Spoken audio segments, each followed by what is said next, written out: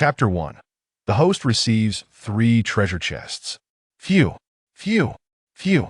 Yi Zixiao abruptly sat up from his bed, gasping for breath, his forehead and entire body drenched in cold sweat, his hands and feet trembling uncontrollably. After a while, Yi Zixiao finally regained his composure from the panic. He surveyed his surroundings, his face etched with confusion. Wasn't I forced to jump from a building by those people? What on earth is happening? Could it be a dream? Is the zombie outbreak merely a figment of my imagination? No, that's impossible. It's definitely not a dream. Yi Zixiao shook his head, contemplating the vivid images and events he had experienced, so clear as if they had just transpired moments ago. Could it be a rebirth? With this thought, Yi Zixiao immediately began searching for his phone. Upon discovering it at the foot of his bed, he picked it up and glanced at the calendar. August 19th, 2059. He then checked the time, 10 a.m. Yi Zixiao furrowed his brow, feeling no joy at the prospect of being reborn. Isn't this the day I was coerced into jumping from the building? It seems I've merely returned to a few hours before my death. Why is this so different from the novels I've read? If only I could go back a month or two before the zombie outbreak, then I could have prepared. What difference is there now compared to before? Yi Zixiao felt utterly speechless. Today marked the 9th day of the zombie outbreak on the Blue Planet. 9 days prior, a grayish-white fog had inexplicably enveloped the entire Blue Planet, shrouding everything for 3 days. No one understood the cause of this sudden fog. Meteorological agencies across every nation reported no anomalies. At first, the fog was disregarded, merely thought to be smog, yet little did anyone know that it was on that day that the zombie virus erupted globally, catching everyone off guard. Yi Zixiao vividly recalled that fateful day, just before his rebirth at 1 p.m., when a young man, perpetually kept by a wealthy woman, along with several thugs, barged into his home brandishing axes, demanding he surrender all his food. In a desperate bid for survival, Yi Zixiao had acquiesced and allowed them to take everything. However, as they prepared to leave, the leader of the thugs, He Biao, cast a lustful gaze upon Yi Zixiao, whose delicate features and handsome appearance made him a target of unwanted attention, and attempted to drag him into a room against his will. Yi Zixiao had heard whispers of He Biao's proclivities, known for his indiscriminate appetites, particularly his stronger interest in men, yet he never imagined he would find himself in such a predicament. Just as he was about to be pulled into the room, he fought desperately to break free, ultimately leaping from the 11th floor as the thugs closed in on him. In that moment, Yi Zixiao felt utterly hopeless with the zombie outbreak. His food supply depleted, and unable to venture outside, he faced starvation. Rather than suffer humiliation and death, he chose to leap to his freedom. Yet, to his astonishment, he had been reborn just a few hours prior. Since I've been given a second chance, even if it's only a few hours before my death, I cannot remain idle any longer. With determination, Yi Zixiao rolled out of bed and approached the window, pulling aside a corner of the dark gray curtains to gaze outside. Dozens of zombies wandered aimlessly in the community, appearing as mere shells of their former selves. This was just the number visible to Yi Zixiao. Surely there were more lurking in the shadows. However, for the moment, the zombies were unable to ascend the building. They would only attack upon hearing any noise or seeing a person. Moreover, each building was equipped with security doors that automatically locked, and the ground floor was elevated, leading to a parking garage. Each household's windows were also fortified, allowing visibility from within while concealing the interior from outside, with glass thicker than that of ordinary communities. As Yi Zixiao pondered his next move, a blood-curdling scream echoed from below. "Ah! Help me!" Yi Zixiao looked down again, witnessing a woman in her 20s, clutching an empty bag, desperately fleeing from a horde of zombies. This woman, having run out of food at home, had ventured outside in a moment of recklessness, hoping to find supplies. But whether from sheer panic or exhaustion from hunger, as she neared the entrance, she stumbled and fell to the ground with a thud. The pursuing zombies immediately surged forward, their gaping maws ready to feast. "Ah!" The woman struggled in agony, her screams resonating throughout the community.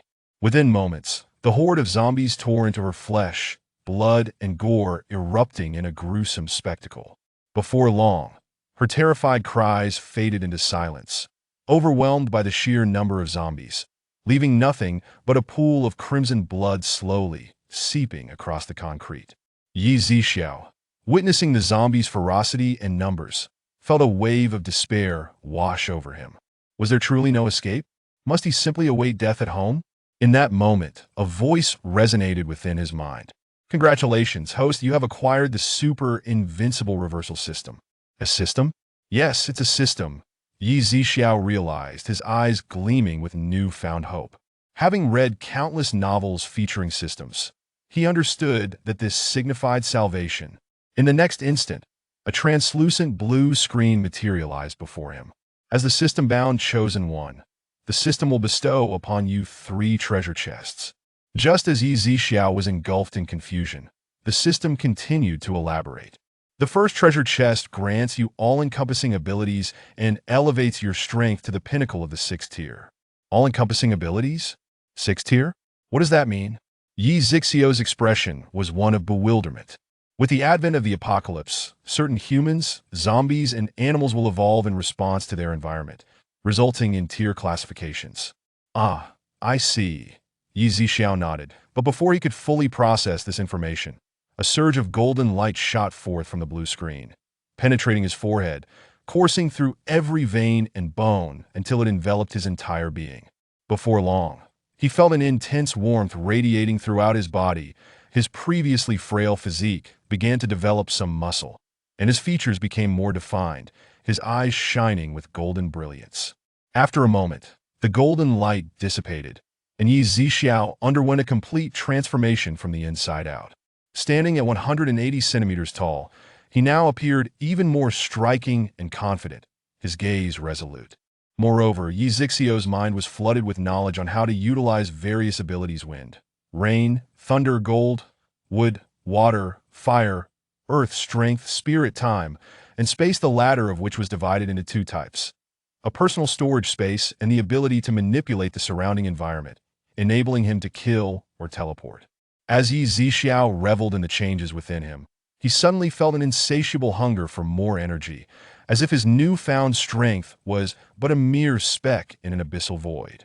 Uncertain of the cause, he merely attributed it to a peculiar reaction of his body to the acquisition of such powers. Host, based on the system's projections for future ability evolution, even with a plethora of awakened individuals, your strength will remain unrivaled across the blue planet for the next 5 years. You possess all-encompassing abilities, and only those who reach the 7th tier will stand a chance against you. Unless exceptional circumstances arise, no 7th tier awakened beings will emerge within the next 5 years, and you will continue to enhance your strength. When can I continue to improve? Yi Zixiao inquired eagerly. He had no desire for his power to stagnate at the 6th tier, even if the system predicted invincibility for 5 years. What lay beyond that? Life was inherently uncertain, and he needed to prepare for the future. Host, the system will notify you when it encounters items that can enhance your strength. Your current power level has reached the 6th tier, granting you an extension of 300 years to your lifespan. 300 years? The prospect of an extended lifespan thrilled Yi Zixiao, as it was entirely unexpected. After a moment's pause, he inquired curiously, will those evolved humans also increase their lifespans by enhancing their strength? Yes, host. Yi Zixiao nodded, contemplating this revelation. According to the system, if he could continue to enhance his strength, might he not extend his life to 1,000 years or more? At that moment, the system's voice echoed once more. The second treasure chest contains a Dynasty supermarket. Chapter 2. This is the place. As soon as the system concluded, a Dynasty supermarket materialized within Yi Zixiao's consciousness. Joy surged within him, for with a supermarket, he would no longer have to fret over food. Entering the supermarket, he found the first floor encompassed over 1,000 square meters, with a spacious glass door approximately 3.5 meters wide at the center, flanked by transparent floor-to-ceiling windows. The shelves were brimming with supplies, igniting a wave of excitement in Yi Zixiao's heart. A variety of rice, flour, cooking oil, seasonings, self-heating hot pots, compressed biscuits, canned goods, beef jerky, chips, snacks, cigarettes, and beverages filled the shelves. In the center of the supermarket stood 3 freezers stocked with ice cream, frozen dumplings, tang yuan, and a plethora of other options. Along the wall, a full display of daily necessities was available. Toilet paper, sanitary pads, shampoo, shower gel, toothbrushes, towels, and various cookware. Yi Zixiao did not linger to examine further. Instead, he ascended the stairs to the second floor. However, upon reaching the top of the staircase, he encountered a wavy barrier that obstructed his path, marked with the words, "Fresh and cooked food area." Yi Zixiao gazed at the undulating barrier, yet his consciousness could not penetrate it. "What's going on, system?" Yi Zixiao inquired in confusion. To unlock the second floor's access, the host must first sell a sufficient quantity of items. The supermarket only accepts various types of gold, silver, jewelry, luxury watches, and antiques.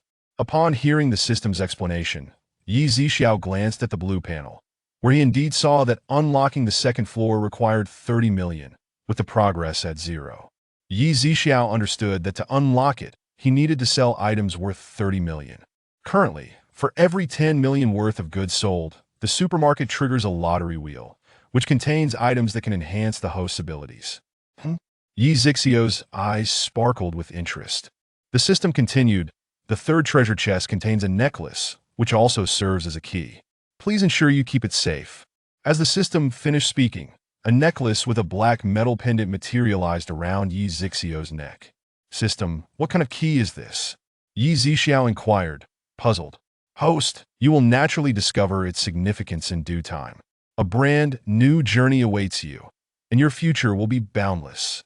With that, the blue panel vanished. Yi Zixiao dismissed the system's cryptic remarks, but a flicker of curiosity remained within him. Where did this system originate, and why had it chosen him? Lacking further clues, he chose not to dwell on it. He believed that as long as he grew stronger and extended his lifespan indefinitely, the answers would eventually reveal themselves. Thus, Yi Zixiao began to slowly familiarize himself with his extraordinary powers in the living room. Before long, he approached the balcony, opened the window to a width of 2 palms, and directed a palm strike towards a nearby zombie. A bolt of purple lightning shot forth from his hand, piercing the zombie's forehead. The zombie collapsed, smoke billowing from the wound, while the other zombies paused momentarily before resuming their aimless wandering in the neighborhood. "Only using 10% of my powers, and it's this formidable?" Yi Zixiao marveled internally. "Since I possess such strength now, I need not fear those insignificant pests." In the wake of the zombie outbreak, humanity was engulfed in panic, and for days Yi Zixiao had little appetite. However, he suddenly found himself feeling hungry. Indeed, joy invigorates the spirit. With a lifted mood, one's appetite flourishes, and everything tastes delightful. Yi Zixiao opened the fridge, retrieved some chicken wings, and prepared a dish of cola chicken wings. He also boiled a bag of dumplings from the supermarket. After satisfying his hunger and quenching his thirst with a bottle of sparkling water, he reclined contentedly on the sofa. Reflecting on the past, he recalled his fortunate lottery win a year and a half ago, which enabled him to purchase this apartment. Then he thought of the past year spent mostly at home, working on the computer, and the zombie outbreak that led to his neighbors, under He Biao's threat, betraying him for frequently buying food. Ultimately, it culminated in his tragic leap from the building. "My life was not meant to end. You all owe me this one." Yi Zixiao's voice was cold. He then picked up his phone to check the latest news online, with the top trending topic still being the apocalypse, followed by reports of zombie outbreaks across various regions of Blue Star. At that moment, a new message popped up in the homeowners group chat. Yi Zixiao clicked to view it, and as expected, it was another voice message from He Biao. "This is He Biao from apartment 802 in building 3. I assume some of you have heard my name around here. I won't waste words. Everyone must hand over a portion of your food to me. If anyone refuses and provokes my ire, I might just storm into your homes, and you can't blame me for any consequences. It would be best if these people complied." He Biao preferred not to exert effort in killing, nor did he want to push the entire building's residents to their limits. Currently, he only had 3 lackeys with him, and if the numbers grew too large, it would become difficult to handle. Most households were running low on food, and those with some stockpile feared it wouldn't last, making it unlikely for them to willingly surrender their supplies. For a moment, the homeowners group fell silent. Then He Biao sent another voice message. "It'll give you time to consider. In 1 hour, If anyone fails to comply, I will flay them alive. Soon after, someone in the group sent a message, Bro Biao, my family genuinely has no food left, but I know someone who has plenty. If I tell you, will you let me off the hook? Yi Zixiao narrowed his eyes at the message. It was the pretty boy who had been kept by a wealthy woman, the same one who had accompanied He Biao into his home. This pretty boy was around 21 years old, and Yi Zixiao recalled how he used to tease him about buying so many items, jokingly suggesting he was planning to open a supermarket at home. Yi Zixiao often observed him with different women, all of whom were over 50. Once, he had even seen this pretty boy affectionately calling a wrinkled woman in her 60s darling and sweetheart, nearly causing Yi Zixiao to regurgitate his leftover meal. As expected, He Biao perked up at the pretty boy's words and replied in the group, if you tell me, not only will you be exempt from handing over anything, but you'll also receive a share of the spoils. The pretty boy beamed with joy. After all, he dined on delicacies daily with his wealthy mistress and had no need to cook at home. He had no interest in ordinary food, having been spoiled by his affluent companion, and now that the expensive fruits and gourmet items she provided were gone, he was at a loss for what to do. Thus, the pretty boy quickly typed on his phone, Bro Biao, that person lives in our building, and I know where he is. He'll lead you there shortly. In the group, others began to speculate and chime in, yes, I saw a young guy in our building carrying a lot of bags filled with goods. Right, I also noticed that. Bro Biao, he has enough supplies to last you for months. Indeed, I've seen it too. Everyone chimed in, hoping that after He Biao seized Yi Zixiao's belongings, they would no longer be compelled to surrender their food. Yi Zixiao scoffed, putting down his phone. According to the timeline, the pretty boy would soon bring He Biao up to his apartment. Yi Zixiao walked to the front door, opening it a crack to await He Biao and his entourage. Sure enough, it wasn't long before he heard voices at the entrance. This is the place, Bro Biao. The pretty boy led the way, followed closely by He Biao and his 3 lackeys, armed with axes and hammers. Chapter 3. Bind him for me. As they approached the entrance, He Biao's underlings were preparing to swing their axes to break the lock, but upon closer inspection, they realized the door was slightly ajar. Brother, this kid hasn't even closed the door, one of them exclaimed. He Biao pushed his subordinate aside and indeed discovered a gap in the door. Ha ha ha, this certainly makes things easier. He Biao laughed heartily. It's possible that this kid saw Brother Biao's messages in the group, and, having heard of your formidable reputation, lacked the courage to oppose you, thus leaving the door open to welcome you. The pale-faced flatterer chimed in, accustomed to ingratiating himself with wealthy women. The pale-faced man knew well how to curry favor. Indeed, He Biao nodded with a smile at the pale-faced man's words, saying, you are quite right. He knows how to be sensible. With that, he swung the door open and strode in confidently, followed closely by his 3 subordinates and the pale-faced flatterer. Upon entering, they found Yi Zixiao leisurely seated on the sofa, engrossed in his phone.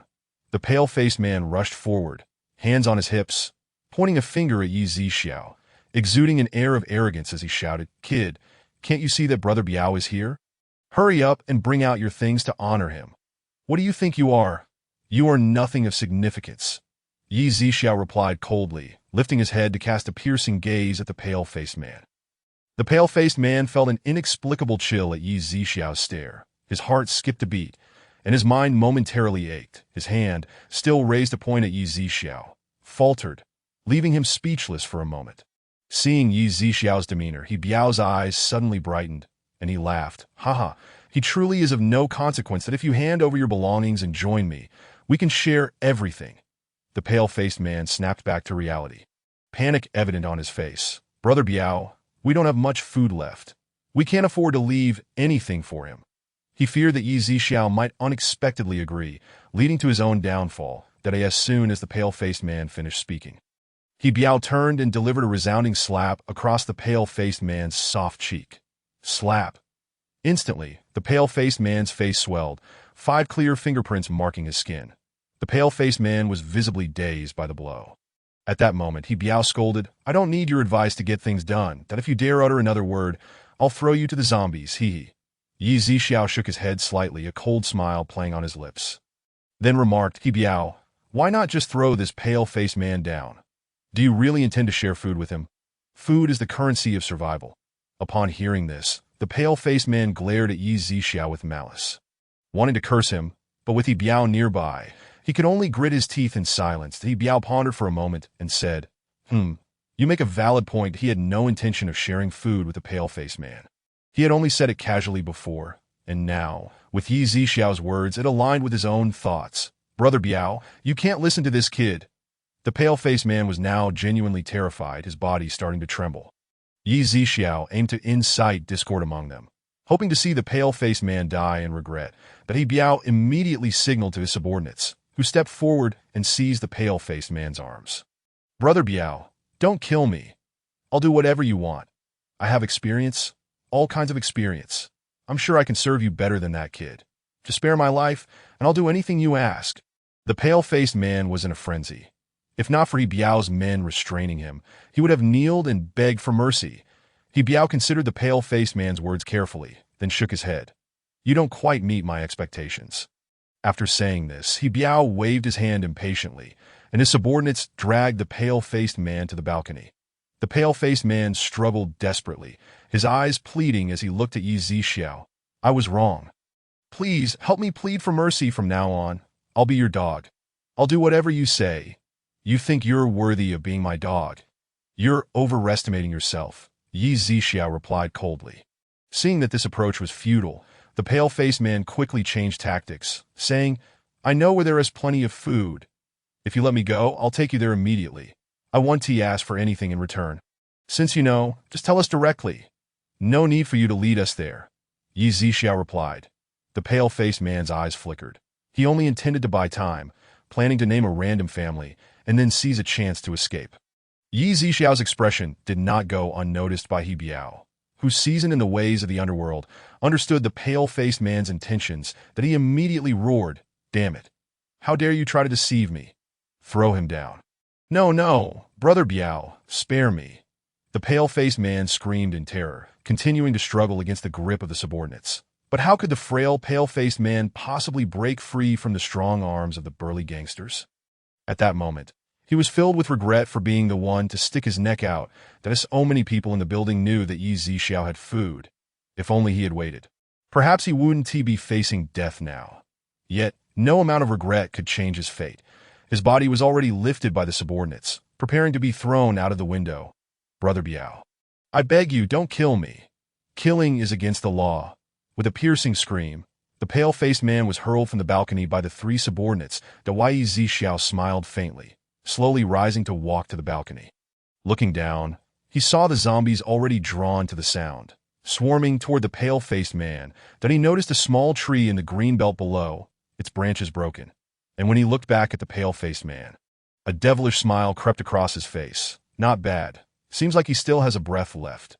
With his formidable strength and keen perception, Yi Zixiao felt satisfaction at the pale-faced man's lingering life. This way, he could be consumed by the zombies while still retaining some awareness. Typically, it took 3 to 5 minutes for a person to transform into a zombie after being bitten, depending on the size of the wound and its proximity to the brain, as the virus needed to invade the nervous system to initiate full transformation. However, the pale-faced man died within less than a minute of being devoured, having lost the chance to become a zombie. At that moment, Yi Biao approached Yi Zixiao from behind, asking, So, what do you think? We followed your suggestion, and now we see how things turned out. With a wicked grin, Yi Biao added, Since he is gone, how about you join him? Yi Zixiao turned, his gaze icy, yet accompanied by a smile. Seeing that look in Yi Zixiao's eyes, Yi Biao felt a chill run down his spine, a primal fear causing him to instinctively step back to keep his distance. You lot bind him, Yi Biao shouted as he retreated behind his subordinates. The subordinates immediately moved forward, preparing to seize Yi Zixiao. Capture me? Yi Zixiao scoffed disdainfully, then raised his hand, gripping one of the subordinates by the neck from a distance. Let go of me! Observing the terror on the subordinate's face, Yi Zixiao did not hesitate. With a wave of his hand, he flung him off the balcony. Ah! The shrill scream echoed as it faded into the distance, leaving behind a chilling silence that in an instant, Yi Zixiao's home was enveloped in silence, so quiet one could hear a pin drop. What method did you just use? Yi Biao swallowed hard, finally breaking the silence. Everyone had witnessed Yi Zixiao's strange display. He had not even touched the subordinate, yet had thrown him from the balcony with an eerie ease that it was impossible not to feel fear in the face of such an inexplicable event. The two remaining subordinates were equally terrified, their legs trembling as they instinctively backed away. What method I used? You will come to know. Yi Zixiao's voice was chilling, reminiscent of a hellish specter. With that, he replicated his earlier action, seizing the other two subordinates who were attempting to flee, gripping them by the nape and tossing them back. Their screams echoed briefly before silence fell once more, leaving only He Biao standing, pale and filled with dread. In consideration of the supermarket's patrons, the items from the supermarket will be retrieved in Chapter 9, not taking too long, as the male lead is not traversing worlds but rather has been reborn just hours prior. There will be some narrative groundwork and foreshadowing leading up to this. Wishing all readers joy, good health, academic success, and great wealth. Chapter 4. Transformed. Who are you? No, you are definitely not human. That He Biao gazed at Yi Zixiao, trembling and pale, uttering in terror. You are not human. Did you mistake my words? It is you who is not human. To be precise, you are dead, Yi Zixiao replied with a slight smirk at that moment. He Biao desperately wanted to flee, but his legs felt as heavy as if they were encased in cement, rendering him immobile.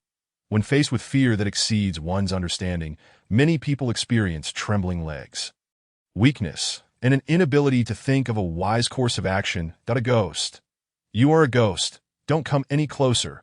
He Biao clutched the nearby chair, retreating step by step, completely devoid of the arrogance he had displayed upon entering. Yi Zixiao advanced slowly, intent on driving He Biao to the brink of death through sheer terror. I beg you. I was blind to your greatness. Please spare my life. In the future, I, He Biao, will be your loyal dog. I will bite whoever you command. At this moment, He Biao finally reacted, immediately dropping to his knees with a thud, and then began to incessantly bow his head, the sound echoing loudly, thud, thud, thud. You think you, of all people, are worthy of being my dog. Yi Zixiao cast a sidelong glance at He Biao. As long as you don't kill me, I will find food for you, He Biao stammered, feeling that the person before him was far more terrifying than any zombie. Well, Yi Zixiao said with a mischievous smile, nodding his head in amusement. He Biao's eyes brightened, believing he might escape this ordeal. However, he soon heard Yi Zixiao continue. Or perhaps, I should just send you down directly. It would save time to what? He Biao barely comprehended Yi Zixiao's meaning, before he felt a blur in front of him, and the next moment, he found himself standing on the balcony alongside Yi Zixiao. Grabbing He Biao by the collar, Yi Zixiao effortlessly tossed him over the balcony, leaving him hanging in mid-air. Yi Biao screamed, gazing down at the high building, where a dozen zombies roamed below. His heart raced with horror and dread. Reaching a fever pitch, a stream of yellow, foul-smelling liquid trickled down his thigh, some splattering onto the heads of the zombies beneath. Pull me up, please, I beg you, He Biao pleaded, but before he could finish, Yi Zixiao grimaced in disgust, saying, ugh, how revolting, and gradually loosened his grip. No, I don't want to die. Please, I will do anything. He still recalls the time when those two women looked at him with an air of arrogance, as if they could hardly deign to look at him through their nostrils, contrasting starkly with their current pitiable, coquettish demeanor. Truly, as if they were two entirely different beings. Yi Zixiao, an orphan devoid of any relatives, grew up in an orphanage where warmth was a foreign concept. All the children there were merely pawns, striving tirelessly to attract the attention of affluent families. In the midst of betrayal, Yi Zixiao became reclusive, indifferent, and even ruthless. The adults at the orphanage favored the lively and charming children who could amuse them, rendering someone like Yi Zixiao unpopular and frequently bullied. This explains why, after winning the lottery, Yi Zixiao chose to seclude himself at home, reluctant to engage with outsiders. Human nature is inscrutable. From a young age, he understood this well. Especially now, in this apocalyptic era, those who once called you brother could just as easily stab you in the back the very next moment. Friends, lovers, even family. Upon seeing Yi Zixiao's response, the two women exchanged a glance, as if they had reached a silent resolution. Soon after, Yi Zixiao received another message from them. Little brother, if you agree to let us come to your home, to protect us and provide us with food, then we shall be yours from now on. Yi Zixiao replied, so bold, and two of you at that. He shook his head. He was accustomed to solitude, and the thought of even one person being close to him made him feel uncomfortable. I have no interest in you. If you continue to disturb me, do not blame me for being rude. He responded. The two women, having no grievances with him, were taken aback by his reply. No interest? Could it be that he prefers men? One of them exclaimed incredulously, "It must be so. No wonder. We are so beautiful and well-proportioned. How could he refuse our advances?" They lamented their misfortune. Had Yi Zixiao been privy to their conversation, he would have been infuriated enough to toss them to the zombies outside. He was, after all, a straight man, simply uncomfortable with intimacy due to childhood traumas. That why Yi Zixiao chose not to dwell on his phone any longer. Instead, he retrieved a popsicle from the supermarket and enjoyed its refreshing chill on this cool day. After finishing the popsicle, he began to prepare dinner, only to discover that the vegetables were all gone and the remaining fresh meat was scant. The supermarket provided by the system had only unlocked one floor, and the fresh produce was located on the second floor. Yi Zixiao planned to venture out after his meal to procure some fruits, vegetables, and meats. Thus, he cooked a packet of instant noodles, adding a box of luncheon meat to make do with a meal that, surprisingly, tasted quite decent. Shortly thereafter, Yi Zixiao donned a baseball cap and a mask, preparing to head out. Given the presence of surveillance, he wished to keep his abilities concealed. After all, he had only just been reborn a few hours ago. With no knowledge of how events would unfold or what measures the authorities might take, it was wise to exercise caution. As he descended the stairs, upon reaching the 10th floor, he was suddenly beset by 3 snarling zombies. Their bodies smeared with blood. Roar, roar, roar. The sounds of their guttural growls mingled with the crackle of electricity. In an instant, the zombies collapsed before him, their bodies emitting a foul, charred odor that made him feel slightly nauseous. He deftly leaped over the fallen zombies and continued his descent. Once outside the building, the zombies wandering the compound sensed the commotion and lunged towards him, but he swiftly dashed towards the community gate, moving at such speed that the zombies were momentarily stunned. At the entrance of the community, there was a small supermarket, but it lacked fresh produce. He would need to travel a kilometer to reach a larger store. In areas where surveillance was prevalent, Yi Zixiao refrained from employing his extraordinary abilities, relying solely on his running skills. Though his speed was impressive, it paled in comparison to his capacity for telekinetically dispatching zombies with a mere gesture. Before long, Yi Zixiao arrived at the supermarket, where the power still functioned. Though the glass doors had been shattered, it was evident that someone had already been there. He murmured to himself as he stepped inside. Recalling that the fresh food section was located in the basement, he made his way there without hesitation. Fortunately, while many items had been taken, a considerable amount remained, for few ventured out in the midst of the zombie crisis. And the surveillance had been dismantled, sparing Yi Zixiao some trouble. He swiftly collected all the chicken, duck, pork, beef, lamb, various sashimi, eggs, seafood, sausages, and vegetables, storing them in his spatial compartment where time stood still, ensuring the food would not spoil. After clearing out the basement, he moved to the first floor, which housed electronics. He took a few smartphones and tablets before ascending to the second floor. The second floor was stocked with daily necessities, toilet paper, toothbrushes, toothpaste, and shower gel. Although the supermarket had these items, he decided to gather them nonetheless. On the third floor, the shelves of rice, flour, oils, snacks, instant noodles, and compressed biscuits were nearly bare. Yi Zixiao deduced that the individuals who had taken these items were quite capable and likely part of a larger group. He subsequently collected the remaining goods. Upon reaching the 4th floor, he found clothing for both men and women, including socks and outerwear, which he also packed into a spatial ring. The 5th floor was dedicated to bedding, featuring sheets, quilts, pillows, and even massage chairs, all of which he stored away. Though some items might not be of immediate use, in this apocalyptic world, one could never foresee when they might come in handy or serve as barter for essential goods. After securing all the items in his space, he exited the supermarket. Yi Zixiao had no intention of visiting other stores. The next supermarket was too far, and he was disinclined to trouble himself. The fresh food he had just acquired would suffice for over a year, and once the second floor unlocked, he would have no shortage of fresh supplies. As he stepped out of the supermarket, he sensed a zombie charging towards him from behind. Just as he was about to react, he heard a swift whoosh. Turning to look, he saw that a shard of ice had pierced the zombie's forehead from less than 2 meters away. Is this an ability? Yi Zixiao pondered suddenly. Just then, a young man in his 20s with a handsome appearance rushed over from across the street and asked, "Are you all right?" Yi Zixiao shook his head. "Did you just use that ice ability?" The young man smiled and replied, "Just 3 days ago, I suddenly discovered that I had awakened an ice-type ability. Are there many people with such abilities now?" Yi Zixiao inquired. "Not many, but I know two others. One can control fire, and the other has water abilities." The young man answered. That Yi Zixiao contemplated this, when suddenly another zombie burst forth from the corner behind him. He reacted swiftly, turning around and, with a flick of his gaze, telekinetically dispatched the zombie. The young man's eyes lit up at the sight, and he said, "My name is Yunnan. What is yours?" Yi Zixiao, "That I saw how easily you dispatched that zombie. What kind of ability do you have?" Yunnan asked. "Perhaps it's a mental-type ability," Yi Zixiao replied. "Wow.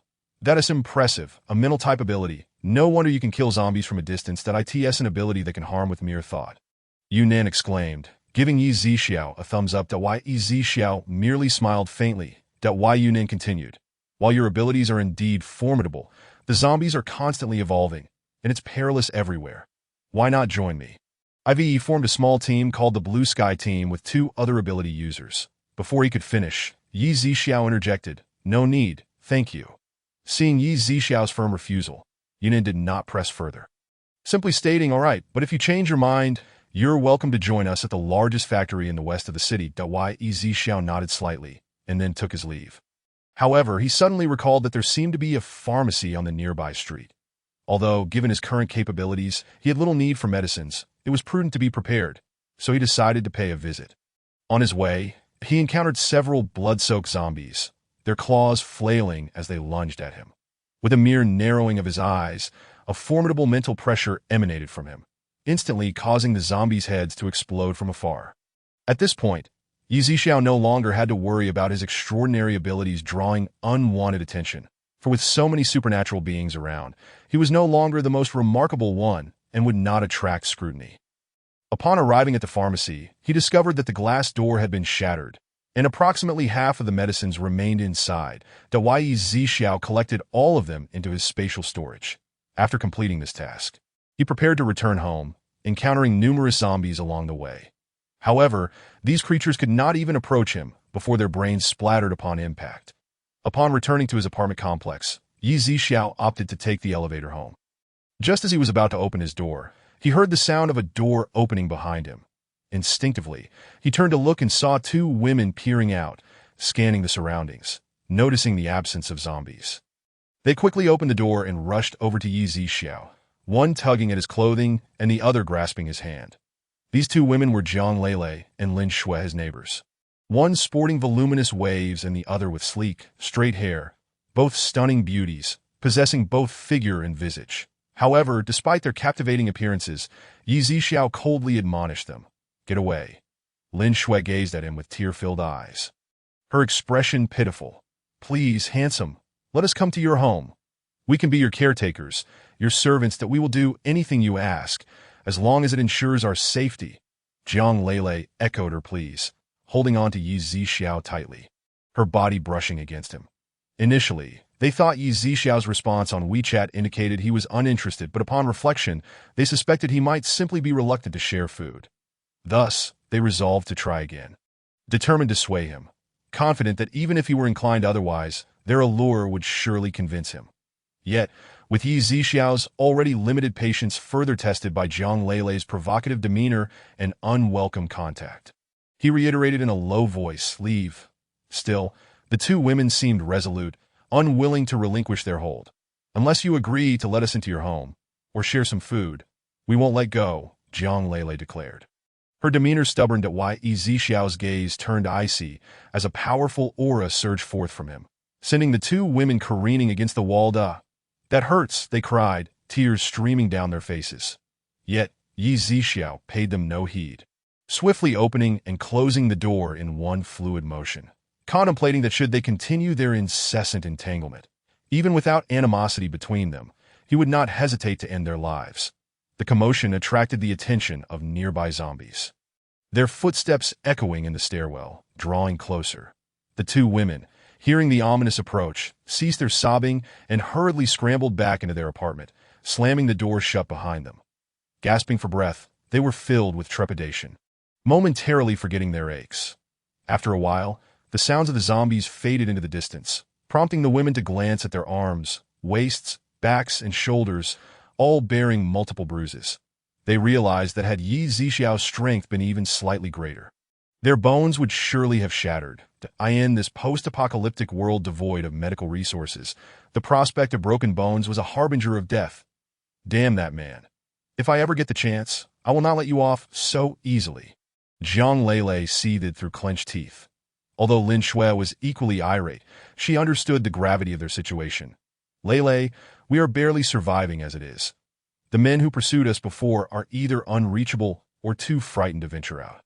If we continue like this, we will starve. Upon hearing this, Jiang Lele deflated like a punctured balloon, recalling that they had consumed their last food the previous day, subsisting solely on water since then.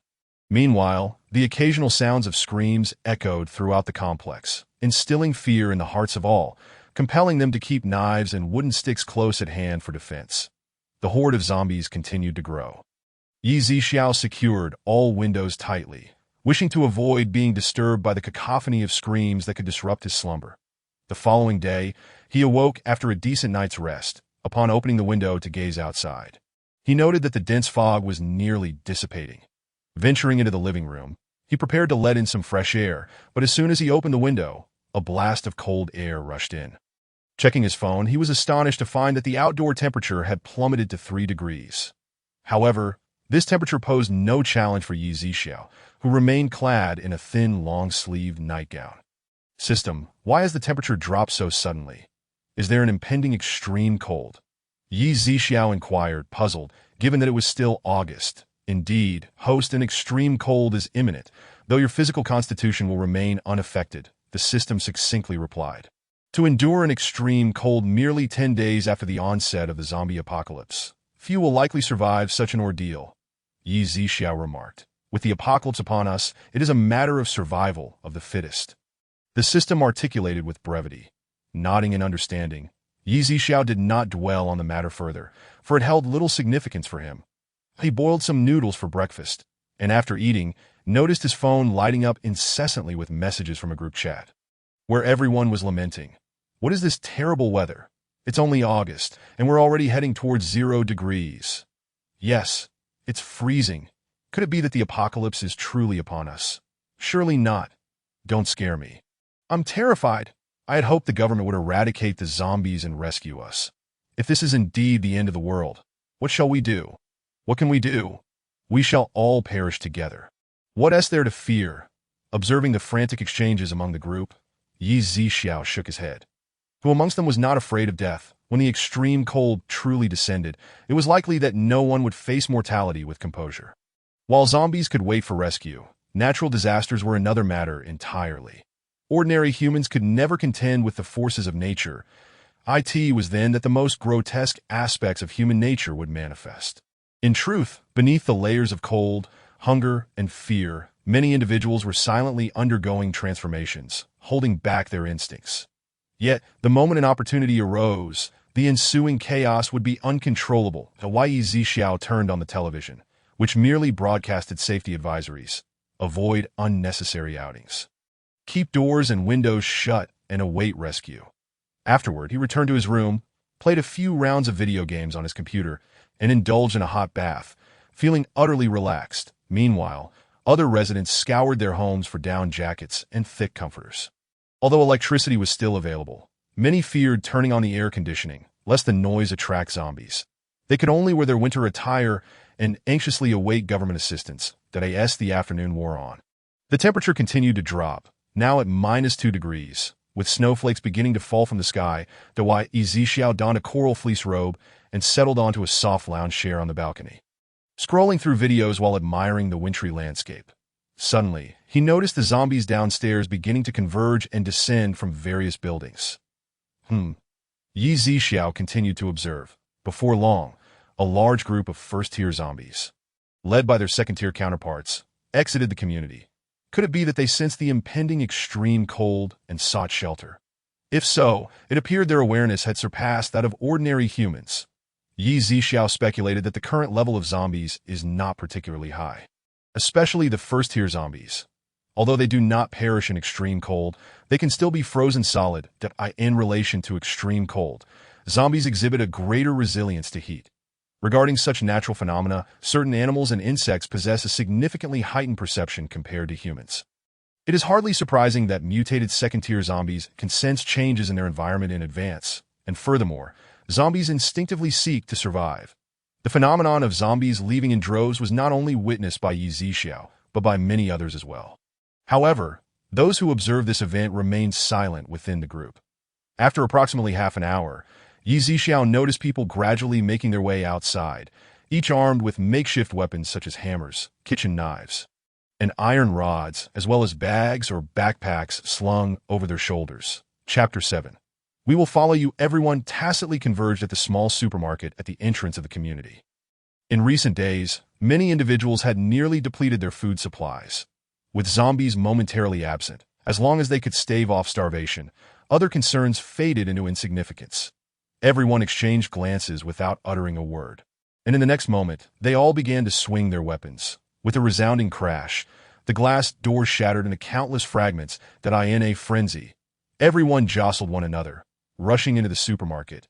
They hastily stuffed items into their bags, pockets, and clothing. That moment, other residents in the community also took notice. Drawn by the cacophony of breaking glass and chaos, they too grabbed their belongings and hurried towards the supermarket.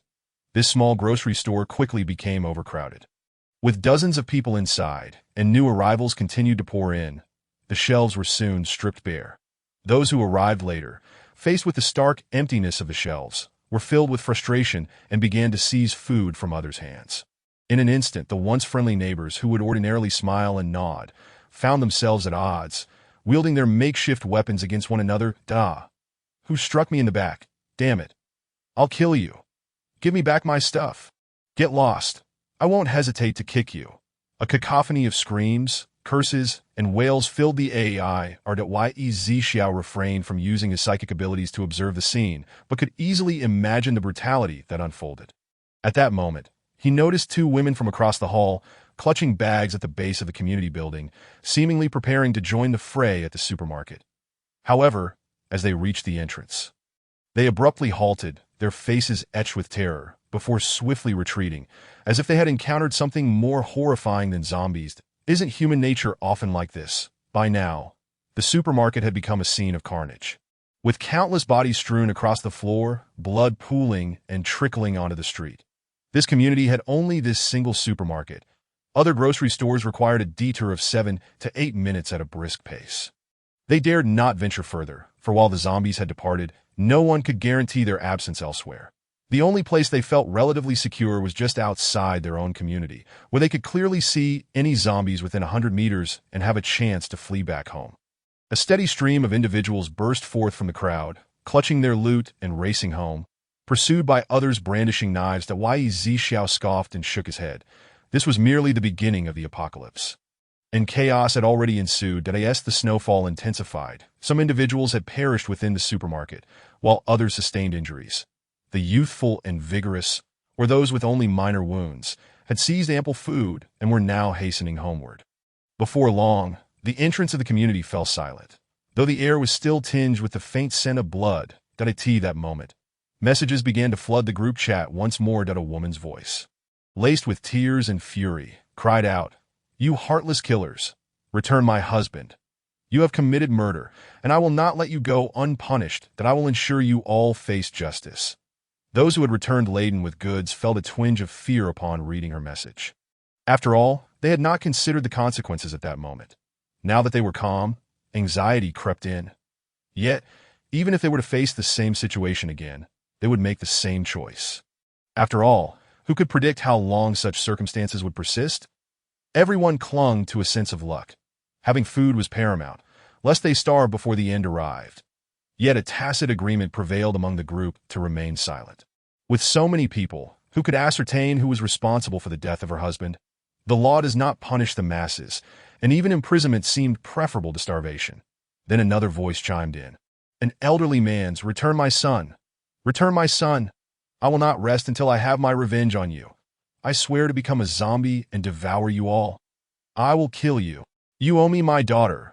Another woman's frantic voice echoed. Yi Zixiao, unwilling to continue listening, set down his phone. poured himself a cup of coffee, and stepped onto the balcony, taking a sip while gazing into the distance. Several hours later, the outdoor temperature had plummeted to -10 degrees. The snow continued to fall heavily, yet within the community, the absence of zombies led everyone to turn on their air conditioning, and they did not feel particularly cold. However, those without food found it increasingly difficult. Those with vehicles had long since driven off in search of sustenance, that is, for those without cars, those who could no longer endure their hunger. They had no choice but to muster their courage and leave the community, hoping to discover something edible elsewhere. Among them were the two women from across the hall, bundled in thick down jackets. Rushing outside. Yet they visited several supermarkets, all of which had been vandalized and stripped bare. Lin Shui, there is nothing left to eat. What should we do? Jiang Lele asked, her face a mask of despair. Let us check a few more places, Lin Shui replied. They ran to over a dozen stores, each one devoid of supplies, the streets littered with corpses and bloodstains everywhere. Initially terrified by the sight of the dead, they soon steeled themselves, for they knew that if they continued like this, they too would succumb to starvation.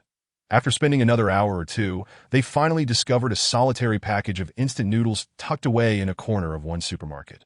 Let us head back. It's so cold, Jiang Lele exclaimed. Agreed, Lin Shui nodded. Finding a single pack of instant noodles meant they could at least survive a few more days without starving. Why now?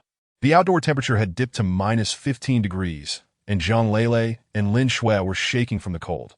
However, they had barely taken a few steps when a speeding SUV suddenly blocked their path. Well, two lovely ladies. Where are you headed? A burly man with a scruffy beard leaned out from the passenger seat, sizing up Jiang Lele and Lin Shui. What is it to you?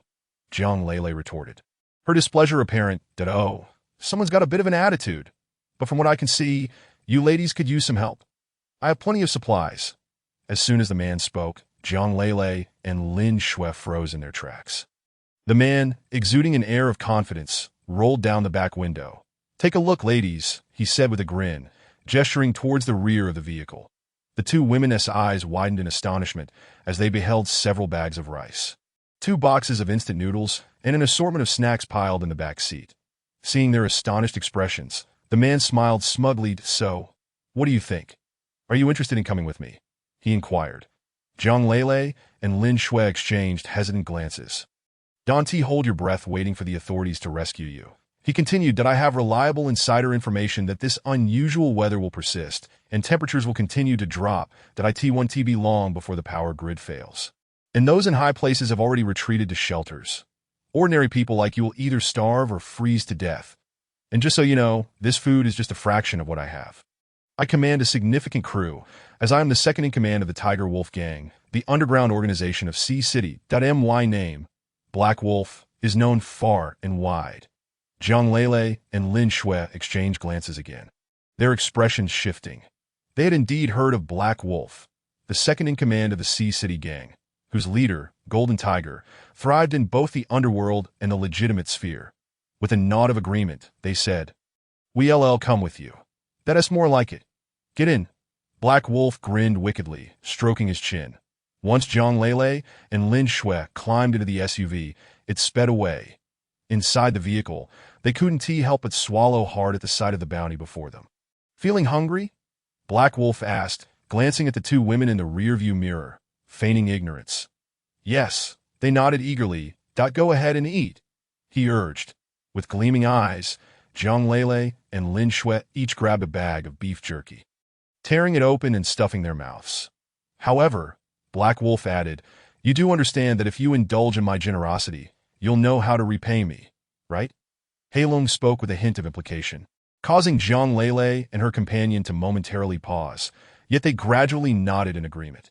Despite Heilong's rather unappealing appearance, his skin dark, beard unkempt, and complexion pockmarked, the faint, unpleasant odor that wafted into the car was overshadowed by the pressing concern of starvation. As long as you understand, he continued, it is only fitting that someone beautiful should be wise and discerning. Ha ha ha. With that, Heilong slammed down on the accelerator, and the vehicle sped down the road. Chapter 8. What do you have to offer? The temperature had now plummeted to -21 degrees Celsius, with a thick layer of snow blanketing the ground. The air conditioning units of the residential complex hummed loudly. Suddenly, a series of screeching brakes echoed through the area. Ye Zixiao approached the window, and upon peering outside, beheld 5 vehicles halted at the entrance of the community, emblazoned with the fierce image of a tiger baring its teeth. At that moment, 20 men began to disembark from the vehicles, each one exuding an air of menace, steel pipes in hand, and one even sporting a handgun at his waist. These were the members of the Tiger Wolf gang. And the man with the gun was their second in command, Peng X. He exchanged a glance with one of his subordinates, who immediately retrieved a loudspeaker from the vehicle and bellowed, "Attention, residents, we are the Tiger Wolf gang, and this area is now under our control. Should any zombies appear, we will ensure your safety." Some residents, upon hearing these words, initially believed that help had arrived from the government. However, those familiar with the Tiger Wolf gang felt a wave of dread wash over them. Indeed, the loudspeaker blared once more. "Under our protection, you are required to deliver a portion of your food every 3 days that we will keep a record, and if we discover any household failing to comply, the consequences will be dire." This scheme was devised to ensure a steady supply of provisions for the Tiger Wolf gang. Otherwise, if they seized everything in one go, the residents would starve, leaving the gang with no source of food. Many communities had already been coerced into accepting the protection of the Tiger Wolf gang, who would come to collect the protection fee every 3 days that end the bitter cold. The residents would venture out to gather food for them, thus relieving the gang of the burden of searching for sustenance. It soon dawned on the residents that the Tiger Wolf gang was not a rescue operation, but rather a band of thieves masquerading under a veneer of authority. "We do not need your protection. We will not pay," shouted someone from an upper-floor window. "Yes, we refuse to comply," echoed another voice. "I have nothing to offer. We are out of food." The crowd began to voice their defiance. "How foolish! You shall all comply and deliver your provisions, or we shall not hesitate to take action." The gang members warned ominously that "we will not comply. If you have the guts, kill us. Giving you our food will only lead to our starvation," a middle-aged man declared, leaning out the window. But before he could finish a sentence, a gunshot rang out, and the bullet struck him squarely in the forehead, causing him to collapse instantly, lifeless. The sound of the shot sent chills through the crowd, for they had not anticipated that the Tiger Wolf gang would be armed. The residents hastily closed their. Yi Zixiao shook his head, while Peng Xen trembled all over, his mind racing as he contemplated ways to save his own life. Chapter 9. The Power System Failure. Yi Zixiao would not grant him any time. He cast a sidelong glance at the 4 or 5 corpses that lay nearby and declared, "Let us go. With them accompanying you, you shall not be lonely." Bang! With the gunshot, Peng Xen collapsed to the ground, his eyes wide open, refusing to close even in death. Witnessing this, some of Peng Xen's subordinates were so frightened that their legs gave way, and they fell to their knees, repeatedly bowing toward Yi Zixiao, while others staggered toward the gate of the community in a frantic escape. Bang, bang, bang! More gunshots rang out, and those fleeing instantly fell into a pool of blood. "Spare us our lives from now on. We will follow you. You shall be our leader. Whoever you command us to kill, we shall kill." Peng Xen's men begged for mercy, bowing their heads in desperation. "You think rather highly of yourselves. However, save those words for your leader in the underworld." Yi Zixiao shot a glance at Peng Xen and, after firing 2 more shots, discovered that his gun was out of bullets. "Looks like I must take matters into my own hands." Yi Zixiao murmured that in mere moments, several shadows flitted by, followed by the sounds of cracking and splattering. Within seconds, every individual present lay lifeless on the ground. The residents of the community watched in stunned silence, hardly daring to breathe. After Yi Zixiao completed this grim task, he made his way to the vehicles of the Tiger Wolf gang, collecting all the food they had gathered into his storage space. As for the food smeared with the blood of the Tiger Wolf gang members, Yi Zixiao naturally left it behind. Once Yi Zixiao departed, the residents of the community exchanged incredulous glances, marveling at the fact that Yi Zixiao must be a highly trained individual. After a few minutes, they slowly rose to their feet and glanced at the food strewn on the ground. Though some were already soaked in blood, they paid it no mind and immediately pounced upon the food, leading to a chaotic scramble. During this fray, several individuals were injured, and one person was struck on the back of the head with a steel pipe, instantly meeting his demise. Meanwhile, in a grand villa on the outskirts, Jiang Lele and Lin Shui surveyed the opulent residence before them, their hearts racing with excitement. Just prior, Black Wolf had taken them to observe other subordinates collecting protection fees, where everyone showed immense respect for Black Wolf, which greatly satisfied their vanity. Upon entering the villa, Black Wolf guided Jiang Lele and Lin Shui to Tori's armory, filled with various firearms and long blades, igniting even greater enthusiasm within the two. Following this, Black Wolf led them to the storage area for food. Upon seeing the basement stocked with provisions, their eyes gleamed with delight. Observing their expressions, Black Wolf was immensely pleased. Black Master, will we be residing here from now on? Jiang Lele inquired. As long as you serve me well, I shall ensure you enjoy the finest delicacies and never go hungry. Black Wolf replied. Yes, from now on, we shall be your subordinates, Black Master. Jiang Lele cooed playfully. Ha! Black Wolf laughed heartily, pinching Jiang Lele's waist. Black Master Jiang Lele called sweetly, holding on a Black Wolf's hand. With the grandeur of the villa and the abundance of food, the two resolved to follow Black Wolf. Soon after, Black Wolf eagerly led Jiang Lele and Lin Shui to a large room on the second floor. Come, let Black Master see what skills you possess. Ha ha! Not long after, within the room, Black Wolf gazed at the four gleaming white silk lamps before him, his eyes lighting up as he eagerly activated the voice control switch to test their quality. Although the two women found Black Wolf's scent quite unpleasant, they suppressed their disgust and employed every charm in their arsenal to please him. Standing at the door, Black Wolf's subordinates exchanged glances, their minds racing with thoughts of seizing the opportunity to try their luck. The following afternoon, the temperature plummeted to minus 39 degrees in the room. Black Wolf, lost in a blissful slumber, reluctantly arose. Today, I have other matters to attend to. I shall return to tidy you up tonight. With that, Black Wolf dressed and exited the room. Jiang Lele and Lin Shui, utterly exhausted, dozed off again with a mere murmured response. Meanwhile, as Black Wolf roamed the villa, he noticed the absence of Peng Xian and his subordinates, which struck him as peculiar. Where has that rascal Peng Xian gone? Black Wolf called to a nearby subordinate. The young man hurriedly approached. Second Master, have you seen Peng Xian come back? Black Wolf inquired. No, Second Master. He hasn't returned since he left yesterday, the subordinate replied. What? Black Wolf sensed something amiss and quickly commanded, gather the men and search for him. Something must have happened. Yes, Second Master. The subordinate rushed out to rally others to leave the villa. That moment, Yi Zixiao was indulging in hot pot and beer, reflecting on the capricious nature of fate. Just days prior, he had been coerced into jumping from a building, and now he had become the most formidable person in the entire Blue Star. Suddenly, a thunderous clap echoed through the air. Boom!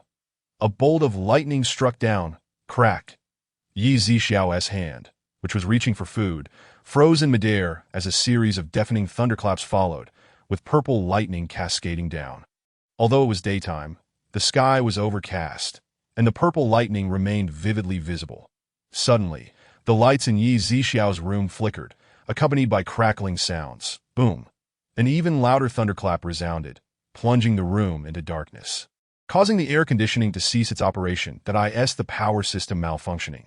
Yi Zixiao murmured that he promptly took out his phone to check the trending news and found that within mere seconds, tens of thousands were discussing the power outage. As he scrolled further, it appeared that the blackout extended beyond his city. The entire Blue Star seemed to be experiencing a power failure. As expected, what was meant to come had finally arrived. After all, the system had foretold the arrival of the apocalypse, and a power outage was merely a matter of time. About 10 minutes later, as the air conditioning stopped functioning, the temperature in the room began to drop. Outside, the temperature was now minus 40 degrees. Residents in the city wrapped themselves tightly in blankets, scrolling through their phones, hoping for any official announcements regarding rescue or repairs. Yet, the more they searched, the more despairing it became, realizing that this blackout was not confined to one city, but encompassed the entire nation and the whole Blue Star. In rural areas, people fared slightly better, using firewood in their kitchens to keep warm. Before long, Yi Zixiao heard the sound of engines revving within the community. As he resided in a third-tier city, some individuals lived nearby in the countryside. Those who discerned the gravity of the situation and owned rural properties hastily made their way back to the countryside. Yi Zixiao also contemplated finding a suitable place to extract his supermarket from his storage space. He packed his clothes and necessary items into his space before heading downstairs to the ground level. The bodies of the Tiger Wolf gang members lay nearly covered by the falling snow.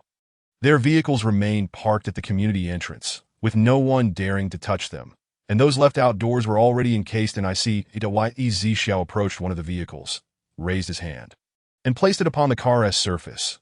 A wave of energy surged from his palm, instantly turning the ice into slush that fell to the ground. He opened the car door, climbed in, and drove away.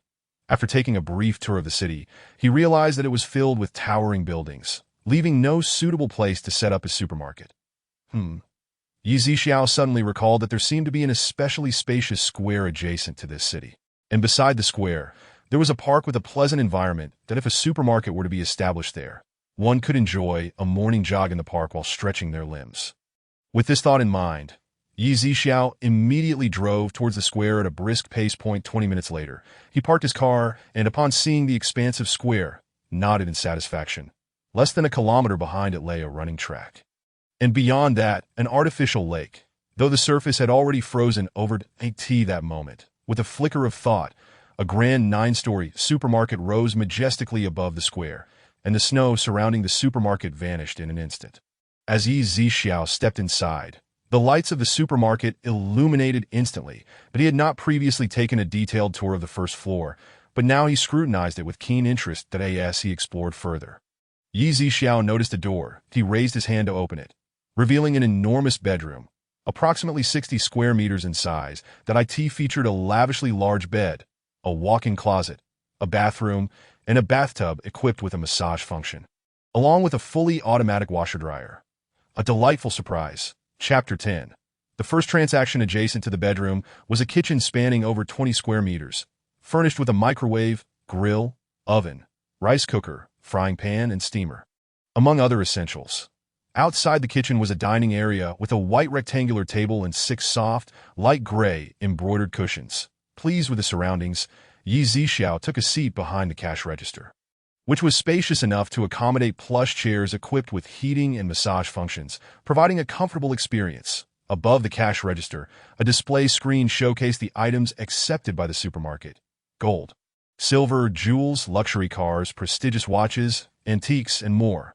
Furthermore, this supermarket adhered to the pawn shop's purchasing prices, meaning that certain items, which might be particularly expensive in the market, could be exchanged here at significantly lower rates. That moment, a camper suddenly screeched to a halt outside the supermarket. A man and a woman stepped out, their expressions filled with disbelief as they gazed at the supermarket. Upon seeing the 4 large characters outside, they simultaneously murmured, "Yuzhen Supermarket." Yuzhen Supermarket was indeed the name of this establishment. "Li Hao, are we dreaming? I don't recall there being a supermarket here," the woman asked, bewildered. "Suyu, why don't we pinch each other to find out?" The man named Li Hao suggested, turning to her. Suyu nodded, and they promptly pinched each other's arms. "Ouch! Let go!" Suyu exclaimed hastily. Li Hao winced, both of them quickly releasing their grip. "This is not a dream, nor an illusion. But I distinctly remember there was no supermarket here, and wasn't there a power outage? Why are the lights still on inside?" Li Hao remarked, equally perplexed. "Let's go inside and take a look," Suyu urged. "All right." Li Hao agreed, and the two walked side by side to the supermarket's transparent glass doors, which opened automatically. They exchanged glances and stepped inside. "Wow, it's so warm," Suyu exclaimed. The supermarket maintained a temperature of around 25 degrees Celsius, a stark contrast to the outside chill of -41 degrees, making them feel as if they had stepped into paradise. Even with the heater running in their camper, it barely reached a few degrees. After their initial shock, they spotted Zi Xiao sitting behind the counter. He was fully aware of everything that had transpired outside. The food outside had been mostly snatched up, and while some individuals initially lacked food in this early stage of the apocalypse, it was prudent to stock up. Zi Xiao was not worried about selling out, nor did he feel the need to rush potential customers to that moment. The woman named Suyu asked, "Are you the owner here?" Zi Xiao nodded. "Can we purchase items from here?" Suyu inquired again. "Yes, but my supermarket only accepts these items." Zi Xiao indicated towards the back. They both raised their heads simultaneously. They beheld the items accepted for exchange. Understanding, Suyu promptly removed the necklace from her neck and handed it to Zi Xiao. that he took the necklace and placed it on a black pricing machine at the counter. Moments later, several blue characters appeared above. Gold necklace, valued at 3,300 yuan. Would you like to exchange? Yi Zixiao asked.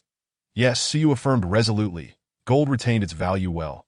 Thus, although Suyu's necklace was not heavy, it was still worth a decent sum. At that moment, Li Hao also removed a bracelet from his wrist and handed it to Yi Zixiao. Yi Zixiao placed it on the machine as well, and shortly after, blue characters materialized again. Platinum bracelet, valued at 2,600 yuan. Although this bracelet was heavier than the gold necklace, it did not hold the same value. Nonetheless, they were both quite satisfied with the exchange that I end this era of impending doom. With food in short supply, they would gladly trade these items for even a bag of rice. There are shopping carts available for your use, but my supermarket does not provide change. The cart has a pricing device. Once you reach the sufficient amount, it will indicate that if you exceed the limit, a red exclamation mark will appear on the cart, and ignoring it will trigger an alarm. Yi Zixiao reminded them. This information was also posted on a friendly reminder on the back wall. But Yi Zixiao reiterated it, as it was his first transaction. Thank you, boss. They expressed their gratitude and immediately began shopping with the carts. As they gazed at the dazzling array of products, they longed to purchase everything. But due to limited funds, they prioritized essentials. Oil, salt, sugar, various canned goods, instant noodles, and of course, the most affordable rice and flour. Before long, their shopping carts were filled to capacity. Seeing the total displayed on the cart, they approached the counter and asked, Boss, can we take the shopping cart outside to load our items into our vehicle? Yes, Yi Zixiao nodded. Thank you, boss. Gratitude filled their faces. Above the entrance, an automatic scanner activated as they stepped outside the supermarket. In an instant, a faint white light enveloped the two, but it was so subtle that it went unnoticed. As they emerged from the supermarket, the biting cold of -40 degrees sent shivers down their spines. It's freezing, Suyu remarked. They exchanged glances, envious of Yi Zixiao for owning such a supermarket, abundant in food and warmth. Before long, after moving their items, they hesitantly pushed the shopping cart back to Yi Zixiao, lingering in the inviting warmth of the supermarket. However, no matter how they dawdled, they eventually had to leave. Taking just a short 2-meter journey, it took them 2 minutes to traverse the distance. Yet, Yi Zixiao did not rush them, understanding that they were his first customers and acknowledging their apprehension. Once they departed, Yi Zixiao promptly exchanged the bracelet and necklace he had received for system currency, which would be useful for restocking. After all, the initial batch of supplies was provided free of charge by the system, but he would need to fund future purchases himself. The system subsequently credited Yi Zixiao with 7,600 yuan. He had previously learned that when the system exchanged these items for currency, it was based on the pawn shop's selling prices. Moreover, the goods sold in the supermarket were priced approximately 5 times higher than pre-apocalypse market rates, while the purchasing price remained at pre-apocalypse levels. Regardless of how much stock Yi Zixiao acquired, the remaining balance would be automatically stored in the system account.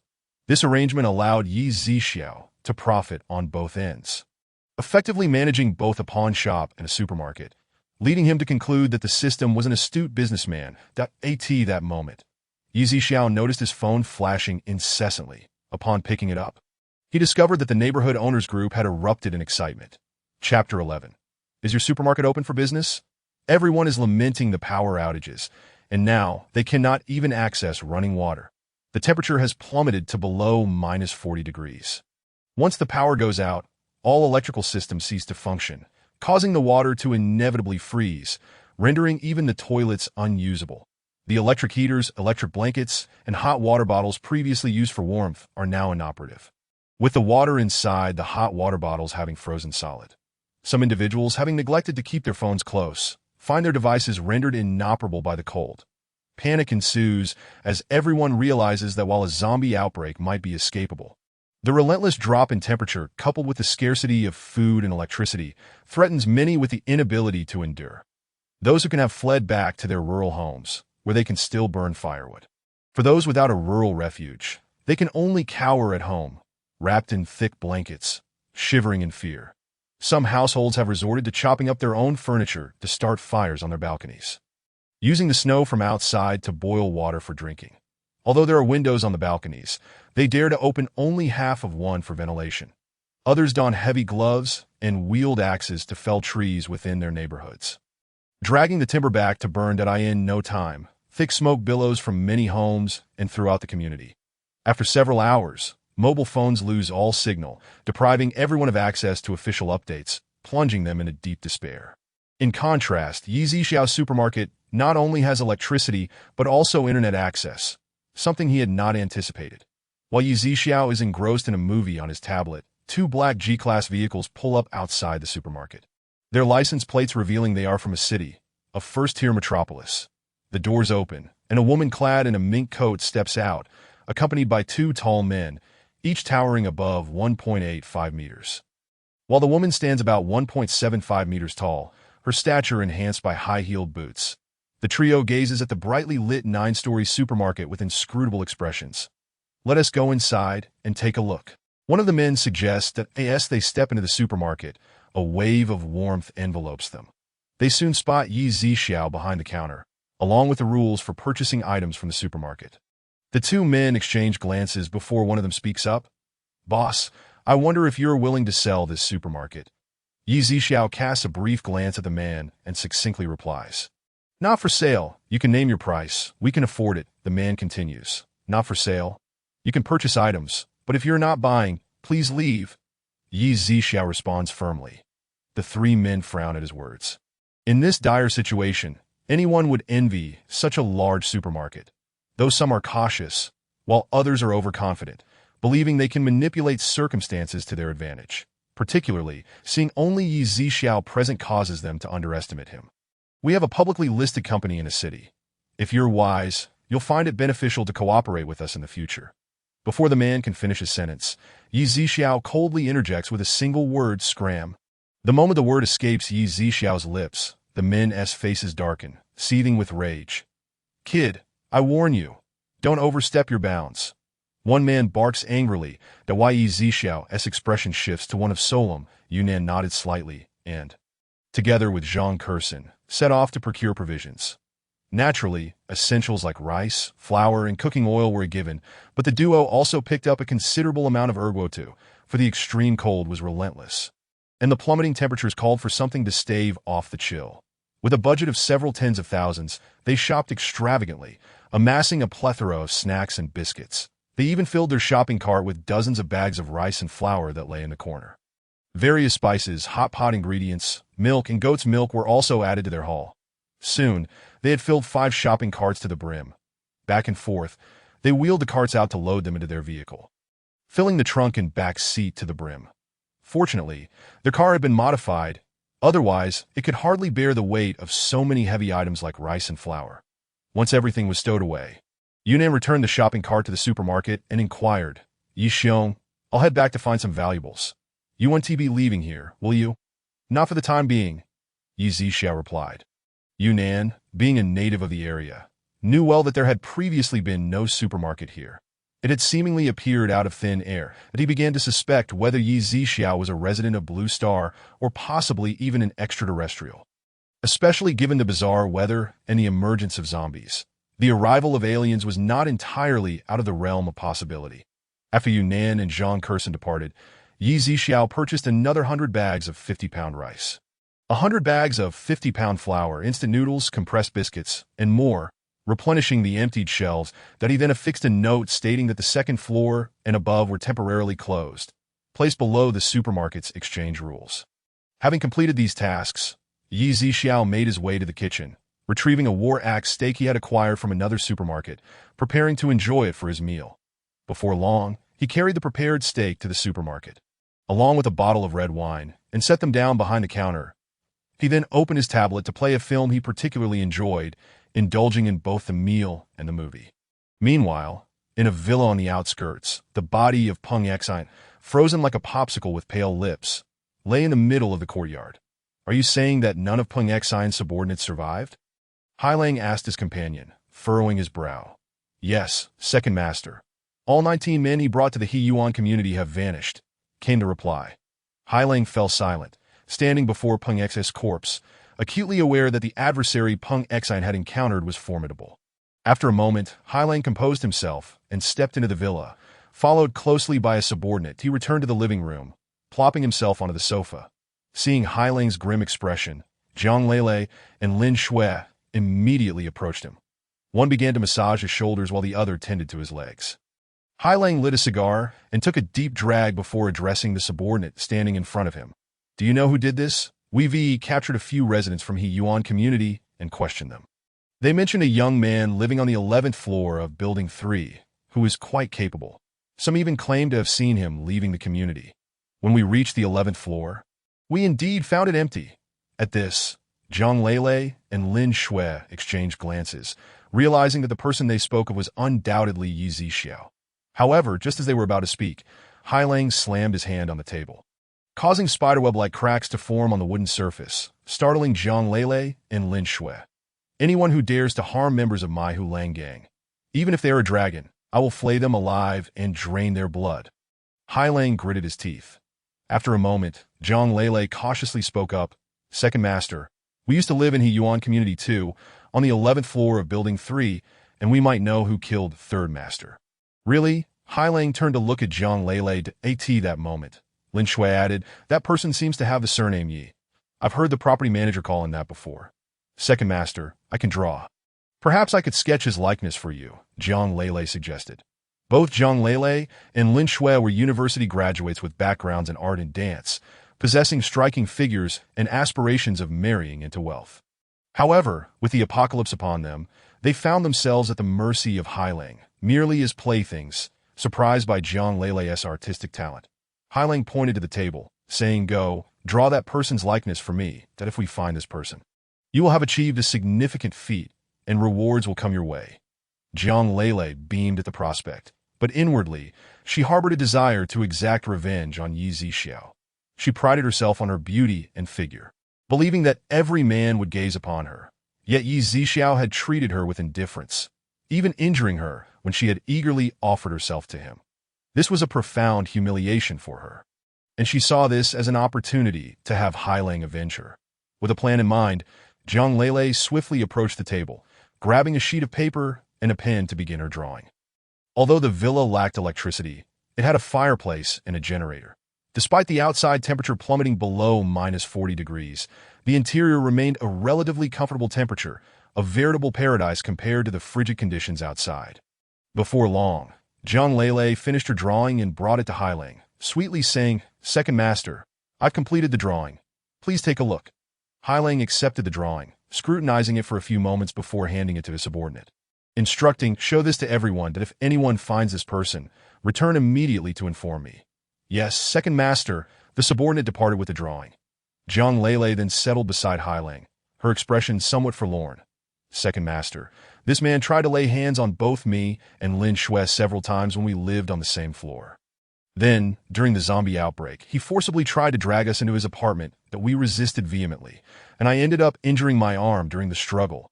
Zhang Lele lamented, tears welling in her eyes, that if it weren't for your rescue, who knows what might have happened to us. Hailang's eyes narrowed as he pulled Zhang Lele and Lin Shui close, assuring them, Rest assured, Second Master will avenge you.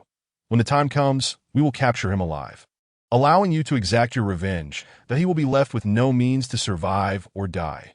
Yes, you are the best, Second Master, Zhang Lele replied softly, seeing Zhang Lele and Lin Shui's tear-streaked faces. Hailang could not resist taking action on the sofa. Second Master, I'm feeling quite irritable today, and if I don't vent this anger, I might just resort to violence. Zhang Lele and Lin Shui, hearing Hailang's words, dared not resist, though they felt a tinge of embarrassment, especially with the subordinates still present in the courtyard, their transparent glass doors allowing a clear view inside. Unbeknownst to Yi Zixiao, Hailang had already dispatched his subordinates to hunt for him. However, it mattered little to Yi Zixiao. With his current strength, any assailants were merely inviting their own demise. The frigid weather kept customers away from Yi Zixiao's supermarket, leading to its closure by 7 in the evening. After returning to his room, Yi Zixiao filled the bathtub with water, brushing his teeth and washing his face before shedding his clothes, ready to indulge in a relaxing soak. The following morning at 8 o'clock after breakfast, Yi Zixiao opened the supermarket doors. However, as he did, he noticed Yi Zixiao nodded slightly. Chapter 14. Can we buy on credit? Since they were here to discuss business. He naturally welcomed the opportunity. The two entered the supermarket, and Yi Zixiao retrieved a stool from behind the counter, handing it to Yunnan. With a cheerful smile, Yunnan accepted the stool and sat down. "Let's talk." Yi Zixiao initiated the conversation. "Indeed." Yunnan nodded that my team and I plan to establish a refuge base. However, to set up this base, we require a substantial amount of supplies that as far as I know. Your inventory is the most abundant, but I am uncertain how much you have left. I have as much as you need, provided you possess enough valuable items for exchange. Yi Zixiao replied, "That of course. While my family's wealth may not rank among the top in Xirong City, it is still considerable enough to be within the top 20 that although much of it is tied up in real estate and businesses, I do have some assets that your supermarket requires. And with the addition of my teammates' contributions, we should be able to make a significant trade." Yunnan explained. "How soon do you need these supplies?" Yi Zixiao inquired. "That in about a month, that we have already begun establishing the base and plan to start with a small facility, expanding gradually thereafter." Yunnan responded. "Understood." Yi Zixiao nodded. Why Yunnan continued, "If you have the time, you should come visit that I previously mentioned the largest factory west of the city. I am currently repurposing it into a base." After speaking, Yunnan produced a gold bar and a folded piece of paper from his pocket. "Yi Xiong, this is a deposit, and this is a list of the supplies we need that I hope you can assist us." Yi Zixiao accepted the paper and the gold bar without objection, placing the gold bar on the machine, which displayed the price. 100,000. "Are you not afraid I might run off with your gold?" Yi Zixiao asked with interest. "And I'm not worried that a person of your caliber, Yi Xiong, would not concern himself with such a trivial sum." Yunnan flattered him. "That remains to be seen." Yi Zixiao remarked. Yunnan chuckled. "I may lack in many areas, but I am quite adept at reading people that if you ever need assistance, do not hesitate to come to my blue sky base." "Very well."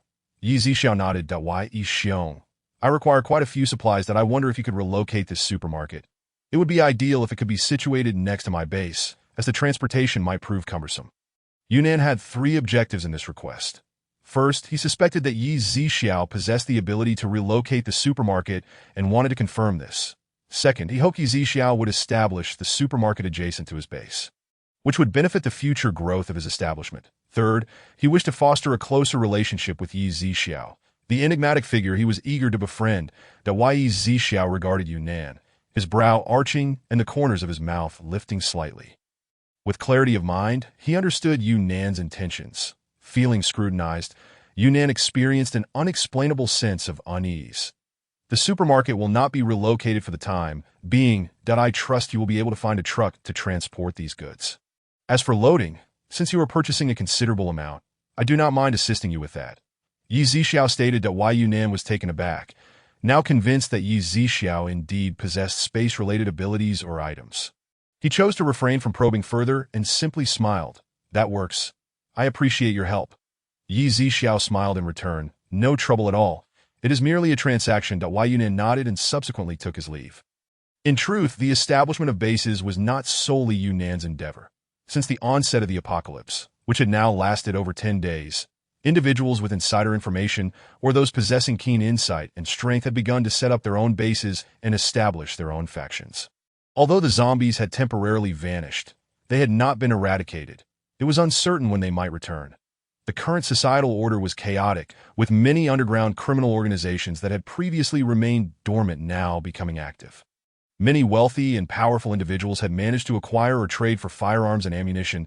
As time passed slowly, 3 days went by without anyone visiting Yi Zixiao's supermarket, aside from Yunnan. The temperature hovered around -50 degrees, and with the outbreak of zombies leading to a drastic population decline, combined with the extreme cold, the number of survivors in the city had plummeted. With most of them huddled in their homes, it was not until the afternoon of the 4th day that a business vehicle slowly approached and stopped outside Yi Zixiao's supermarket. 3 individuals emerged from the vehicle: a middle-aged man, an elderly woman, and a young boy of about 7 or 8 years old. They were bundled up tightly, especially the boy, whose eyes and nostrils were the only parts visible. "Dad, Grandma, look. This is a supermarket. And there are so many things to eat. Dad, hurry and buy me something. I'm starving," the boy exclaimed. However, the man appeared somewhat embarrassed. After a moment, he gritted his teeth and said, "Son, I have no money." After all, the vehicle had been acquired from an underground parking lot, and its owner had succumbed to illness due to the extreme cold just as he was about to leave, allowing the man to take advantage of the situation. "Dad, why are you so useless? Do you want to starve me to death? Grandma usually takes care of me in the countryside, after working in the city for so long. You have no money?" The boy launched into a tirade. Hearing his son's words, the man felt a pang of guilt. "Useless? You still rely on me?" The boy's grandmother glared at the man with disdain before pulling the boy toward the supermarket. Upon entering, the boy was captivated by the array of snacks, unable to tear his gaze away, almost ready to rush in and start eating. "Grandma." The boy tugged at the elder's clothing. It was only then that the elderly woman snapped back to reality. Feeling a wave of warmth wash over her as she stepped inside the supermarket, which momentarily left her dazed, she turned to see Yi Zixiao seated behind the counter and immediately forced a smile. Saying, "Boss, can we buy on credit?" Yi Zixiao glanced at the newcomers and replied coolly, "No credit. I can buy on credit in the countryside. Why can't I do so here in the city? Please, have a heart. My precious grandson hasn't eaten in 2 days. Just give us some food, and when the weather warms up, I will return to pay you."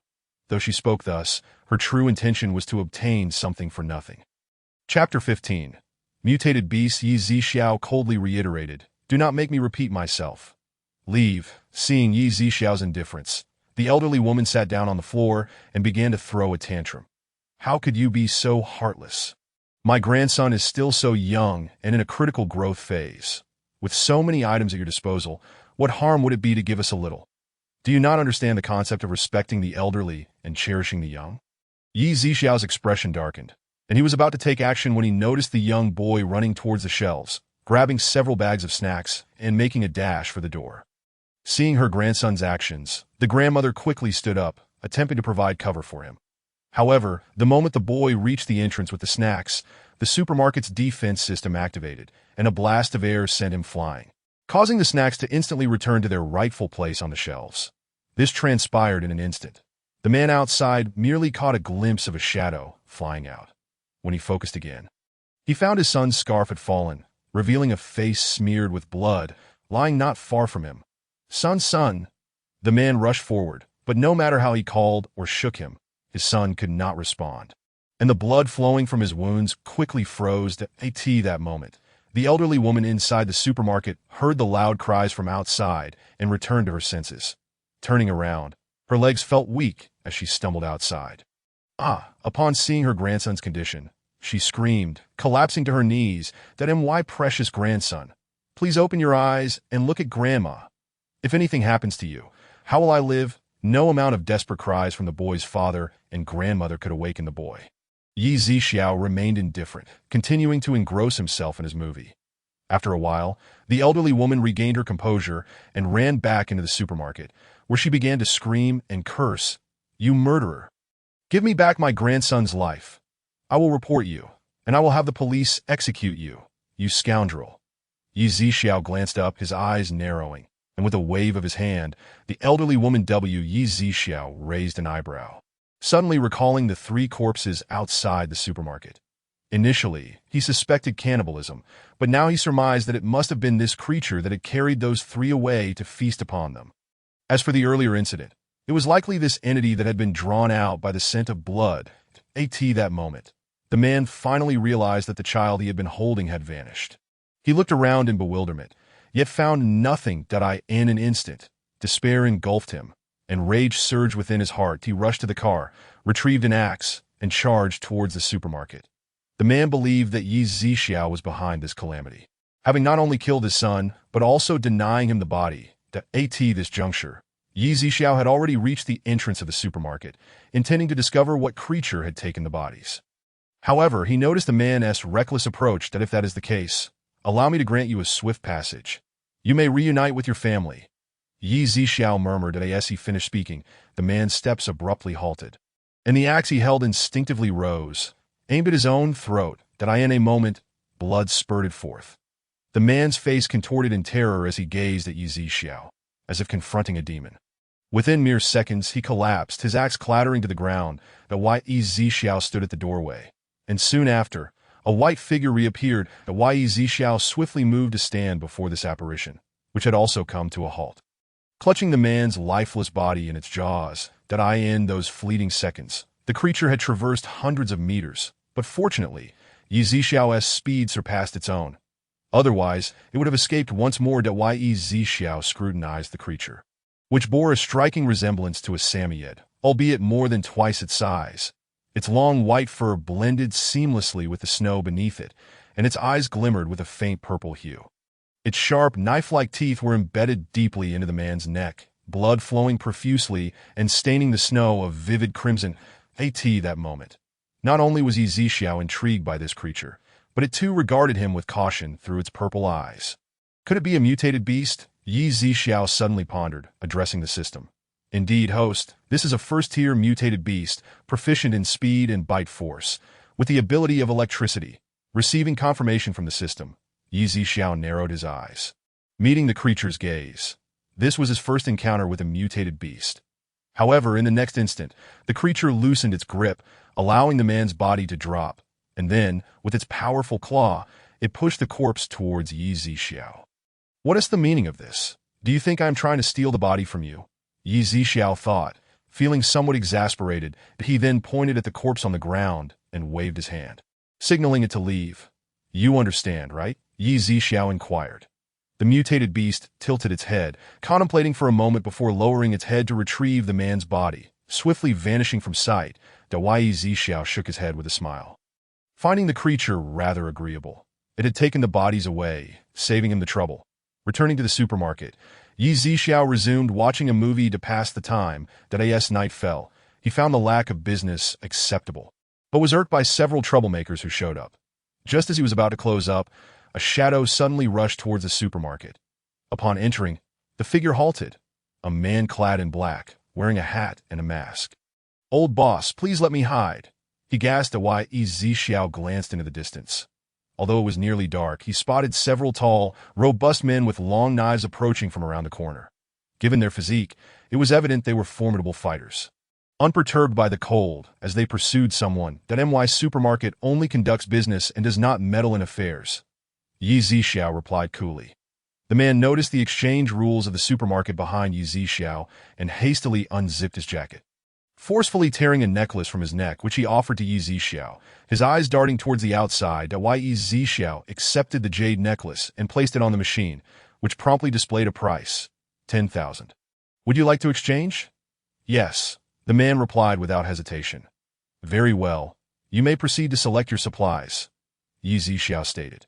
The man hurriedly dashed into the supermarket, disappearing behind the rows of shelves. That moment. Several burly men also chased into the supermarket, only to be momentarily stunned by the array of goods and the warm environment. Fifth brother, why is there electricity here? And so much food? One of them asked a man with a scarred face. The scarred man surveyed the supermarket, then turned to the calm Yi Zixiao seated behind the counter. Have you seen anyone come in? He inquired. I only conduct business here. If you wish to buy, you are welcome. Otherwise, good luck on your way, Yi Zixiao replied coldly. The scarred man narrowed his eyes at Yi Zixiao, gripping his long knife tightly.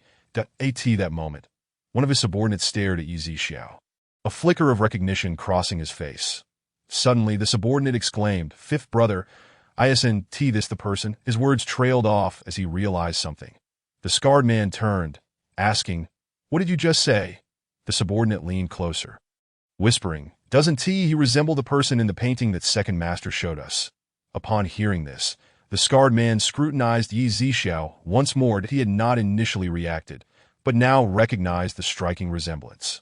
Although the subordinate had whispered, Yi Zixiao could still hear, and while he did not fully comprehend, it mattered little.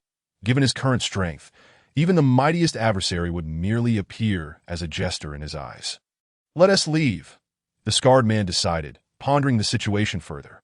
Once they had departed, the man in black approached the entrance of the supermarket, removed his mask, and bowed slightly to Yi Zixiao, his eyes reflecting gratitude. My name is Shunjia. Thank you for saving me. Should the opportunity arise, I will repay you. You think too highly of yourself. I did not save you. I would have allowed you to leave regardless of your purchases, Yi Zixiao replied. Shunjia nodded, inquiring, May I ask your surname? Yi. After Shunjia nodded once more, he prepared to leave, but Yi Zixiao called out, Wait a moment. You still have not used your 10,000 for purchases. It is inconvenient to carry so many items today. If possible, I would like to return another day, Shunju explained. That is acceptable, but do not exceed 1 month. Otherwise, your 10,000 will become void, Yi Zixiao stipulated. Thank you. Shunju expressed his gratitude once more before exiting the supermarket. The Yi Zixiao then closed the door, preparing to wash up and rest. Meanwhile, after returning to the villa in the suburbs, the scarred man intended to immediately inform Black Wolf of his discovery, only to be told by other subordinates that Black Wolf was currently on the second floor. Upon arriving outside the room, the scarred man heard some indescribable noises emanating from within, that he raised his hand to knock, but then slowly lowered it. Considering that Yi Zixiao was operating a supermarket, he assumed he would not leave anytime soon and decided to wait until morning to inform Black Wolf. The next day, Black Wolf did not rise until noon. Descending from the second floor, he found the scarred man pacing in the living room. Fifth brother, what has happened? Black Wolf inquired at that. The scarred man quickly approached. Second master, I've discovered the one who killed third master. Really? Black Wolf's eyes narrowed. When did this happen? Last night. We found out while pursuing the traitor, the scarred man replied. Why are you just now telling me? Black Wolf asked, his tone heavy. Second master, it was quite late when I returned last night, so I did not wish to disturb you, the scarred man explained. Where is that brat now? Wouldn't it be too late if we alarm him and he escapes? Black Wolf questioned. Not at all. That brat has opened a supermarket outside a park, and curiously, he is still operating at this hour. The supermarket is not only electrified, but also stocked plentifully with food. The scarred man noted with intrigue. Does he have any accomplices? Black Wolf asked. The scarred man shook his head. He was alone when I arrived. Interesting. Gather your men, and let us pay this brat a visit. I am curious to see what he is capable of, Black Wolf said, his eyes narrowing. Yes, second master. The scarred man replied, promptly departing to assemble his subordinates to that moment. Lin Shui sleepily descended from upstairs, holding a bottle of freshly heated milk.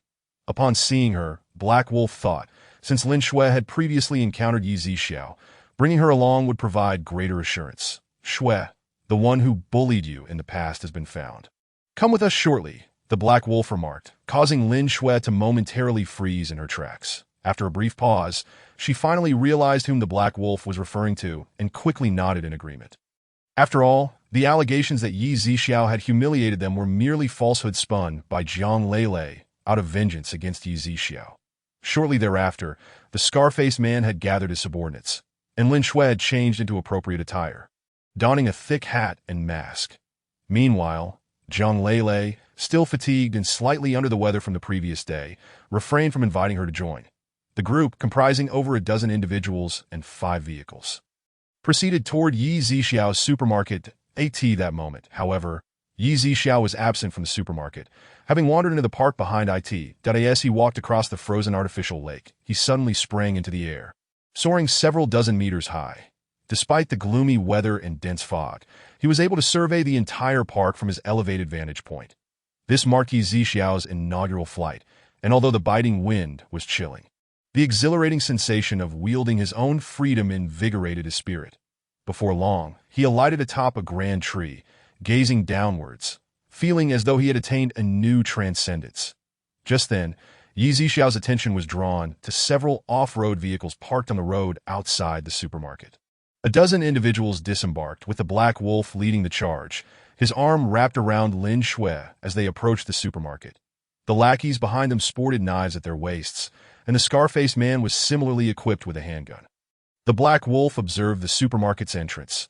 Though it was closed, the interior remained brightly lit, with an array of goods displayed enticingly, igniting a flicker of greed in his eyes that he signaled to one of his henchmen, a robust man towering nearly 2 meters tall, who promptly returned to the vehicle to retrieve an axe, striding directly towards the supermarket's entrance. Upon reaching the door, the burly man wasted no time, raising the axe to shatter the glass barrier.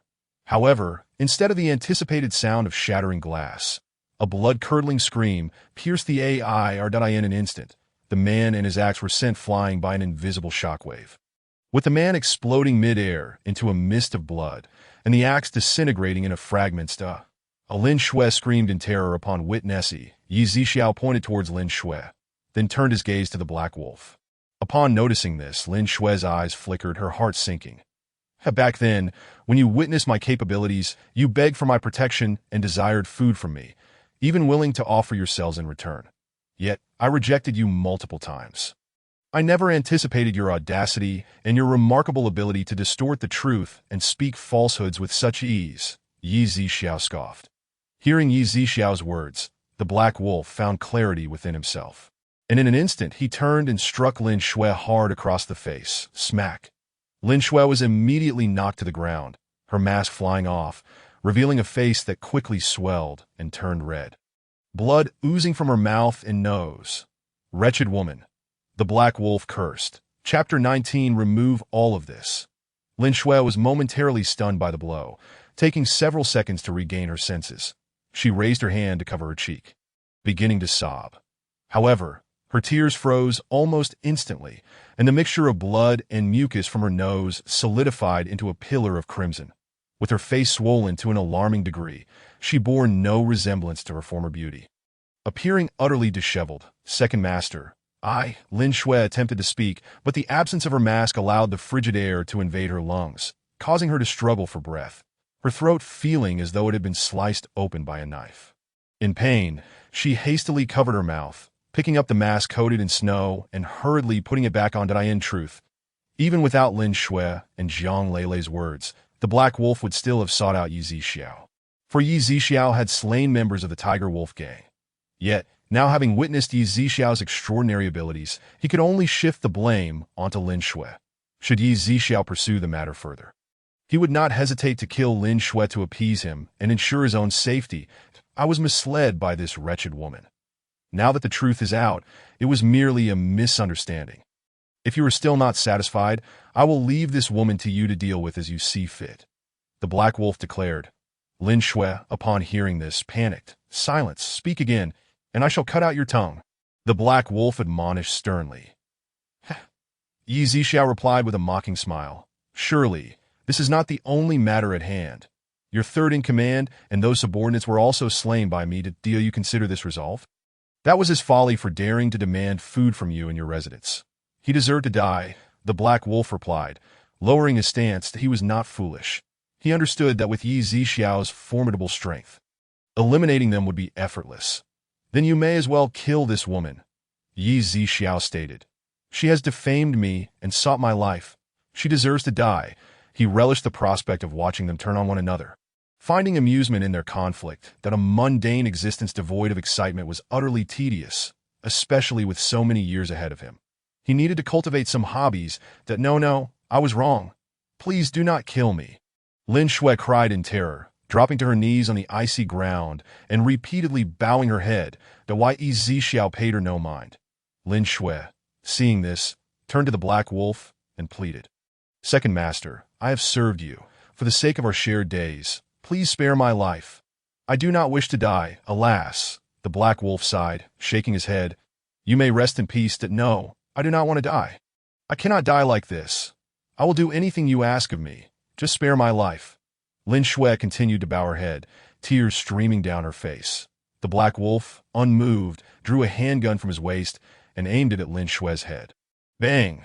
The gunshot rang out, blood splattering as Lin Shui crumpled to the ground, her eyes filled with resentment and fear before slowly closing to Mr. Yi. I have killed this woman. Now may we leave? The Black Wolf inquired, though he felt uncertain within. Indeed, the next moment, Yi Zixiao spoke again, sending the Black Wolf and his men plummeting into despair. Did I ever say that killing her would allow you to leave? Yi Zixiao asked with a smile, which appeared exceedingly sinister in the eyes of the Black Wolf and his men. Each of them had blood on their hands, once seen as demons by others. But now they truly understood the meaning of true malevolence. The Black Wolf realized escape was impossible, and in the next moment he shouted, "Open fire!" As his command fell, the scarred man instantly pulled the trigger alongside him. Bang, bang, bang! Gunfire echoed through the desolate expanse. Yet in the next instant, they felt as though they were witnessing a ghost, staring in disbelief at the bullets frozen in midair before Yi Zixiao, as if an invisible force had intervened. Impossible! How can this be? The Black Wolf and his men never dreamed they had provoked such a terrifying entity. Now it is my turn, Yi Zixiao declared, and in an instant, the bullets before him whirled around. Seeing this, the Black Wolf and his men turned to flee, but the bullets traveled faster than they had when shot from the guns, swiftly piercing through the heads of the Black Wolf and all his subordinates. In an instant, the group collapsed, leaving no survivors. The Yi Zixiao descended slowly from the air, surveying the lifeless bodies before him. He then slightly tilted his head, glancing behind him that a few dozen meters away, among a cluster of trees blending seamlessly with the snow, a white figure lay low to the ground, its purple eyes blinking curiously. It cautiously advanced a few steps before halting. The Yi Zixiao discerned that this mutated beast seemed to harbor some fear of him. So he waved it over, signaling it to assist in disposing of the bodies. The creature appeared to understand, rising swiftly, and in the next moment, it darted forward in a blur, soon standing before Yi Zixiao. The mutated beast wagged its snow-white tail, blinking its purple eyes as it regarded Yi Zixiao. Go, remove these bodies. Yi Zixiao instructed, gesturing towards the corpses. The mutated beast nodded with remarkable understanding, then turned and quickly grabbed one of the bodies in its mouth.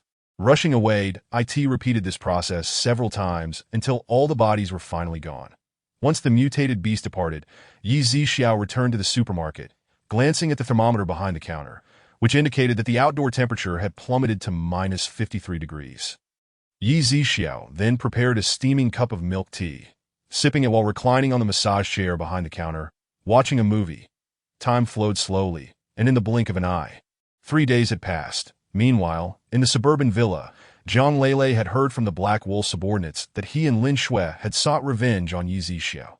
Residing in the villa was comfortable, with a steady supply of food and a warm environment. Though she was aware that 3 days had elapsed without their return, she felt no concern, savoring her steak and sipping red wine. Zhang Lele imagined that the Black Wolf had either killed Yi Zixiao or was torturing him somewhere, and her heart swelled with satisfaction. Chapter 20 AM, I Seeing Things? She could never have imagined that the Black Wolf and Lin Shui were already dead, merely speculating that they had gone elsewhere to revel in pleasure. For the past few days, not a single customer had graced Yi Zixiao's supermarket. Not even a passing car could be seen. Yesterday, the temperature had dipped to minus 58 degrees, but had stabilized, fluctuating between minus 57 and 58 degrees. That a week passed without anyone visiting the supermarket, the outside world devoid of even a shadow. However, starting yesterday, the temperature began to rise slightly, now reaching minus 46 degrees. Though Yi Zixiao had previously preferred solitude, he now felt a sense of ennui, for he had become invincible. Without some amusement, time stretched endlessly and grew tiresome. At long last, a customer arrived. Li Hao and Su Yu, the first batch of patrons since the supermarket's opening. They emerged from a large truck, Li Hao carrying a hefty black leather bag, hastily entering the store. "Boss, take a look at how much these items are worth," Li Hao eagerly exclaimed, opening the bag and dumping its contents onto the counter. A total of over a dozen boxes. Yi Zixiao inspected each one, discovering gold necklaces, bracelets, rings, platinum necklaces, and an imperial green jade pigeon egg pendant, alongside diamond rings, necklaces, and a lovely pale purple jade bracelet. Yi Zixiao placed the items on the machine, and before long, the total price was calculated. "The total is 1,300,000. Would you like to exchange?" he inquired, as he had before. "Absolutely," both replied in unison. Subsequently, each took 2 shopping carts and began to scour the supermarket, one filling his cart with rice, flour, and oil, while the other grabbed compressed biscuits, instant noodles, salt, and various seasonings from the shelves. Before long, their carts overflowed, prompting them to grab 2 more carts to continue their shopping, although the prices were several times higher than before the apocalypse. Over 1 million could still buy a substantial amount. After filling 10 shopping carts, they had only spent around 500,000. Rice, flour, and oil were inexpensive but took up considerable space. "You can load these items onto the truck first and return for more," Yi Zixiao suggested, as having so many carts blocking the aisles was rather inconvenient. "Understood." The 2 individuals also deemed the plan feasible, and thus they proceeded to push the shopping carts out at this opportune moment. Yi Zixiao took the initiative to exchange all these items with the system, ultimately acquiring a sum of 660,000. This was quite reasonable, considering that the pawn shops did not value diamonds and jade very highly. Yet their market worth upon sale could diverge significantly. Some of these were high-end jewels, which possessed a degree of intrinsic value. Had they been less expensive, the disparity in multiples would have been even more pronounced. Subsequently, Yi Zixiao ventured into the system's marketplace and procured a considerable amount of supplies, replenishing the emptied shelves entirely. Upon their return to the supermarket, they were greeted by the sight of the previously barren aisles now brimming with goods. The two exchanged astonished glances, wordlessly acknowledging the wonder of the moment, hesitant to inquire further. With clearly delineated roles, they began to load the replenished items into their shopping carts once again, this time including some beef jerky, pork jerky, and various snacks such as spicy chicken feet. After filling 10 shopping carts to the brim, they went to check out once more, this time totaling approximately 590,000, leaving them short by about 210,000 to reach their goal of 1,300,000. As before, they efficiently transported the items to their vehicle, with Yi Zixiao replenishing the stock once more. Upon entering again, they were once again struck by the sight of the shelves overflowing with goods. Despite having witnessed it once before, their astonishment remained undiminished. The two were captivated by the seemingly endless supply in the supermarket, wishing fervently to acquire several more carts, alleviating their worries about food. During this period, they had scoured every possible location, ultimately uncovering these valuable items. Among them were 2 pieces of jewelry exchanged for several bags of rice they had previously purchased, capitalizing on this information asymmetry to amass an impressive quantity of food. They were now calculating their next steps, yet they were prudent enough not to boast about their ample resources. Such folly could lead to dire consequences, and they were not so foolish. They resolved to conceal their supplies as before, stashing most at home, initially expressing grievances before reluctantly selling some at inflated prices when necessary. After a brief interlude of over 10 minutes, they finally accumulated the required 1,300,000. Upon transferring the goods to the vehicle, they promptly covered the entire load with a large black tarp. Subsequently, they pushed the shopping carts back to the supermarket, showering Yi Zixiao with gratitude before departing. Yi Zixiao felt a sense of satisfaction. Today's earnings were commendable, having sold 1,300,000 in goods, bringing him a step closer to unlocking the second level. Otherwise, with the supermarket towering above him, his operational area and the resources he could acquire were limited to just 1 floor, leaving him somewhat unsettled. After enjoying a meal, Yi Zixiao strolled outside the supermarket, engaging in some light exercise to stretch his muscles. At that moment, he suddenly heard a commotion in the distance. With his keen senses, he could discern the sounds despite the considerable distance. The area being newly developed meant there were no buildings obstructing his view. He turned to see 2 individuals approximately a kilometer away, utilizing a chainsaw to fell trees that a large truck was parked nearby, laden with lumber, while one individual dozed in the passenger seat. Given the extreme cold, many residents had taken to chopping down trees within their community for firewood, and large trees such as those were increasingly rare. Those capable of doing so, like the 2 men, were out gathering timber to keep warm and cook. Firewood had become a crucial commodity. Quality firewood could even be bartered for warm clothing, shoes, or perhaps even food.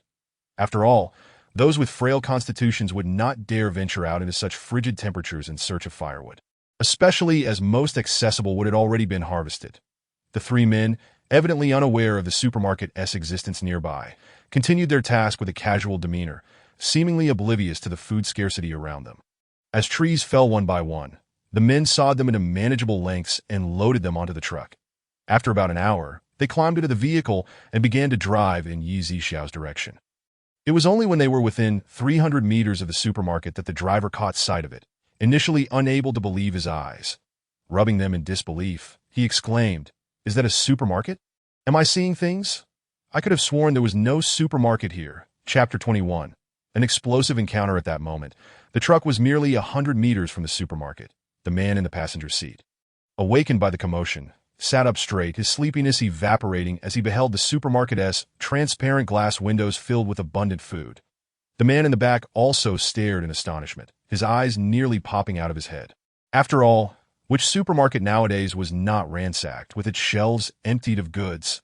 Though there was a fair amount of food in the city, it was predominantly in the hands of the powerful, leaving ordinary people with little to none, resulting in numerous cases of starvation and freezing. The vehicle finally reached the supermarket entrance. "Stop the car," the man in the passenger seat shrieked, urgently urging the driver. Realizing his error, the driver slammed on the brakes. The 3 men disembarked, with the one in the passenger seat striding ahead. Despite being bundled up, his gait was unmistakably flamboyant. "Oh my, look at all this food inside," he exclaimed, one hand covering his mouth while the other gestured dramatically towards the supermarket. Suddenly, he spotted Yi Zixiao outside, his eyes lighting up. "That aren't you, Yi Zixiao?" Yi Zixiao paused, taken aback, although the voice and mannerisms seemed familiar. The thick mask obscured his recognition.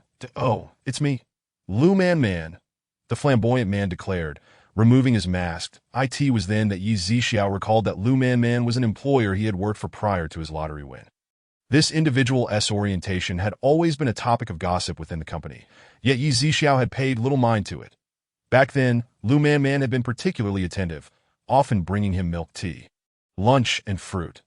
Initially, Yi Zixiao dismissed it as mere kindness from a considerate boss, only to later learn from others that it was a topic of much speculation. "That I remember now?" Lu Man Man inquired, a knowing smile gracing his lips. Yi Zixiao nodded. "That I knew it. How could you forget me, Zixiao?" Lu Man Man said, attempting to reach out and grasp Yi Zixiao's hand. Yi Zixiao quickly stepped back, and Lu Man Man, unfazed, turned to inquire about the supermarket. "Did you open this place, or are you just overseeing it for someone else?" "I own it," Yi Zixiao replied. "That's wonderful," Lu Man Man exclaimed, striding into the supermarket, with the other two following closely behind. But as soon as Lu Man Man stepped inside, he was enveloped by a wave of warmth. "Wow, it's so warm." "Zixiao, does your supermarket have a generator?" Yi Zixiao did not respond, moving to the counter and pointing to the exchange rules displayed overhead. Lu Man Man chuckled and exclaimed, I have. With that, he unwrapped his scarf, removed a necklace from around his neck, rolled up his sleeves to take off a bracelet, and then slipped off 2 rings from his fingers. Placing them all on Yi Zixiao's counter, Yi Zixiao placed the gold items on the machine. 15,000. "The deal you want to exchange?" he inquired as usual. "Yes," Lu Man Man replied, then turned to the 2 men behind him, saying, "Quick, go choose." The 2 men, upon hearing this, displayed expressions of excitement and promptly pushed their shopping carts to begin selecting items. As these 2 entered the supermarket, they also removed their masks. Yi Zixiao recognized them as well. They had previously associated with Lu Man Man, appearing to be around 40 years old, and seemed to be among his admirers. Although they hadn't interacted much before, it seemed their relationships had improved significantly. And it appeared they all resided together, likely in Lu Man Man's villa, which left Yi Zixiao rather taken aback. Lu Man Man, noticing Yi Zixiao glance at the 2 men, smiled and remarked, "Zixiao, their relationship seems quite amicable now, doesn't it? They used to vie for my attention fiercely, and now they're all working together for a common home." Yi Zixiao could only nod in response, feeling at a loss for words. "Zixiao, why don't you come stay at my villa? They wouldn't mind, and it's not safe for you here at the supermarket. Not many people know yet, but if it becomes common knowledge." "Your safety." Before Lu Man Man could finish, Yi Zixiao raised his hand to interrupt. "No need. You needn't worry about my safety." Lu Man Man seemed poised to say more, but held back, thinking that since Yi Zixiao was already known here, there would be plenty of time in the future. Before long, the 2 men had completed their selections, and after transferring their items from the shopping carts to the truck, they prepared to leave the supermarket.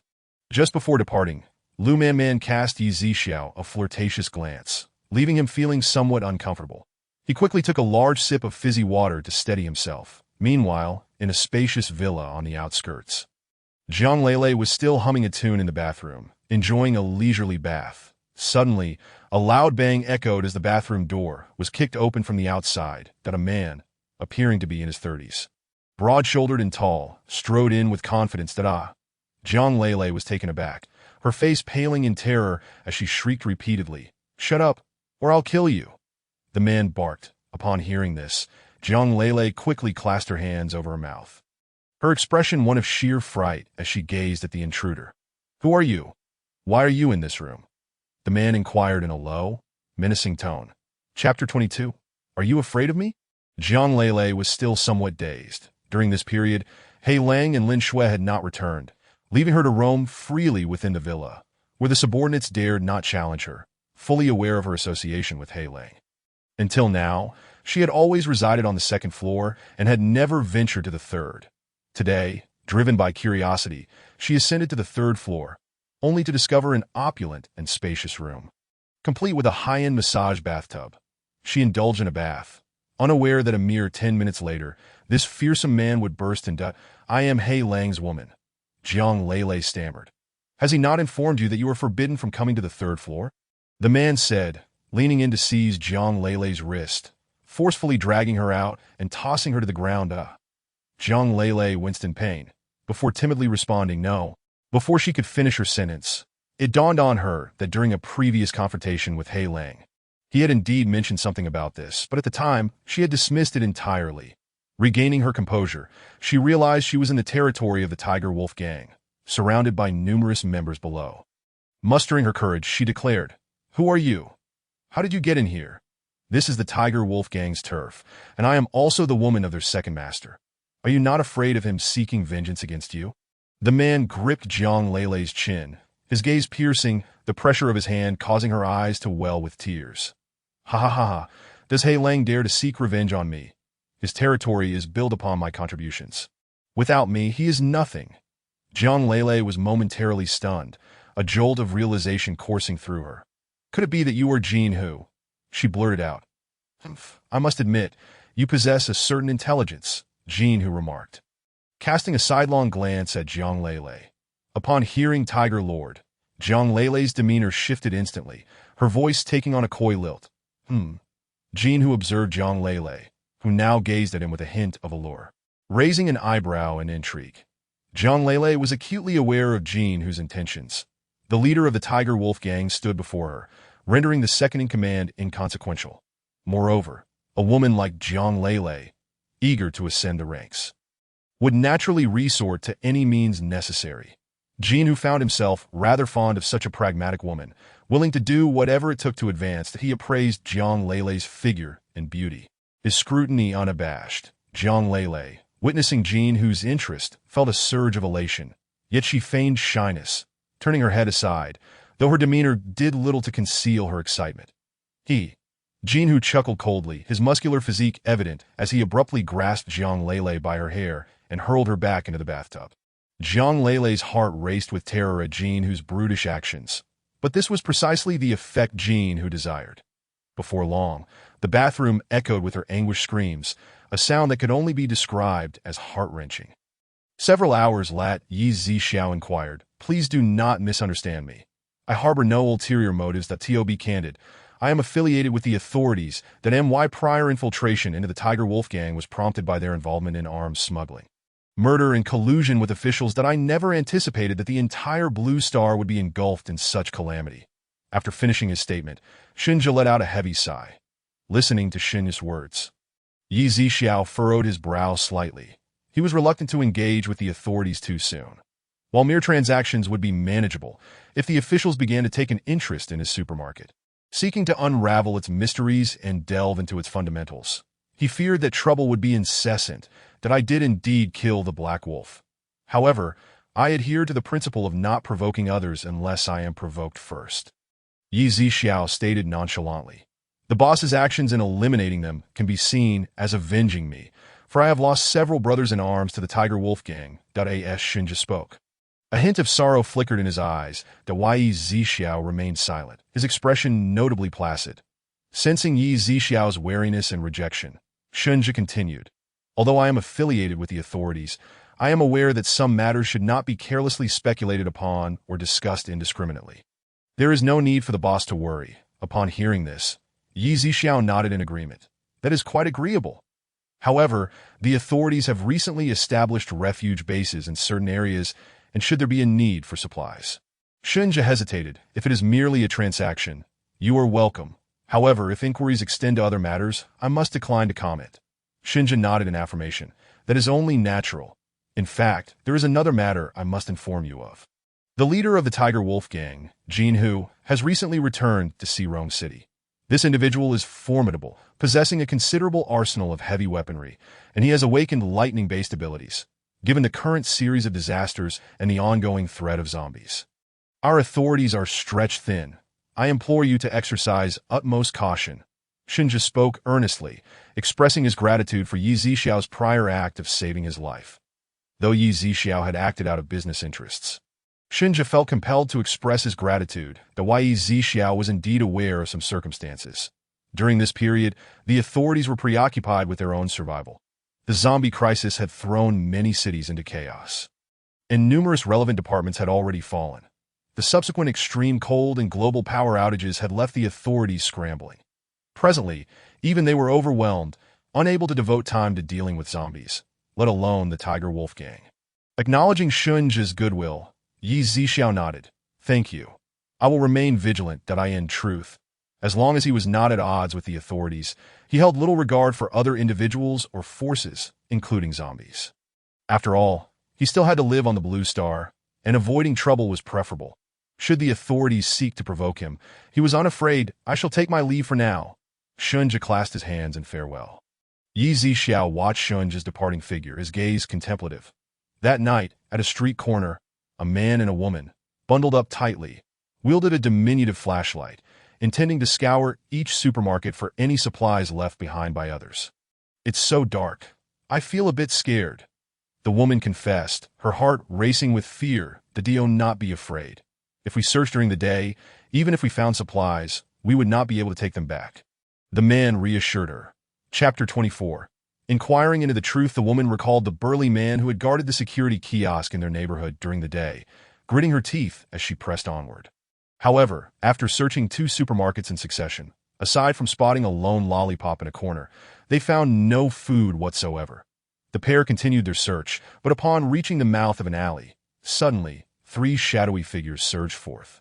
Their tattered clothing stained with blood and claw marks, their eyes a ghostly gray roar, roar, roar.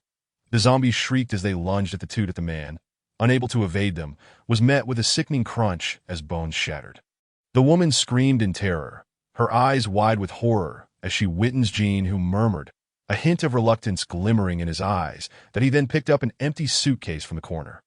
Extracting 3 paintings from a box within, which he carefully placed inside, that he also added 20 gold bars and 10 boxes of jewelry into the suitcase. Afterward, Jean, who approached the wooden cabinet against the wall, admiring its contents but refraining from taking anything. After all, these items were acquired through illicit means, many of which were documented as stolen from museums, that it was not yet the right time to take them out. Half an hour later, Jean, who descended the stairs with the suitcase in hand, preparing to head to Yi Zixiao's supermarket. Before leaving, he called for Jiang Lele, who, out of fear of Jean, who typically retreated to her room whenever he was around. Reluctantly, she forced a smile and exited the villa alongside him. That moment, Yi Zixiao sat leisurely on a chair at the entrance of the supermarket, enjoying the comforts of life. Today, the supermarket had sold 130,000 worth of goods, a successful opening, and he was indifferent to whom the items had been sold. Just as Yi Zixiao was reveling in his relaxation, 3 SUVs and 3 large trucks sped towards the supermarket. It seems a significant business is approaching, Yi Zixiao murmured to himself. The vehicles came to a halt, with Jean, who embracing Jiang Lele as they walked ahead, Feng Yun at his side, followed closely by a dozen henchmen.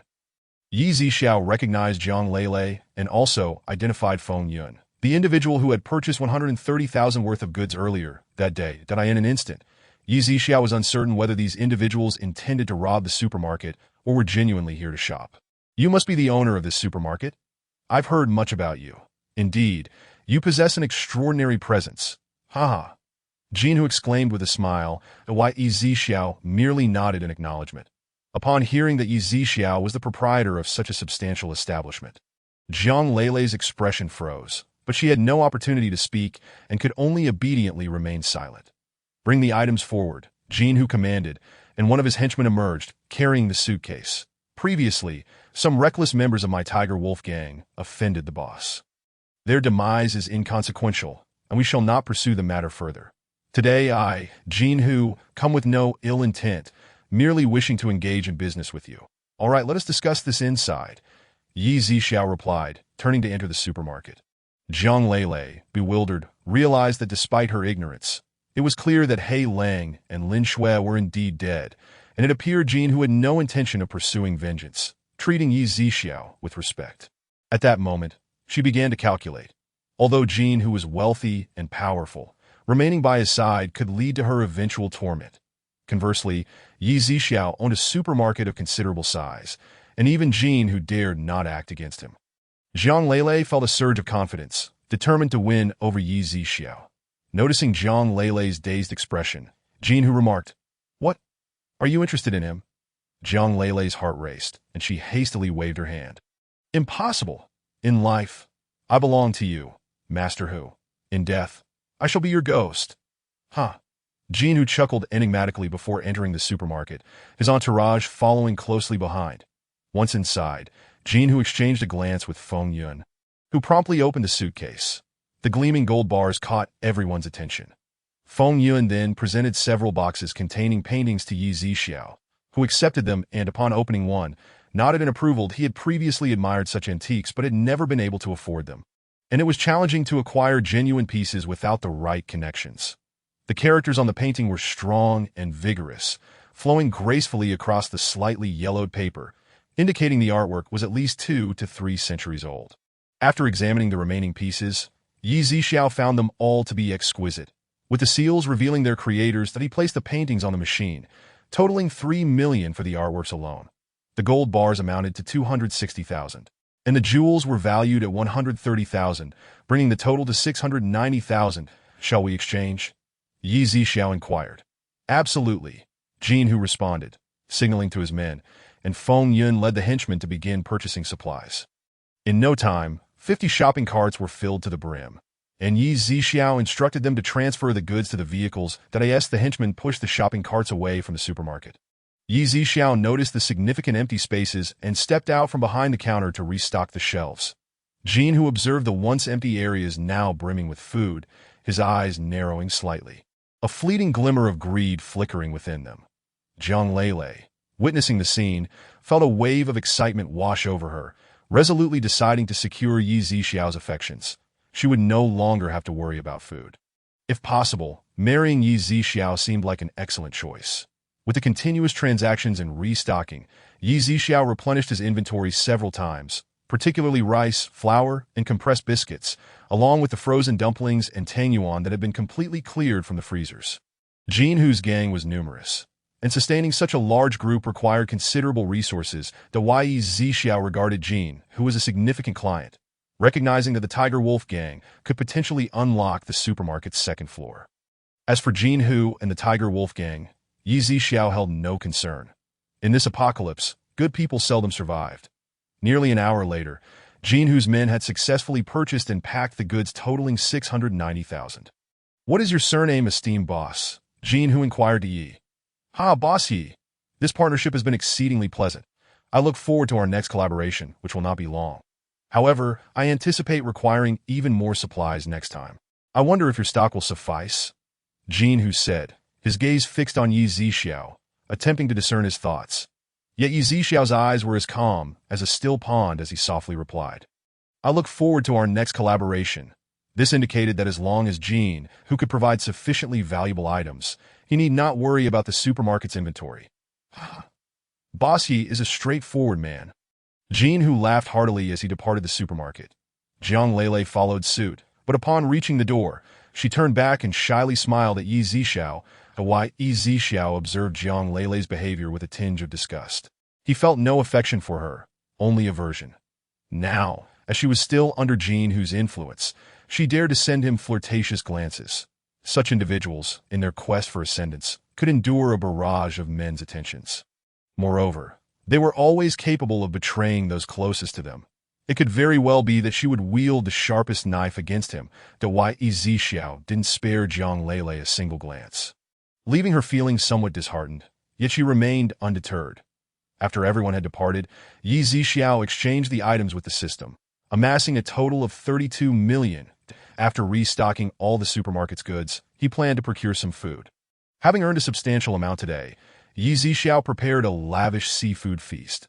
Steamed king crab, salt-baked prawns, and garlic butter lobster, all previously scavenged from other supermarkets. After dining and placing the dishes into the automatic dishwasher, he stepped out of the supermarket, intending to take a stroll in the nearby park. The temperature hovered around -29°C. The snow from earlier had yet to melt, creating a picturesque winter wonderland. However, the dim atmosphere was marred by a thin layer of gray mist, reminiscent of smoggy weather. After half an hour of wandering, Yi Zixiao returned to the supermarket. That evening, as he was about to close the doors, he suddenly heard a series of crackling sounds from outside. Yi Zixiao found it peculiar. The vicinity had been eerily quiet, with even the insects and birds silenced by the extreme cold, that he stepped outside the supermarket, moving towards the source of the sound. The further he ventured, the darker it became. Yet Yi Zixiao's vision remained sharp. Suddenly, a figure leaped from behind a large tree, lunging towards Yi Zixiao, blood dripping from its mouth. A second-tier zombie. Just as Yi Zixiao prepared to act, a white figure swiftly darted out from the shadows, intercepting the zombie before it could reach him. Roar! Is it you? Yi Zixiao exclaimed, recognizing the mutated beast engaged in a fierce struggle with the zombie. Neither gaining the upper hand, did I see it coming to my aid? Yi Zixiao pondered. However, in the next moment, the mutated beast found itself at a disadvantage, the zombie opening its gaping maw, poised to bite down on the beast's neck. Without hesitation, Yi Zixiao unleashed a powerful strike, sending a bolt of purple lightning straight to the zombie's head. With a resounding explosion, the zombie's skull erupted, and the mutated beast recoiled in shock from the sudden display of power. Rest assured, it's over. Yi Zixiao reassured the beast, this. The mutated creature slowly rose, its limbs trembling slightly, though Yi Zixiao was unsure whether it was trembling from the fright of the zombie or the residual shock from the lightning. Hadn't it been quite formidable just moments ago? Yi Zixiao shook his head, noting that this mutated beast was merely a first-tier creature, while the zombie had only just entered the second tier. However, there remained a discernible gap between the two. In the future, refrain from engaging in battles beyond your tier, or you may very well lose your life. Yi Zixiao cautioned. Ow! The mutated beast seemed to comprehend Yi Zixiao's words, letting out a howl. What is that? Suddenly, Yi Zixiao noticed a gray, diamond-shaped object about the size of a thumb amidst the pile of shattered flesh and bones that constituted the zombie. That he raised his hand, telekinetically lifting the diamond-shaped object into the air, and then utilized his water-based abilities to wash it thoroughly for a while before finally holding it in his hand. That he pinched the diamond-shaped object, which had been lodged in the zombie's brain, examining it closely. Its surface was smooth and gleamed with a lustrous sheen. System. What is this? Yi Zixiao inquired.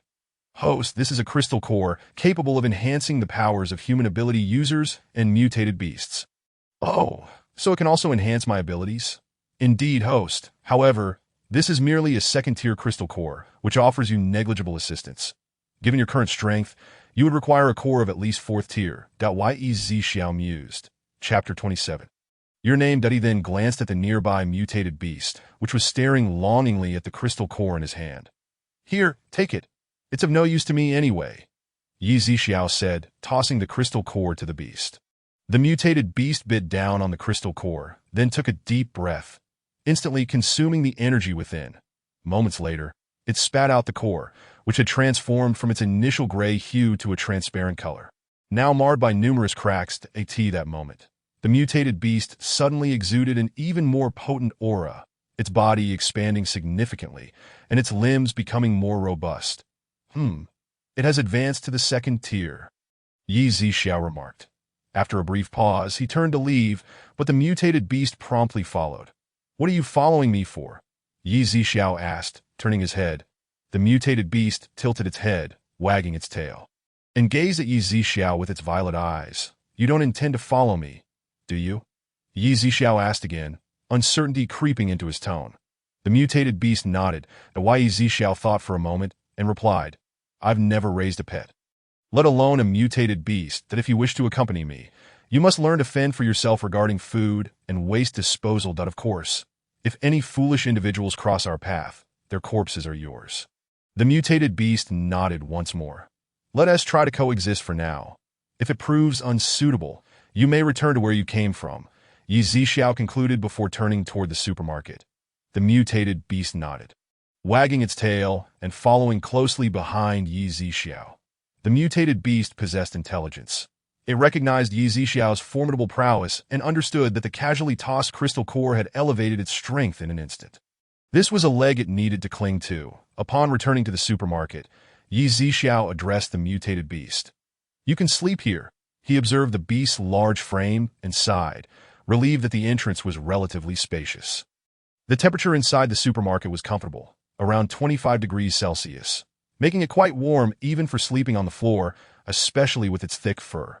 The mutated beast's eyes sparkled with delight at Yi Zixiao's arrangement, particularly after enduring temperatures below freezing outside. Its satisfaction extended beyond mere warmth. The shelves were stocked with an abundance of food. Yi Zixiao paid no mind to its drooling expression as he shut the supermarket door and retreated to his room.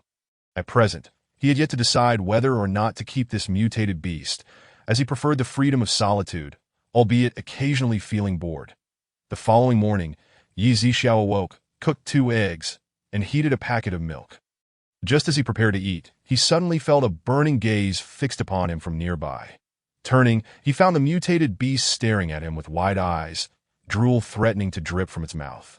"If that drool hits the floor, you won't be staying here anymore." Whoosh! Upon hearing this, the mutated beast inhaled sharply, swallowing back the drool that had almost escaped.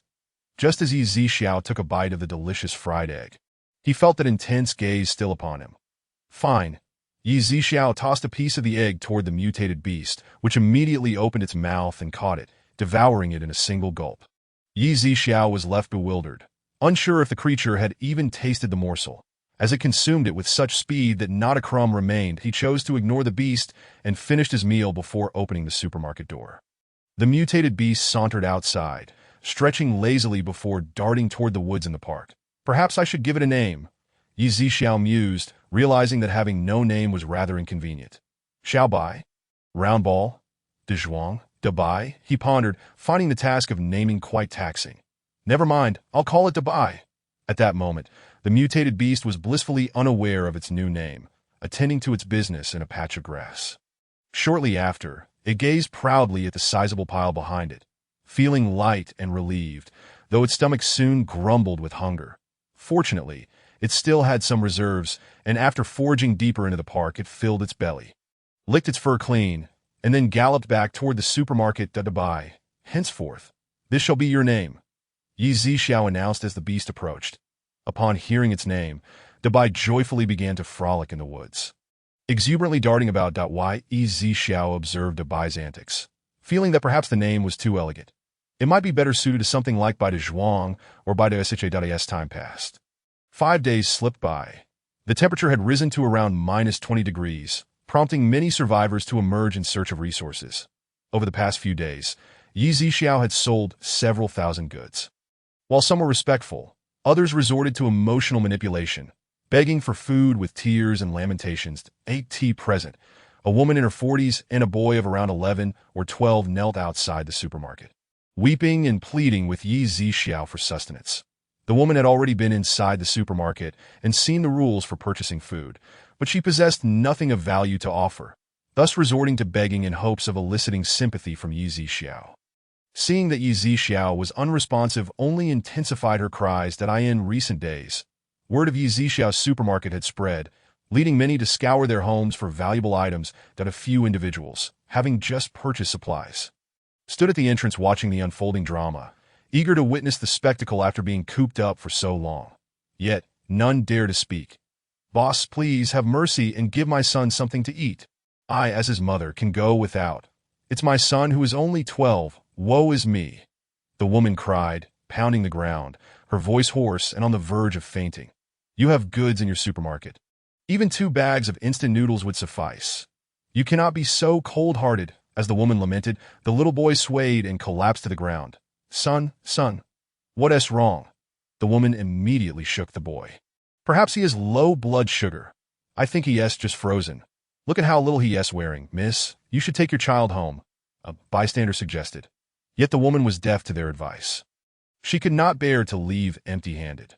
Though the crowd offered words of comfort, none were willing to part with their own food to assist the woman. With the supermarket now available, no one had resorted to stealing from others. Were it not for Yi Zixiao's establishment, the situation would have been dire, with the potential for cannibalism looming at that moment. A car sped down the street outside the supermarket, that a woman stepped out. And upon reaching the entrance, she quickly grasped the situation unfolding outside. Pausing, she listened to the exchange and quickly pieced together the narrative. Turning her gaze to the unconscious boy, she discerned that he was likely starving. In the crowd, someone remarked, You look just like Li Wan from the city hospital. Indeed, I am Li Wan, the woman responded. Upon realizing that Li Wan stood before her, the woman immediately bowed her head and implored. Li, please, you must save my child. Li Wan nodded and immediately entered the supermarket, her expression impassive as she produced some gold jewelry and a jade bracelet, placing them on the counter. Here, assess their worth. Li Wan said coldly, Xiao, unfazed. Place the items on the machine, point 20,000. Will you exchange? He inquired. Yes, but I'll take these first, and then I'll buy more. After Li Wan finished speaking, she grabbed a few lollipops and immediately made her way to the dairy section of the supermarket, where she took 2 bottles of milk. Upon seeing the price, a surge of anger welled up within her.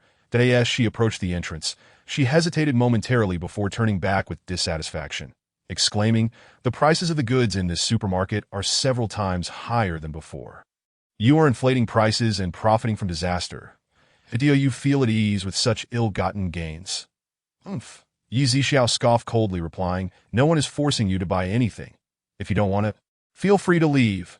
He was not inclined to be polite to such a person. Li Wan, incensed, pointed an accusatory finger at Yi Zixiao, but found herself at a loss for words.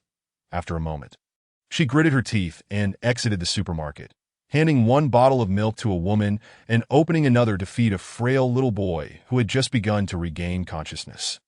Gradually, the boy started to recover, though he remained weak.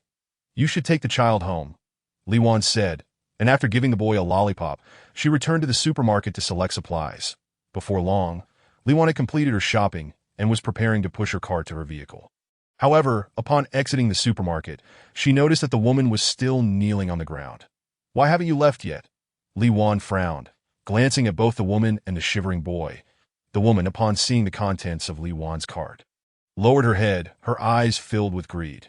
Dr. Li, our home is barren, and we have nothing to eat that if we go back, we might have to resort to foraging for wild grass or eating tree bark. I can endure anything, but my son. The woman wiped her tears as she spoke. Dr. Li, you possess a healer's compassion. I implore you, please give me some food. She gazed longingly at the items in Li Wan's cart. Seeing the boy, who was trembling and had red fingers, Li Wan took out a 20-pound bag of rice from her cart and handed it to the woman. The woman immediately accepted it, then gave the boy a hearty pat on the back, urging quickly, thank Dr. Li. The boy bowed deeply, his lips trembling as he stuttered. Thank you, Dr. Li. Make haste and return home, Li Wan instructed, pushing her cart to her vehicle and loading the items inside. The others soon dispersed, heading to their cars at the roadside, eager to leave, as the outside air remained frigid, and they too wished to return to warm meals. Yet, no one noticed as the woman pinched the boy's leg harshly, whispering, what a waste of that bottle of milk. She then snatched the lollipop from the boy's hand and stuffed it in her pocket. Before long, Li Wan returned the shopping cart to the supermarket. However, as she stepped outside, the woman approached her again, saying, my son can no longer walk. I wonder if Dr. Li could give us a ride. Li Wan was taken aback, not expecting such a request from the woman. Sensing Li Wan's hesitation, the woman quickly added, it's not far. I just don't know if my son has the strength to walk back, that if it's inconvenient, it's no matter. I can carry him. The woman adopted a retreating stance to advance. Li Wan glanced at the 20 pounds of rice in the woman's hands, and then at the 12-year-old boy. It was evident that carrying him was not feasible, especially in this cold weather.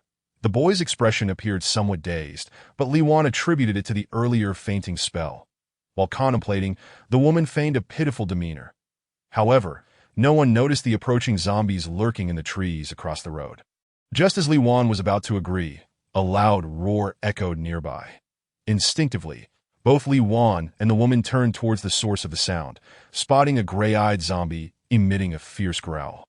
Followed closely by several first-tier zombies, they screamed in unison and quickly scattered. The zombies drew near to Li Wan's vehicle, making it impossible to get inside, forcing them to run towards the supermarket. Yet the boy remained rooted in place, motionless. Run, hurry, Li Wan shouted, while the woman had already dashed to the wall of the supermarket, trembling in fear. At that moment, a second-tier zombie reached the boy, opening its gaping maw to bite down. The boy's face contorted in pain as he cried out, struggling desperately. Yet the woman didn't even glance back, solely focused on escaping into the supermarket. Wei Zixiao witnessed the scene, but felt no obligation to intervene. The fate of these individuals was of no concern to him. Having seen the woman's earlier treachery, he had no intention of letting her enter the supermarket with a wave of his hand. The supermarket doors locked automatically. "Boss, open the door and let us in," Li Wan exclaimed, realizing that the entrance was barred just as she was about to enter. Although she had seen how the woman abandoned her son, now was not the time to dwell on that. As the zombies began to devour the boy, they turned their attention towards her. The two women frantically pounded on the supermarket doors, observing their desperate plight. Yi Zixiao remained unmoved. The woman, seeing the situation, rushed towards Li Wan, pushing her forward. Li Wan, filled with terror, instinctively turned to the woman, disbelief etched on her face. "Help me buy some time with that boy," the woman shouted as she ran. "To be honest, that boy is not my son. He is just a fool I encountered on the road." As the zombies approached, the woman had whispered "Don't move" into the boy's ear just moments before. In that fleeting second, Li Wan found herself surrounded by zombies, their gnashing teeth unleashing blood-curdling screams. Regret washed over her as she realized her repeated acts of kindness had led to this dire situation, and she lamented her moral high ground in criticizing Yi Zixiao. But it was too late for regrets. As the woman reveled in her perceived escape from the zombies, two second-tier zombies suddenly emerged from the roadside, sinking their teeth into her neck and skull. Everything transpired too swiftly for her to react, and the searing pain engulfed her. Her screams rang out for but a moment before she was devoured at an alarming speed by the two second-tier zombies. Yi Zixiao shook his head. Had they simply remained within 2 meters of the supermarket, the zombies would not have been able to approach. Yet, they chose the most grotesque manner to end their lives. As the zombies began to stir again, Yi Zixiao murmured, then signaled for the supermarket doors to open once more. Having consumed Li Wan, the zombies surged towards Yi Zixiao, but as they crossed the 2-meter threshold of the supermarket, a loud bang resounded that a first-tier zombie was suddenly flung away, exploding mid-air in a spray of blood and flesh. The second-tier zombie halted in its tracks, hesitating to advance. Yi Zixiao slowly approached the entrance of the supermarket. "Dabai, come out," he called to AT that moment. Dabai, who had been crouched outside the kitchen, bolted towards the supermarket in trance upon hearing his name. Yi Zixiao raised his hand and shot the second-tier zombie in the head. Then directed Dabai, "The rest is up to you." With a fierce howl, Dabai charged at the first-tier zombies. In an instant, the zombies lunged at Dabai, but against the now second-tier mutated beast, they could only suffer the fate of having their necks bitten and skulls crushed. Dabai's assault on the zombies was efficient and ruthless. Before long, all the first-tier zombies were dispatched. Yi Zixiao had noted that the second-tier zombie he had killed did not possess a crystal core, realizing that not every zombie harbored such entities. Among the first-tier zombies, only 2 white crystal cores were found. Observing by retrieving a first-tier crystal core, Yi Zixiao remarked, "You killed this zombie, so the core belongs to you." Without hesitation, Dabai absorbed the energy of the core. However, upon seeing the corpses of the zombies lying around, which emitted a foul odor, he slightly wrinkled his brow. Just then, Dabai prepared to enter the supermarket, but was immediately halted by Yi Zixiao. "Hold on, you're too filthy, Dabai." Yi Zixiao raised his hand, using his water-based abilities to wash Dabai clean. Yi Zixiao suddenly recalled his fire abilities. He could incinerate the zombie corpses directly. He had only recently acquired these powers, and with so many at his disposal, he momentarily overlooked this option. "Step back." Yi Zixiao instructed Dabai, who quickly scampered away. Yi Zixiao conjured a small blue flame at his fingertips, the heat palpable even from a distance, causing Dabai to tremble with fear at the sight of the tiny flame. With a flick of his finger, the flame split into 9, racing towards the zombie corpses. Upon contact, the blue flames enveloped the bodies, turning them to ash within seconds, leaving no trace behind as they were swept away by the cold wind. Dabai watched in wide-eyed astonishment, glancing back at Yi Zixiao with a hint of fear on his face. Noticing Dabai's gaze, Yi Zixiao turned and asked, "Are you scared?" "Rest assured, as long as you behave, these matters will not concern you."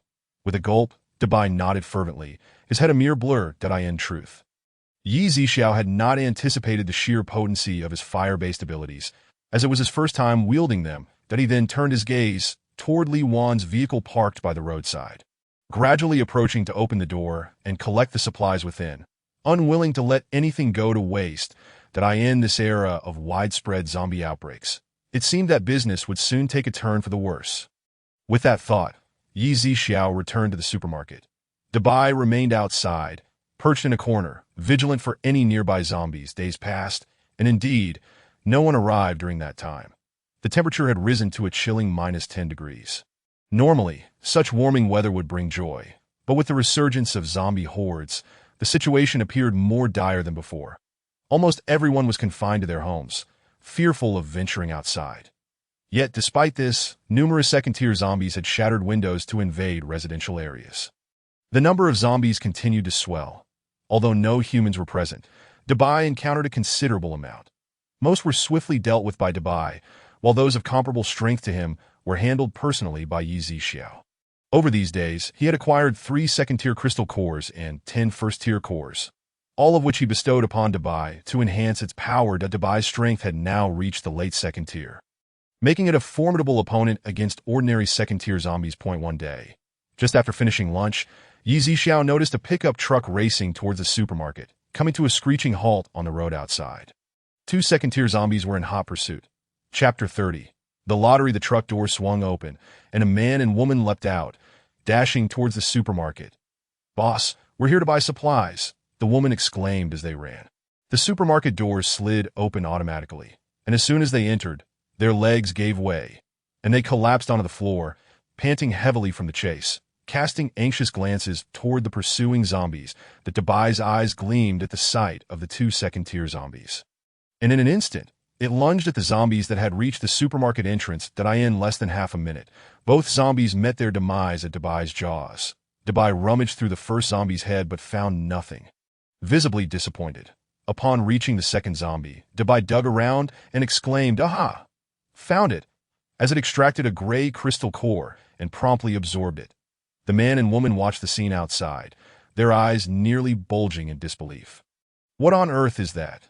the man stammered, intimidated by Dabai's towering height of over 2 meters. "That is my pet. You needn't worry, it won't harm you without cause," Yi Zixiao reassured them. Gradually, the two regained their composure and helped each other to stand. Although their legs still felt weak, the woman suddenly remembered something and hurriedly retrieved several boxes from her white handbag.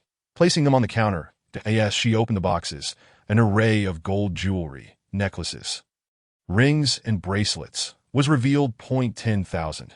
"Will you trade?" she proposed. "Indeed," both replied in unison. They then began to select items, clearly having heard of the supermarket's offerings. Aside from essentials like rice, flour, sugar, and salt, they seemed to choose little else. With no zombies outside, they filled their shopping cart to the brim and headed out to load it onto their vehicle. Given the sparse population in Yi Zixiao's vicinity, zombies were naturally few. The 2 second-tier zombies had been drawn in by the couple. However, as the woman glanced toward the back seat, she spotted a cardboard box, recalling that her husband had spent several thousand on a vase from a farmer's home, intending to have it appraised later. Now, with zombies and severe cold encroaching, that plan had been shelved. Previously, they had heard from others who shopped at the supermarket that it accepted gold and silver. But antiques were not mentioned, as not every household dabbled in them. They had only noticed the supermarket's exchange policy on antiques written elsewhere. "Husband, why don't we show the vase to the boss? It might be worth something. Who knows when we can come out again?" the woman suggested. "But what if it's a fake?" the man expressed concern, fearing the supermarket owner might think they were trying to deceive him with counterfeit goods, potentially landing them on a blacklist. Such an opportunity to encounter a supermarket like this was rare, and he was hesitant. "What's there to worry about? We'll just be honest with the boss and see if he wants to accept it," the woman declared, seemingly resolute, as she pulled the cardboard box from the back seat and made her way toward the supermarket. The man, having finished loading the last of their supplies, quickly pushed the shopping cart to follow her. Yi Zixiao noticed the woman returning, clutching the cardboard box. "Boss, I have a piece of antique porcelain said to be around 500 years old, which my husband acquired a few months ago. I am uncertain about its authenticity. If it's genuine, we'd like to exchange it," she hurriedly explained at a tea that moment. The man entered as well. "Let me have a look," Yi Zixiao instructed. The woman promptly placed the box on the ground and extracted a blue and white porcelain vase from a nest of straw and newspaper. Yi Zixiao examined the vase, feeling it bore the hallmarks of authenticity, though he couldn't be entirely sure without having seen the genuine article before. However, with his expertise, he sensed that the vase was no less than a century old. As for whether it dated back 500 years, whether it was from a folk kiln or an imperial kiln, or if it was merely a copy from a century ago, such details required the system's appraisal. 500-year-old blue and white porcelain, imperial kiln, value $1.5 million. The couple's eyes widened in disbelief at the valuation. Will you trade? Yi Zixiao inquired. Only then did the couple fully grasp the situation, repeatedly affirming, yes, with such an abundance of food. The man exclaimed excitedly, we'll never have to risk going out for supplies again. However, they glanced at their vehicle, and the woman expressed concern, boss, it seems our car might not be able to hold all of this. If we have to come out again, Yi Zixiao furrowed his brow, realizing the truth in her words. His supermarket system didn't even provide bags. System, do we have any bags? Yi Zixiao asked. Yes, host, there exists a disposable spatial pocket. Measuring 15 square meters and 3 meters high, if the goods are not retrieved within a day, the pocket will become ineffective. The cost is 500 each, and they sell for 2,500 each. Is it really that expensive? Yi Zixiao felt a bead of sweat trickle down his brow. No wonder the system had never mentioned it. Host, you may not be aware, but even when filled, this pocket does not impart any weight. And the food remains as fresh as when it was stored for up to 24 hours. Yi Zixiao then turned to the couple, saying, here is a spatial pocket priced at $2,500. It has a capacity of 15 square meters for storing items. However, it is a one-time use pocket which becomes ineffective after 24 hours. The couple paused, contemplating the offer. Though skeptical, they eventually nodded. All right, boss, we'll buy one. Yi Zixiao promptly purchased 10 of these bags through the system for future needs. The bags materialized on the counter, startling the two. Do not be alarmed. This is spatial ability. Yi Zixiao reassured them, wishing to dispel any notion that it was supernatural. The couple nodded, having heard tales of supernatural beings during their time. Once your purchases reach the required amount, the bag will automatically notify you, Yi Zixiao explained, handing them one of the bags. They tentatively accepted it, their expressions a mix of curiosity and disbelief as they began selecting items, quickly filling their cart with supplies while marveling at the absence of any weight, which astonished them and hastened their shopping pace. In the interim, Yi Zixiao restocked supplies twice, especially rice and flour. As the couple completed their purchases, the bags indicated a red exclamation mark, signaling them to stop. Before departing, they bowed in gratitude to Yi Zixiao and left. Just after they exited, the system's voice echoed in Yi Zixiao's mind. Host, the value of sold goods has exceeded 10 million. You may now proceed with a lottery. At that moment, a pale blue disc appeared before Yi Zixiao. Chapter 31. The Secrets Within Transformation Pill.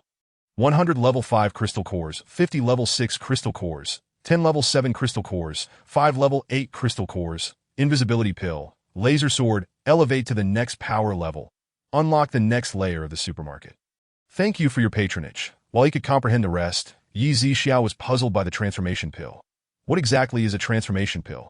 He inquired. Host, it is a pill that allows mutated beasts to assume human form. Yi Zixiao glanced at Dabai, frolicking at the entrance, pondering how convenient it would be to transform it into a human, considering Dabai's considerable size, which would only continue to grow in the future. May I ask if the host wishes to proceed with the lottery? Yi Zixiao promptly confirmed beneath the disc. The pointer of the disc whirled rapidly before finally coming to rest, not upon the transformation pill, but rather indicating 56 grade crystal nuclei. In an instant, 50 blood-red crystal nuclei materialized before Yi Zixiao. As he sensed the nuclei, a yearning arose within him, a desire to absorb them all. So this is what it feels like. At that moment, Yi Zixiao comprehended why Dabai had exhibited such an expression upon first encountering these crystal nuclei. It was a primal instinct. The reason Yi Zixiao had not felt this earlier was due to the low grade of those nuclei, which held little value for him. Without further hesitation, Yi Zixiao absorbed the energy from all the crystal nuclei, the crimson energy surging into his brow. After a few minutes, the 50 blood-red 6th-grade crystal nuclei had transformed into transparent shells devoid of energy. Yi Zixiao's body suddenly erupted with an even more formidable aura. Congratulations, host. Your strength has successfully advanced to the early stage of level 7, with a lifespan extended to 500 years. Yi Zixiao was momentarily taken aback. Then his heart soared with joy as he eagerly felt the changes in his abilities. Outside the door, Dabai also sensed the energy fluctuations and understood that Yi Zixiao's strength had once again increased. At this moment, Dabai's intelligence equated to that of an 11 or 12-year-old child, and as his strength grew, so too did his intellect.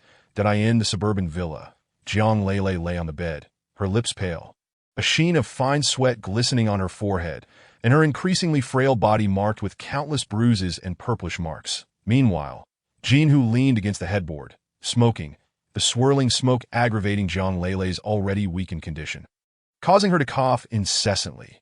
Jinhu not only refused to restrain himself, but took a deep drag, continuing to exhale clouds of smoke, relishing in the sounds of Jiang Lele's painful gasps and coughs. By now, Jiang Lele had thoroughly grasped the extent of Jinhu's perverse nature. Each time during these torturous hours, she endured immense suffering, and even after it was over, he would take pleasure in her wretched appearance to satisfy his twisted psyche. Her sole desire was to find an opportunity to seek a new protector, one who could not only free her from Jin, but also shield her from the brutal realities of the outside world. After returning home a few days prior, Jiang Lele had intended to seize the chance to raid the supermarket and capture Yi Zixiao, but she had not anticipated the resurgence of a zombie outbreak, forcing her to stifle that thought for the time being. Why Yi Zixiao was the epitome of her ideal candidate, and she firmly believed that there was no cat that did not indulge in fish. She simply had not invested enough. Observing Jiang Lele's state, Jinhu smoked several cigarettes before pausing. He then approached the window on the right, gazing at the base approximately 800 meters away, which was currently being hastily constructed day and night. This site had once been a gymnasium, now largely abandoned. Jinhu had previously devised a way to acquire the land here during his visit to a city. Now, construction was fervently underway within the gymnasium, though the accommodation and office buildings were already in place and merely required reinforcement. On the rooftops of several tall buildings, a few individuals armed with silenced rifles and sniper rifles scanned the surroundings. Should any zombies approach, they would immediately pull the trigger. Once the base is nearly complete, we will need to head to the supermarket to procure additional supplies, Jinhu murmured. His prior reluctance to purchase a vast quantity of items was due to a lack of storage space. Although he felt some regret over those collectibles, food was now the most pressing need. The changes in the current world had exceeded his expectations. Valuable items might not even suffice to trade for a bag of rice in the future.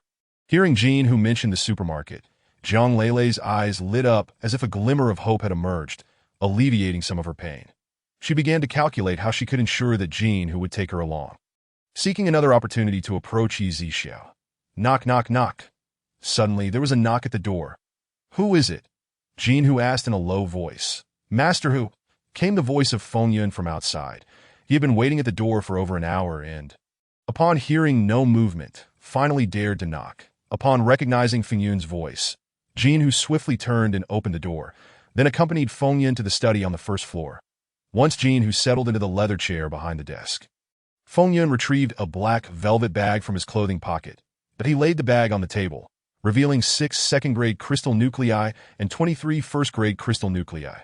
Jinhu's eyes brightened at the sight of the nuclei, and without hesitation, he absorbed them entirely, his aura instantly magnifying several times. "Congratulations, Master Hu.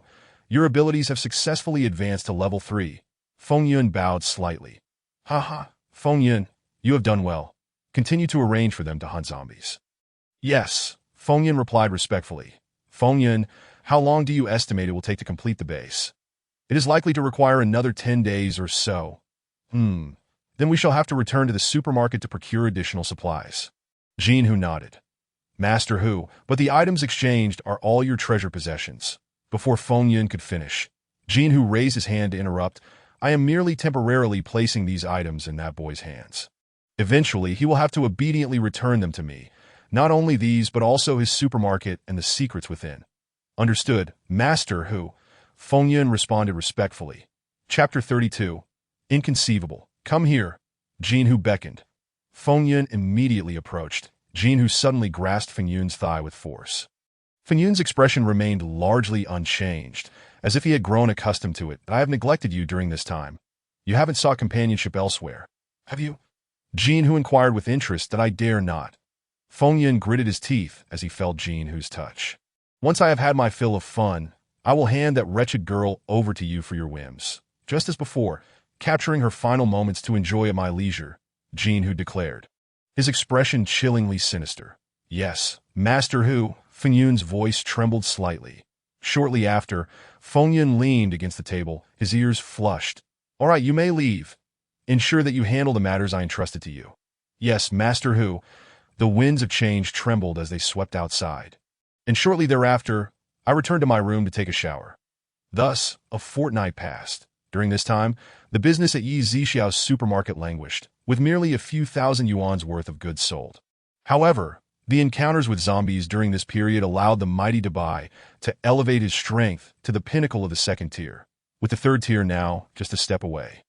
Yet, as time progressed, the path to enhancement grew increasingly arduous. That on an afternoon 2 days later, a woman drove a modified off-road vehicle at breakneck speed down the road. That it was evident that the vehicle had undergone extensive modifications, including thick, bulletproof glass, an unexpected boon she had acquired en route.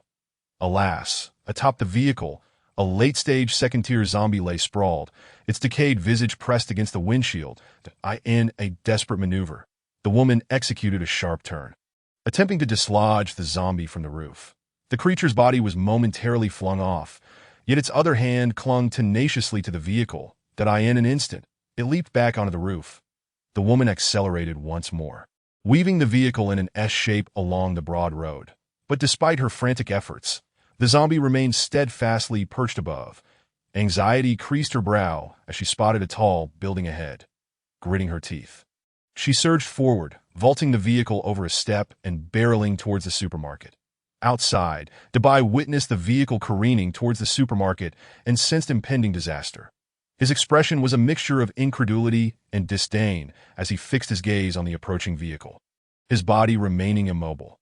Over time, he had come to understand that all dangers were unable to breach the supermarket's sanctum. Yi Zixiao, too, sensed the commotion, his eyes drawn to the door where the zombie resided. The thought coursing through Yi Zixiao's mind was singular. This woman had lost her wits, with the vehicle drawing perilously close to the supermarket and the woman showing no signs of deceleration.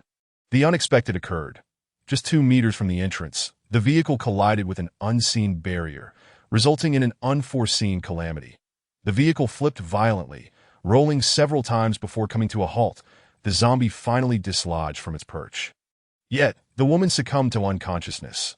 Thanks to the vehicle's thorough modifications, the airbags deployed, preventing any serious injury. Only a mild concussion. Perhaps that as the zombie regained its footing, it found Dabai already at its side. The outcome was inevitable. The zombie was swiftly dispatched by Dabai, though it bore no crystal core. In encounters of similar rank, zombies with crystal cores exhibited superior intelligence and abilities compared to their counterparts devoid of such cores.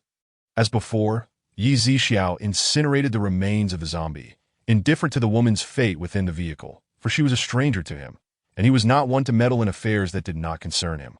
Moments later, the woman began to stir, shaking her head vigorously to regain her senses.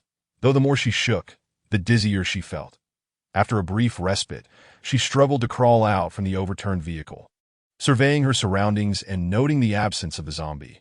Trembling, she approached the supermarket, but had not ventured far when she spotted Dabai, striding confidently toward the entrance. Fear gripped her, prompting her to take a step back and assume a defensive posture. Dabai glanced at her with his violet eyes, regarding her as if she were a fool, before dismissing her entirely, opting instead to recline beside the supermarket entrance. Intelligence varies, and Dabai deemed this woman beneath him. Realizing the futility of her stance, the woman gradually lowered her arms, though her gaze remained wary. She then sidestepped and entered the supermarket. Upon crossing the threshold, she was taken aback, her lips parting in astonishment as her eyes widened at the scene before her. Over a month had passed since the apocalypse began, and now, the entire Blue Star was rife with cries of despair, with incidents of cannibalism already reported. Yet here stood an intact supermarket, its shelves brimming with goods. A sight that would leave any onlooker agape. Though she had felt faint moments earlier, she was instantly revitalized by the sight of the abundant food, her throat involuntarily swallowing at the sight. Having traveled for 2 days, subsisting only on a couple of boxes of crackers and a bottle of mineral water. Her hunger was now palpable. After a moment, she gathered her thoughts and turned to see that there were still people behind the counter. A wave of unease washing over her as she stammered, I'm sorry, I didn't realize anyone was here. She had assumed it was an abandoned building and had not anticipated the presence of so many supplies and people. Yi Zixiao cast a glance at the woman, uninterested in conversation. At that moment, she noticed the supermarket's exchange rules.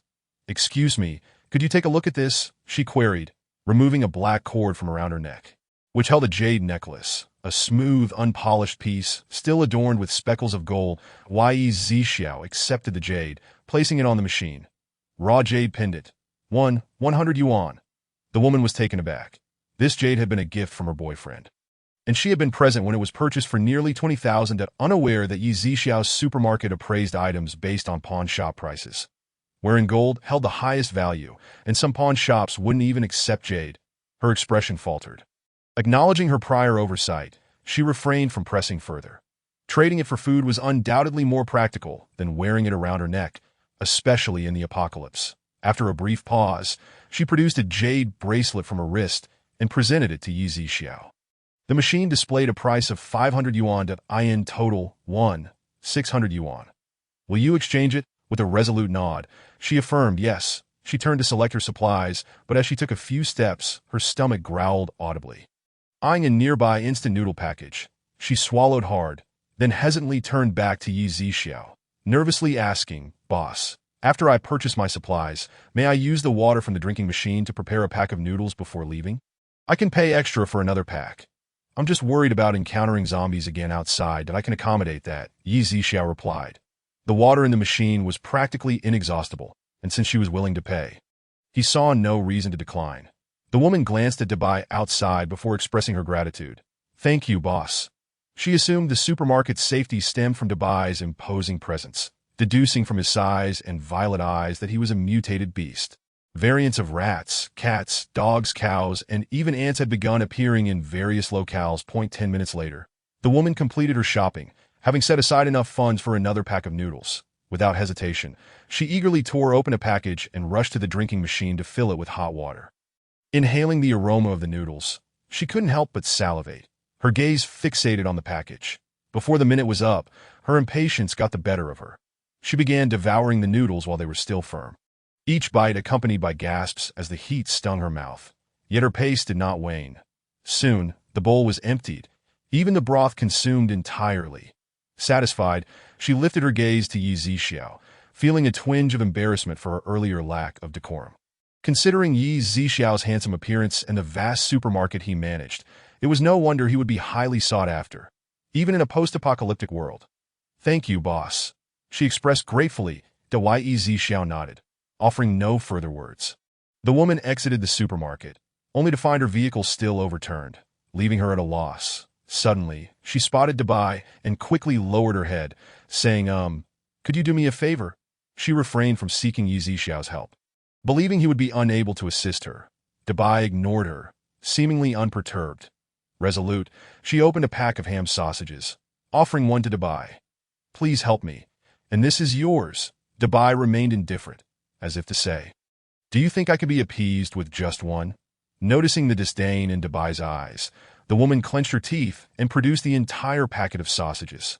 Will this suffice? Dabai's interest piqued, and he rose, sauntering over to the overturned vehicle and extending a hefty leg.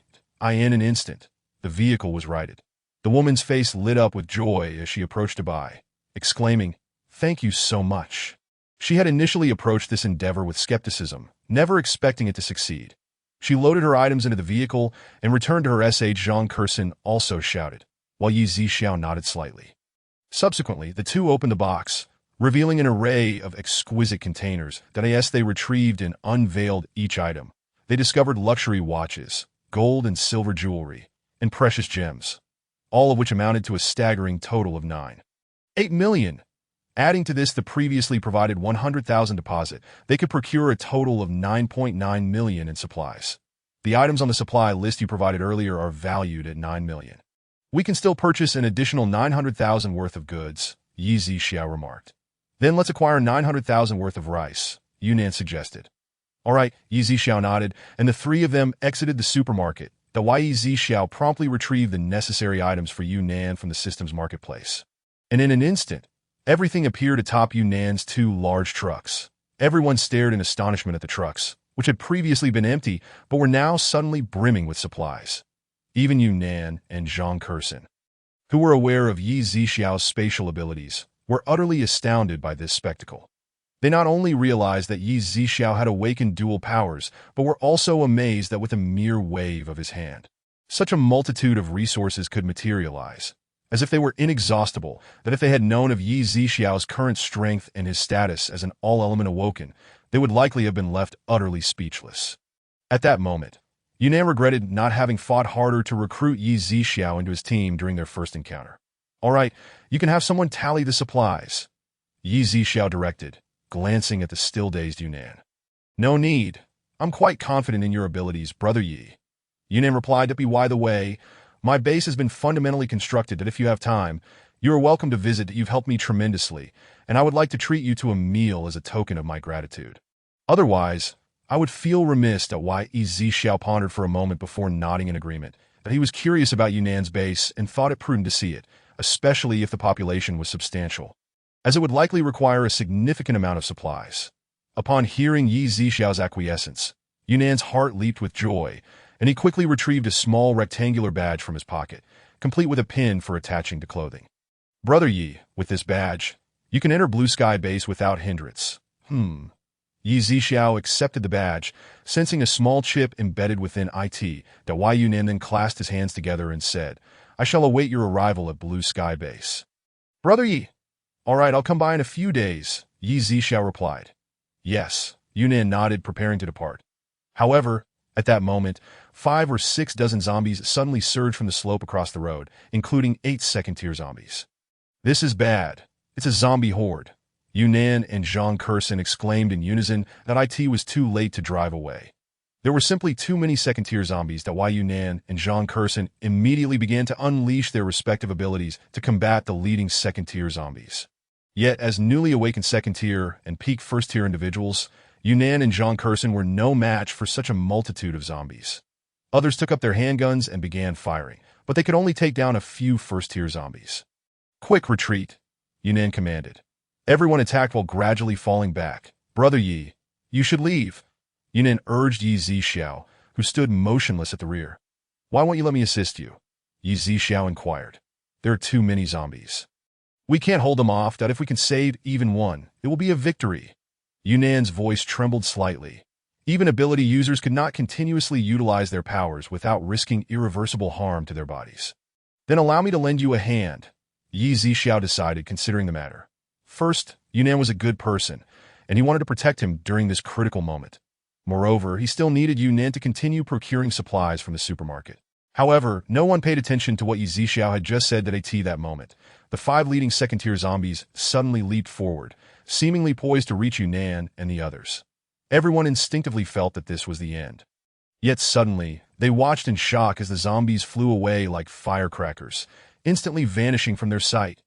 Boom! Boom, boom! The zombies exploded just 6 or 7 meters away from them.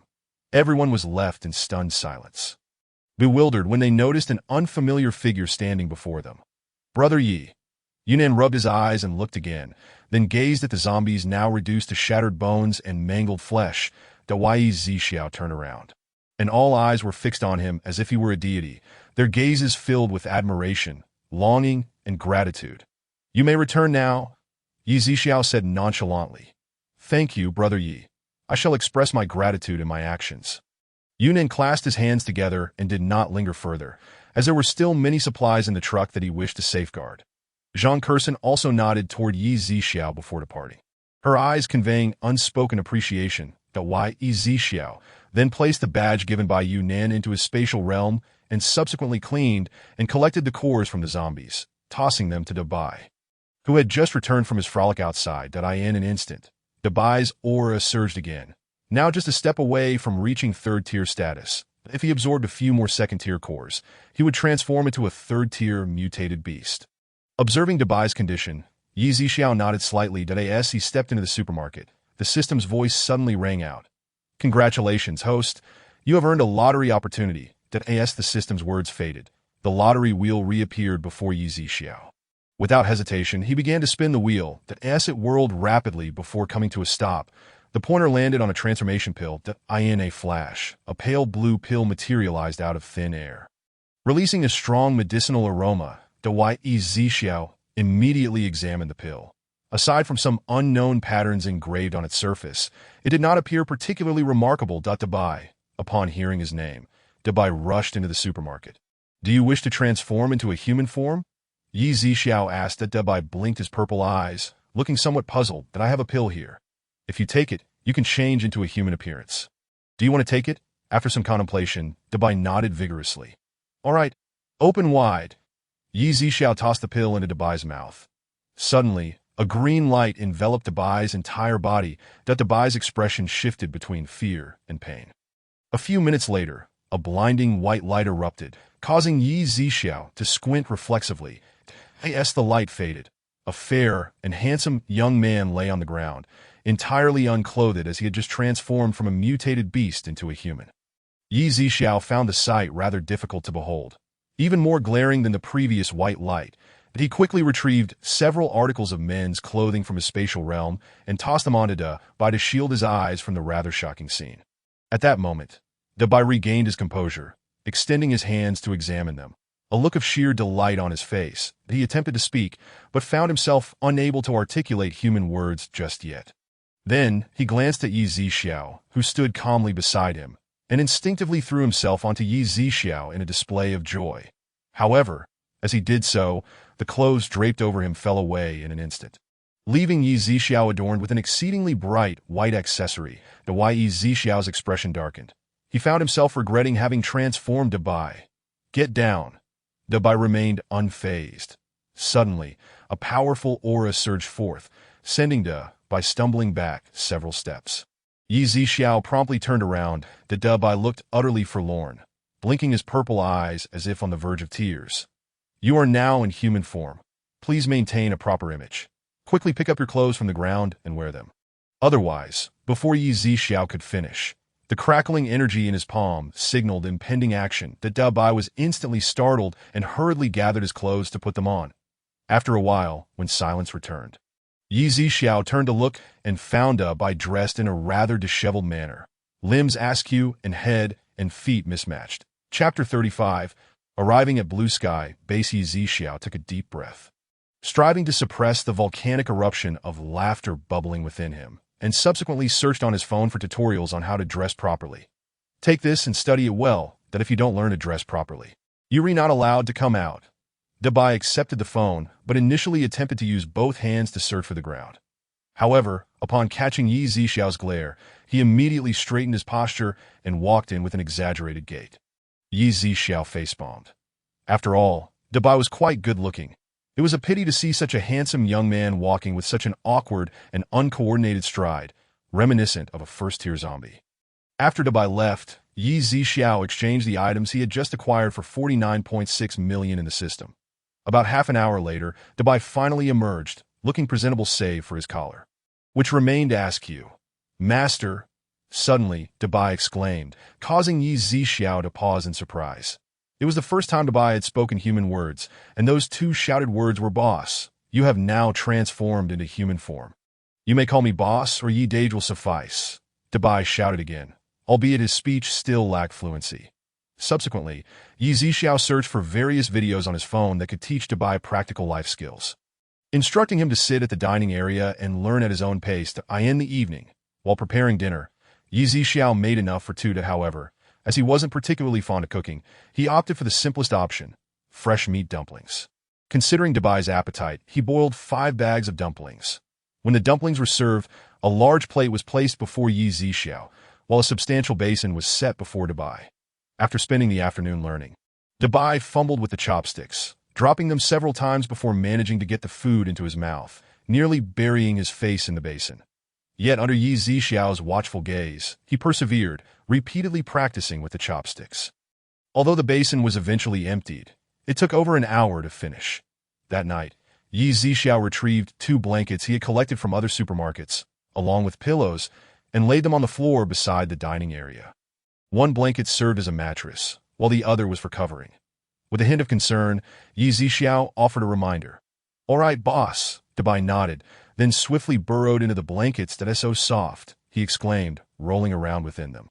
The supermarket possessed a self-cleaning feature that activated at 9 o'clock each night, and Yi Zixiao could set the schedule himself, ensuring the floor remained impeccably clean. 3 days later, Yi Zixiao had consistently encouraged Dabai to learn everyday knowledge and proper walking posture. Dabai did not disappoint. His capacity to learn was commendable. Additionally, over these 3 days, he had eliminated several first- and second-tier zombies outside the supermarket, by absorbing their crystal cores. Dabai's strength had reached the early 3rd tier, and his intelligence had significantly improved, comparable to that of a 16 or 17-year-old. "Boss," Dabai approached, holding a bowl of tang yuan and presenting it to Yi Zixiao. This marked Dabai's first attempt at cooking. Although they were merely frozen tang yuan, it represented a substantial improvement. "You should be familiar with the supermarket's operations by now, right? Tomorrow, I will step out for a while, and you will watch over the supermarket at home," Yi Zixiao stated. "Understood, boss," Dabai nodded. Over these past 2 days, Yi Zixiao had also added Dabai to the employee roster of the system supermarket. However, even as an employee, he was not permitted to take supplies freely, though he could drink from the water dispenser at will. The following day, Yi Zixiao placed some pork he had collected from other supermarkets in the kitchen, allowing Dabai to help himself when hunger struck. As he was uncertain how many hours he would be at the base, he then retrieved the large G from his space, driving towards the blue sky base while Dabai watched with lingering reluctance.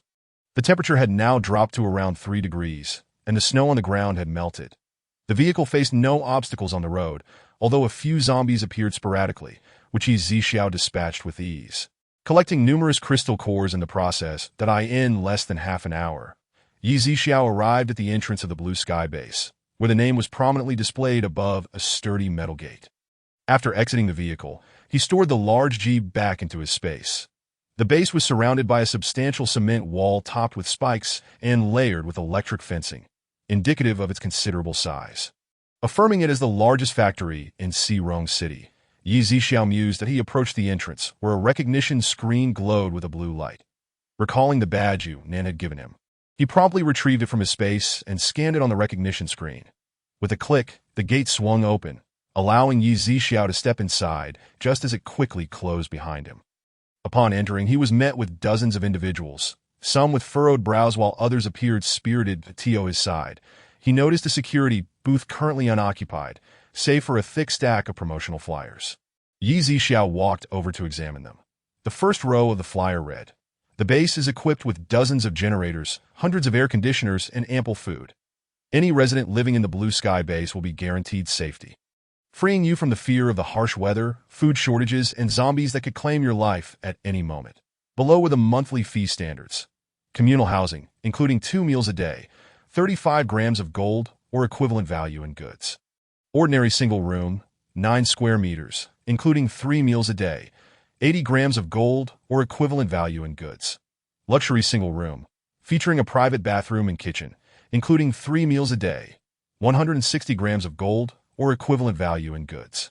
Ordinary double room, including 3 meals a day, 110 grams of gold or equivalent value. Luxury double room, with a private bathroom and kitchen, including 3 meals a day, 180 grams of gold. Luxury suite, 3 bedrooms and a living room, private bathroom, kitchen, including 3 meals and supper, 500 grams of gold. Crystal core exchange rates were as follows. A first-tier crystal core is worth 8 grams of gold. A second-tier crystal core is worth 30 grams of gold. Job openings included 30 cleaning staff with free accommodation in communal housing and associated benefits. 8 chefs with free accommodation in ordinary single rooms and associated benefits. Unlimited ability users. Luxury single rooms. These were merely the preliminary regulations of the Blue Sky base. Any future changes would be communicated in advance. After reading, Yi Zixiao returned the flyer to its original position and ventured further inside. Within the base, several high-rise buildings stood, formerly offices and staff accommodations, all fortified with robust defenses. Some production workshops and warehouses had been repurposed into communal housing, ordinary single and double rooms. Yi Zixiao continued deeper into the base. A voice called out, causing him to halt in his tracks. He looked up to see a plump man in his 20s staring at him. accompanied by a glamorous woman who clung to his arm. Yi Xiao? The voice prompted him to pause, recognizing the familiarity in the man's face. That I am Wu Tianming. You don't recognize me? We lived together at the Sunshine Orphanage for several years during our childhood. The man said, stepping closer to Yi Xiao. Yi Xiao furrowed his brow, recalling that a wealthy couple had once intended to adopt him from the orphanage, but due to Wu Tianming's cunning manipulations, they had been led to believe Yi Xiao was a poor temperament, ultimately opting to adopt Wu Tianming instead. This incident not only soured the couple's view of Yi Xiao, but also distanced several teachers at the orphanage from him, contributing to his increasingly reclusive nature. Surprised by the unexpected encounter, Yi Xiao noted that Wu Tianming had shed his childhood frailness, now appearing burly and robust. Do you remember now? Wu Tianming asked again. Yes, Yi Xiao replied coolly. Seeing that Yi Xiao had recalled their past, Wu Tianming stepped forward, reaching out to pat Yi Xiao on the shoulder. However, Yi Xiao swiftly sidestepped, catching Wu Tianming off guard. His expression turned slightly displeased. Though he refrained from reacting, who would have thought we'd meet here? Are you planning to take up residence at the Blue Sky base as well? Before Yi Xiao could respond, Wu Tianming stepped back, unabashedly scrutinizing him from head to toe, clicking his tongue in apparent disdain. Xiao, I presume your years have not been easy, Wu Tianming remarked, glancing at the alluring woman beside him, who elegantly displayed a costly watch worth tens of thousands. The glamorous woman cast a scornful look at Yi Xiao, who was dressed modestly, his attire amounting to no more than a few hundred yuan, appearing somewhat threadbare, lacking any luxury items or an attractive companion. Wu Tianming had already concluded that Yi Xiao was not faring well. Tianming, let us go. How could someone like him even converse with you? Before the apocalypse, those wanting to discuss business with you would have to wait in line. The glamorous woman sneered, giving Yi Xiao a disdainful glance. Hey Bayer, I came from the same orphanage as Yi Xiao. Encountering him now, I should at least lend a helping hand, Wu Tianming replied, then turned to Yi Xiao, saying, Don't think I'm not looking out for you. My adoptive parents are acquainted with the base leader here, and I'm on good terms with him that I can arrange for you to have a cleaning job. Ensuring you have a meal to eat, Are you referring to Yunnan? Yi Xiao raised an eyebrow, inquiring. How dare you call the base leader by name? Do you still wish to stay at the Blue Sky base? Wu Tianming quickly glanced around. You two can leave now, Yi Xiao uttered coldly. Who are you telling to leave, you poor loser? The glamorous woman stepped forward, raising her hand to shove Yi Xiao. However, before her hand could touch his clothing, an invisible shockwave sent her flying several meters away, landing face first on the ground. Yi Xiao, if you dare to hit someone at the Blue Sky base, remember this. I will make you pay dearly today. Wu Tianming, while pointing at Yi Xiao, hurried towards the alluring woman. Bauer, are you all right? He quickly helped the woman, who had fallen face down, to her feet. However, upon seeing her current appearance, he was momentarily taken aback, as his expression shifted from concern to disdain. The woman's surgically enhanced nose was askew, blood trickled from it, and her cheeks were swollen, resembling those of a pig, with a large patch of skin worn away. It was only then that the woman regained her senses and began to scream piercingly. Her cries drew the attention of those nearby, who had been preoccupied with their own tasks. Tianming, you must find someone to break his legs and throw him out to feed the zombies. All right. Wu Tianming responded eagerly, not for the sake of the woman, but to preserve his own dignity, that he promptly approached Yi Xiao, pointing at him and declaring, You need to recognize your own identity. Kneel and apologize to me now. Or perhaps I might spare your life. Yi Xiao raised his hand and forcefully twisted Wu Tianming's finger, a sharp crack echoing as the bone shattered. It hurts. Let go. Yi Xiao then shoved Wu Tianming to the ground. I had no intention of killing today, but if you insist on courting death, then you shall descend into hell. Yi Xiao thought about his first visit to the Blue Sky base as Wu Tianming claimed. He had a good relationship with Yunnan. He was genuinely curious to see how Yunnan would deal with someone who spoke so disrespectfully to him. However, at that moment, Yi Xiao only wished to end Wu Tianming's life with a single kick. As the crowd grew larger, some recognized the two men, aware that they resided in a luxurious suite. An elderly man, appearing to be around 60, hurriedly interjected, Young man, you cannot do this. Killing recklessly within the base will result in being thrown out to feed the zombies. Did you hear that, Yi Xiao? If you kill me, you won't survive either. Wu Tianming remained skeptical that Yi Zixiao would dare to strike him, though why Yi Zixiao's eyes narrowed, revealing a glint of murderous intent. Seeing Yi Zixiao's sudden change in demeanor, Wu Tianming felt a mix of fear and uncertainty. Fearing that Yi Zixiao might indeed follow through on his threats, that I reside in a luxurious suite while you can't even afford a communal room. Do you dare to lay a hand on me? Do you believe I? Before Wu Tianming could finish, Yi Zixiao lifted his foot, preparing to deliver a fatal blow when a voice suddenly called out from not far away. Stop! Yi Zixiao pressed his foot against Wu Tianming's face and looked up to see two elegantly dressed middle-aged individuals approaching. That it was them. That Yi Zixiao recalled that these two were the couple. Su Peng and Huang Mei, who had come to the orphanage intending to adopt him, but instead turned to adopt Wu Tianming. This incident had left a significant shadow in Yi Zixiao's heart. At that time, he was too young to voice his grievances, and he faced disdain from this couple and misunderstanding from the orphanage staff, which made him unable to trust others for many years. Since it was a shadow, Yi Zixiao decided today to break it that he found no rush to kill Wu Tianming now. He wanted them to regret their choices. Tianming, Huang Mei, and Su Peng rushed to Wu Tianming's side and knelt down. Mom, Dad, Wu Tianming pressed under Yi Zixiao's foot, spoke indistinctly. You thug, let my son go. Huang Mei stood up and pointed at Yi Zixiao, shouting. And what if I don't? Yi Zixiao replied, applying more pressure to Wu Tianming's face. Mom, it hurts. Blood flowed from Wu Tianming's teeth and knows that if you don't let go, I will make you wish you were dead. Su Peng's face darkened. Although Wu Tianming was their adopted son, they had no biological children and had nurtured him as their successor, pouring all their efforts into him. Now that Wu Tianming was being trampled underfoot, it was a slap in the face to them. The crowd grew increasingly restless, murmuring among themselves and shaking their heads, believing that Yi Zixiao was being too impulsive and daring to fight in the blue sky base, likely drawing great trouble upon himself.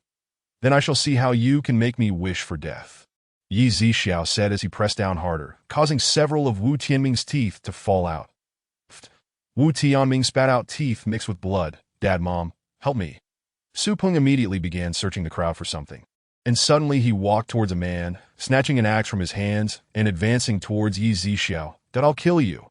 As the axe descended, Yi Zixiao slightly turned to the side, causing Su Peng to miss and nearly fall over. Husband, Huang Mei exclaimed. Worry etched on her face. Dad, kill this kid. He pushed me down in the orphanage and stole my things. Wu Tianming's words were somewhat garbled, but Huang Mei and Su Peng understood the gist. So it's you. It's fortunate we didn't teach Shoes to adopt you back then. You were bad from a young age and have grown into a societal pest. Huang Mei accused Yi Zixiao. Yi Zixiao raised his hand and, with a flick of his wrist, sent Huang Mei flying. Xiaomei, Su Peng, seeing his wife struck, seized the axe again and swung it towards Yi Zixiao. Yi Zixiao raised his hand once more. And Su Peng collapsed, the axe having struck his shoulder deeply, blood seeping profusely. The murder! Murder! Quickly go alert the base management. Huang Mei shouted that in truth, everything that had transpired just took a few minutes, and the base was still in its initial stages of construction. With many management personnel busy and unaware of the incident, at that moment, the crowd suddenly parted, making way for a figure. Who dares to cause trouble in the blue sky base? A young man's voice rang out. The man stepped forward from the crowd, appearing around 23 years old, with a prominent nose adorned by gold-rimmed glasses that at first glance he seemed refined, but his piercing gaze contradicted that impression. Deputy Base Chief. This man, look at us, sob, sob, sob. Deputy Base Chief, you must give us justice. Huang Mei pointed at Yi Zixiao, weeping that Yi Zixiao observed the newcomer, someone he had never seen before, and deduced that this must be the other fire-type ability user Yu Nen had mentioned. The young man gazed at Yi Zixiao, his eyes narrowing, but rather than taking Huang Mei's word at face value, he introduced himself. I am the Deputy Base Chief of Blue Sky Base, Yuan Shi. After his introduction, he offered Yi Zixiao a slight smile and nodded to Yi Zixiao found it curious, as it was their first meeting. Even if Yunan had mentioned him, there was no way Yuan Shi could know his appearance. Huang Mei and the others stood dumbfounded by the scene before them. The onlookers exchanged puzzled glances, unsure of what was happening but too intimidated to speak, merely guessing among themselves that the Deputy Base Chief not going to hold anyone accountable. I just beat up a resident of your luxurious suite. Yi Zixiao asked with keen interest at Mr. Yi. You jest. You are a distinguished guest of the Blue Sky base. They have merely offended someone of your stature. Yuanshi replied with a smile. You know me? Yuanshi shook his head. I don't, but he looked again at the small rectangular token partially visible in Yi Zixiao's hand, and at that moment, Yi Zixiao understood. The token Yunan had given him must have been distinct, allowing Yuanshi to recognize his identity at a glance. The deputy base chief truly has sharp eyes and keen observation. Yi Zixiao remarked with a smile. Mr. Yi, you flatter me. Yuanshi replied, clasping his hands together. Deputy base chief, we have a good relationship with the base chief. This man has violated the base's rules, and you are turning a blind eye. How can you expect others to trust you in the future? Su Peng gritted his teeth through the pain. Rules? You have offended a distinguished guest of the Blue Sky base, that I hereby announce your expulsion from the Blue Sky base. Never to set foot here again. Yuanshi declared coldly that I want to see the base chief. Yes, we demand to see the base chief.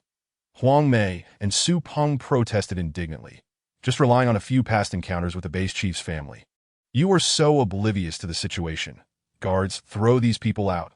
Yuanshi commanded the burly men who had accompanied him, but as the strong men moved forward, Yi Zixiao intervened. Wait. Simply throwing them out would be too lenient. Upon hearing this, Yuanshi immediately raised his hand to stop the strong men. The Wu Tianming realized that Yi Zixiao was not an ordinary person. Even the deputy base chief treated him with such respect. Thinking that if they were thrown out, they would surely meet their end at the hands of the zombies, he quickly began to plead. Yi Zixiao, I was wrong. Please spare me. Yi Zixiao pressed down harder, causing more blood to flow from Wu Tianming's mouth. Speak. Where did you go wrong? Clarify what happened back then, and perhaps I might be in a good mood and spare your life. Wu Tianming hesitated. But Yi Zixiao applied more pressure, causing more of Wu Tianming's teeth to fall out amidst the blood. I'll say it. I'll say it. Wu Tianming hastily agreed and began to recount the events of that year in their entirety, including his inner turmoil, how he had framed Yi Zixiao, and the deceit he wove against the volunteers and teachers at the orphanage, that he even went so far as to incite other children at the orphanage to ostracize Yi Zixiao. According to Wu Tianming, he had placed the belongings of other children in Yi Zixiao's drawer to falsely accuse him of theft. Ultimately, while Yi Zixiao remained oblivious, Wu Tianming retrieved those items from Yi Zixiao's drawer before the other children, returning them to their rightful owners. All of this was executed with such stealth that he emerged as a hero at that moment. Yi Zixiao comprehended that the other children who shunned him and refused to play with him were merely puppets of Wu Tianming's machinations. Huang Mei and Su Peng, upon hearing this, wore expressions of disbelief. They could scarcely accept the truth of it. Impossible! You coerced Tianming into saying that. Huang Mei exclaimed, her emotions running high as she pointed a finger at Yi Zixiao. Did I force you? Yi Zixiao turned to Wu Tianming. No, it's all true. If I were lying, may lightning strike me. Wu Tianming swore vehemently. Very well, then you can perish. Yi Zixiao's tone was frigid. Did you not say you would spare me? I meant if I felt good, I would let you off, but my mood is far from pleasant. Upon Yi Zixiao's words, a sickening crack echoed as Wu Tianming's skull shattered. Yi Zixiao withdrew his foot, and Wu Tianming's head was deformed, his eyes bulging, lifeless, and utterly defeated. Chapter 38. No need for effort and worry. There's been a murder. A murder. Huang Mei screamed frantically, and in the next instant, overwhelmed by emotion, she collapsed. Those around them were horrified, some too fearful to continue watching. Su Peng, too, appeared despondent, his eyes dull and lips pale, a result of excessive blood loss from the axe that still lay upon him. Deputy base leader, throw these individuals out of the base. Yi Zixiao commanded. Understood. Yuanshi nodded. The alluring woman, seeing the commotion, attempted to slip away quietly, but was met with a swift strike from Yi Zixiao, causing her to spew blood and faint. The four were then escorted out by a burly man and unceremoniously discarded outside the base. Mr. Yi, please follow me. Yuanshi said. Yi Zixiao nodded, and the others dispersed. Returning to their tasks, the four who had been cast out, now stained with blood, attracted a horde of zombies within moments. The outcome was predictable. The trio was soon overwhelmed and devoured, with Yi Zixiao's abilities having reached the early stage of the 7th tier. His psychic powers were formidable. When he utilized his abilities, his consciousness could perceive the surroundings for miles. That he witnessed their fate clearly. Though he did not directly cause their demise, his intentions had been fulfilled, and everything unfolded as he had anticipated. Earlier, he had sensed the presence of so many zombies nearby and knew they would meet such an end. Otherwise, how could he have so easily let them go? Had it not been for his consideration of Yunnan, wishing to avoid a massacre within the base, he would have ensured their total annihilation. However, if he had not seen the zombies outside, he would have personally executed the trio, for their demise was assured. Yuanshi led Yi Zixiao into a luxurious and spacious office that Mr. Yi, please take a seat. Yuanshi said politely, turning to pour a cup of tea, which he placed on the mahogany table before Yi Zixiao. Base leader Yu has stepped out for some matters but should return shortly. Yi Zixiao nodded, lifting the cup to sip the fragrant tea. Just then a woman in a black uniform entered. Deputy base leader, she greeted respectfully. Please have the kitchen prepare a banquet for our esteemed guest, Yuanshi instructed her. Yes, deputy base leader. After responding, the woman glanced at Yi Zixiao on the sofa, offered a slight smile, and exited the office, closing the door behind her. Not long after the woman departed, the office door swung open again, revealing Yunnan and Zhang Kursen. Upon entering, they spotted Yi Zixiao seated on the sofa. Brother Yi, Yunnan exclaimed joyfully, hurrying over. Boss Yi, Zhang Kursen greeted with utmost respect, while Yi Zixiao merely nodded slightly. Brother Yi, since this is your first visit to our blue sky base, allow me to show you around, Yunnan proposed. All right, that sounds good, Yi Zixiao replied, not keen on remaining idle in the office that Yunnan guided him.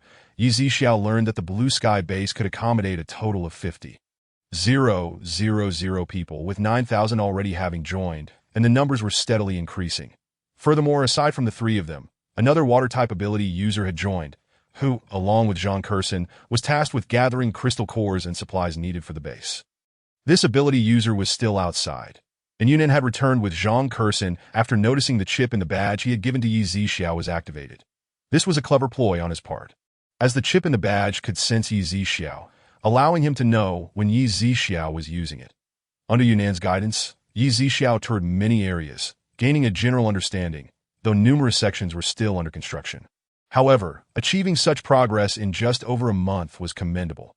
After more than an hour, Yunnan led Yi Zixiao to the dining hall, where they entered a private room. Yuanshi and Zhang Kursen were already present. And as the four took their seats, dishes began to arrive, one after another. Braised pork, steamed fish, spicy boiled meat slices, boiled shrimp, shredded potatoes, candied pumpkin, and winter melon soup. The three vegetarian dishes were made from ingredients that were easy to store. Due to the extreme cold, leafy greens had perished and rotted, while meat remained relatively abundant. You all have quite a feast, Yi Zixiao remarked with a smile. Dunamard Yi is too kind. We are merely basking in your glory. Yuanshi replied, Indeed, Boss Yi, we rarely enjoy such treatment. This was arranged by our base leader the day he returned. Yuanshi and Zhang Kursen said in turn that Yi Zixiao understood. The four then began to eat heartily. Indeed, if not for Yi Zixiao's arrival, they would not have enjoyed such a lavish meal, nor would they have dined separately. Typically, their meals would have been the same as those in the luxurious suites, one meat dish and one vegetable dish, with scant portions primarily consisting of plain rice. Meanwhile, those in communal housing often subsisted on nothing but congee twice daily. All this was made possible by the supplies Yi Zixiao had procured. Otherwise, even congee would be a challenge to fill their stomachs, and the entire base would not have experienced such freedom in rice. After more than half an hour, Yi Zixiao rose to take his leave, that Yunnan and the others accompanied him to the door. Watching as he retrieved a grand vehicle from his space and drove off, that Yunnan and Zhang Kursen appeared unfazed, but it was Yuanshi's first encounter with spatial abilities, and his eyes sparkled with intrigue. Ye is quite extraordinary. It would be wonderful to cultivate a good relationship with him, Yuanshi mused. Indeed. However, haste makes waste. We must proceed slowly, Yunnan advised, patting Yuanshi's shoulder meaningfully. They sensed that Yi Zixiao seemed reluctant to form close connections, and Yuanshi suddenly recalled the situation involving Yi Zixiao and Wu Tianming's family, hastening to inform Yunnan of the developments. Initially, Yunnan felt angered and concerned that this family might offend Yi Zixiao. But upon learning of Yuanshi's handling of the matter and the family's eventual fate, he sighed in relief. As Yi Zixiao approached the supermarket, he noticed 5 large trucks parked outside. It seems a significant transaction is underway. Yi Zixiao paused, not rushing to store the vehicle in his space, observing the occasional zombies appearing nearby, as 7 or 8 people employed silenced rifles to shoot them down. Yi Zixiao refrained from intervening. Recognizing Feng Yun and realizing these individuals belonged to the Tiger Wolf gang, with whom he had a prior grievance, rendering it unnecessary for him to exert himself. Upon returning to the supermarket, he did not find Dabai, but faintly heard a delicate voice emanating from within. Yi Zixiao furrowed his brow and moved toward the source. As he neared the dining area, he saw Jiang Lele cornering Dabai, her body pressed against him, her down jacket discarded on the floor, leaving her in only a thin undershirt. Jean, who was absent due to other matters, and Jiang Lele had initially come to win over Yi Zixiao, pleading with Jean who for permission to accompany him to gather supplies. Chapter 39. Unlocking the second floor of the supermarket. However, upon arrival, she discovered Yi Zixiao was not present. Seeing Dabai, an employee of the store who could reside in the supermarket, she decided to settle for second best, planning to move in and later devise a strategy to capture Yi Zixiao. After all, Jiang Lele understood that Yi Zixiao's demeanor was too cold and unapproachable. Seizing the opportunity while the Tiger Wolf gang dealt with the zombies outside, this scene unfolded. Dabai, having never encountered such a situation, felt his cheeks and ears flush crimson. Jiang Lele, using every ounce of her charm, whispered in Dabai's ear, "If you want me to stay with you in the future, please let me move into the supermarket." "No, that is not possible," Dabai stammered. "You can stay inside the supermarket. Your relationship must be quite close. Please help me out, all right?" Jiang Lele once again unleashed an E-level light wave in an assault on Daba. Ahem. Yi Zixiao cleared his throat lightly. Upon lifting his head, Daba spotted Yi Zixiao not far away.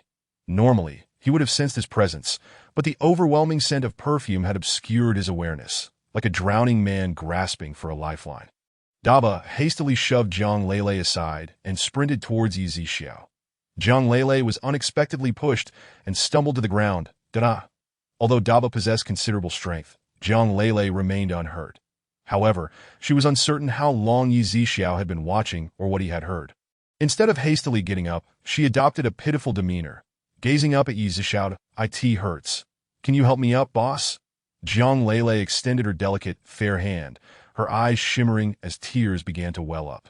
"What a pity that you aren't on stage," Yi Zixiao remarked coldly. Jiang Lele was momentarily at a loss for words.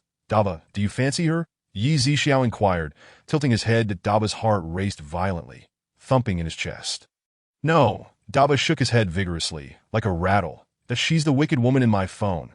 Yi Zixiao smiled knowingly, suspecting that Daba must have seen some video or television show featuring women akin to Jiang Lele. Yet Daba, in his current form, was still unaware of how to defend against such temptations. Despite his aversion, his body involuntarily reacted in Jiang Lele's presence. "Daba, this woman is indeed no good. I shall assist you in finding someone better." "No, Daba likes the boss and wants to be with the boss forever," Daba declared earnestly. Yi Zixiao was taken aback, and Jiang Lele was equally astonished. Suddenly, it all made sense. Jiang Lele seemed to grasp the situation. Although Daba had transformed into human form, his true nature remained that of a canine.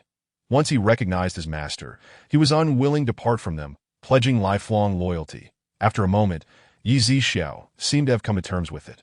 Just then, he heard someone enter the supermarket and promptly went out, completely disregarding the still-seated Jiang Lele. Daba followed suit and exited. Jiang Lele sat on the ground, gritting her teeth and clenching her fists, delivering a heavy blow to the floor, only to wince in pain the next moment. "I will not give up so easily." Jiang Lele's gaze hardened, and she picked up her clothes from the ground, putting them on before stepping outside. At that moment, Feng Yun had already opened the 2 boxes in hand, revealing calligraphy, gold bars, jewelry, and luxury watches, which were each taken out and placed on the counter. After pricing everything with a pricing gun, Yi Zixiao announced a total of 10.19 million. "Will you exchange?" Feng Yun nodded. "Yes." Subsequently, everyone from the Tiger Wolf gang began selecting supplies. Yi Zixiao felt quite pleased, for selling these items would unlock the second floor of the supermarket, allowing him another opportunity to use the lottery wheel. Whether he could advance his cultivation now depended on whether he could draw a crystal core. Yi Zixiao mused. "Boss, Please help replenish the stock. Feng Yun approached the counter. All right. Yi Zixiao nodded and went to the area where rice was stored, purchasing hundreds of bags of each item, alongside canned meats, canned fruits, and other long-lasting food supplies. That's self-heating rice, self-heating hot pots, and instant noodles were among the most frequently selected items. Naturally, the Tiger Wolf gang also bought a substantial amount of cigarettes and alcohol. The number of people from the Tiger Wolf gang wasn't particularly large. Yet it took them over an hour to complete their shopping. They were now loading the supplies onto their vehicle. Congratulations, host. You have unlocked the second floor of the supermarket. Congratulations, host. You have earned one lottery draw. The lottery wheel is being upgraded. A few minutes later, the lottery wheel materialized before Yi Zixiao that he noticed that the contents of the lottery wheel had significantly changed. 100 level 7 crystal cores. 50 level 8 crystal cores. 20 level 9 crystal cores. 5 level 10 crystal cores. A full set of abilities upgraded to the next tier, unlocking the next floor of the supermarket, and a laser sword, along with a star energy ball. What is the star energy ball? Yi Zixiao inquired. In the future, once the host reaches any planet, you can absorb that planet's energy through this star energy ball. What happens if I absorb all the energy from that planet? Yi Zixiao asked again. In response, that planet will become a dead star, ceasing to give birth to any life forms. Yi Zixiao. The host can convert the energy absorbed from the star into personal energy, allowing for rapid enhancement of your abilities. After reaching the 30th tier, you will be able to traverse between planets in your star system without the need for transportation. Yi Zixiao's eyes lit up. How astonishing!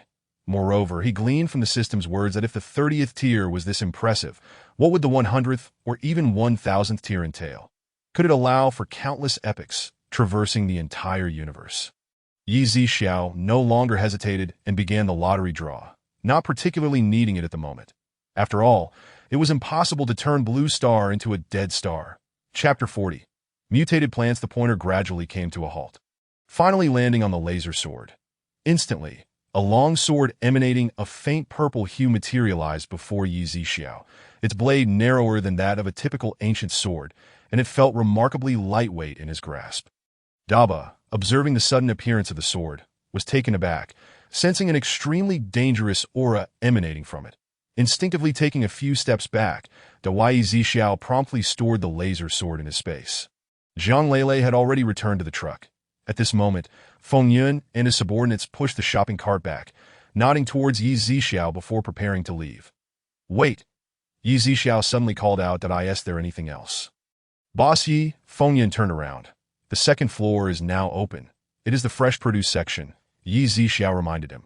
Thank you, Boss Yi. I will inform Lord Hu when I return. Feng Yun replied calmly and composedly. As the Tiger Wolf gang members departed, Yi Zixiao gazed at the blue text on the back wall, which now read, second floor, fresh produce and cooked food section above the first floor, dry goods and household items section. Yi Zixiao understood that each time a floor was unlocked, text would appear on the wall to indicate what goods were available, making it clear for those coming to shop. Yi Zixiao promptly ascended the stairs to the second floor. At the end of the staircase, he noticed that the translucent ripple had vanished, revealing an array of fruits: apples, oranges, pears, grapes, watermelons, cantaloupes, dragon fruits, peaches, lychees, cherries, pineapples, sugarcane, kiwis, and more. There were also various fresh vegetables, each appearing exceptionally fresh: asparagus, fish mint, radishes, cabbages, broccoli, potatoes, winter melons, leeks, chives, pumpkins, green onions, and so forth.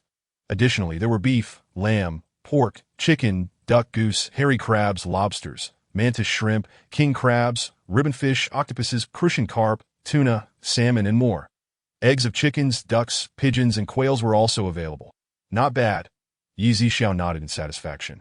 The variety of fresh produce exceeded that of the previous supermarket he had accessed. Daba followed closely behind, nearly drooling.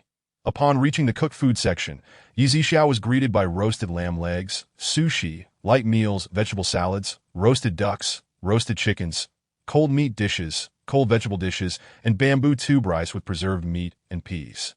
Semi-finished cheese-baked rice, which only required microwave heating to eat, along with beef-baked rice, Orleans-style baked wings, chicken-baked rice, and pork-chop baked rice were also present. Yi Zixiao occasionally heard Daba behind him gulping audibly. Daba could consume both raw and cooked food, and Yi Zixiao offered him a large roasted lamb leg. Daba immediately sat down and began to feast, revealing his sharp teeth as he quickly tore off chunks of meat. Meanwhile, Yi Zixiao continued to explore other areas. Yi Zixiao discovered that the second floor also contained a room identical in layout to that of the first floor. It seems Daba can sleep here on the second floor. Yi Zixiao mused that he then proceeded to the third floor, and as expected, there was another layer of rippling separation. However, Yi Zixiao's curiosity was piqued by the sign indicating a weapons section. He was eager to discover what weapons the system had to offer. What man doesn't love such things? Yet, to unlock the third floor, one must sell 60 million worth of goods. Currently, the Blue Sky Base and the Tiger Wolf Gang had already purchased a considerable amount of goods, so they likely wouldn't be buying much more for the time being. Though the fresh produce and cooked food sections would not spoil within the supermarket, once taken outside, they would be difficult to preserve. Therefore, even if they needed to buy, they wouldn't purchase too much. Moreover, with the weather gradually warming up, temperatures had reached around 8 degrees Celsius. It seemed that in a while, they should consider changing locations. Yi Zixiao descended the stairs clutching a bunch of grapes, made his way to the kitchen to rinse them, and then, holding a plate, proceeded to the supermarket counter where he began to indulge in a snack. Before long, the evening had arrived, a time when the zombies were most active. With his laser sword in hand, Yi Zixiao departed the supermarket, eager to test the weapon's might. After traversing a kilometer from the supermarket, a rustling sound suddenly emanated from beneath a stone bridge ahead. Yi Zixiao halted, discerning that the source of the noise was not a zombie. The next moment, a slender black shadow leaped from beneath the bridge. Lunging towards him, it was then that Yi Zixiao recognized it as a vine from a mutated plant, its tip adorned with a row of sharp, tiny teeth. The vine appeared to be targeting his neck. A faint purple light flashed, and the vine was instantly severed in two, a green liquid oozing from the cut onto the roadway. Hiss, hiss, hiss. The green liquid erupted into countless tiny bubbles, producing a sound akin to corrosion. Chapter 41. A warning to others poisonous. Yi Zixiao's eyes narrowed slightly.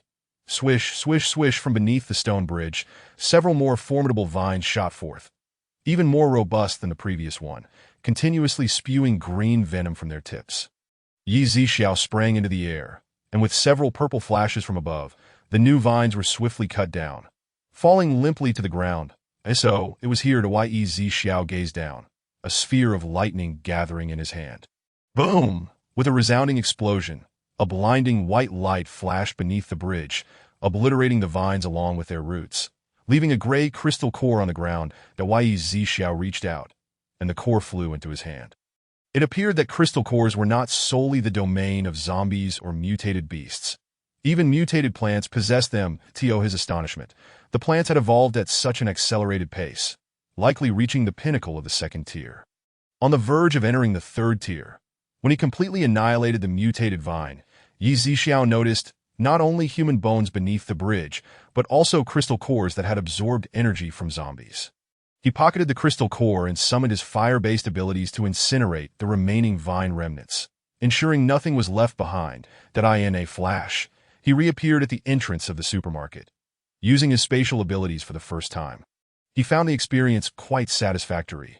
Upon his return, Dabai immediately approached him. Dabai, you'll be sleeping in the bedroom on the second floor tonight. Understood, boss. Dabai nodded obediently. At this point, Dabai required little of Yi Zixiao's concern in his daily life. The following morning, feeling too lazy to prepare a proper meal, Yi Zixiao opted for some fruit and a bottle of milk for breakfast. Although his strength meant he could easily go 10 days or even half a month without food without feeling hunger or discomfort. He adhered to the habit of 3 meals a day, generally needing to eat something. Meanwhile, just a few hundred meters from the supermarket, a man with 2 or 3 crystal cores in hand wore a beaming smile, flanked by 2 subordinates who were obsequiously bowing to him. Congratulations, Boss Feng, on breaking through to the second tier of abilities. From now on, you will call the shots in Rong City. One subordinate flattered. There are plenty of ability users in the Blue Sky Base. We must remain low-key, low-key. The man known as Boss Feng waved his hand, though his chin nearly jutted up to the sky. This Boss Feng, whose real name was Feng Weiliang, had once been a factory worker tightening screws. During the zombie outbreak, he found himself trapped in the factory, where many workers were bitten or turned into zombies. Fortunately, he managed to hide in the storeroom of the factory's cafeteria, surviving on the food there. When the extreme cold descended, Feng Weiliang unexpectedly awakened his metal-based abilities in the workshop. Even the strongest ability users from the Blue Sky base have repeatedly sought to recruit you. Boss, they lack metal abilities and you are now highly sought after. Ha, that is indeed true, Feng Weiliang laughed heartily. Hey, Boss Feng, look over there, isn't that a supermarket? Another subordinate rubbed his eyes. Yuzuan's supermarket. How interesting, let us go take a look, Feng Weiliang declared. The trio entered the supermarket, eyes widening at the sight of the fully stocked shelves. After such a long time, food had become a scarce resource. Every supermarket in the city had been stripped bare, leaving not even a grain of rice. Though Feng Weiliang possessed abilities and occasionally roamed around various communities to extort food from those who still had any, the current situation meant that everyone was in dire straits. Often alternating between feasting and fasting, Ye Zixiao paid no heed to the astonished gazes of these individuals as he went about his own business. Noticing the trio's unwavering gaze upon the food, Bai spoke up. You may refer to the supermarket's purchasing rules that he pointed to the wall to at this. Feng Weiliang turned, his expression darkening. His two subordinates, quick to read the room, immediately barked at Bai. Do you know who you're speaking to? Our boss Feng is a metal ability user, that if you bring out some food, our boss can still protect your supermarket. Otherwise, humph. Bai, upon hearing this, gritted his teeth, itching to rush forward and snap the man's neck. Go ahead, Yi Zixiao commanded in the blink of an eye. Bai shot forth like an arrow, reaching the man in an instant, sinking his teeth into his neck and dragging him out of the supermarket in mere moments. Ah! A scream erupted as Feng Weiliang and another subordinate finally reacted, turning to the supermarket entrance. What they witnessed was a scene of horror. The subordinate's neck gushed with blood, his face a mask of terror. As Bai's purple eyes flickered, the man began to tremble, emitting the scent of charred flesh, and within seconds, he lay lifeless. What kind of monster is this? The other subordinate stuttered, his legs quaking in fear at the sight of Bai's razor-sharp teeth and the grisly fate of his companion. Feng Weiliang, now regaining his wits, recognized that Bai's strength far surpassed his own, that he realized that a supermarket operating so peacefully must be under the protection of a formidable individual. He had let his arrogance cloud his judgment. Old boss, I had no intention of not buying. This man deserved his fate for his insolence. Feng Weiliang quickly stated. He then trembled as he retrieved a gold necklace from his pocket and placed it on the counter. Boss, no matter the value of this necklace, I only require half the supplies. No, 3/10. The remainder goes to that brother of yours. Feng Weiliang gestured towards the Ye Zixiao regarded the man, acknowledging his awareness of the situation, and chose not to press further. After all, Feng Weiliang had not acted excessively, and Bai's actions could be seen as a lesson to others. Taking the necklace, he scanned it with the machine. 1,500 yuan. Will you exchange? Ye Zixiao inquired. Yes, Feng Weiliang replied promptly, quickly making his selections from the food available, though his other subordinate still appeared somewhat shaken. The two ultimately purchased only 500 yuan worth of goods before hastily exiting the supermarket. Steering clear of Bai as they left at Bai, they still have 1,000 yuan left. Go choose some of your favorite food, Ye Zixiao instructed. Bai replied, overjoyed, and naturally selected an abundance of ham sausages. Meanwhile, a significant distance away, Feng Weiliang's demeanor shifted dramatically. His expression turned vicious as he raised his hand, effortlessly deforming a nearby van with mere thought. Chapter 42, Advanced Civilization Boss, the subordinate beside him, clutching rice and flour, stammered in fear at Feng Weiliang's transformation. What a splendid Yuzuan supermarket. One day, I will make you kneel and beg to hand it over to me. Feng Weiliang gritted his teeth. Yes, boss, we must not let those two escape. They deserve to be tortured. Feng Weiliang's eyes brimmed with murderous intent as he declared, let us go, we shall join the tiger base. After absorbing the 2 or 3 crystal cores he possessed, Feng Weiliang set off towards the tiger base. Meanwhile, in a fortified chamber, Shinja stood respectfully, facing an elderly man seated behind a rosewood desk. This man, in his 60s, emanated a powerful aura, his gaze sharp as an eagle's, exuding an imposing presence. This individual was Shui Hongsong, one of the top 3 military figures in the Huaxia nation, renowned for his illustrious accomplishments. Though he had previously retreated from the spotlight, the apocalypse's onset had awakened his psychic abilities, prompting his return to a position of authority. Due to the severe scarcity of resources, Shunja had just informed Shui Hongsong about the supermarket, detailing its substantial supplies, the rules governing it, and Yi Zixiao's preference for minimal intrusion. It appears this individual may be a spatial ability user, perhaps even a dual-system ability awakener, Shui Hongsong mused after a moment's contemplation. Indeed, Elder Shui, we are currently in dire need of supplies. We could approach the supermarket's owner for a purchase. Shunja suggested. Agreed. Shui Hongsong nodded but continued. What are your thoughts on recruiting this individual for official use? Shunja shook his head. I believe it may be somewhat challenging. Haha. Whether it is difficult or not can only be discerned through experience. When Yin Nanfeng returns from the Baiyun base, let him accompany us to witness the prowess of this supermarket owner. Upon hearing that name, Shunja was taken aback. What? Yin Nanfeng? Shui Lao. That is not advisable. Shui Hongsong interjected, raising a hand to interruption. I understand your concerns. Yin Nanfeng is indeed a man of talent and arrogance, often dismissive of others. However, I wish to test the capabilities of this supermarket owner through him. Alas, should we offend him, it may jeopardize our supplies. Shunja hesitated, pondering that if this person truly possesses such abilities, he would relish the opportunity to humble Nian Nanfeng's pride that at this moment. Shunja comprehended that Shui Hongsong sought not only to recruit Yi Zixiao, but also to find someone to counterbalance Nian Nanfeng's influence. Although numerous official refuge bases exist for crucial bases, east, south, west, and north, have been established as military strongholds. Nian Nanfeng reigns supreme at the Baiyun base in the north. Even directives from the central base do not always compel his compliance. Were it not for the current apocalyptic circumstances, his remarkable abilities, and his family's long-standing service to Huaxia, he would not hold such a significant position. Xiaozhe, I initially disapproved of your voluntary infiltration into the Tiger Wolf gang. Though Jin, who is closely connected with many high-ranking officials, your involvement seemed an overextension of your talents. Nevertheless, your return with this information can be considered a notable achievement. Shui Hongsong was well aware that Shunja sought vengeance for his comrade from years past, wishing to eradicate the Tiger Wolf gang entirely. Yet he recognized that the entire Blue Star was engulfed in turmoil, that be why bringing this matter to light. He hoped Shunja would grasp the gravity of their current situation and refrain from acting on sentiment, without regard for the larger picture. After all, when discussing the supermarket, Shunja had repeatedly mentioned Yi Zixiao's attitude and his aversion to official scrutiny. Shunja, being astute, understood the implications of Shui Hongsong's words that he could only express himself to a certain extent, ultimately bound by the duty of a subordinate. Subordinates dare not claim credit, Shunja asserted. There is another matter for which I sought your counsel. The calamity experienced by Blue Star was man-made. Shui Hongsong stated. What? Who possesses such capability? Shunja's expression reflected disbelief. To be precise, it remains unclear if it was indeed a human endeavor. However, the instigator behind the series of events likely hails from a higher civilization.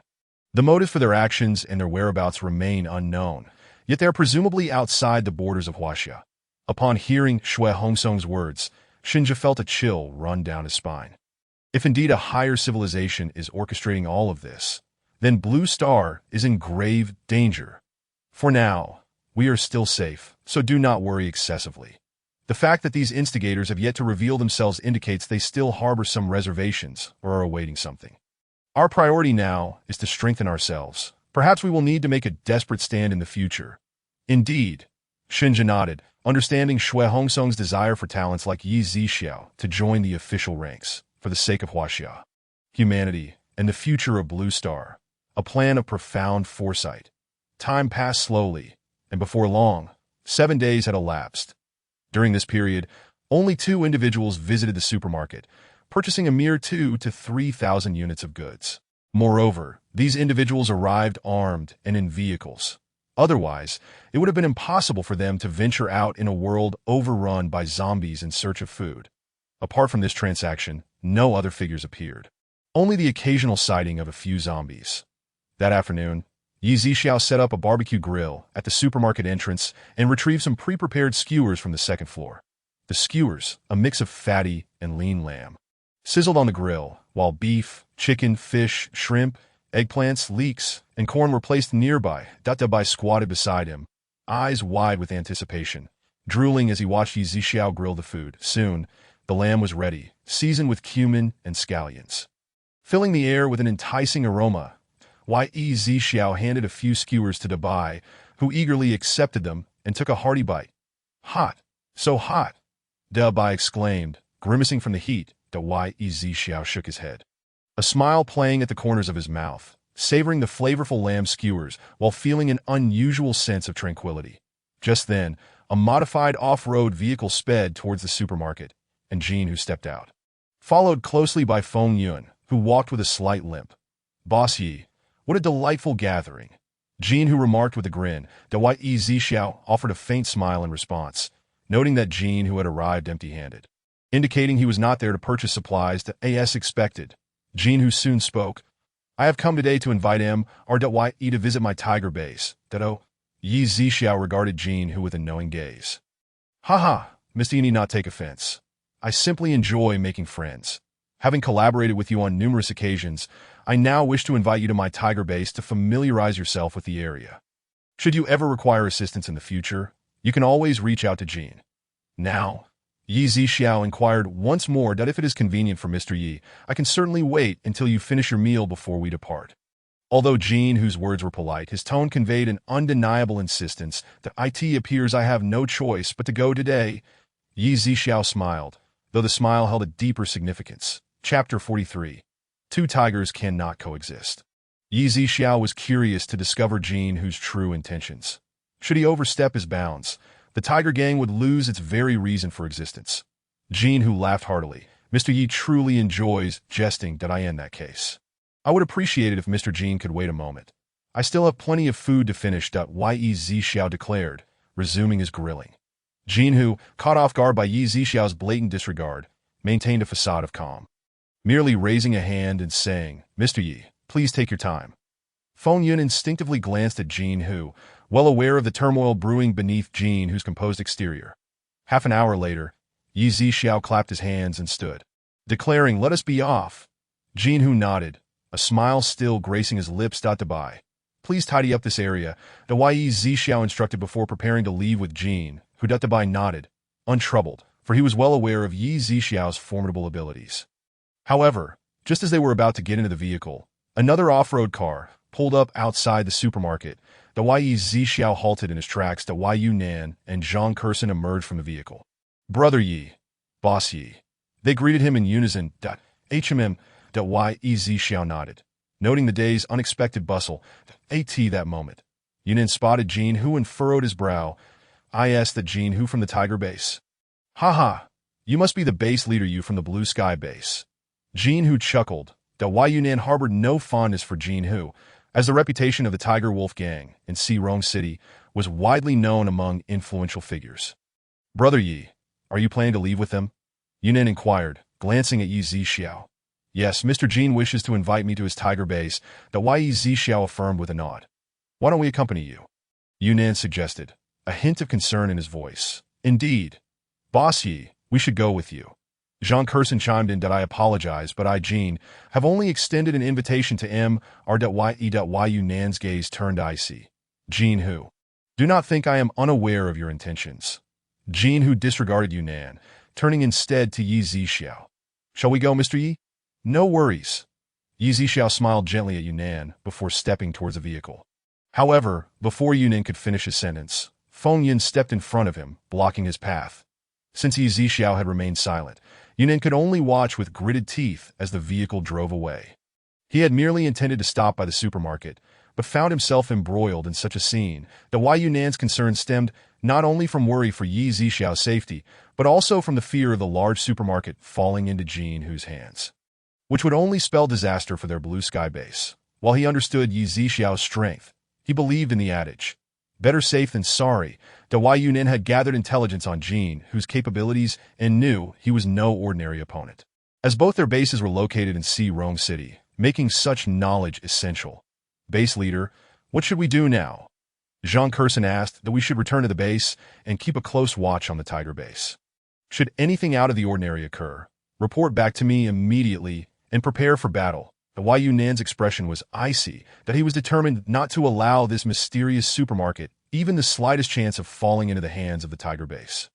At the tiger base, Yi Zixiao stepped out of the vehicle and surveyed the area, recognizing that this was once a sports arena, now transformed into Jin Hu's stronghold. That Mr. Jin, you truly have a remarkable touch. Yi Zixiao remarked with a knowing tone. "Oh, not at all. These are merely trivial skills that Yi is the truly enigmatic one. I am merely a novice in comparison." Jin Hu responded modestly to Mr. Yi, pleased at his Jin Hu raised his hand in a gesture of invitation. He subsequently took Yi Zixiao on a tour of his tiger base. That it was evident that the construction was significantly superior to that of the Blue Sky base. Along the way, Yi Zixiao discovered several individuals endowed with extraordinary abilities. Meanwhile, at the Blue Sky base, in the office of the base leader, the expressions of Zhang Kurson, Yuan Shi, and Yunnan were grave. They had just received news that the tiger base had recalled all ability users who were out hunting zombies for crystal cores, and furthermore, prohibited anyone from entering. The base leader, it appears that Jin Hu intends to take action against Mr. Yi. Yuan Shi remarked, "What shall we do next? Mr. Yi is but one man. He cannot contend against many, especially on their territory. If it were a supermarket, Mr. Yi's supplies would also fall into the hands of the tiger base." Zhang Kurson hesitated to finish her thought. Why Yunnan, seemingly resolved, declared with a determined expression, "I absolutely cannot allow such a thing to transpire. Kurson, Yuan Shi, you must gather all the ability users and capable fighters, arm yourselves, and prepare to confront the tiger base." Yuan Shi hesitated, contemplating, then spoke. Jin Hu is, after all, a leader of the underworld, armed and with a multitude of subordinates, that we are unlikely to be their match. To go would be akin to courting death.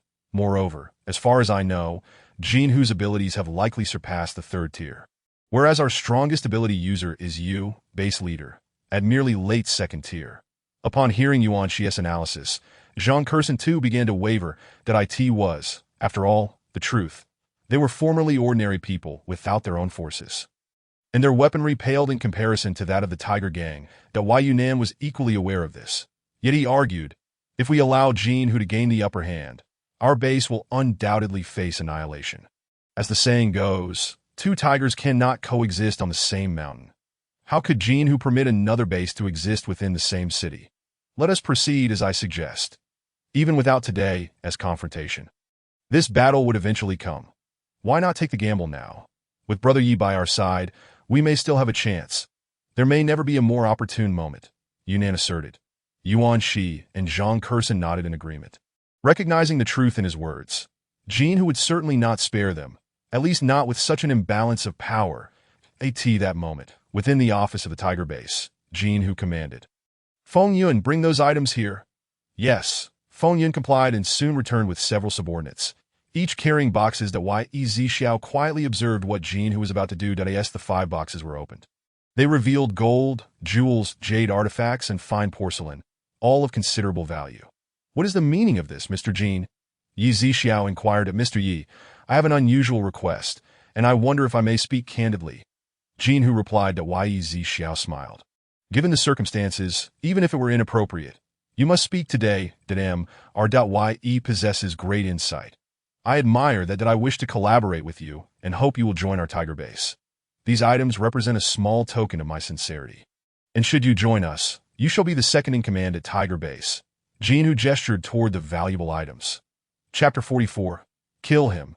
Jin Hu continued, his gaze fixed intently on Yi Zixiao, hoping to glean something from his expression. Jin Hu mistakenly believed that Yi Zixiao was a man of greed. Otherwise, how could he be so brazen as to display such an abundance of resources at this time? Yi Zixiao, aware that Jin Hu was testing him, understood that the true objective was the supermarket and its continuous supply of resources. It truly is simple as joining the Tiger Base. "Mr. Jin, are you not concerned that you may be misplacing your trust in my abilities?" Yi Zixiao inquired with keen interest. "You are an enigma, Mr. Yi. I would not misjudge you. This is merely a fraction of what I can offer. If you agree, I will present you with items worth 10 times what you see now. As a demonstration of my sincerity, what must I do?" Yi Zixiao asked. After a moment of contemplation, Jin Hu replied, "All I ask is that you establish the supermarket within our Tiger Base. That all?" Yi Zixiao pressed further. Jin Hu laughed heartily. "Of course. By granting you the position of second in command, I too wish to be a co-owner of the supermarket. allowing me to gain a deeper understanding of it for our future collaboration. Yi Zixiao offered a cold smile. And what if I refuse? Jean, who was taken aback, unprepared for such a direct question from Yi Zixiao, the implication unmistakable to Mr. Yi. Perhaps you should reconsider. Jean, who suggested, just as several armed individuals entered the office. Each wielding formidable weapons that Yi Zixiao regarded Jean, who's meticulous preparations with a smile. It seems that if I decline today, I shall not be leaving this tiger base. Jean, who remained silent. The silence itself speaking volumes that do you truly believe these men and their weapons can restrain me? Yi Zixiao challenged. Jean, who clapped his hands, and the curtains behind him parted, revealing several individuals on taller buildings. Armed with sniper rifles aimed directly at Yi Zixiao. Below, hundreds stood gathered, led by 5 ability users with cold expressions, exuding an air of defiance. Among them, Yi Zixiao spotted a somewhat familiar face, Feng Weiliang. He too recognized Yi Zixiao, his face betraying disdain and a sense of vindication that Yi Zixiao, however, regarded these pretentious fools with disdain. Turning back, he addressed Jean, who with an unflinching demeanor, "It seems you are quite well prepared." Jean, who smiled faintly, lifting his tea to sip, he slowly remarked, as the saying goes, "Those who understand the times are the true heroes." I believe him, Yi is a wise man. Is that so? Yi Zixiao's eyes narrowed. Bang! Jean, whose exquisite porcelain teacup shattered, scalding tea splattering everywhere, the sharp edges slicing into his palm, blood dripping. Instantly, all the guns in the office were trained on Yi Zixiao. Master Hu Feng Yun rushed forward. Jean, who raised his hand, allowing the shards to fall to the ground, and calmly retrieved 2 sheets of paper from the table to wipe the blood from his hand. That Mr. Yi, you truly possess remarkable skills. Jean, who narrowed his eyes to that moment, the door burst open, and a subordinate rushed in, momentarily stunned by the scene before him. What is it? Speak, Jean, who demanded sternly. Master Hu, quite a few individuals from the Blue Sky base have arrived at our entrance. A bunch of clowns. I haven't even had the chance to deal with them, and they come rushing in. Jean, who was already seething with anger. Ensure that Yi is taken care of. Feng Yun, and I will head down to deal with these little rascals. With that, Jean Hu and Feng Yun departed. Yi Zixiao had initially planned to eliminate Jean Hu and level the Tiger base, but upon hearing that individuals from the Blue Sky base had arrived, his interest was piqued that he thought that if Yunnan performed adequately this time, he could hand the Tiger base over to him, as he had little interest in managing the base himself. Besides, the system had once mentioned that his gains could only be realized through selling resources. Given Jean Hu's abundance of valuable items, he could only watch that if he handed it over to Yunnan, it would allow him to acquire more resources for himself. Just then, the office door swung open once more, and Feng Weiliang entered, flanked by 5 burly men in black, armed with rifles. That Mr. Yi, long time no see. Previously, I refrained from dealing with you because of that monster kid, but it seems you've now fallen into my hands. Yi Zixiao glanced at Feng Weiliang as one would look at a fool, realizing that Jean Hu had gone to great lengths, while Feng Weiliang thought he was merely relying on the protection of to remain unharmed. Letting you live last time allowed you to prance about a few more days. Consider it a stroke of luck. Yi Zixiao retorted coldly. What do you mean? You are alone now. Do you think? Before Feng Weiliang could finish his sentence, he screamed in agony, clutching his head, and fell to his knees.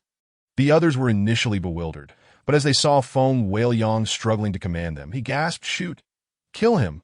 The others exchanged glances, none inclined to pull the trigger. After all, Jean Hu's orders were to keep Yi Zixiao safe, not to kill him. Yet, though Feng Weiliang was an ability user, he had only joined the Tiger base a few days prior and had no real authority. Feng Weiliang writhed on the ground, unable to unleash his abilities. It hurts. What have you done to me? At that moment, one of the men in black attempted to exit the office to report to Jean Hu, but the door slammed shut with a bang. Everyone sensed something was amiss and raised their weapons, ready to fire. After all, when faced with a threat to their lives, any orders could easily be disregarded. You may shoot if you wish, Yi Zixiao declared in a low voice.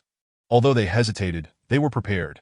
If Yi Zixiao took any rash actions, even the slightest misstep would prompt them to pull the trigger. What is happening? Everyone was seized by terror as they realized the guns in their hands were twisting into an utterly incredible shape. Chapter 45, discontent. Meanwhile, on the ground, Feng Weiliang, writhing in agony, suddenly exploded with a deafening bang, scattering flesh and blood in all directions.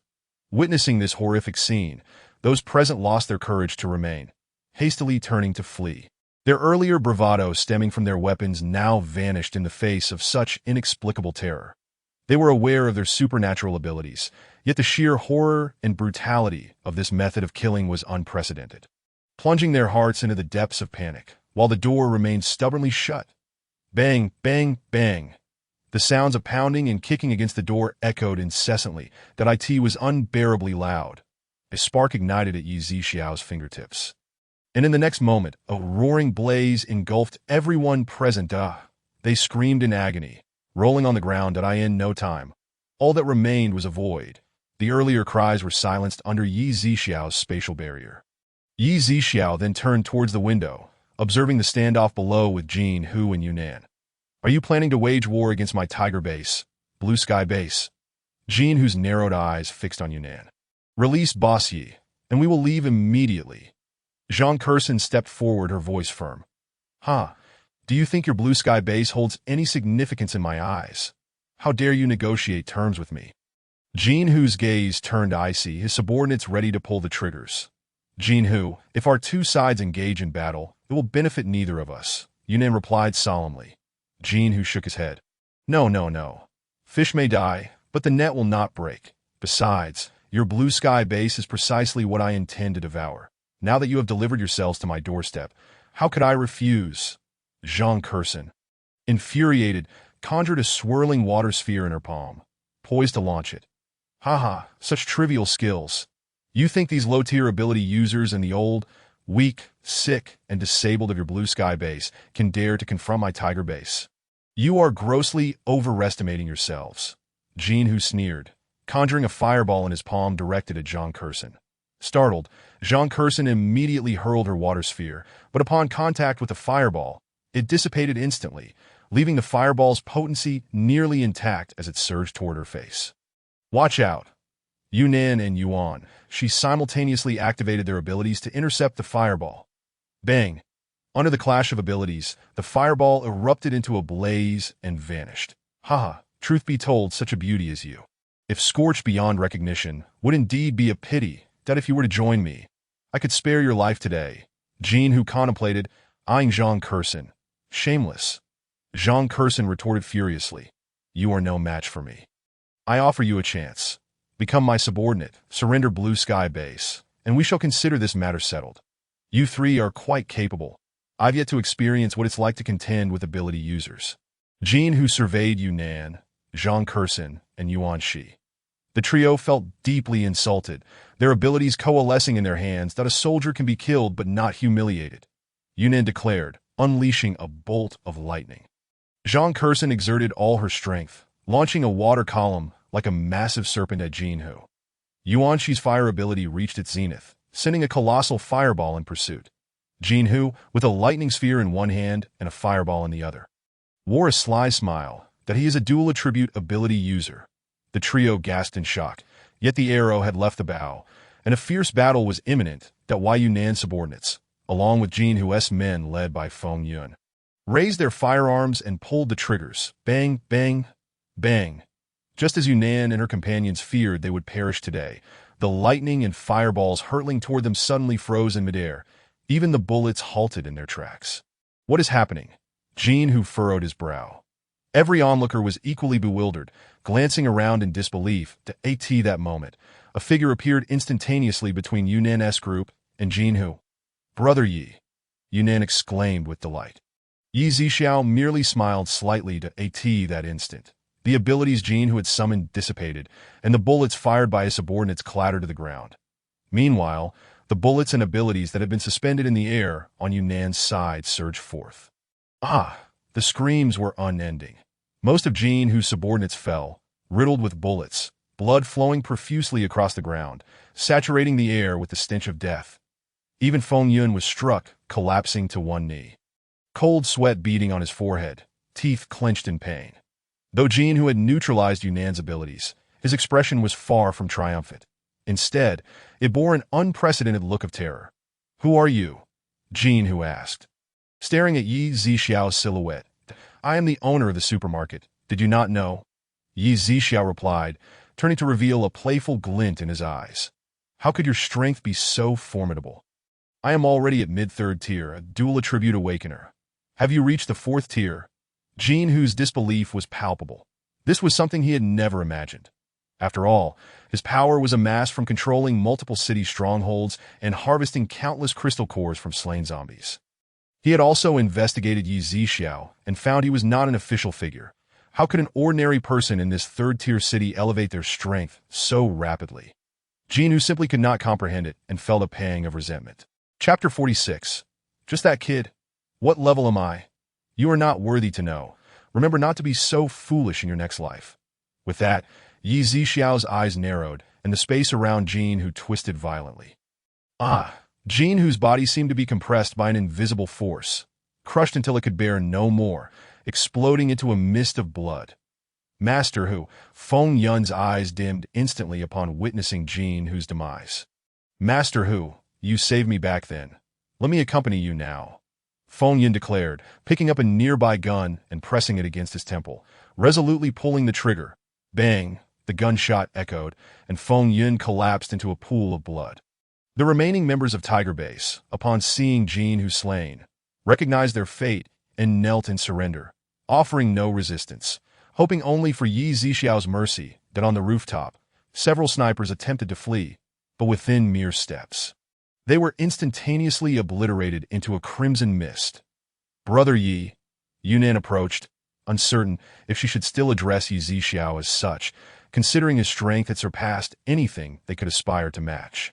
The rest is up to you that a place as vast as Tiger Base with so many resources should not go to waste.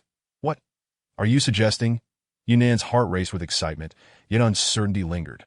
In the future, Blue Sky Base will be the sole base in Xirong City that I have no interest in managing this place. I am not accustomed to too many people, that I leave everything here to you. Yi Zixiao reiterated. Seeing the certainty in Yi Zixiao's eyes, Yunnan felt immense gratitude. Brother Yi, rest assured, I will not disappoint your expectations. The gates of Blue Sky Base will forever remain open for you. Zhang Kursin and Yuan Shi exchanged glances, relief evident in their expressions. Handle the subsequent matters as you see fit. Eliminate those who must be eliminated. With that, Yi Zixiao prepared to depart. Just then, a disheveled woman in a flimsy nightgown and shorts burst onto the scene. Her stunning figure marred by an array of bruises, her limbs shackled with chains. Help me, please! The woman rushed to Yi Zixiao and fell to her knees, while Yi Zixiao focused on the kneeling figure. Realizing it was Jiang Lele, who had escaped upon noticing her captors had vanished and the door remained ajar, unaware that Jean, who had just perished at Yi Zixiao, was puzzled. How had this woman, who once thrived under Jean Hu's protection, ended up in such a dire state? Had she been caught attempting to seduce another while betraying Jean Hu? Boss Yi, please save me. Jiang Lele wept. Jean Hu is no human. He is a monster. I endured torment while with him, barely escaping death each time. Please, help me leave, and I will serve you loyally. As Jiang Lele recounted her harrowing experiences, detailing the cruel treatment she had suffered. Yi Zixiao remained silent, while Yunnan and the others from Blue Sky Base listened intently. Jean Hu is dead, Zhang Kursin remarked, feeling a surge of empathy as a fellow woman, stepping forward to drape her coat over Jiang Lele. Noting her scant attire, Wei Yunnan and Yuan Shi averted their gazes, unable to look directly at her. Yet, Zhang Kursin was unaware of Jiang Lele's true nature. Otherwise, she would have felt no pity, believing she deserved her fate. He is dead. Jiang Lele wept with disbelief, exclaiming, Drive me out of the base and leave me to my own devices. Yi Zixiao replied coolly, No, please don't expel me. I'm begging you, upon hearing Yi Zixiao's intent to cast her away. Jiang Lele desperately pleaded, for leaving the base felt akin to a death sentence. With the horde of zombies lurking outside, it seemed nearly impossible for a solitary woman like her to survive. Although Yi Zixiao was unaware of Jiang Lele's past scheming behind the Black Wolf, he recognized her self-inflicted predicament and felt no sympathy. Take her out. Yunnan commanded that. No, please, Jiang Lele cried out in anguish. Zhang Kursin, the boss, wished to intercede, But Yi Zixiao raised his hand to interrupt, stating, "This woman is not to be trifled with. Cursin." Yunnan and Yuan, she exclaimed in unison. Thus, Jiang Lele was unceremoniously cast out of the base, her chains still binding her limbs. "You heartless lot, may you all suffer a wretched fate. I will haunt you as a vengeful spirit." Seeing her situation was dire, Jiang Lele unleashed a torrent of curses outside the base. Yet her cries stirred no empathy within those inside. Instead, they attracted the attention of the zombies. With her screams echoing beyond the base, Jiang Lele was swiftly devoured by the approaching undead. After Yi Zixiao departed, Yunnan and the others began to address the aftermath. The remaining supernatural beings at the Menghu base dared not resist, obediently complying with the commands, having witnessed Yi Zixiao's formidable prowess, despite his absence. They remained cautious.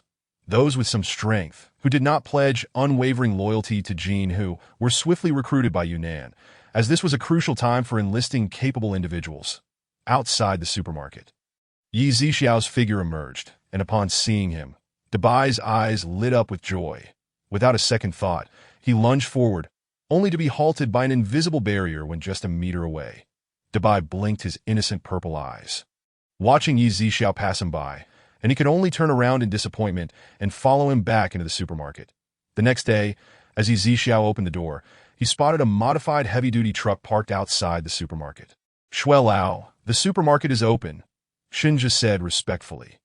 Shui Hongsong nodded in acknowledgement that moment. A muscular man clad in a black short-sleeved shirt and pants, with a tan complexion, displayed a look of disdain. "That kid, how formidable could he be? I'll go meet him shortly." Chapter 47. Where did you acquire these supplies? Nian Nanfeng, don't say I didn't warn you. Boss Yi is far from the simple figure you perceive him to be. It's best to exercise some discretion in your words and actions, Shinja cautioned. You have no right to instruct me on how to conduct myself, coward. Nian Nanfeng scoffed. Previously, Nian Nanfeng and Shinja held equal ranks. But during the apocalypse, he awakened both fire and spatial abilities, while Shinja did not, leading Nian Nanfeng to regard him with contempt. Their contrasting personalities, with Shinja being cautious and strategic while Nian Nanfeng was impulsive, had resulted in numerous disagreements. Upon hearing Nian Nanfeng's words, Shinja felt a surge of anger, but chose to remain composed. Given that Shui Hongsong was present, that he replied coldly, "I've said my piece. Do as you wish." Subsequently, Nian Nanfeng and Shinja exited the vehicle, while Shui Hongsong continued observing from inside. "Boss Yi." Shinja entered the supermarket, greeting him with a polite smile that Yi Zixiao nodded in acknowledgement. Nian Nanfeng scrutinized Yi Zixiao before surveying the items within the supermarket. Although he looked down on Yi Zixiao, the abundance of supplies astonished him momentarily. "Boss Yi, is the second floor now open?" Shinja inquired. "Yes, feel free to take a look if you wish," Yi Zixiao responded. "All right," Shinja nodded, having noticed the blue lettering on the wall, which indicated that the third floor and above were currently off-limits. At that moment, Shinja placed a watch from his sleeve onto the counter. "Boss Yi, how much can you offer for these?" 1,005. Would you trade? Yi Zixiao asked. "Sure." Shinja nodded. Nian Nanfeng remained silent, meticulously observing the supermarket for any unusual features. Though he was hot-tempered and impulsive, he was not foolish. Following Shinja, Nian Nanfeng ascended the escalator to the second floor, where the sight of numerous fresh food items caused his eyes to narrow slightly. Shinja pushed a shopping cart and began purchasing supplies, while Nian Nanfeng continued to survey his surroundings. That he then glanced toward the third floor, preparing to ascend, but as he took a step forward, a figure appeared before him, an entry to the third floor. Dabai raised his hand to block Nian Nanfeng's path. "Who are you?" Nian Nanfeng's expression darkened. He only intended to take a look upstairs. "I am an employee of this supermarket. The boss has stated that the third floor is off-limits." "Humph. Who do you think you are, blocking my way?" Nian Nanfeng retorted. Dabai stood his ground, faintly exuding the aura of his abilities. "Oh, I didn't expect you, an employee, to possess abilities." Nian Nanfeng's eyes narrowed, a flicker of fire igniting within them. Yi Zixiao, sensing the disturbance from below, felt a chill wash over him and abruptly vanished from behind the counter. Shui Hongsong, observing Yi Zixiao's sudden disappearance, revealed a hint of delight in his eyes. Evidently, he possessed spatial abilities. "Boss, This person wants to go up to the third floor. Dabai immediately reported upon Yi Zixiao's appearance. You are indeed a dual spatial ability user. No wonder, Nian Nanfeng mused, considering the supermarket and the earlier swift appearance of Yi Zixiao, surmising that his ability level must be considerable as well. Are you planning to harm my people? Yi Zixiao's tone turned icy. And what if I am?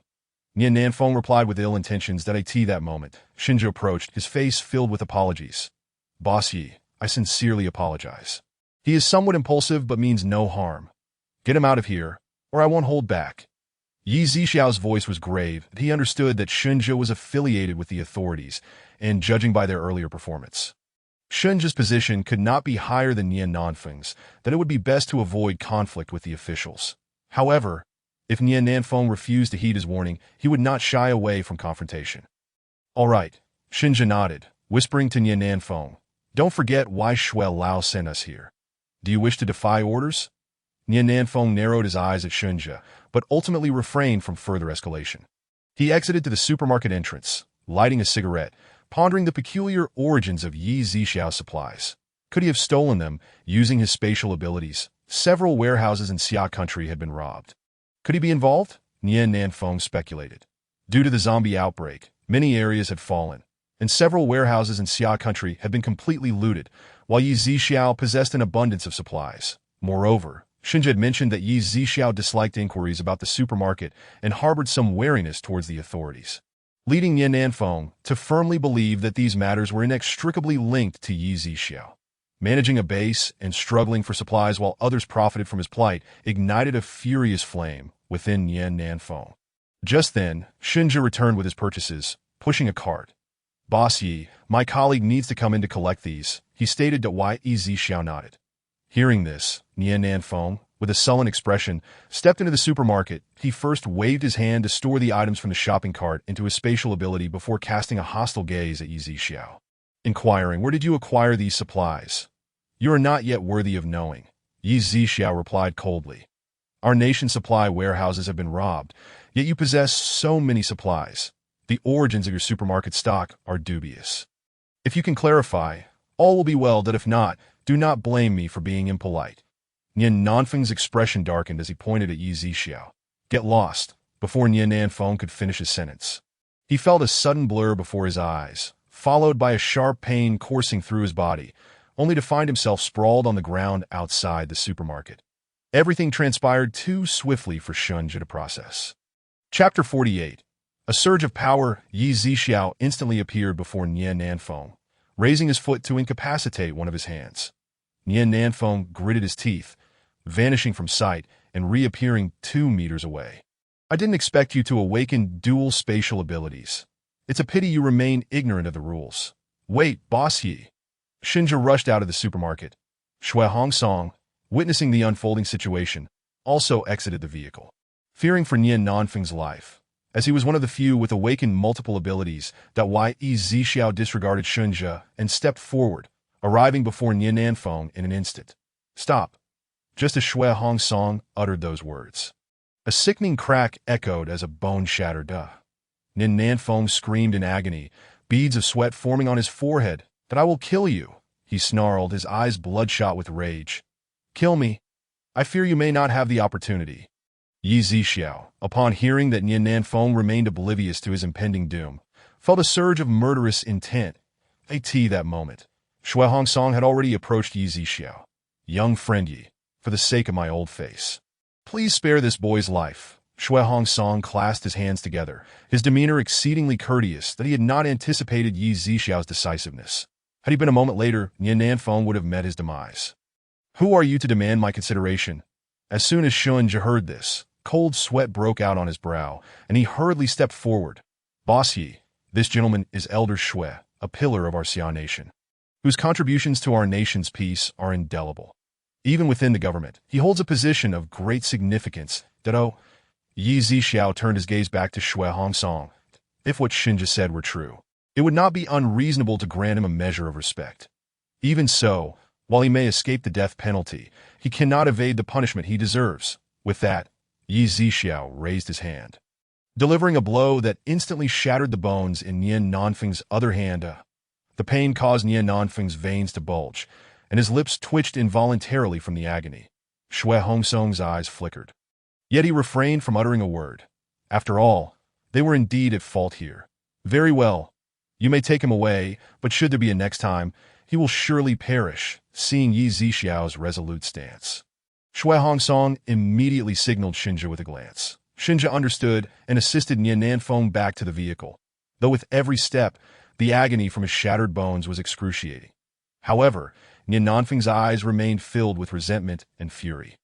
He believed he had yet to encounter a worthy adversary, and now to have been defeated by Yi Zixiao ignited within him a fierce desire for revenge.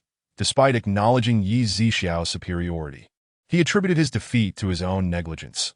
Convinced that he would not have lost so miserably otherwise at that moment, he silently resolved that once his injuries healed, he would spare no effort in enhancing his strength to avenge the humiliation of today. Yi Zixiao, although aware of the fire in Nian Nanfeng's gaze, did not regard him as a threat. After all, a being akin to an ant did not even merit his attention. Then, Yi Zixiao turned to Shui Hongsong and spoke in a calm tone. Elder Shui, I presume your visit is not solely for the purpose of acquiring that trifling item, is it? Shui Hongsong nodded. Indeed, but I do not wish to pry into your affairs. My intention in coming here is to ensure that our Xia nation does not lose its talents. If possible, might young friend you consider joining us? Of course, you may take your time to ponder this before responding. I decline. Yi Zixiao replied succinctly, offering no further contemplation. Shui Hongsong was taken aback. Today had brought him numerous surprises. Should young friend Yi ever change his mind, please feel free to contact me. This is a satellite phone containing my private number. Shui Hongsong said, producing a phone from his clothing and extending it towards Yi Zixiao. No need. Yi Zixiao did not accept it. Shui Hongsong shook his head, turning to leave and returning to the vehicle that he had initially hoped to persuade Yi Zixiao to join, and to inform him that the current apocalypse might be the work of an advanced extraterrestrial civilization. However, with Nian Nanfeng's injuries requiring immediate attention, that conversation would have to wait for another opportunity. Upon returning to the vehicle, Shui Hongsong glanced at the pained expression of Nian Nanfeng lying on the bed. Shaking his head in regret, he wished he had heeded Xinzhi's advice earlier and not acted so rashly. For now, they found themselves in this predicament. Sigh, it seems I am growing old. Shui Hongsong sat in the chair, closing his eyes, lost in thought. Xinzhi promptly drove away from the location that Yi Zixiao also turned and returned to the supermarket, not dwelling on the incident. 2 days later, Yunan once again arrived at the supermarket, accompanied by Yuan Shi and another man whom Yi Zixiao had not previously encountered. Brother Yi, Mr. Yi, Yunan and Yuan Shi called out in succession. Yi Zixiao nodded. How are the matters at the base progressing? Not much to report. Many things are readily available, which has saved us considerable trouble. At that moment, Yunan suddenly gestured to a shy man wearing black-framed glasses who was looking down. Brother Yi, I almost forgot to introduce you. This is Feng Cheng, our new spatial ability user at the Blue Sky base. Greetings, Mr. Yi, Feng Cheng said bashfully. Yi Zixiao nodded. Yuan Shi was also observing the supermarket, as it was his first visit. Feng Cheng, present the items. Yunan instructed. Right. Feng Cheng slightly closed his eyes, and suddenly, over 20 boxes of various sizes appeared on the ground. While Yunan and Yuan Shi crouched down, unpacking the boxes and placing their contents on the counter. Jade bracelets, necklaces, rings, gold bars, diamond rings, necklaces, ancient silver coins, and a bronze sword over 1,000 years old. Yi Zixiao calculated the prices of all these items. 15 million. Do you wish to exchange? Yes, Yunan nodded. The second floor is now open. You may go take a look. Yi Zixiao reminded them. All right, the three nodded and proceeded to the second floor, as even Yunan had never been up there. Upon reaching the upper level, the trio was momentarily stunned by the sight before them. The abundance of various foods was such that even the largest supermarket in Xirong City could not compare. They each pushed shopping carts, continuously filling them with items. With the addition of a spatial ability user, they were no longer concerned about the perishability of fresh foods. Congratulations, host, you have earned a lottery draw. The system's voice echoed. Yi Zixiao looked at the lottery wheel before him and promptly began his draw. Ultimately, the pointer landed on 50 level 8 crystal cores. In an instant, 50 glossy black crystal cores appeared before Yi Zixiao. Seeing the cores ignited a yearning for energy within him, compelling him to absorb them immediately.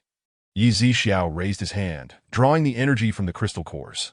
However, as he was only at level 7, absorbing the energy from the peak level 8 cores took considerable time. 5 minutes later, Yi Zixiao had fully absorbed the energy from the cores, and his aura surged dramatically. I've broken through to level 8.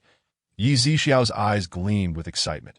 Indeed, host, a level 8 ability user can extend their lifespan by at least 1,000 years. Hearing the system's words, Yi Zixiao could hardly contain his exhilaration, taking a moment to regain his composure. Meanwhile, on the second floor, the three continued shopping until they had filled dozens of carts. Feng Cheng then stored these items in his space before resuming their purchases. Considering the substantial amount they were spending, Yi Zixiao ascended to replenish the stock. As the trio continued to shop, he restocked 3 times in succession. Before long, the three descended to the first floor to continue their procurement, and Yi Zixiao restocked several more times. An hour later, they had entirely spent the 15 million on goods. Had it not been for Feng Cheng's limited storage capacity, they would have taken even more gold, silver, jewelry, or valuable items in exchange for supplies, as food stored in a spatial ability user space would not spoil. Thus, spatial ability users were exceedingly sought after. Yi Zixiao sold the items he had exchanged to the system, and at that moment, the system's voice rang out once more. Congratulations, host, your balance has reached 200 million. Successfully unlocking your exclusive shop. Yi Zixiao was momentarily taken aback. Suddenly, a purple screen appeared before him. Would you like to spend 10 million to unlock the exclusive shop? Without hesitation, Yi Zixiao clicked yes on the purple screen. Upon doing so, he was greeted with a dazzling array of products, with crystal cores ranging from level 8 to level 20. Level 8 crystal cores were priced at 10 million, level 9 at 30 million, level 10 at 60 million, level 11 at 130 million, and level 20 crystal cores required 66 billion. Interstellar energy balls were priced at 80 billion. Additionally, there were spacecraft with the cheapest superluminal ship, accommodating 6 people, priced at 50 billion. Energy stones for the ships came in 3 tiers. Level 1 at 30 million, Level 2 at 60 million, and Level 3 at 120 million. There were also various types of 100 loyal mutated beasts, mutated plants, star beasts, and an assortment of robots, among other goods. Yi Zixiao surveyed the offerings and understood why he had to wait until his balance reached 200 million to unlock the shop. The prices were exorbitant, far beyond his means. However, even with the shop now accessible, Yi Zixiao was not in a rush to make purchases. After all, his strength made him invincible on Blue Star, and he intended to save more funds to buy what he needed in the future. This realization further fueled Yi Zixiao's ambition to earn money, enabling him to acquire more crystal cores and enhance his power. As Yi Zixiao was contemplating, he heard Yunan's voice. "Brother Yi, we shall take our leave for now. Yunan, I may be leaving in a few days, and my return time is uncertain." Yi Zixiao still informed them that if they needed anything in the next couple of days, they could purchase it. Currently, the Blue Sky base had already acquired a considerable amount of supplies and would not be purchasing excessively for the time being. During this period, those who survived and remained in Rong City had all made their way to the Blue Sky base, leaving behind either supernatural beings or members of influential families who were reluctant to relocate. This city, for now, could not offer him significant returns. Yi Zixiao planned to explore other locations, hoping to encounter a base. Ultimately, he decided that his next destination would be the first-tier city of On. Engaging in small trade would be beneficial, but larger transactions promised higher returns, allowing him to unlock more supermarket levels and purchase crystal cores to enhance his strength. After a brief pause, Yunan spoke. "Are you leaving, Brother Yi?" Yi Zixiao nodded. Although Yunan was puzzled, he continued, "Brother Yi, let us purchase some supplies in the next couple of days." "All right," Yi Zixiao replied. "If you need assistance, don't hesitate to ask." Yunan thought about the vast supermarket that Yi Zixiao had, realizing that even a space-type supernatural being might not be able to store everything. So they could have Feng Cheng help make a trip with several large trucks. Recalling the RV that Shunja had driven when he arrived, Yi Zixiao said, "Actually, there is one thing. Could you help me find an RV? One of those heavy-duty types. This would provide ample space for both Yi Zixiao and to buy. And if they stumbled upon a suitable location, they could stay for a day or two." Yunan contemplated for a moment and replied, "That shouldn't be a problem, that I will bring it when I come to buy supplies in the next couple of days." "Good. I will prepare the corresponding supplies for you then." Yunan quickly waved his hand. "Brother Yi, You are being too courteous. If it weren't for you, our blue sky base might not exist today, that I in our hearts. You are the true leader of the blue sky base. Well then, I shall not be polite, Yi Zixiao said, refraining from further comments, for Yunan's words held considerable truth. He had indeed entrusted the tiger base to Yunnan, and this matter was trivial in comparison. After Yunnan departed, Yi Zixiao summoned Debai to inform him of his plan to travel to An. Boss, is that true? Debai inquired. Yes. Upon hearing Yi Zixiao's confirmation, Debai happily spun in place. As he relished exploring new places and had grown weary of the vicinity, that Yi Zixiao's decision was also rooted in his considerations. Now, he had reached the 8th tier of strength. He sensed that even nuclear weapons would pose no threat to him.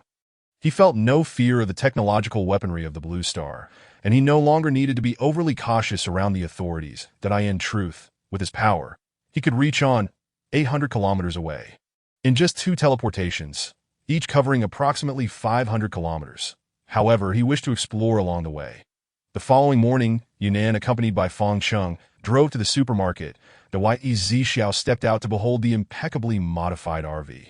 Feeling immensely satisfied, Brother Yi, what do you think of this vehicle? Yunnan asked. Not bad. Yi Zixiao nodded. I'm glad you like it. Yunnan felt relieved upon seeing Yi Zixiao's approval. The 3 of them examined the RV's interior, which boasted genuine leather seats with heating and massage functions, 2 beds, a table, a refrigerator, a cooking area, and a complete bathroom.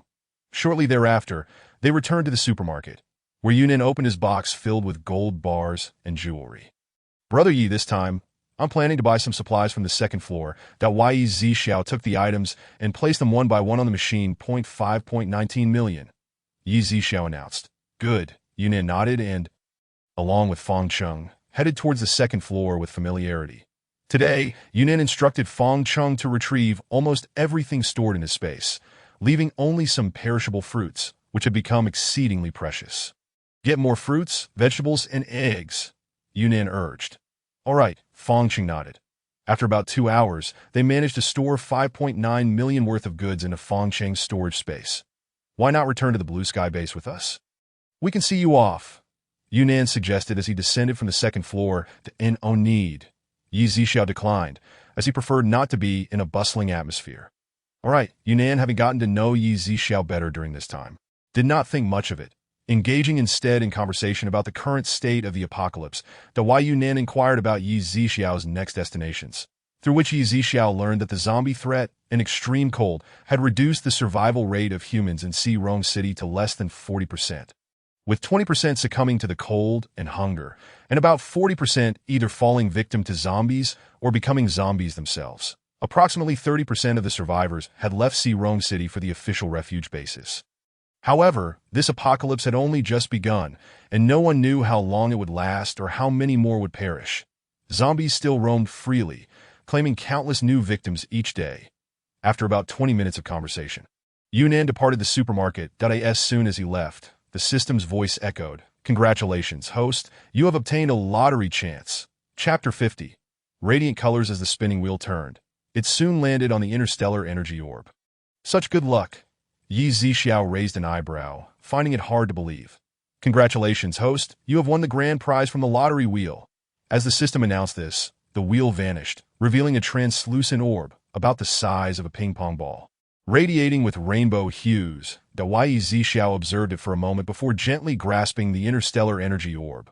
But as soon as he touched it, the orb instantly melded into his palm. He raised his hand to see his palm glowing with dazzling colors, illuminating the supermarket's ceiling with a beautiful light.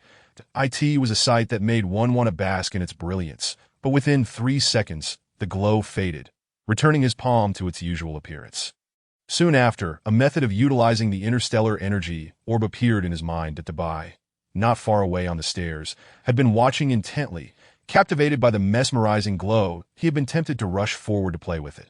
But upon seeing the radiance vanish, he felt a sense of loss. However, in the near future, he would be grateful that he had not acted on that impulse. After all, the more beautiful something appears, the more dangerous it often is. Debai, let's go. Yi Zixiao called out. Debai perked up, his ears twitching, and with a leap, he bounded down the stairs. Yi Zixiao paid little heed to Debai's occasional antics. understanding that despite his transformation into a humanoid form, his beastly nature remained unchanged. Once outside the supermarket, Yi Zixiao willed the supermarket to disappear instantly. Dabai paused, still somewhat worried as he looked at Yi Zixiao. "Don't worry, it's all taken care of," Yi Zixiao reassured him, well aware of Dabai's concerns. With so many delectable foods inside, if they truly vanished into thin air, it would drive him mad. They both got into the vehicle, with Dabai occupying the passenger seat. The engine roared to life, and they sped away. Along the way, they occasionally encountered zombies attempting to lunge at the vehicle.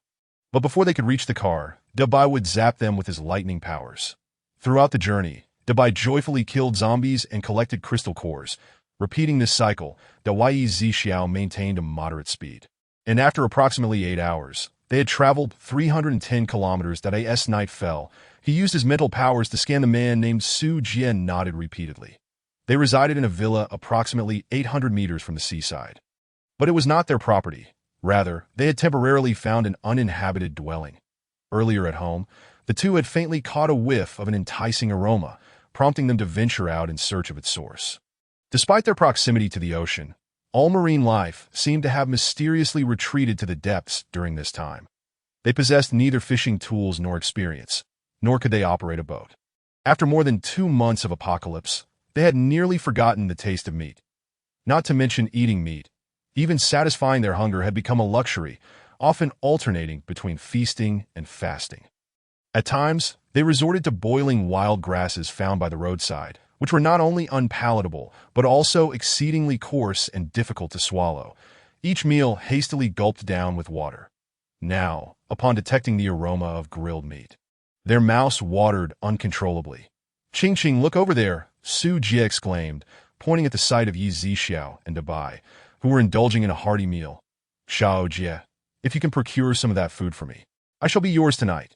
The woman suddenly shed her usual haughty demeanor and adopted a coquettish tone, causing Su Jie, who had pursued her for nearly 2 years, to feel a rush of vulnerability. They had been university classmates. From the very first year, Su Jie had been enamored with the beautiful and statuesque Wang Qingqing. However, for 2 years, her affections had fluctuated like the tides that in the wake of the apocalypse. Her family had succumbed to the zombie outbreak, yet it was Su Jie who, filled with concern, had rushed to her aid and brought her to his home. Over the past couple of months, Wang Qingqing had shown him considerably more tenderness than before. Occasionally, when Su Jie managed to find food, she would playfully peck his cheek, making him feel as though he would willingly offer his life for her. Now, upon hearing that Wang Qingqing intended to fully surrender herself to him, Su Jie's heart raced with fervor, and he was resolute in his determination to ensure she savored the grilled meat. "Qingqing, why don't you wait here while I take a look?" Su Jie suggested to him. Wang Qingqing nodded. Typically, it was Su Jie who ventured out alone with 2 axes in search of sustenance, while Wang Qingqing remained hidden at home. Yi Zixiao was aware of their conversation not far away, but paid it no heed as Su Jie drew the axes from his waist, one in each hand, and cautiously stepped through the sand towards Yi Zixiao and Dabai, refraining from asking questions or making pleas, as he feared disturbing the delicate balance of the situation that in this apocalyptic world, he had no confidence that others would share their provisions with him. He raised his axes high, believing that their descent would herald the moment of their indulgence. However, in the next instant, before Yi Zixiao could act, Dabai had already turned to face him. With a rip, the sound of fabric tearing filled the air, and Dabai transformed into a beastly form, towering nearly 3 meters tall, baring his teeth, his violet eyes crackling with electricity. Chapter 51. Intense heat. Su Jie stood before the colossal creature. His mouth agape, his axes frozen mid-air, paralyzed by fear, as if believing that stillness might spare him from doom. In the distance, Wang Qingqing, though trembling with terror, instinctively turned to flee. Attempting to escape, Yi Zixiao waved his hand, and Wang Qingqing was immediately propelled backward.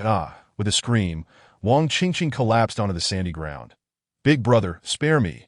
Su Jie dropped his axes, kneeling in desperation. "I was wrong. I beg you, spare us." Su Jie began to bow his head in supplication. Wang Qingqing, too, knelt, her fear rendering her speechless, her lips quivering uncontrollably. "Death." Yi Zixiao uttered the word with chilling nonchalance, and Dabai prepared to end the life of the man who dared to interrupt his meal. "Please don't kill me. It was this woman who sent me here. If you must slay someone, let it be her. Wang Qingqing stared at Su Jie in disbelief. Wai Zixiao regarded the two with intrigue. Su Jie, caught in a whirlwind of emotions, found himself at a loss. Perhaps he simply wished to live. Human hearts are notoriously fickle. Moments ago, he would have willingly laid down his life for Wang Qingqing. Yet now, faced with imminent death, his sentiments had shifted. The heart can sometimes betray even its own desires. Previously, he had braved the dangers of the zombie outbreak to seek Wang Qingqing, driven by youthful impulsiveness and courage. However, after enduring more than 2 months of apocalypse, witnessing countless separations and the cruelty of human nature, he had gradually been dulled to the fervor of his youth in this moment. He simply wished to survive. Su Jie, are you still a man? If you are a man, why can't you die for me? Did you not vow to do anything for me? Wang Qingqing's eyes glimmered with madness. I'm sorry. Qingqing, I truly am, but I really do not wish to die. Su Jie wept bitterly, grappling with his inner turmoil, yet his desire to live outweighed all else. Enough. You both shall not live. Why dwell on it? Yi Zixiao shook his head. Please spare us. With a swift motion, Dabai opened his massive jaws, and in the blink of an eye, he bit down on the necks of both individuals, blood gushing forth. Dabai eagerly drank, the sound of crunching filling the air. Before long, the sandy ground bore only traces of blood, the bones devoured completely. Dabai licked the blood from the corners of his mouth. Turning to Yi Zixiao with an innocent expression, his demeanor transformed from that of a ferocious predator to one of endearing innocence. Yi Zixiao found himself at a loss for words at Dabai's duality. In the next moment, Dabai reverted to human form, though now devoid of any clothing, which caught Yi Zixiao's attention. Once more Dabai looked at the torn remnants of clothing scattered around him, feigning innocence that he had merely been irritated by the interruption during his meal. However, Dabai had begun to develop a sense of modesty, having consumed a great deal of media that instilled such values. And he quickly turned away from Yi Zixiao. Moments later, he felt something land atop his head, and Dabai hastily donned the clothing, still yearning for the grilled meat he had not yet finished. Yi Zixiao was astonished by Dabai's voracious appetite. It appeared that his regular consumption barely sufficed to satisfy his hunger.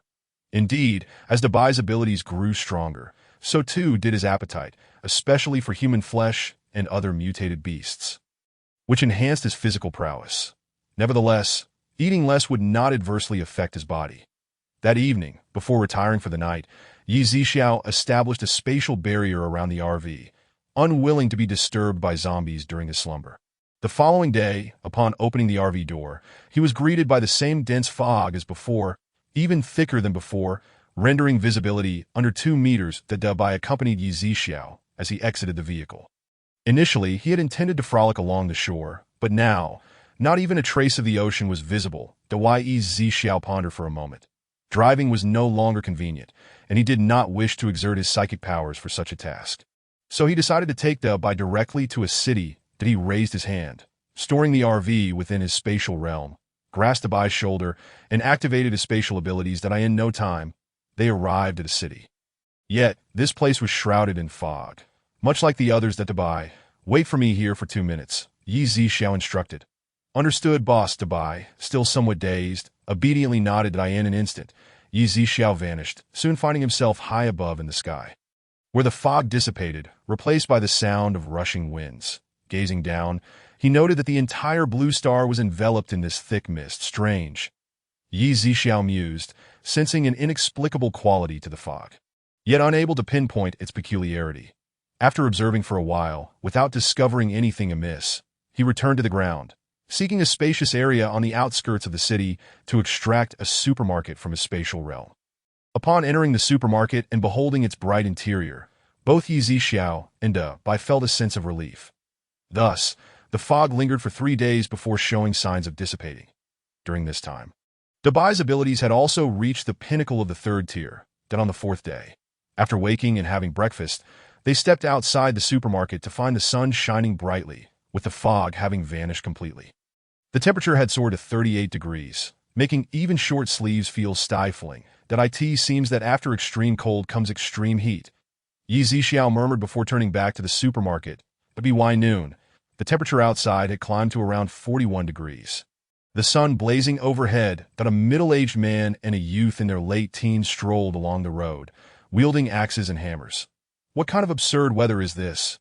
It's sweltering," the middle-aged man grumbled, his face flushed and beads of sweat cascading down his cheeks. The young man wiped his brow, his lips cracked. "Father, should we not consider returning home? If we go back now, those few in the family will surely have something to say." The Heath family, residing in a city, can be considered a third-rate family. Before the apocalypse, they lived a rather prosperous life. However, with the onset of the end times, wealth and material possessions became utterly useless. For over 2 months now, they have been enduring a cycle of feasting and famine, as the food supplies within the family have long been depleted. The scorching heat of the day, with the sun blazing overhead, renders the midday hours nearly devoid of zombies. Thus, each day, the able-bodied men of the family are dispatched to forage for food or hunt mutated rodents and other small aberrant creatures. Although the flesh of these mutated beasts is tough and sour, it is certainly preferable to the pangs of hunger. The father and son, He Fenggu and He Jiayan, are both of the direct line, yet they have never commanded much respect within the family. Among the 4 sons, He Fenggu, being the third-born, was considered a failure, often seen as someone who could not excel in any endeavor and had long been abandoned by the family, in these dire times. However, when every capable hand is required, the overlooked father and son are naturally assigned the task of hunting for sustenance, as someone must brave the dangers posed by the rampant zombies that moment. He Jian peered ahead, rubbed his eyes, and looked again, his hands beginning to tremble. "Dad, is that a supermarket?" He Fenggu, feeling impatient, replied, "What are you daydreaming about?" "The supermarket. Over there." He Jian pointed excitedly toward the supermarket, his finger quivering with anticipation. Chapter 52. A new perspective. He Fenggu squinted against the glaring sunlight, but managed to discern the scene within the supermarket's transparent glass facade. The shelves were overflowing with food. Without a moment's hesitation, he sprinted toward the supermarket, moving with the agility of a gazelle, completely shedding his earlier sluggishness. As if he could leap straight into the store, Tijian hastily followed suit. And they both arrived at the supermarket almost simultaneously. The sight of the vast array of food before them left them momentarily dazed, as if caught in a dream. "Dad." He Jian was the first to notice the figure of Yi Zixiao behind the counter and quickly tugged at his father's sleeve. He Fenggu, still somewhat impatient, turned to see Yi Zixiao seated with the towering figure of Da Bai beside him. Just as He Jian was about to ask something, they caught sight of the exchange rules displayed on the wall of the supermarket. Being members of a prestigious family, albeit somewhat ineffectual in the past, they were not fools. In fact, they were often more timid and cautious than the pampered heirs of more esteemed clans. Now, 2 months into the apocalypse, the sudden appearance of a supermarket brimming with food instilled a sense of trepidation within them. "Dad, your watch." He Jian quickly pointed out that, He Fenggu hastily removed his watch from his wrist and placed it on the counter. "Boss, how much can this watch fetch?" He Jian asked eagerly. Yi Zixiao picked up the watch and placed it on the machine, which promptly displayed a price. $600. Deal, you want to exchange it?" "Yes, we'll exchange it." They both nodded fervently. "You may now select your supplies," Yi Zixiao remarked, observing their enthusiastic agreement. Thank you, boss." He Fenggu responded with a deep BOW. In no time, both father and son returned to the counter with a sack of 20 pounds of rice and a bag of flour. Bowing once more to Yi Zixiao before exiting the supermarket, as they stepped outside, they were immediately hit by a wave of heat, and it dawned on them just how blissfully cool the supermarket had been. They exchanged a reluctant glance back at the store before departing on their way home. He Fenggu wore a smug expression, contemplating how he would impress the members of their family upon their return. "Dad, should we tell Grandpa about the supermarket?" He Jian inquired, but He Fenggu smacked him lightly on the back of the head. "Why are you hitting me, Dad?" He Jian pouted, rubbing his head in feigned grievance. "Are you foolish? We are not held in high regard within the family. If we mention this, will we have any good days left?" Then, He Jian glanced at the flour in his hands. "You can say that your old man ran into an old friend, whose family is not only official, but also a prominent one, that they only provided us with these items out of our long-standing friendship. He Jian nodded in understanding, but He Fenggu was not lacking in wit. He simply lacked interest in the business. Before long, they arrived at the entrance of the He family estate. It was midday, and due to the high temperatures, low-level zombies typically refrained from roaming around. Moreover, as this was a first-tier city, although zombies were present, many had been cleared by the authorities, making the situation far less terrifying than during the initial outbreak. Thus, they arrived safely. He input the code. The gate swung open, and the pair strode boldly into the Heath family mansion, clutching their rice and flour. Upon seeing the items in their arms, the family members gaped in astonishment, particularly the family head. Despite being 70 years old, he had yet to relinquish his position. That moment, a flicker of life appeared in his otherwise dull eyes. "Jin, my dear grandson, what do you have there?" Munen's tone shifted to one of affection, a stark contrast to his usual demeanor. Having not had rice for over a month and subsisting on wild grasses and mutated beasts, his aging stomach could hardly bear it, often resulting in diarrhea or constipation. Thus, the sight of rice and flour was nothing short of exhilarating. "Grandpa, this is flour and rice," Yin exclaimed. "You two have worked hard. Come in and sit down for a drink of water. It's too hot outside. Don't get heat stroke." Upon hearing Munen's words, the father and son exchanged delighted glances. Baigang, Hifingu's elder brother, and the one most likely to become the next family head before the apocalypse, felt a twinge of discomfort upon seeing the rice and flour in the hands of his younger brother and nephew. The apocalypse had claimed many lives within the He family, leaving only these two direct descendants. Baigang feared that his father, in a moment of joy, might bestow the family head position upon his younger brother, leaving him with nothing should the disaster conclude and normalcy return. Hifingu, well aware of his brother's thoughts, remained composed. After quenching his thirst with a large cup of water, he recounted the carefully crafted story he had prepared. "I don't know if we will still be able to." Munen hesitated. Before Hifingu could respond, Baigang interjected with a sarcastic tone. "Father, this food is of utmost importance. You're lucky to receive it once. Do you expect more in the future? I suspect the third brother has exhausted all his goodwill to exchange for these supplies." "Brother, why do you look down on me so?" Hifingu replied, his sarcasm equally palpable, particularly emphasizing the phrase "good brother." Chapter 53. Experience is the best teacher. Hifingu then turned to Munen and said, "Father, while my good friend is willing to assist us, we must still adhere to etiquette. We must offer a gift in return." Certainly, Munen nodded repeatedly. "Baigang, go retrieve some valuables from the Baoga Hall. Make sure to bring back some fine jewelry." "But father," Baigang protested reluctantly. "Hurry," Munen commanded. Baigang gritted his teeth but ultimately complied. The Baoga Hall housed an array of rare treasures, jewelry, antiques, and other valuable items, typically safeguarded by the family head. However, due to Munen's advanced age, he had entrusted the keys to Baigang. This was also the reason they were reluctant to venture to the base. They could not transport these items, and no one could predict how long the calamity would last. If it were to conclude in a year or two, their departure would leave these treasures vulnerable to looting. The Heath family was affluent, equipped with essentials like generators, and had fortified their walls with electric cables, making it nearly impossible for zombies to breach their defenses, thus negating the necessity to endure the restrictions of a base. Before long, Baigang returned with 3 ornate boxes, which he presented to Munen. As the boxes were opened, they revealed a jade pendant of imperial green, a ring, and a pair of earrings. Hifingu's eyes lit up at the sight, his heart swelling with joy at the thought of how much food these items could procure. "Fingu, these 3 items are entrusted to you. Find an opportune moment in the coming days to pay your friend a visit." "Understood. Father, I shall go tomorrow. With my friend seeing my sincerity, he might just provide us with an abundance of food." Hifingu responded eagerly, carefully stowing the boxes away. "Father, your stomach is not well. Let them prepare the rice for you, so you can nourish yourself," Hifingu urged. Munen nodded slightly, glancing at his son, whom he had previously regarded with indifference, now appearing more agreeable to him. In contrast, his eldest son, Baigang, whom he had always held great hopes for, had only brought back a handful of wild grass over the past month. The next afternoon, as the temperature soared to around 43 degrees Celsius, Hifingu and his son no longer needed to trek on foot in search of food.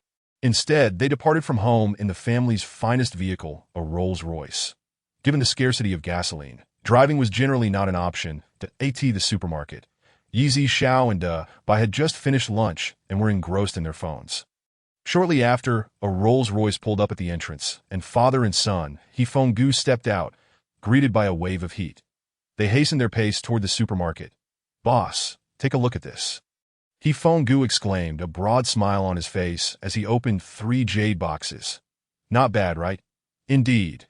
Yi Xiao nodded and placed the boxes on the machine, which promptly displayed the price. 250. 000. Would you like to exchange? Yes, yes, yes. Hifeng-gu nodded vigorously, his smile stretching from ear to ear. He Jiayin also beamed with delight, reflecting on the attitude his grandfather had towards him the previous day. Feeling a surge of happiness, "Dad, let's check out the second floor," He Jiayin suggested, eyeing the description of items for sale on the wall, eager to explore. "Boss, are there fruits on the second floor?" Hifeng-gu asked in disbelief. "Yes," Yi Xiao confirmed with a nod. Having not eaten fruit in quite some time, the mere thought of it made their mouths water. The two quickly ascended to the second floor, with Dubai trailing behind, as there was little else to occupy his time. Upon reaching the second floor, Hifeng-gu and his son were greeted by a plethora of fruits and various meats. Nearly moved to tears by their excitement, they hastily pushed shopping carts, filling them to the brim, opting not to linger any longer on the second floor due to the heat, which made preservation difficult. After more than half an hour, they completed their purchases on the first floor. Once their supplies were loaded into the car, father and son sat inside, gazing at the abundance of food, eagerly reaching for bananas and apples to devour. They savored milk and beef jerky, relishing each bite for a full 40 minutes. Burp, burp, burp. The sounds of their belching echoed as they rubbed their round bellies, feeling uncomfortably full yet inexplicably satisfied. After a brief respite, the car started up again, but midway through their journey, Hifeng-gu unexpectedly veered in another direction. "Dad, this isn't the way home." "I know, son. With so much food, they'll definitely grow suspicious that I have another villa outside that no one knows about. We must keep something in reserve." "What? Stop questioning. If the old man had given the family headship to your uncle, we'd be left with nothing. Luckily, I cleverly used a kickback from someone else to purchase this villa. Otherwise, you would have been left homeless. Furthermore, secrets don't last forever, that if they discover this supermarket, what advantage will we have?" He Jiayin pondered for a moment before nodding. "Dad, you're truly impressive. Of course, experience counts for everything." Though still a freshman in college, He Jiayin understood his father's reasoning, having never been held in high regard.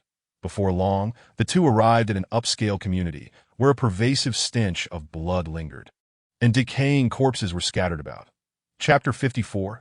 Suppressive Agent. Hifeng-gu drove directly to a standalone villa, moving most of their provisions to the basement.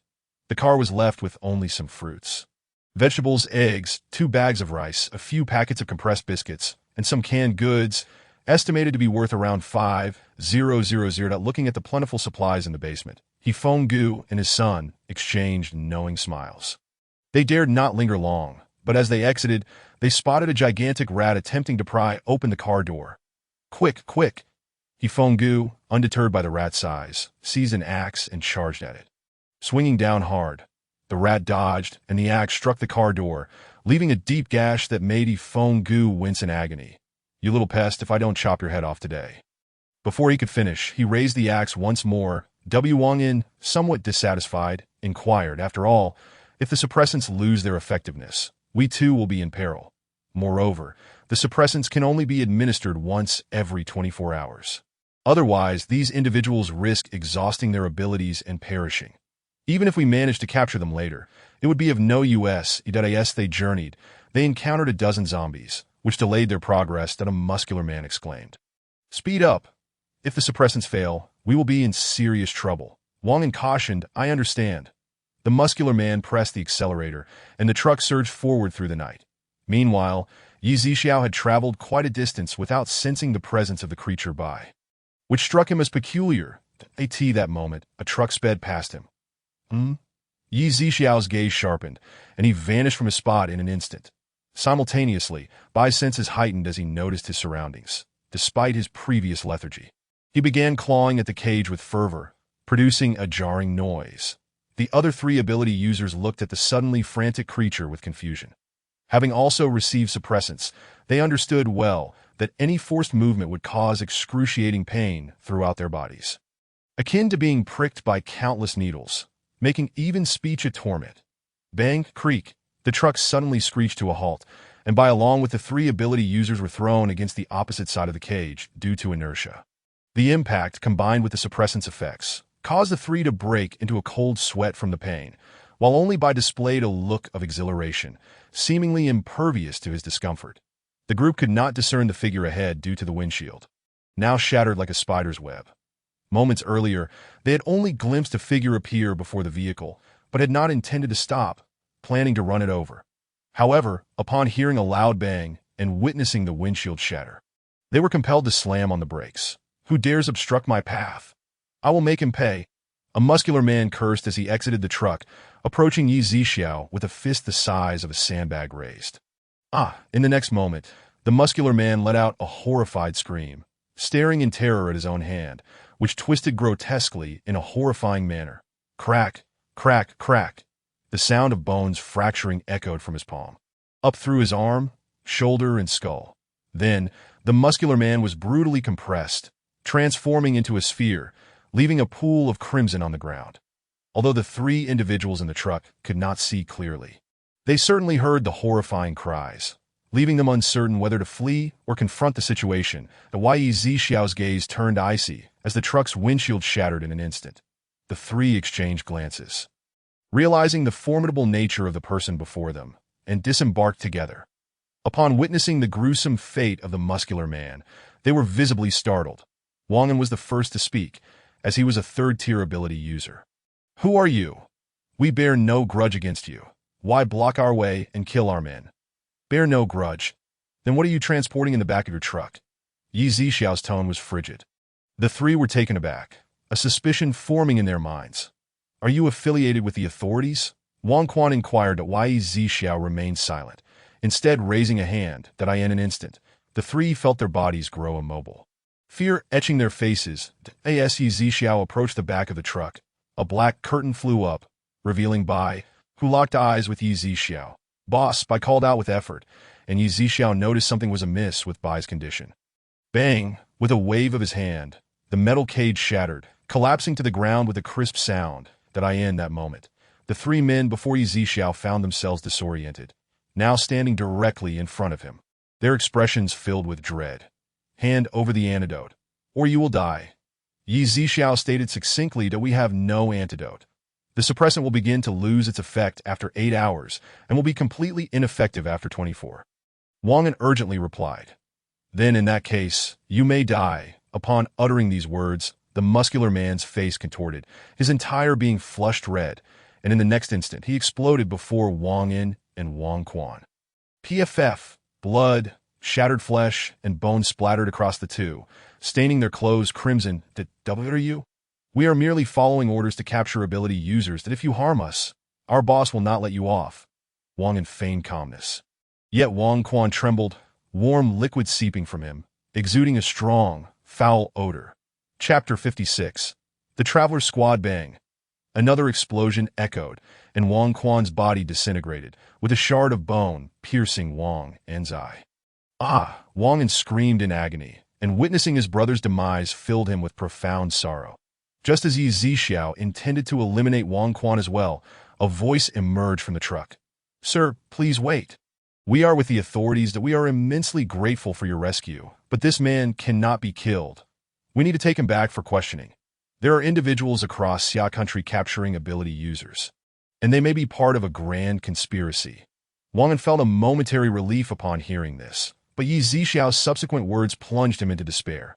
"Firstly, I am not here to rescue you. And secondly, he must die today." As the icy words fell, Yi Zixiao did not immediately kill Wang An, but instead delved into his mind with his psychic ability, extracting his memories. Wang An's head throbbed violently, his eyes reddening and bloodshot, his psyche fracturing under the strain. Before long, he appeared dazed, blood seeping from his mouth, nose, eyes, and ears. Bang! In the next instant, Wang An met the same fate as the others, leaving behind no trace of his former self. "Bai, let us depart," Yi Zixiao commanded with a wave of his hand, vanishing from the scene before the three official ability users could utter a word. The three exchanged stunned glances, their expressions reflecting horror. Yi Zixiao had chosen not to save them, as he had no obligation to do so. However, Once the effects of the suppressants wore off, they would naturally be able to escape from the cage.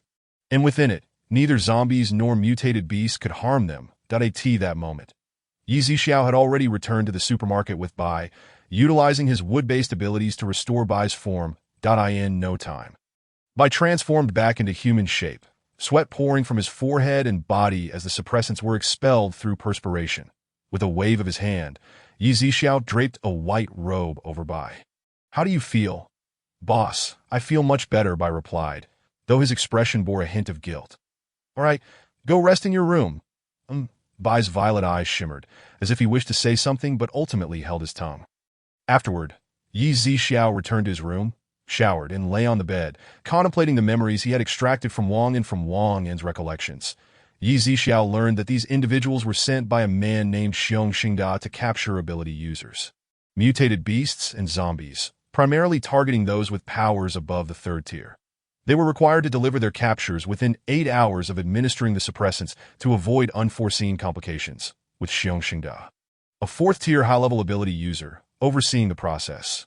Ultimately, it was unclear who would take charge of the captured individuals. Yi Zixiao speculated that even someone of Xiong Xingda's caliber was likely just a pawn, for it seemed implausible that he would dare to hunt ability users indiscriminately while disregarding the authorities. Yi Zixiao decided not to dwell further on this, and resolved to meet Xiong Xingda at an opportune time in the future.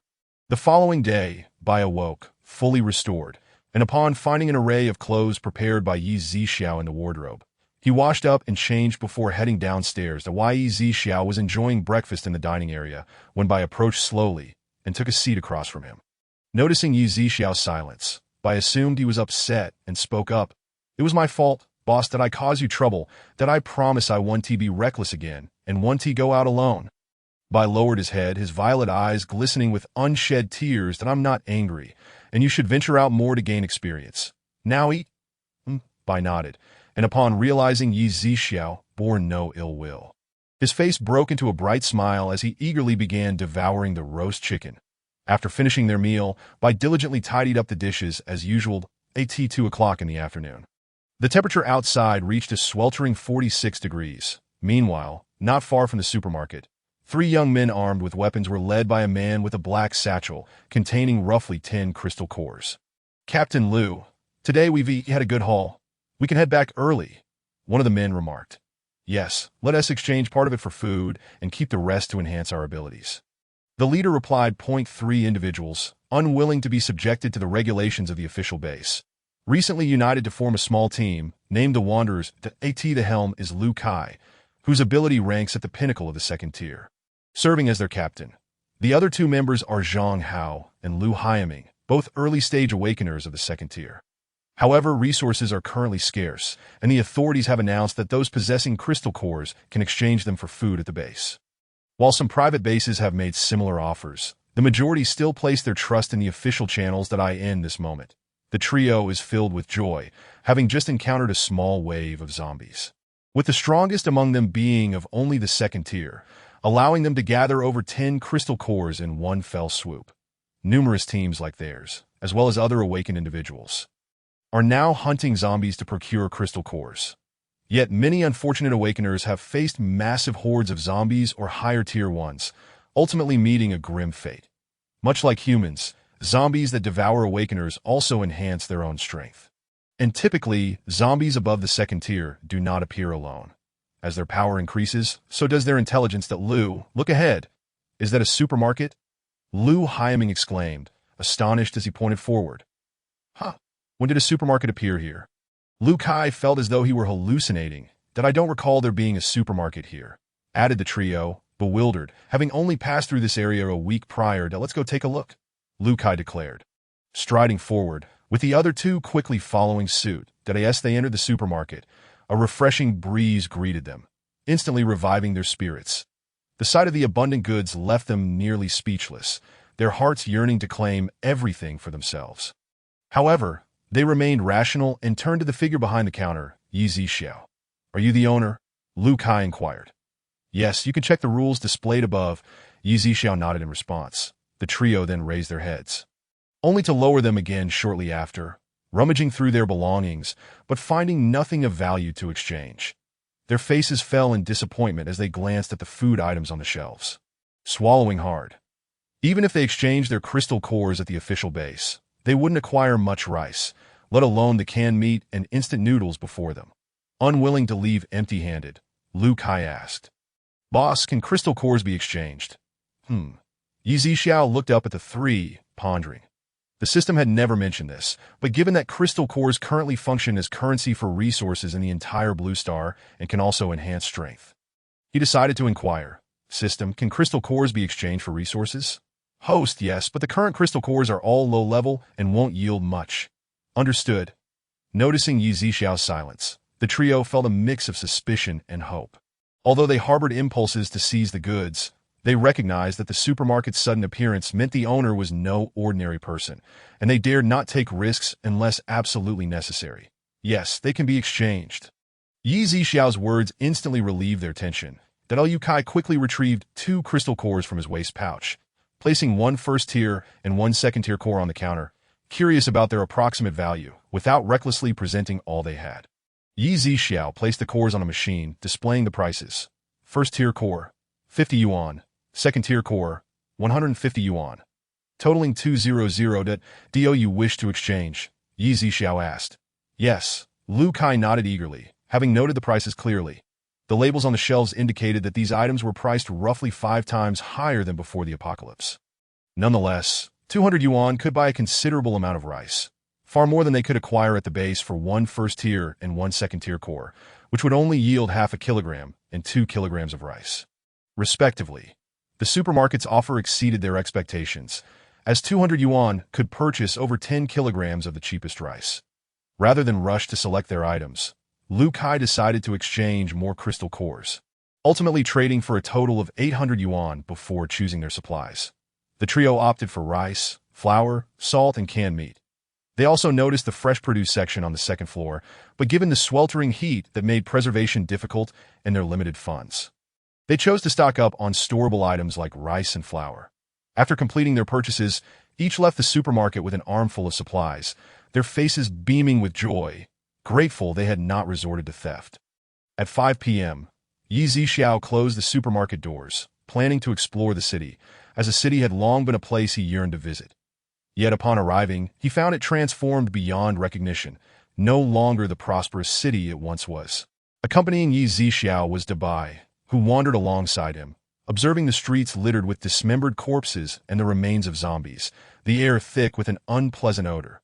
Suddenly, a disheveled woman burst from a nearby alley, her face etched with terror. Clutching a blood-stained machete, her body bore numerous wounds, and a chunk of flesh appeared to have been bitten from her shoulder, exposing bone as blood flowed freely. She sprinted toward Yi Zixiao and Dabai, seemingly oblivious to her injuries, her gaze never lifting as she rushed past them like a gust of wind. She awakened with speed abilities? Yi Zixiao pondered, just as the woman distanced herself. A mutated black bear charged from the alley, towering nearly 3 meters high and nearly filling the narrow passageway that was about 1.5 meters wide. A mutated beast, Yi Zixiao exclaimed, as Dabai turned his vigilant gaze toward the approaching black bear. Roar! The black bear's eyes gleamed with a golden light when it spotted Yi Zixiao and Dabai, particularly the latter, and it let out a deafening roar before lunging at them, abandoning its pursuit of the fleeing woman. The black bear, sensing Dabai was not human, opened its massive jaws, aiming to bite down on Dabai's neck. Yi Zixiao refrained from intervening. The black bear was merely a mid-tier third-level creature, no match for Dabai anticipated. In an instant, Dabai swung a fist, sending the black bear crashing to the ground. Boom! Dust erupted, shaking the ground as one of the bear's eyes was obliterated by Dabai's strike. Blood dripping onto the earth. The woman, who had been fleeing, turned back at the sound, gradually halting her retreat upon witnessing the scene. The black bear struggled momentarily before shakily rising to its feet, its limbs unsteady. Yet its ferocity remained undiminished, its remaining eye turning red as it prepared to attack once more. In an instant, the black bear opened its mouth, unleashing a furious roar as a fireball began to coalesce within. The fireball shot forth like an arrow toward Dabai. Reacting quickly, Dabai raised his hand, conjuring a lightning sphere that he hurled at the fireball. Boom! A brilliant explosion of fire and electricity erupted, creating a scorching wave that swept through the area, igniting the corpses of nearby zombies and tattered clothing. Roar! The black bear, realizing its strongest assault had failed to affect Dubai, became even more frenzied, conjuring fireballs one after another to hurl at him. This time, Dubai did not hold back, launching a massive lightning sphere toward the black bear. The lightning sphere obliterated the fireballs in its path, maintaining its momentum as it struck the black bear directly. Crackle! The black bear convulsed under the onslaught of electricity, collapsing to the ground, its fur singed and emitting a foul odor. Dawei Zixiao and Dubai approached the still-breathing black bear, shaking their heads in unison, lamenting the creature's unfortunate fate. Yet compassion was not in Dubai's nature. He bent down and struck the black bear's skull, putting it to rest before extracting a crystal core from its brain. "Wash your hands," Yi Zixiao remarked, eyeing Dubai's bloodied hands with distaste, promptly utilizing his water abilities to clean both Dubai's hands and the crystal core. "Boss, I want to eat its corpse," Dubai stated, reluctant to let such a large amount of bear meat fall into the hands of other mutated beasts or humans. Consuming it would enhance his strength, and he was not picky. Yi Zixiao, somewhat speechless, nodded in agreement. "Then let's wait until you've eaten before we leave." Dubai, elated, squatted down and bit into the black bear's neck, beginning to drink its blood. "Thank you for your assistance earlier."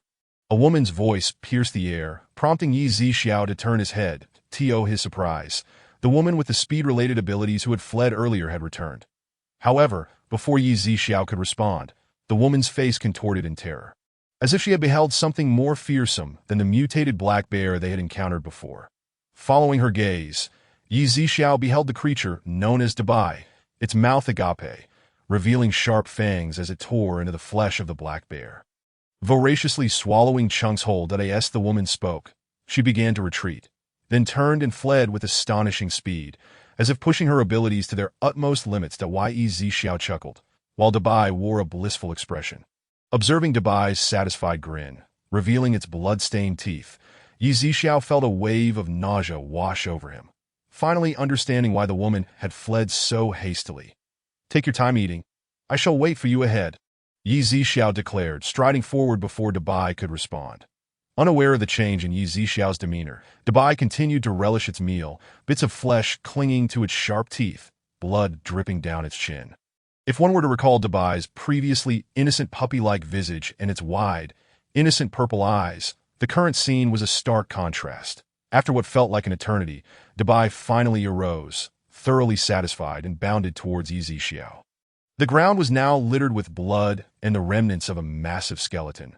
Meanwhile, Yi Zixiao was leisurely wandering through a large supermarket 500 meters away, where most of the items had already been cleared out, leaving behind only a few appliances. That moment, Dubai, having caught the scent, found Yi Zixiao. "Have you finished eating?" Yi Zixiao inquired. Dubai nodded in affirmation. "Are you full?" Yi Zixiao pressed further. Dubai's expression faltered. It seemed he was still slightly short of satiation. Yi Zixiao, slightly exasperated, chose not to comment further and instead stowed the shopping bags from the supermarket into his spatial storage. The bags provided by the system were prohibitively expensive, and he preferred to offer these ordinary bags to others when needed. Lest they be burdened with excess items, as twilight descended, the two lingered, particularly Dubai, who was eager to hunt zombies, as they became notably more active at night in pursuit of cores to enhance their abilities. They arrived at a hospital, but as they approached the entrance, a foul stench assailed their senses. Yi Zixiao held his breath, and Dubai covered its mouth and nose. Chapter 59. Dare to ruin my plans? The hospital had been one of the first places to succumb during the zombie outbreak. Previously, in the extreme cold, all the corpses had been frozen. Now, under the scorching heat, they had begun to rot and emit a putrid odor. The ground teeming with writhing white maggots. The largest of these maggots had grown to the size of a rat, with sharp teeth visible. "Even the maggots have mutated?" Yi Zixiao mused, brow furrowed as he suppressed his disgust and employed his spiritual sense to scan the hospital. He discovered only a few first-tier zombies wandering in the corridors and courtyard, with some feasting on corpses swarming with maggots. There were no living souls in sight. "Let us go," Yi Zixiao decided, unwilling to risk Dubai's safety for a few first-tier zombies in this foul place. Dubai nodded in agreement, also struggling to breathe. Despite his usual lack of pickiness, the mutated maggots were indeed repulsive. As they stepped out onto the street, they encountered several zombies at a corner, led by a third-tier zombie with brown eyes, followed closely by 5 second-tier zombies. The third-tier zombie spotted them first, its brown eyes gleaming with an unnatural light. With a deafening roar, the 5 second-tier zombies charged towards Yi Zixiao and Dabai, moving with remarkable speed. However, just as they reached them, Dabai delivered powerful punches, bursting their heads one by one, their brains splattering like watermelon pulp, while the cores clinked to the ground in rapid succession. Seeing its minions obliterated, the third-tier zombie roared in fury, its rage palpable. Just then, Dabai charged at the roaring zombie, silencing its cries in an instant. The zombie, incredulous, gazed at Dabai before its skull shattered, collapsing lifelessly to the ground. Had zombies possessed the ability to speak, it would surely have cursed Dabai for its lack of honor in combat. Dabai, clutching a third-tier core and several second-tier cores, felt a surge of joy as the two prepared to return to the supermarket. They suddenly heard sounds of a struggle ahead. "Who are you? Do you dare to disregard the official authorities?" A middle-aged man in his 40s dodged attacks while asking in a low voice. The official authorities? The entire Blue Star is but a mere possession of my divine master." A man in a black cloak sneered, closing in menacingly. "What do you mean?" The middle-aged man's face twisted in horror. Yi Zixiao observed that both combatants were mid-level 4th-tier awakened beings, the highest he had encountered thus far. Nearby, a woman in her late 20s lay on the ground, writhing in pain, attempting to rise but repeatedly collapsing to that moment. Dabai's eyes narrowed.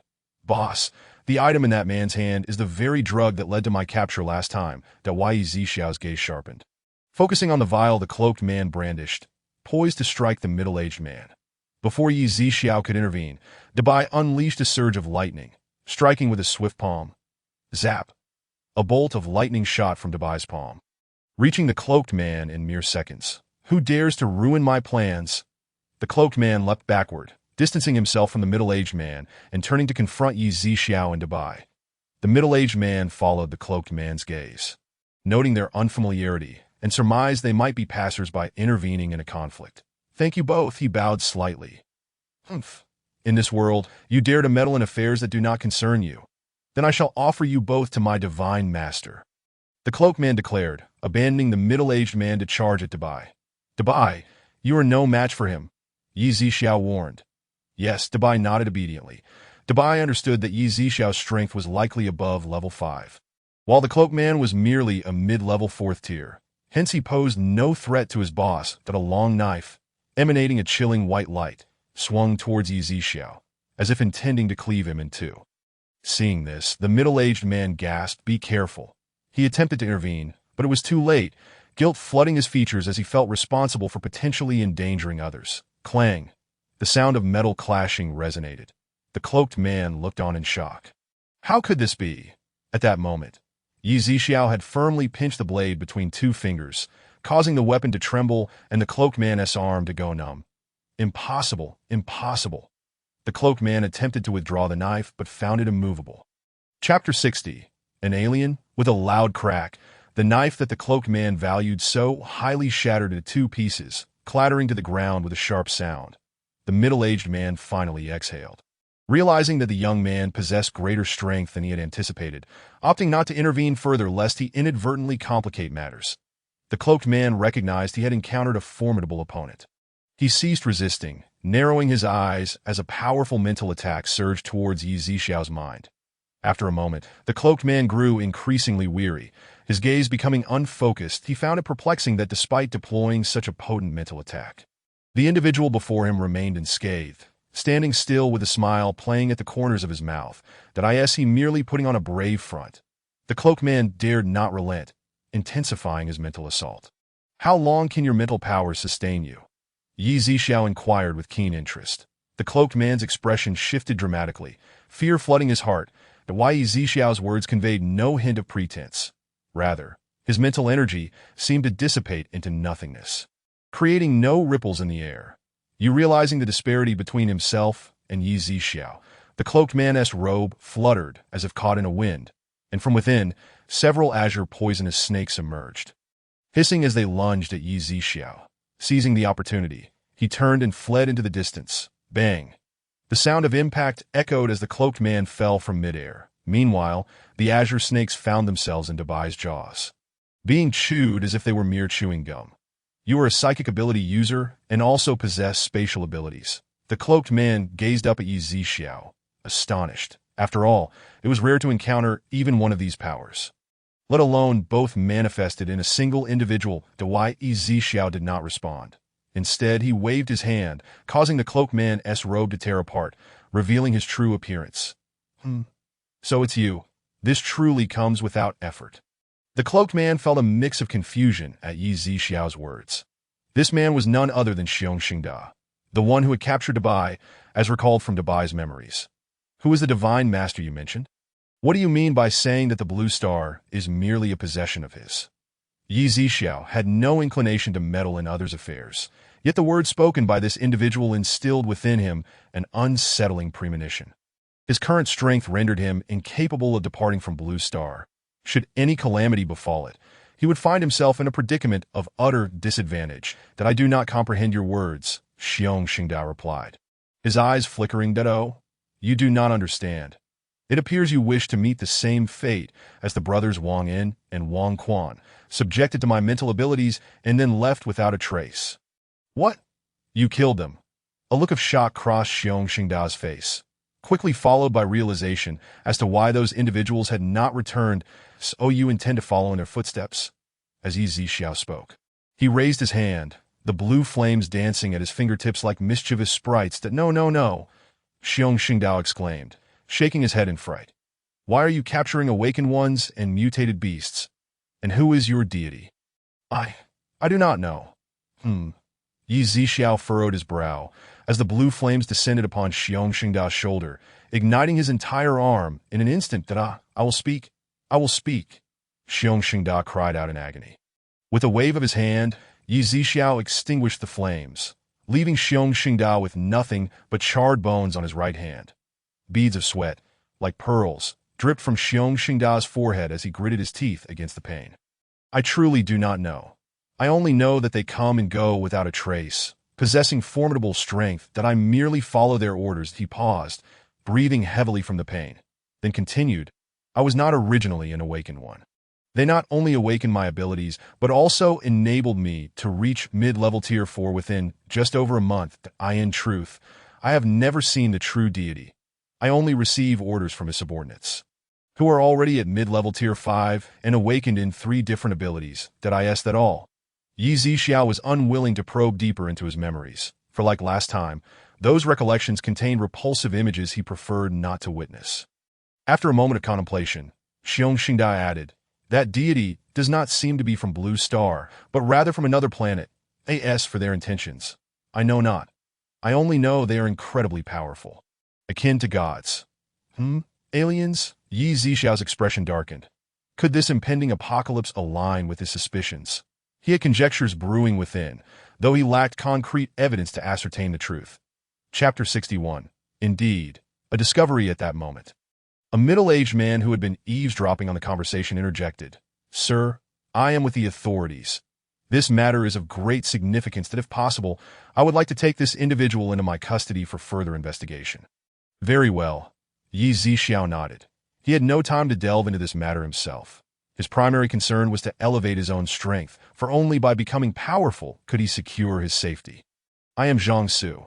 May I inquire your esteemed surname? The middle-aged man asked at Yi. Yi Zixiao replied, Mr. Yi. Zhang Su bowed slightly. Yi Zixiao nodded and turned his gaze back to Xiong Xingda, his expression tightening, causing Xiong Xingda to faint instantly. After Yi Zixiao and Dabai departed, Zhang Su promptly retrieved a satellite phone to contact his organization for assistance. After all, he had colleagues affected by the suppressants nearby, including Xiong Xingda, and he could not manage them alone, especially with the potential for zombies, mutated beasts, and aberrant plants lurking in the night. The following noon, a Rolls-Royce pulled up outside a supermarket, and stepping out were Fenggu and his son, He Jiayin, both sporting broad smiles as they entered the store, cradling several boxes. After their last expedition, where they had procured an abundance of food, He Munin had already considered bestowing the position of family head upon He Fenggu. even instructing He Baigang to hand over the key to the treasure hall to his younger brother. "Boss, what I brought this time is truly remarkable and worth a fortune," He Fenggu declared, placing the items on the counter alongside his son. "Dodo, I am eager to see how splendid they are."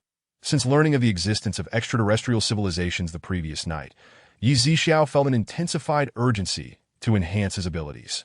Only by growing stronger could he confront any potential dangers without fear. As the boxes were opened one by one, it became evident that their contents were indeed valuable.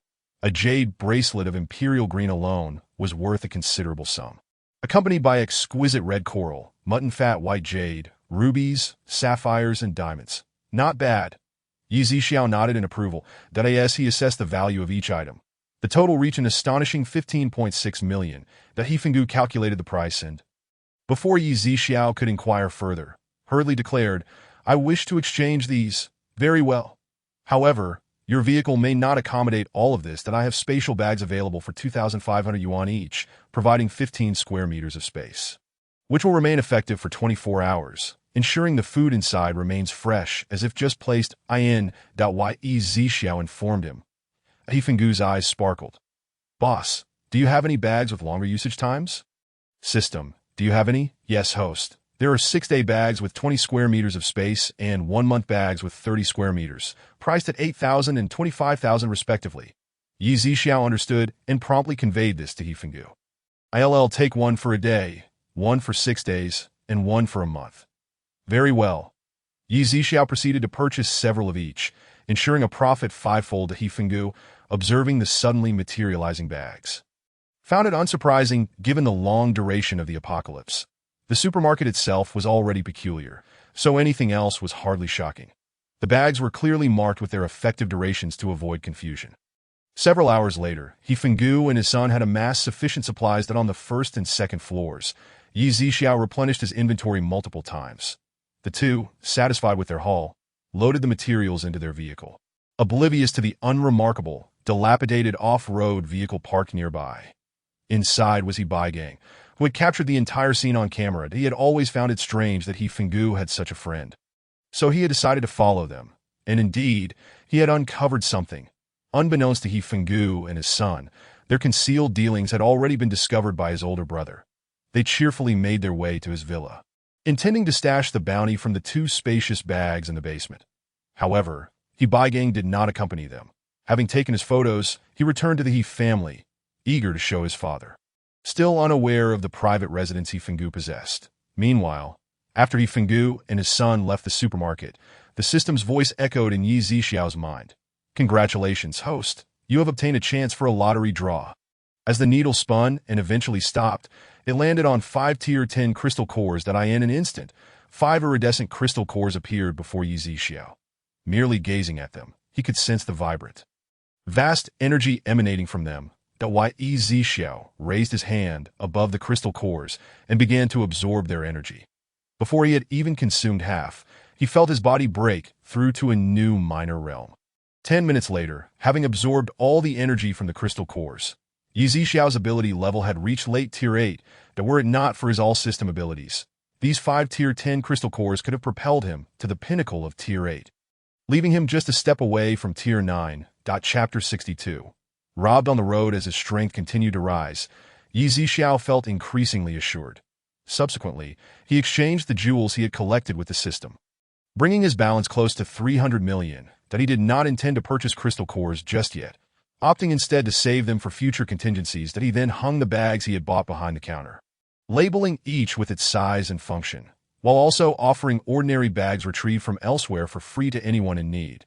After completing these tasks, Dabai emerged from the kitchen. "Boss, it's time to eat."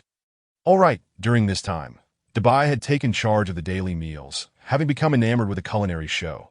His talent was not insignificant, and each meal was distinct and flavorful. Meanwhile, He Fenggu and his son remained unaware that their secret had been exposed. Strutting through the door of the He residence with a bag of supplies, they wore expressions of pride. He Munin, leaning on his cane, sat upright in the hall, observing as the door slowly opened.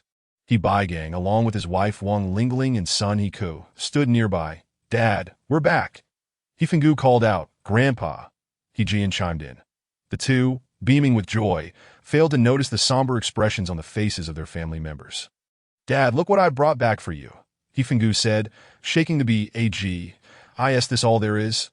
Hemunen's countenance darkened once more. Though Baigon's family remained silent, internally, they were overjoyed.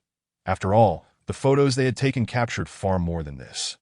They had not anticipated that Hifengü was not only concealing the supermarket secret, but also lying about hoarding supplies.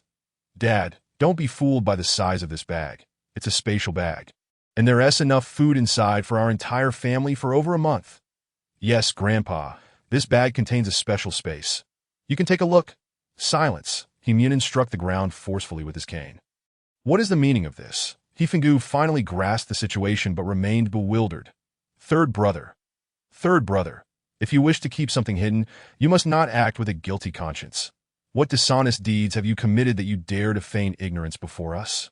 "Indeed, third brother, we are all family. How could you act in such a manner?" Wang Lingling remarked with a sarcastic tone. Upon hearing the words of his eldest son and daughter-in-law, Hemunen's chest heaved with anger, and he felt an overwhelming urge to strike Hifengü with the cane in his hand. "You ungrateful wretch, speak plainly and clarify where these items truly came from." "Haven't I already explained?" Hifengü replied, somewhat lacking in confidence, as he was uncertain whether they genuinely knew something. "You rebellious son, how can you remain unrepentant? I shall strike you down." Hemunen rose, cane in hand, and aimed a blow at Hifengü. "Father, ouch, that hurts!" Hifengü cried as he ran. "Grandfather, let us speak calmly." Hejian quickly seized the cane. "Umph." Hemunen's chest continued to rise and fall, clearly agitated, and he lacked the strength to pursue Hifengü any further. The He Baigang family, standing behind, could barely suppress the upward curve of their lips. "Third brother, it is one thing to deceive us into buying these items from the supermarket, but you should never have hidden them," He Baigang exclaimed, tossing several photographs that depicted Hifengü and his son emerging from the supermarket with 3 large bags. "You were following me." Hifengü gritted his teeth. "What nonsense about following? I merely happened to see you while I was out. As the saying goes, if you want to keep something a secret, do not do it." Realizing that the matter had been exposed, Hifengü ceased to argue with He Baigang and immediately knelt before Hemunen. "Father, I was wrong. Where have the other 2 bags gone?" Hemunen questioned sternly, pointing his cane at Hifengü. "They were stolen on the way." Hifengü naturally would not tell the truth. Otherwise, his past misdeeds of accepting kickbacks to buy private property would also be revealed. At that point, not only would all the items be confiscated, but he might also find himself cast out of the He family in a fit of rage from the old man, which would spell disaster for him, as his lineage had never been favored. "Umph." Hemunen clearly did not believe him and turned to ask Hejian. "Grandfather, Hejian glanced at my father and immediately gritted my teeth, declaring, "Grandfather, the items were indeed stolen on the way." Chapter 63. The target for selection. Father, third brother, and Jian are probably not lying. Those thieves may have acted out of good intentions and left us a share. Wang Lingling said sarcastically. Mother. He tugged at Wang Lingling's sleeve. The He family had very few members left, and he did not wish for his grandfather to cast them out in anger. However, Wang Lingling shot a glare at her son, and he could dare not speak further. Upon hearing Wang Lingling's words, Hemunen felt as if fuel had been added to the fire. How splendid! I have raised a good son and a good grandson. Get out! All of you, get out! Today, the jewels he had given to Hifengü were among his most treasured possessions. Although they were merely a third-rate family in a city, their assets amounted to billions, mostly in companies, hotels, and real estate. With these industries stagnant in the current apocalyptic world, only these jewels remained of some value. Father, you have never looked favorably upon me. If it weren't for my discovery of the supermarket, you would still be eating wild grass and rat meat. My elder brother has done nothing for the family, yet you continue to favor him. That if you only have eyes for him, then go live with your eldest son. Hifengü vented the grievances he had harbored over the years as the head of the family. Hemunen could not tolerate such words. Pointing at Hifengü and his son, he thundered, Get out. You too, get out of the He family. From now on, I have no son like you, nor a grandson like you, grandfather. Jan, let's go. Hifengü pulled the reluctant Hejian and strode out the door. He Baigang and Wang Lingling watched the scene unfold with immense satisfaction. Now that the supermarket existed and there were still plenty of valuable jewels in the family, no one would dare to compete with them. and they could envision a more prosperous future. Suddenly, He Baigang had a thought and spoke up. Father, now that we are aware of this supermarket, my son intends to inform the deputy base leader of the Hongqing base. Chao Rui's Dado. Why? He Munin inquired. Father, we plan to join the Hongqing base, but we are not ability users. Life in the base may not be pleasant. However, if we inform Chao Rui's about the supermarket, given his high ability rank and numerous subordinates, I believe he will find a way to seize the supermarket at that time. As the deputy base leader, he would owe us a significant favor. Himyuna nodded, but before that, they needed to stockpile more supplies for themselves. All right, father. The levels of zombies were steadily increasing, and both Himyunin and Baigang were acutely aware that if things continued this way, they might encounter danger at any moment. They had initially planned to go to the base but hesitated, fearing they would be manipulated and live in a state of oppression, which delayed their decision. Now that they knew about the supermarket, they sought to use this information as leverage to gain Chao Rui's protection. He Fenggu, along with He Jian, arrived at his villa, where the basement was now stocked with food and a considerable amount of valuable jewelry and gold. His contingency plan, previously, to avoid detection by the He family. He had even replaced the basement door with a super thick blast door, providing temporary safety, and the basement was considerably cooler than outside. Once the food supply dwindled, he could return to the supermarket for more. The outdoor temperature had already soared to 50 degrees Celsius during the day. Simply sitting still resulted in profuse sweating. However, the temperature inside the supermarket remained comfortable, consistently around 20 degrees. 2 days later. Apart from encountering a few oblivious zombies and mutated beasts attempting to invade the supermarket, only to be swiftly dispatched by the supermarket's defense system, only the 3 members of the Lu Kai team had come by previously, exchanging crystal cores for supplies and leaving with their arms full of goods. All smiles that I end the afternoon. A black SUV slowly came to a stop on the road outside the supermarket. Inside, a young man turned from the driver's seat to look at a middle-aged man in the back. Butler Bai, this truly is a supermarket, and it appears to have a substantial stock of supplies. Butler Bai nodded, his gaze fixed out the window. After a moment, he murmured, "Let us go take a look." "All right," the young man nodded. Then, both men exited the vehicle, and a wave of heat washed over them, along with the glaring sunlight, causing them to frown slightly. Dawai Xiao noticed the 2 men approaching the supermarket. Their distinct and profound features made it evident that they were not from Xia country. Upon entering the supermarket, the 2 glanced around before nodding slightly at Xiao. "Boss, is the second floor of your supermarket all fresh produce?" Butler Bai inquired uncertainly, speaking fluent Xia country dialect that could easily deceive anyone who didn't see his appearance. "Yes, we have all kinds of meat, vegetables, and fruits," Yi Zixiao replied. Upon hearing Yi Zixiao's words, a flicker of excitement flashed in Butler Bai's eyes that he then rolled up the sleeves of his white shirt, removed a mechanical wristwatch, and handed it to Yi Zixiao. "Boss, how much is this worth?" Yi Zixiao took the watch, placed it on the pricing device, and the display read 1 million. "Would you like to exchange it?" Yi Zixiao asked, surprised that even at system price, the watch was worth so much. "Yes, of course, please, boss. Give me a 50,000 bag." "All right." Yi Zixiao nodded and turned to tear off a bag for him. Butler Bai smiled slightly and nodded, then directly headed to the second floor. Daba followed closely behind. Typically, when first-time customers went to the second floor, he would accompany them, that if anyone wished to go to the third floor or needed something, but didn't know where it was, Daba would step in to assist, saving Yi Zixiao a great deal of trouble. Midway, Yi Zixiao used his mental abilities to check the situation on the second floor and found that the purchasing methods of these 2 men differed from all previous customers. Chicken, beef, lamb, pork, various types of meat were their sole focus. They selected nothing else. Although he found it peculiar as a business owner, Yi Zixiao would not pry as long as they followed the rules. "Boss, restock," Daba shouted at the staircase leading to the second floor, which was also part of his regular duties. Yi Zixiao swiftly moved to the second floor, replenishing all the empty shelves. Butler Bai observed everything with flickering eyes, but after a moment his expression suddenly turned exceptionally joyful. After Yi Zixiao finished restocking, he descended the stairs. Half an hour later, Butler Bai and the young man came down to the counter. "May I ask your surname, boss?" Yi boss, hello. Will you be operating this supermarket indefinitely?" "I should remain here for the next few months, but I cannot guarantee beyond that," Yi Zixiao replied. "All right, Butler Bai smiled and nodded before leaving the supermarket. The vehicle sped away, and Butler Bai leaned back in his seat, feeling as if a weight had been lifted, murmuring, "If this supermarket truly has a continuous supply of goods, I can consider the young master's instructions fulfilled." Chapter 64. The Mutated Blackbird Before long. A Rolls-Royce also arrived outside the supermarket. Dadi Baigang stepped out of the car alongside He Munan.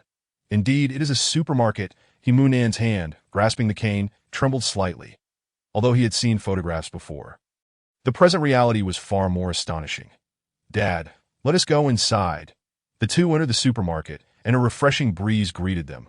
Cooler than the air conditioning in their seats, they focused their gaze once more. They were once again taken aback by the dazzling array of food before them, their insatiable greed unmistakably reflected in their eyes. Seeing their expressions, Baida, who had been standing frozen in place, spoke up. "To purchase items, you need to exchange goods here." The two, jolted from their reverie, turned to find Baida's purple eyes fixed on them with a hint of hostility. "That we're here to buy things." Baigang, He Munan signaled to his son. Baigang hastily placed the suitcase he was carrying on the counter and opened it. Inside were 7 or 8 boxes which, when opened, revealed an assortment of antique vases, plates, dishes, and teapots. These fragile items, cumbersome to carry, were better exchanged for supplies. Their gold and silver jewelry, being easier to transport, would remain untouched for now.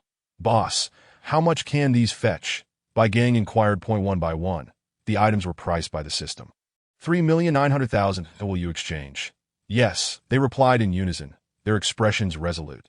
They then requested a 2,500 yuan bag and began to fill it with storable items such as rice, flour, oil, salt, sugar, canned goods, and jerky.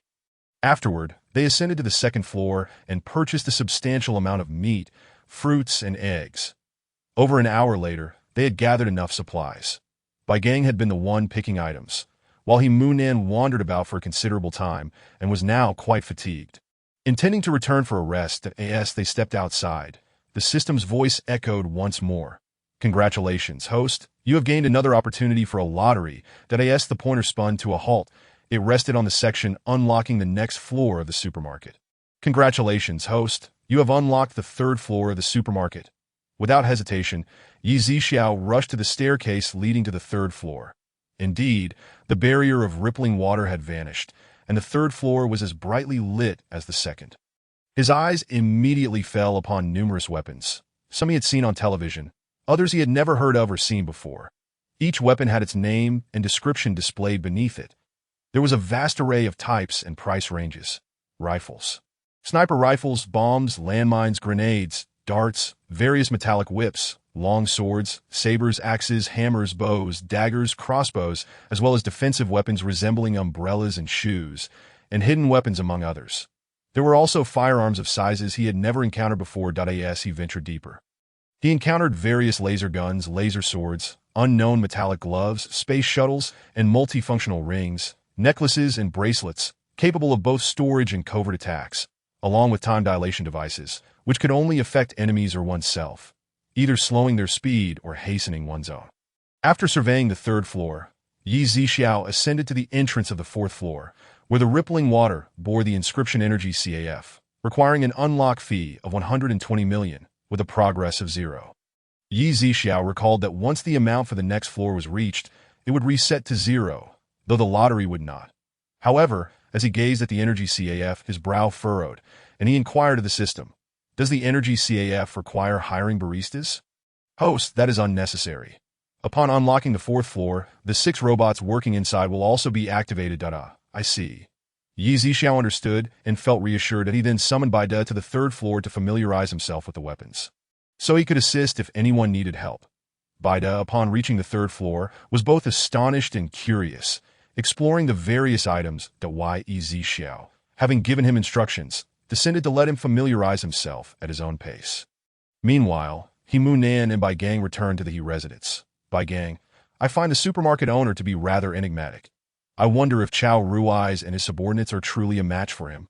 He Munan, having been the family head for decades, had a keen sense of judgment, and after this venture, felt somewhat unsettled.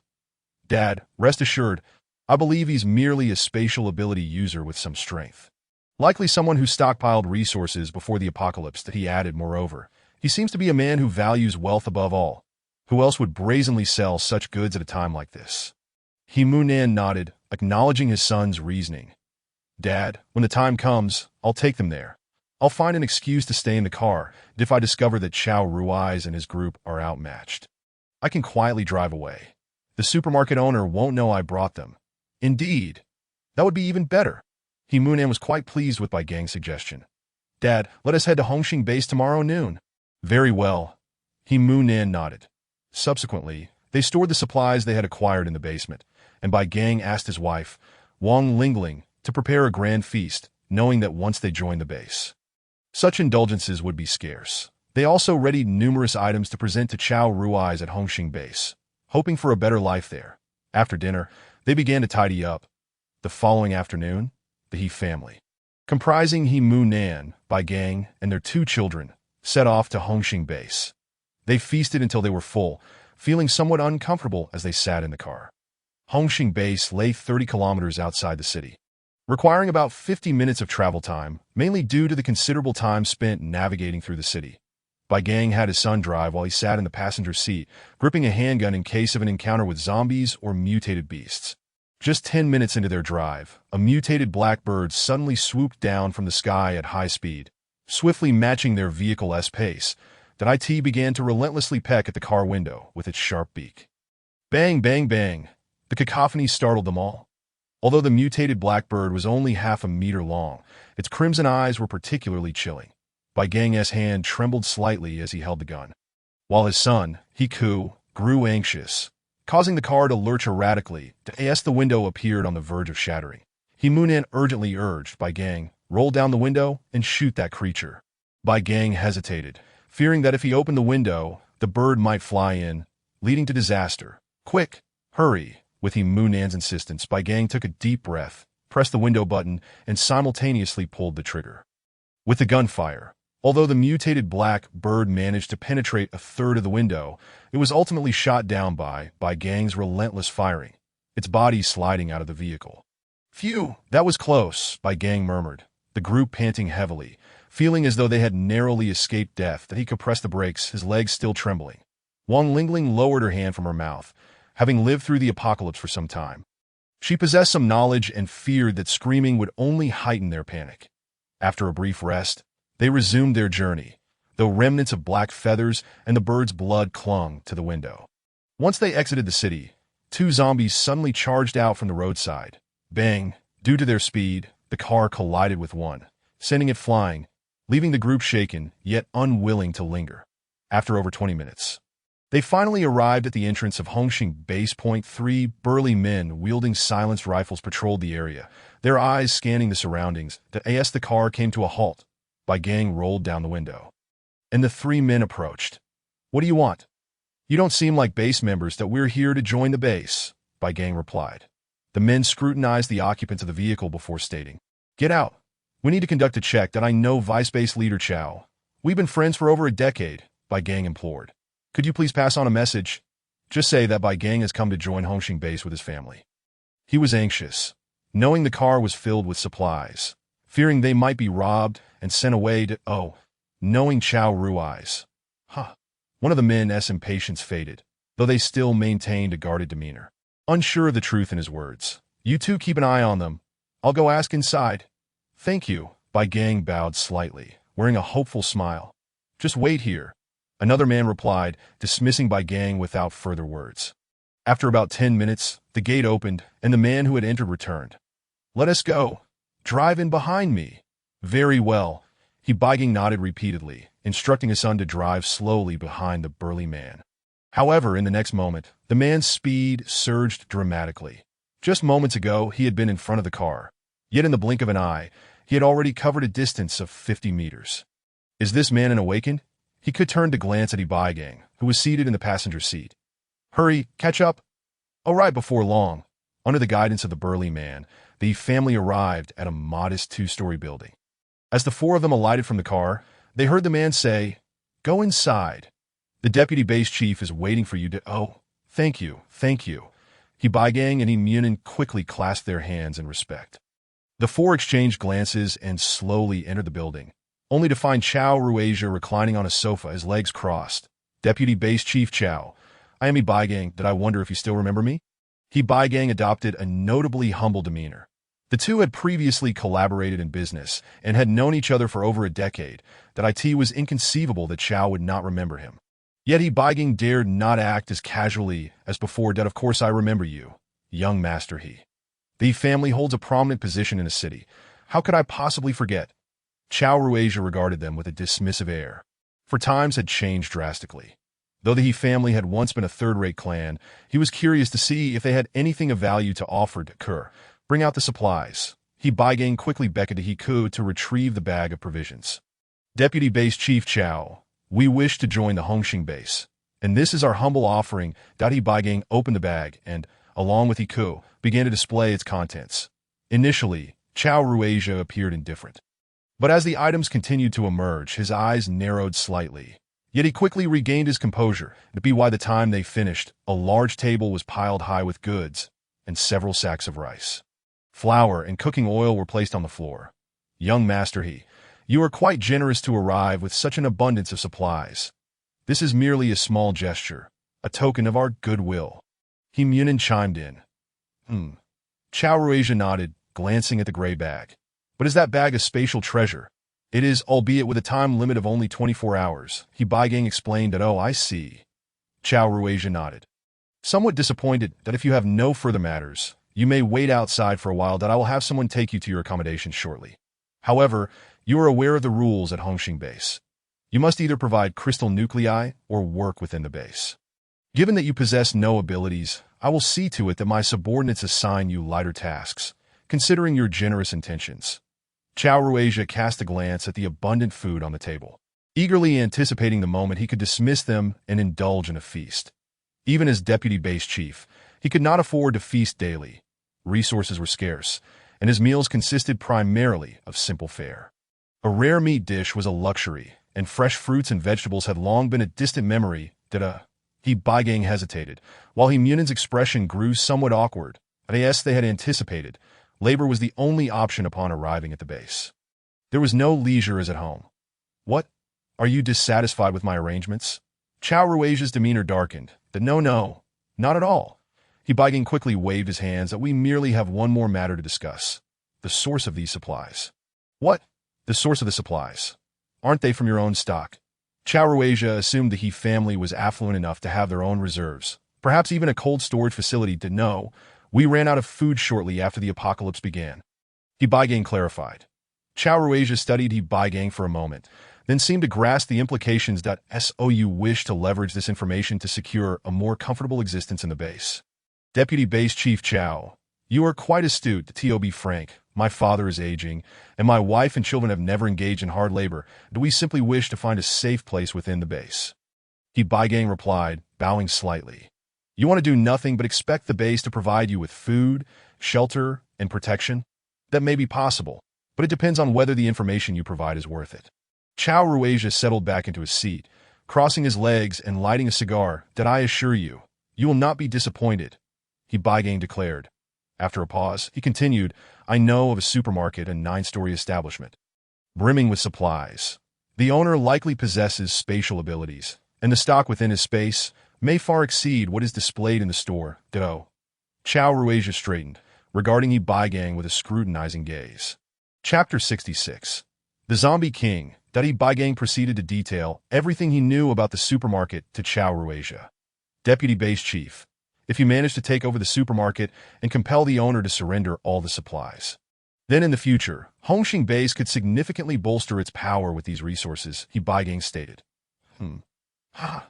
Chow Ruasia pointed at Baigang, laughing heartily. Baigang joined in the laughter. Suddenly, Chow Ruasia ceased his mirth and said, I see that I have other matters to attend to. Tomorrow at noon, you will take me to meet this supermarket owner. I am curious to see who dares to operate such a grand establishment with so many supplies. All right, Baigang began, but then fell silent. Rest assured, I will have them arrange a good accommodation for you. If your claims prove true, you will be able to live comfortably in the base without needing to lift a finger. Chow Ruasia assured them. Thank you, Deputy Base Chief Chow. he Baigang responded, and the family discreetly exited the small building, awaiting personnel from the base to escort them to their lodgings. They opted not to visit the supermarket immediately, as most of the base's awakened were out, slaying zombies and mutated beasts, making it difficult to gather a team. Once the family departed, Chao eagerly picked up an apple, taking a large bite. The sweet and fragrant flavor instantly enveloped his palate. After finishing the apple, he quickly reached for other items, consuming them voraciously, as if he had not tasted such delicacies in a lifetime. Time passed, and after a few hearty burps, Chao paused, repacking the remaining food into the spatial bag before taking it upstairs to place in the wardrobe. The following morning, after finishing breakfast, Yi Zixiao was startled by a rumbling sound from outside. Approaching the supermarket in trance, he beheld a helicopter gracefully descending, landing on the road outside the supermarket. As the cabin door opened, a man approximately 1.85 meters tall, clad in a white short-sleeved shirt and black trousers, emerged, sporting sunglasses. Upon closer inspection, the man possessed a prominent nose and thin, pale lips, reminiscent of a cold and aloof tycoon from before the apocalypse. However, the white gloves he wore appeared particularly incongruous in the sweltering heat of 58 degrees. The man ambled toward the supermarket, but halted abruptly when he was less than 3 meters away, frowning slightly. After a brief pause, he continued to advance, albeit at an excruciatingly slow pace. Suddenly, a powerful wave of energy erupted from within the supermarket, and the man swiftly dodged, though despite his remarkable speed, he was still caught by the residual force. His brow furrowed as he clutched his chest, and despite his efforts to suppress it, a trickle of blood escaped from the corner of his mouth. Yi Zixiao was equally taken aback by the supermarket's sudden aggression, feeling perplexed. After hesitating for a couple of seconds, he stepped outside and inquired of the man, whose lips had turned slightly pale. "Are you all right?" Noting that the man had arrived by helicopter, Yi Zixiao surmised that he must possess considerable financial resources, and perhaps a lucrative deal could be negotiated. The man did not respond to Yi Zixiao, but instead cast a deep glance at the supermarket. Yi Zixiao, puzzled, wondered if the supermarket's defense system had malfunctioned. Suddenly, he noticed a foreign middle-aged man, Butler Bai, who had visited a few days prior inside the helicopter. Though he did not descend, Yi Zixiao shifted his gaze back to the man before him. After a long moment, the man finally spoke under Yi Zixiao's scrutiny. "I originally came to negotiate a business deal with you, but it seems your supermarket is not particularly welcoming." Yi Zixiao was at a loss for words, as this was also a point of confusion for him, so he could only ask the system, "What is going on?" "Host, this individual is the Zombie King, a 5th-tier zombie." The system replied to Yi Zixiao. "Why do I sense no trace of zombie aura from him?" Yi Zixiao queried, bewildered. "He possesses a treasure that conceals his aura." The system explained that Yi Zixiao understood, but encountering a 5th-tier zombie was a first for him, and he felt a sense of curiosity, as the man before him appeared no different from an ordinary human. With a thought, Yi Zixiao disabled the supermarket's defensive attack system, and then looked at the man again, saying, "It's all right now. You may come in." Whether he was a zombie or a human mattered little to Yi Zixiao, as long as he adhered to the rules and could engage in business transactions. The man cautiously stepped forward, and indeed, the dangerous aura dissipated. He reached the previous position without facing any further attacks, feeling somewhat relieved. "You disabled the defenses. Are you not afraid of me? Do you know who I am?" The man inquired, casting a glance at Yi Zixiao's silhouette. "Naturally, you are a 5th-tier zombie king." Yi Zixiao's calm words echoed.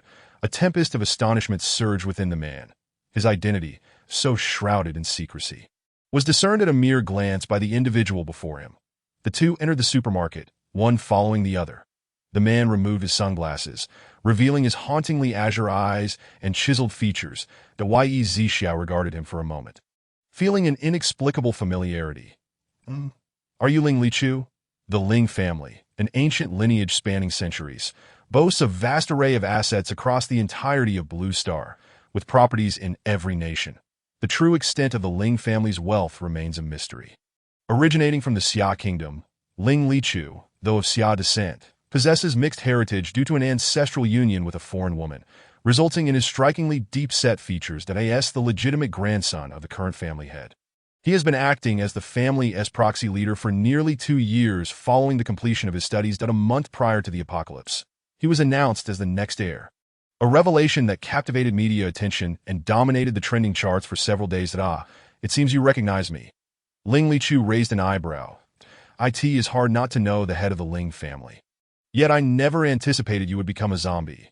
Such is the unpredictability of life. Ling Lichu replied nonchalantly. Dabai, bring over a stool. Yi Zixiao commanded. Of course, boss. Dabai promptly complied. Understanding that Ling Lichu's personal visit likely signified a significant business proposition. Yi Zixiao knew that such a valuable client merited VIP treatment. Ling Lichu settled outside the counter, observing Yi Zixiao within, and directly inquired, how much meat do you have in your space? Whatever quantity you require is at your disposal. I can provide it at any time, Yi Zixiao assured him. Chapter 67. Neighboring Yi Boss Excellent. Ling Lichu expressed satisfaction with Yi Zixiao's straightforward response, nodding toward the direction of the helicopter. Moments later, Butler Bai entered the supermarket, carrying a large box that he carefully set it down, and as he unzipped it, it revealed an array of exquisitely crafted boxes.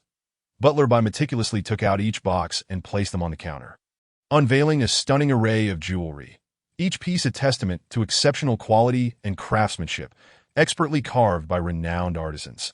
Among the treasures were a necklace adorned with 9 blue gems and diamonds, another necklace embellished with 6 rubies, an imperial green jade, a crown composed of diamonds and rubies, as well as jewelry crafted from pink and yellow diamonds. Even Yi Zixiao found himself momentarily speechless. This was the most extravagant display he had ever encountered since opening his shop. Dabai, standing nearby, craned his neck to gaze at the jewels, his eyes gleaming with admiration. Yi boss, could you appraise the worth of these items? Ling Lichu lounged casually, crossing his gloved fingers, his expression nonchalant, as if these treasures held little significance for him. Let me see. Yi Zixiao nodded. The system machine calculated the prices repeatedly. 12 million. 15 million. 30 million. 10 million. 13 million. The total value eventually amounted to 110 million. Would you like to exchange for 110 million? Yi Zixiao inquired. Absolutely, Ling Lichu replied, gesturing to Butler Bai. Understanding the cue, Butler Bai approached the supermarket entrance, beckoning to the 2 men who had descended from the helicopter. 2 imposing figures, each approximately 1.95 meters tall and clad in black suits, stepped forward. Might I trouble you for 3 bags worth 25,000 each, Yi boss? Butler Bai requested respectfully. Yi Zixiao turned, swiftly retrieving 3 bags to hand over. Butler Bai smiled slightly and, along with the 2 hulking bodyguards, ascended to the 2nd floor. The 3rd floor has various weapons. If you are interested, feel free to take a look, Yi Zixiao remarked to Ling Lichu. Oh, weapons? Ling Lichu expressed surprise, noticing the sign indicating the weapon area on the 3rd floor, but he had been focused on observing Yi Zixiao and had not paid much attention previously. However, after a brief moment, Ling Lichu spoke again. Then I would appreciate it if you boss would accompany me for a look. Certainly. Yi Zixiao nodded, waving his hand to store the jewelry in his space. Ling Lichu showed no surprise at this, and the 2 proceeded to the 3rd floor. Upon reaching the 3rd floor, Ling Lichu was taken aback by the sheer variety of weapons before him. Though he was the head of the Ling family and possessed an arsenal beyond measure, many of the weapons here were unfamiliar to him. However, the prices were also steep. The system produced primarily high-quality items, most ranging from 10,000 to over 100 million, with those priced below 100,000 being exceedingly rare, save for some commonly found firearms on Blue Star. Who would have guessed that Yi boss harbored such hidden depths? It seems our future collaborations can delve even deeper. Ling Lichu regarded Yi Zixiao with newfound respect. Welcome. Yi Zixiao guided him around, and Ling Lichu selected a laser gun, a spatial transponder usable 3 times, a time dilation needle operable for 1 minute, along with various defensive weapons, totaling a value of 19 million. Each item, whether the time transponder, time dilation needle, or any other, possessed varying levels of quality, functionality, and duration, leading to significant price disparities. The 2 men then descended to the 2nd floor, where Yi Zixiao replenished the meat they had just purchased. If you require nothing else, I can directly assist in packing these meat products into spatial bags, eliminating the hassle of doing it piece by piece, Yi Zixiao suggested, not only to spare them the inconvenience but also to avoid his own trouble. After all, even though Ling Lichu had purchased 19 million worth of weapons, There were still over 90 million worth of goods left to pack. Butler Bai glanced at Ling Li Chu, receiving a nod of consent. He then spoke. That would indeed be a great help, ye boss. Not a problem. However, I fear these 2 bags may not suffice. Should I procure additional ones? After all, 1 bag is already occupied with weapons, Yi Zixiao noted. Whatever ye boss arranges is fine, Ling Li Chu replied. Unconcerned about the few thousand, all right. Yi Zixiao nodded, purchasing 2 additional bags from the system marketplace, which materialized instantly, floating in the air. Butler Bai and the 2 bodyguards exchanged glances, their eyes flickering momentarily, yet they promptly approached to take the bags. Yi Zixiao then procured sufficient quantities of various meats from the system marketplace and filled the spatial bags. The group descended the stairs, each carrying bags brimming with goods, yet feeling weightless. You may return first. Ling Li Chu expressed no urgency to leave, his curiosity about Yi Zixiao intensifying. Butler Bai wished to advise against it. He continued, having watched Ling Li Chu grow up over the decades. Their bond was profound, and he was one of the few who genuinely cared for him. In addition, please find me an RV within an hour. During this time, I wish to be ye boss's neighbor.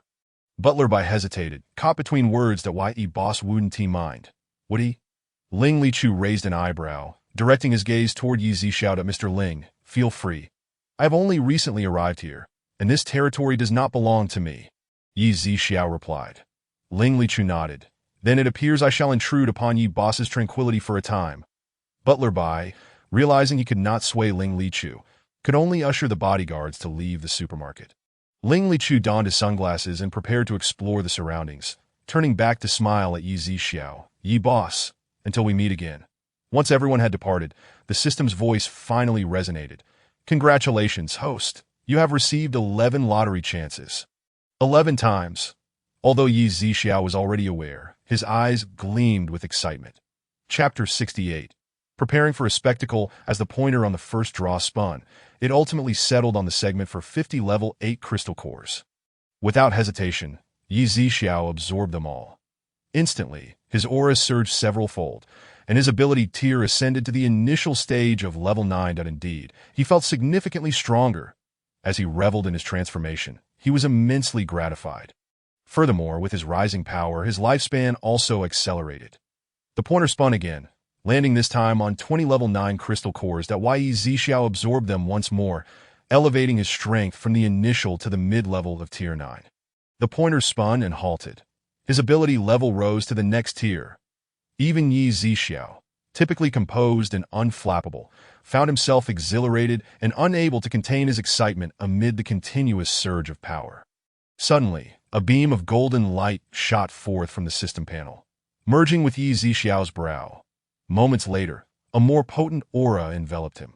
His eyes shimmered with golden light, radiating an overwhelming presence, as if he were a deity surveying the world with disdain. Ethereal and unbounded.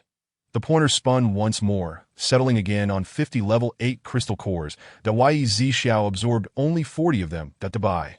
Come down. Yi Zixiao called out to the eagerly waiting Bai perched on the staircase. In an instant, a blur descended from the staircase, appearing at Yi Zixiao's side. These 10 are for you. Thank you, boss, Bai exclaimed gratefully. The large white eyes shimmered with a violet glow as it eagerly accepted the crystal nuclei.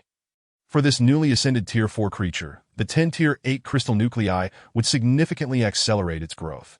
However, for Yi Zixiao, who had already reached Tier 10, their impact was considerably diminished.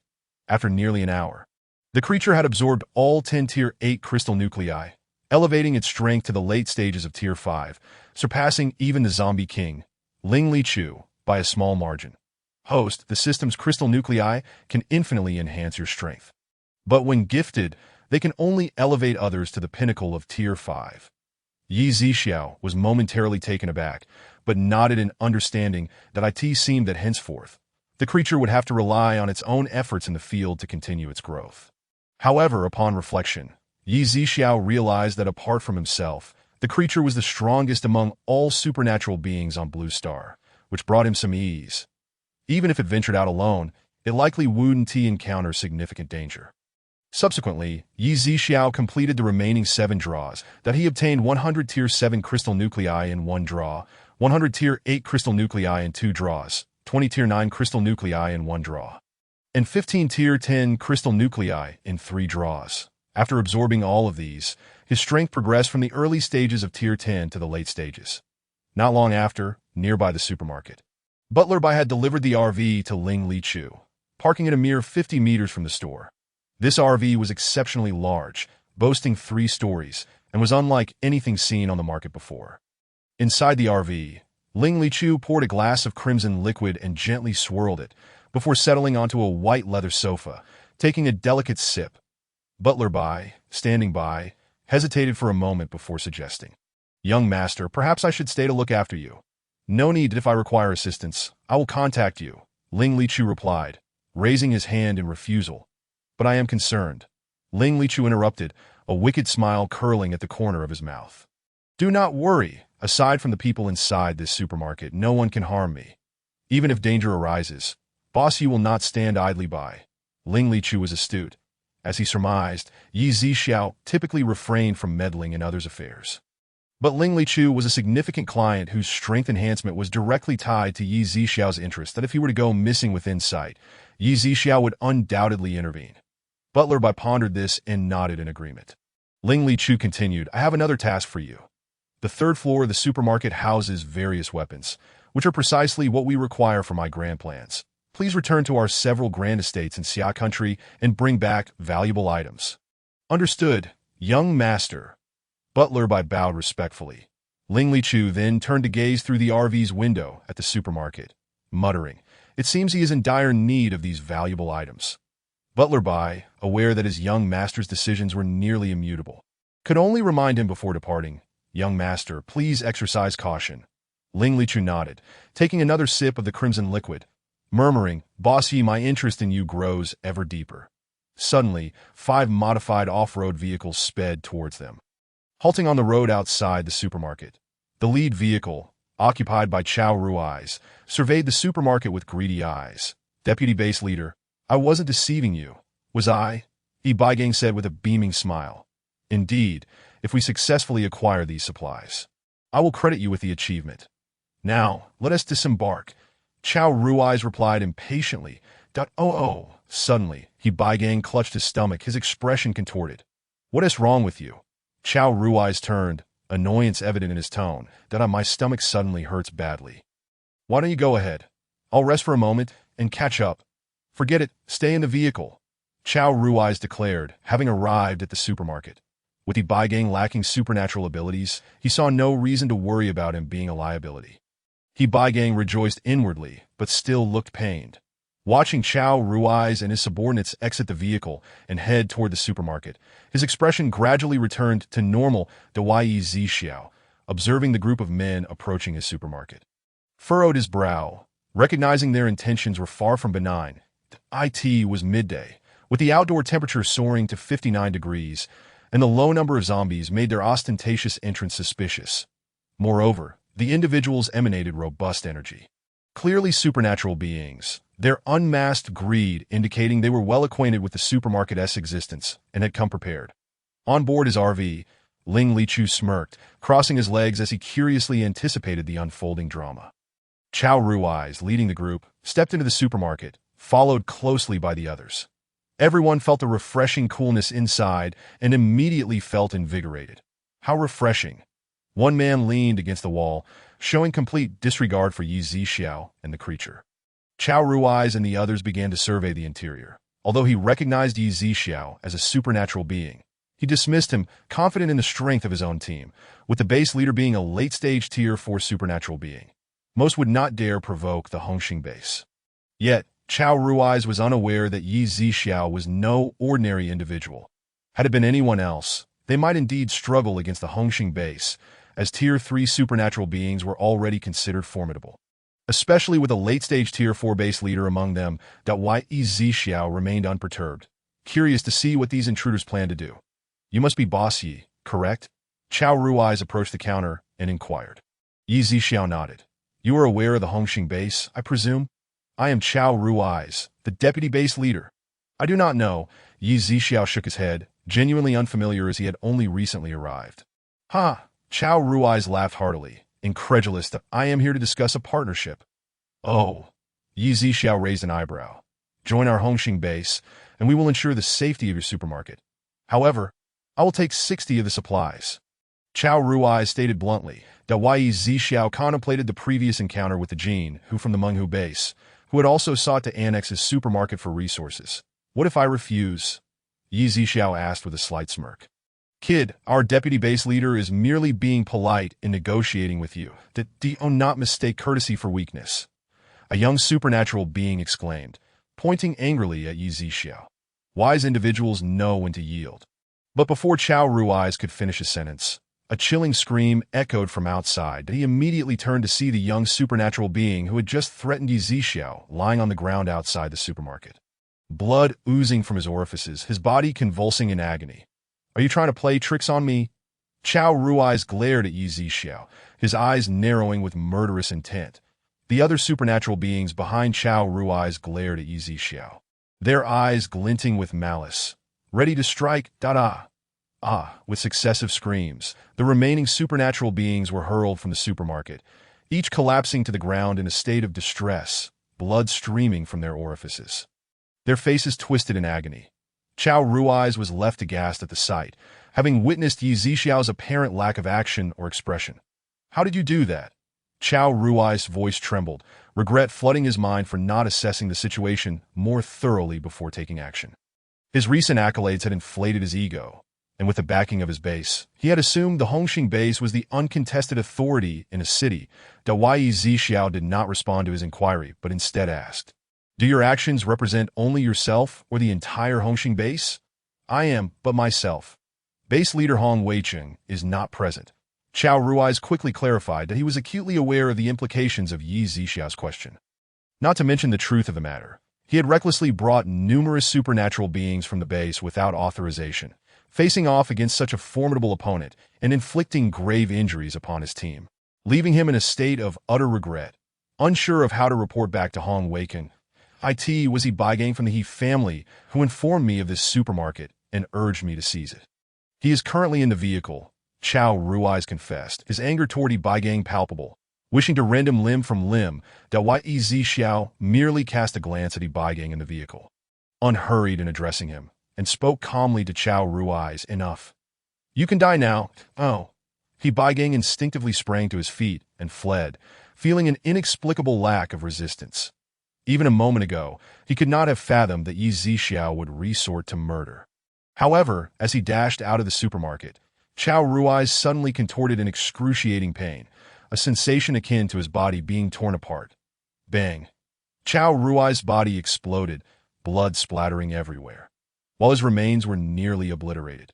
It was not grotesque. Instead, a large puddle of blood spread across the ground like a magnificent crimson flower, vivid and striking. Such a pity. Ling Luchu shook his head upon witnessing the demise of Chao Rui's. This extraordinary being, the zombie king, consuming the blood and flesh of such powers would significantly enhance his strength. Observing Yi Zixiao's wanton destruction, he couldn't help but feel a sense of regret. He Baigang, having witnessed the harrowing scene outside the supermarket from within the vehicle, trembled in fear, utterly unprepared for the events that had unfolded to such a catastrophic extent. With shaking hands, he ignited the vehicle, which instantly propelled forward.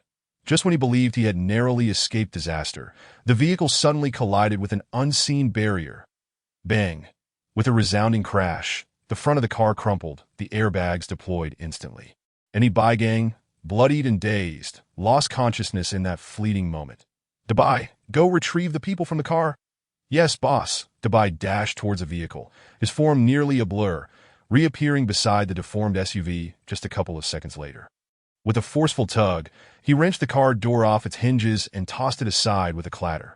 Gripping He Baigang's arm, he dragged him from the vehicle, pulling him across the ground back to the supermarket, where he lay amidst the motionless bodies of those extraordinary beings, some still clinging to life. Moments prior, Yi Zixiao had unleashed a combination of mental and spatial abilities, driving these powers to the brink of collapse. Their internal organs crushed and distorted. Though they had not yet perished, the agony they endured was more excruciating than death itself. Dabai, I entrust these individuals to you.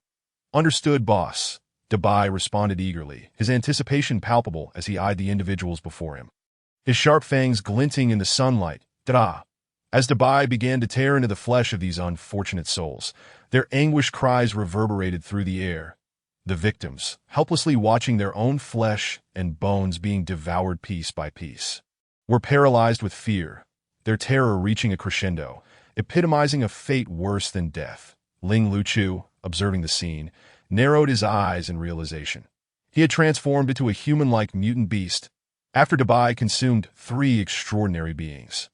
Baigang slowly regained consciousness that he found Yi Zixiao standing at the entrance of the supermarket, surrounded by bloodied bodies, while another figure within, with blood-soaked lips and violet eyes, regarded him like a demon from hell.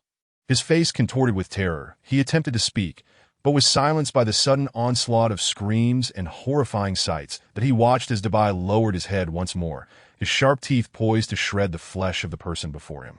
"Spare me!"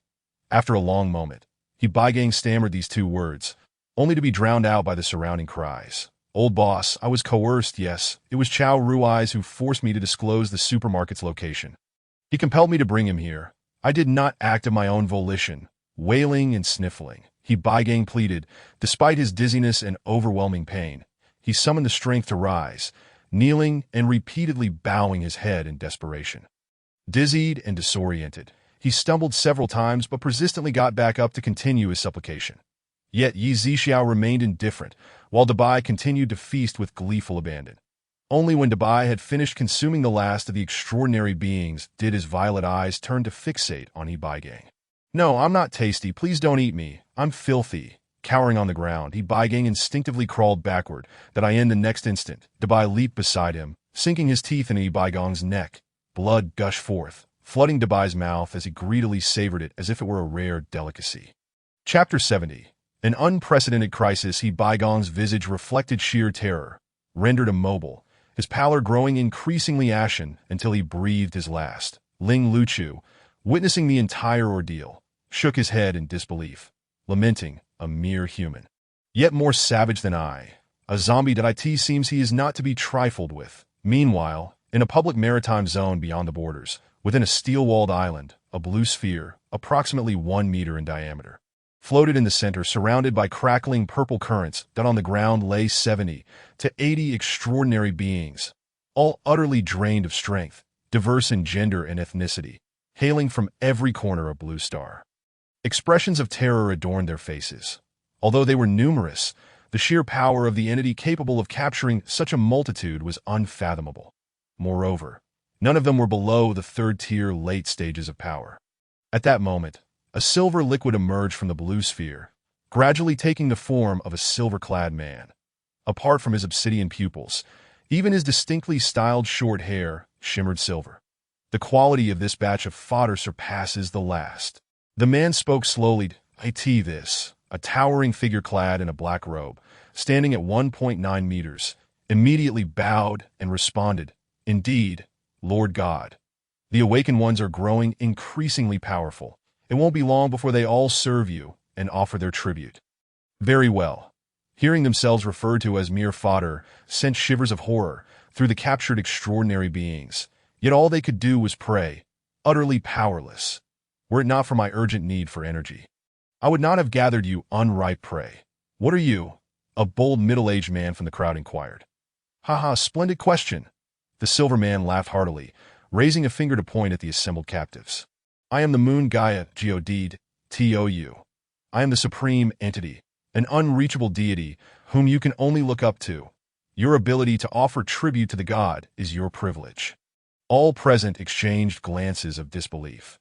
The Moon Gaia pointed again at the blue sphere, a stream of silver liquid flowing directly into it, causing a brilliant blue light to envelop the extraordinary beings below. In that instant, every extraordinary being's body began to levitate until they were parallel with the blue sphere. Tension, fear, horror, and helplessness intertwined within their hearts with a simultaneous scream of agony, each face contorted in pain, their eyes reddening as a crimson mist was slowly drawn from their foreheads. Minutes later, the blue light dimmed, ultimately settling into tranquility. The extraordinary beings had become emaciated, their bodies resembling mere skeletons draped in thin layers of skin. As they fell from the air, they landed with a thud, their forms shattering into pieces without a drop of blood to be seen. "All right, you may leave now. As usual, send another batch in 20 days. The moon Gaia declared before transforming back into silver liquid and re-entering the blue sphere. The black-robed man bowed respectfully before departing the scene. The following day, Yi Zixiao opened the supermarket doors to find Shui Hongsong and Shinja waiting at the entrance, accompanied by a man around 25 years of age whom he had never seen before.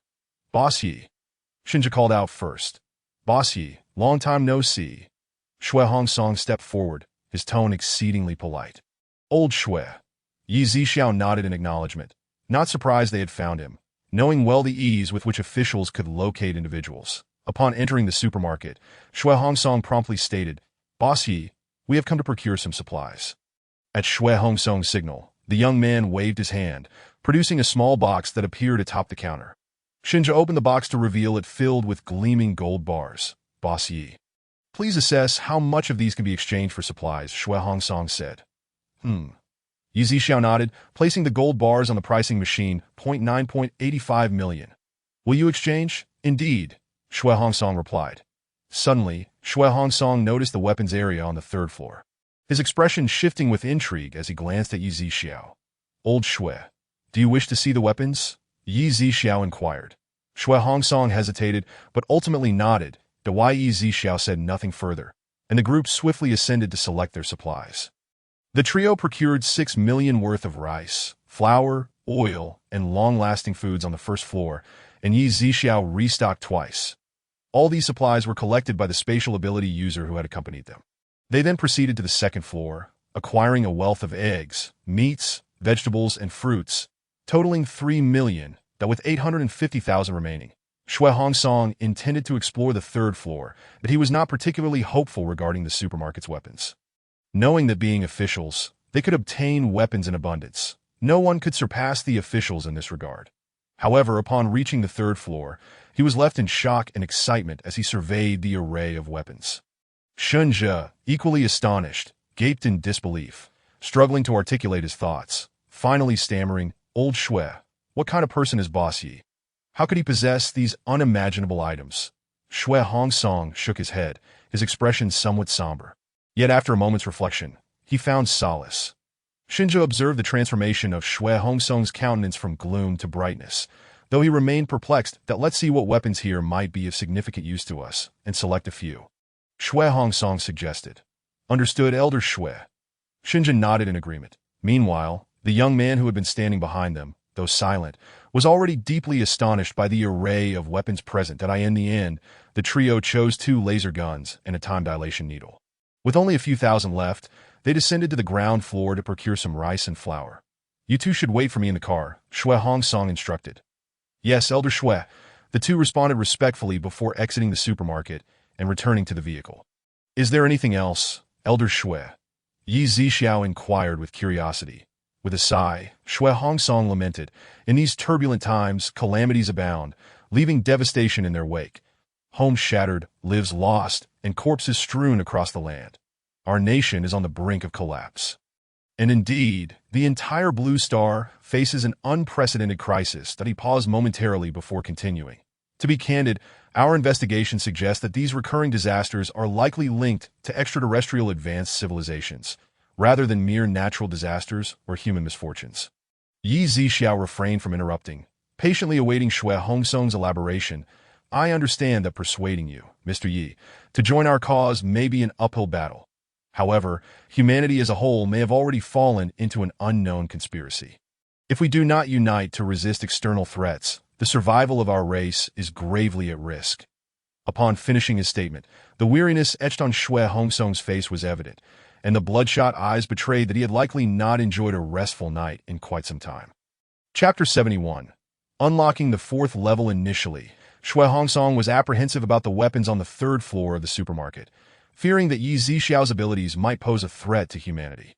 Yet upon reflection, he recognized that Yi Zixiao was not the architect of this apocalyptic catastrophe. Rather, by running a supermarket and providing supplies, he was alleviating their immediate distress, which brought some comfort to his heart. Although Yi Zixiao had gleaned some insights from Xiong Xingda, who had reported to the authorities regarding this apocalyptic calamity being a scheme of other civilizations, he firmly asserted, "Elder Shui, I will not be joining the official ranks." Elder Shui, he continued, if this apocalypse is indeed a conspiracy orchestrated by extraterrestrial advanced civilizations, should the day come when they genuinely seek to annihilate humanity, I will not stand idly by. After all, if humanity is extinguished, to whom would I sell my goods? With a sigh of resignation, Shui Hongsong acknowledged Yi Zixiao's resolute stance and decided not to press further, preparing to take his leave. Just as he reached the supermarket entrance, he turned back to ask, "Mr. Yi, you do not plan to leave a city just yet, do you?" "Not at all," Yi Zixiao replied. "Very well." Shui Hongsong nodded and left the supermarket. Once back in the car, Shinja inquired, "Elder Shui, to which base will these supplies be sent?" "Currently, a city is not in dire need of supplies. We shall first deliver them to the base in East A City. After I confer with Elder Jean and request additional resources from the higher-ups, we can then allow various bases to exchange supplies at the supermarket. After all, the valuable gold, jewelry, and antiques are not solely my property. I must ultimately clarify matters with the top leadership. However, might the supplies in this supermarket be exhausted by certain bases?" Shunja expressed concern, contemplating the complications that could arise if all bases were made aware of the supermarket's existence. Those who arrived first might secure ample provisions, leaving later arrivals with nothing, potentially leading to chaos, and even the emergence of warlords akin to ancient times. Shui Hongsong shook his head, uncertain that I suspect that Mr. Yi is indeed extraordinary. It seems unlikely that the supplies will be easily depleted. He was acutely aware that not all individuals possess the selflessness to prioritize the greater good, but if he could dictate every decision, he would immediately exchange all valuable items for food to ensure humanity's survival. But the reality dictated that he must set an example, adhere to protocols, and report matters step by step while awaiting the outcome. Shinja chose not to respond further, instead gazing out at the sporadic appearances of zombies and human remains. Meanwhile, within the supermarket, the system's voice resonated once more. "Congratulations, host, on successfully unlocking the 4th-level energy CAF. Dabai, keep an eye on the store. I will head upstairs for a moment." Yi Zixiao instructed the robot standing nearby. "Understood, boss," Dabai nodded, but when he looked up, Yi Zixiao had already vanished, only to reappear at the stairway to the 4th floor. At that moment, the water barrier dissipated, revealing a vast expanse of silver gray, with square tables and round chairs meticulously arranged. 3 robots, clad entirely in white with a unique metallic sheen, staffed the coffee-making counter and the main hall. The robot at the counter had a red light at its forehead, while the serving robots in the hall bore a blue light. Once motionless, they now approached Yi Zixiao. "Boss," the 6 robots bowed in unison. "Yes," Yi Zixiao acknowledged. "I am 01. I am 02. I am 03. The robots at the counter introduced themselves. "I am 04. I am 05. I am 06. The serving robots chimed in. "Why do you have 3 words?" Yi Zixiao queried, perplexed. "Boss, I am the smallest, the last to be created, and my physique is also the tiniest," 06 explained. Yi Zixiao then noticed that 01 was the tallest, nearly 1.9 meters, with each subsequent robot decreasing in height. 06 was under 1.7 meters. I asked it to avoid confusion. That shouldn't be the case. Yi Zixiao observed the numerical designations marked on the chests of the robots, ranging from 1 to 6. Despite his curiosity, Yi Zixiao refrained from dwelling on it further, instead approaching the coffee counter to review the menu and its offerings. Energy coffee for physical enhancement. Energy coffee for satiety. Energy coffee for mood elevation. Energy coffee for tranquility. Energy coffee for energy conversion. Energy coffee for ability enhancement. Energy coffee for injury recovery. Energy coffee for ability replenishment, and so forth. Each type of coffee had 5 levels: low, medium, high, special, and heavenly, with corresponding prices varying dramatically. 1,000, 10,000, 100,000, 1 million, and 10 million. Would you like to try our energy coffee, boss? 01 inquired. Then I shall sample the heavenly grade ability enhancement energy coffee, Yi Zixiao declared as he set the menu down. Certainly, boss. Please hold on. 01 responded before returning to the counter to skillfully prepare the drink. Yi Zixiao turned and walked toward a window side table. The CAF featured transparent floor-to-ceiling windows on 3 sides. Outside, the temperature soared to 60 degrees, the sunlight blinding. However, through the glass, it appeared remarkably gentle, as though he were basking in warm sunlight. Approximately 5 minutes later, 006 presented a cup of coffee before Yi Zixiao's table. The pale blue coffee cup bore a white foam surface adorned with an arrow design, while the saucer held a white sugar cube and a silver gray spoon. Yi Zixiao lifted the cup and took a delicate sip. It was slightly bitter, yet the aroma of the coffee was exceptionally rich, leaving a lingering fragrance and a remarkably smooth texture. As the coffee gradually flowed into his stomach, a palpable surge of energy radiated from his abdomen, coursing through his limbs. Subsequently, Yi Zixiao raised the cup once more and consumed it in one go, feeling an even more potent wave of energy envelop him, suggesting a potential breakthrough beyond his current late-stage 10th level. Indeed, quite remarkable, Yi Zixiao murmured at that moment. He suddenly recalled something and posed a question to the system. Regarding your earlier assertion that, based on ability evolution predictions, no abilities would surpass the 7th level within 5 years under normal circumstances. Does this ability enhancement energy coffee count as a special intervention? Affirmative. Host. At the time, the CAF had not yet been unlocked, so I could not disclose this information. However, it is also uncertain whether a 7th level ability user will emerge within 5 years. Should one appear, it will be exceedingly rare, with a very low probability. Those ability users differ from the host. Surpassing the 5th level will be particularly challenging, and as one progresses, elevating ability levels becomes increasingly difficult. The Yi Zixiao understood the system's explanation, akin to the cultivation novels he had read, where advancing through significant realms grew progressively more arduous, with some individuals unable to transcend even in their lifetimes. Yet he could surmount the chasms between each major realm, provided he possessed sufficient crystal core energy to facilitate smooth advancement. Just as Yi Zixiao was contemplating this, Dabai, who had been observing from downstairs, ascended and was instantly awestruck by the scene before him. The robots simultaneously turned to look at Dabai. You can all get acquainted, Yi Zixiao said, subsequently introducing Dabai to the robots. Dabai, is there something you need from me? Yi Zixiao inquired at that moment. Dabai recalled, boss, Mr. Ling is downstairs looking for you. Very well, you may head down first. I will join you shortly. Yi Zixiao nodded. Dabai descended to the first floor. Yi Zixiao instantaneously appeared behind the counter. Mr. Ling, is there something you require? Yi Zixiao inquired. To which Ling Lichu lowered his head and smiled, then remarked, is it not possible to have a conversation with Boss Yi? I am rather reticent. Yi Zixiao replied. Then may I seek refuge from the heat here? Not knowing if Boss Yi would be welcoming, Ling Lichu continued. Even with the air conditioning in my RV, the temperature still hovers around 30 degrees. As a zombie, Ling Lichu naturally despised such sweltering weather. The coffee shop on the 4th floor is open. Mr. Ling may go there for a coffee, where the temperature is quite agreeable, Yi Zixiao suggested. That sounds splendid. Ling Lichu's gaze flickered momentarily, and he then removed the exquisite watch from his wrist, presenting it to Yi Zixiao. Might I inquire if your coffee shop allows for a recharge? I currently have no need for other purchases. Yi Zixiao was momentarily taken aback, but quickly regained his composure and directed a question to the system. Is that permissible? Host, the Energy Coffee Shop does allow for recharges, providing an appropriate membership card based on the amount recharged. When ordering coffee, one merely needs to scan the card with a robot in the coffee shop. The system replied, very well. The value of this watch is 3.9 million. Shall I recharge the full amount?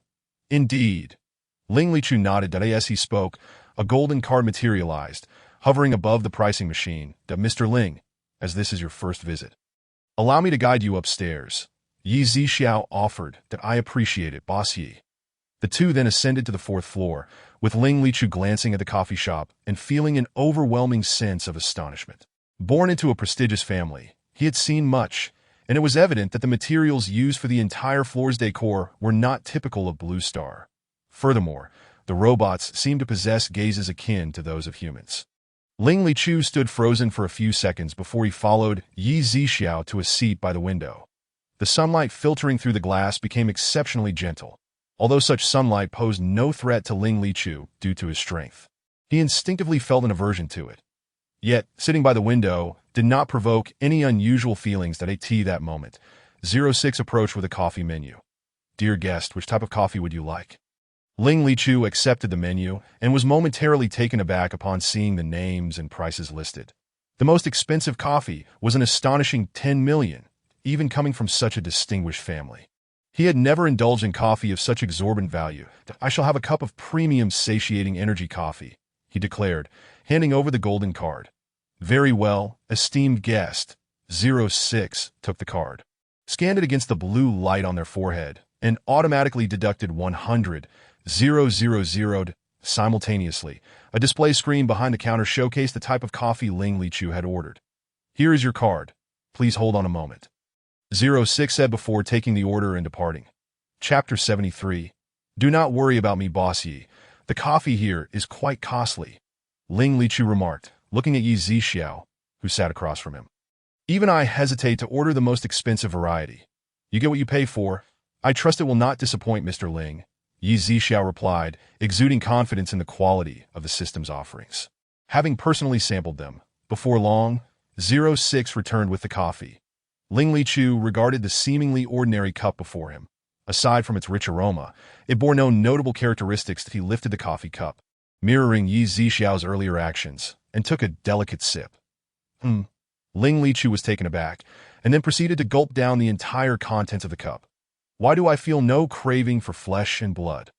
he mused inwardly. Ever since his transformation into a zombie, he had initially been a mindless creature driven solely by the desire to consume human flesh and drink blood. Later, when Butler bade his subordinates gather crystal cores from around the world for him, he gradually regained his rationality. Even at his current level of power, he still harbored a longing for human flesh and blood, often feeling as though he could never satiate his appetite. Yet deep within, he loathed the monster he had become, often questioning why he would consume such repugnant fare. However, whenever he caught a whiff of fresh blood, he found himself uncontrollably drawn to it. Yet now, in the presence of Yi Zixiao, he felt no urge to drink blood or feast upon flesh, as if he were still human. "This coffee is truly miraculous." Ling Lichu couldn't help but exclaim that Mr. Ling may continue to rest in this coffee shop.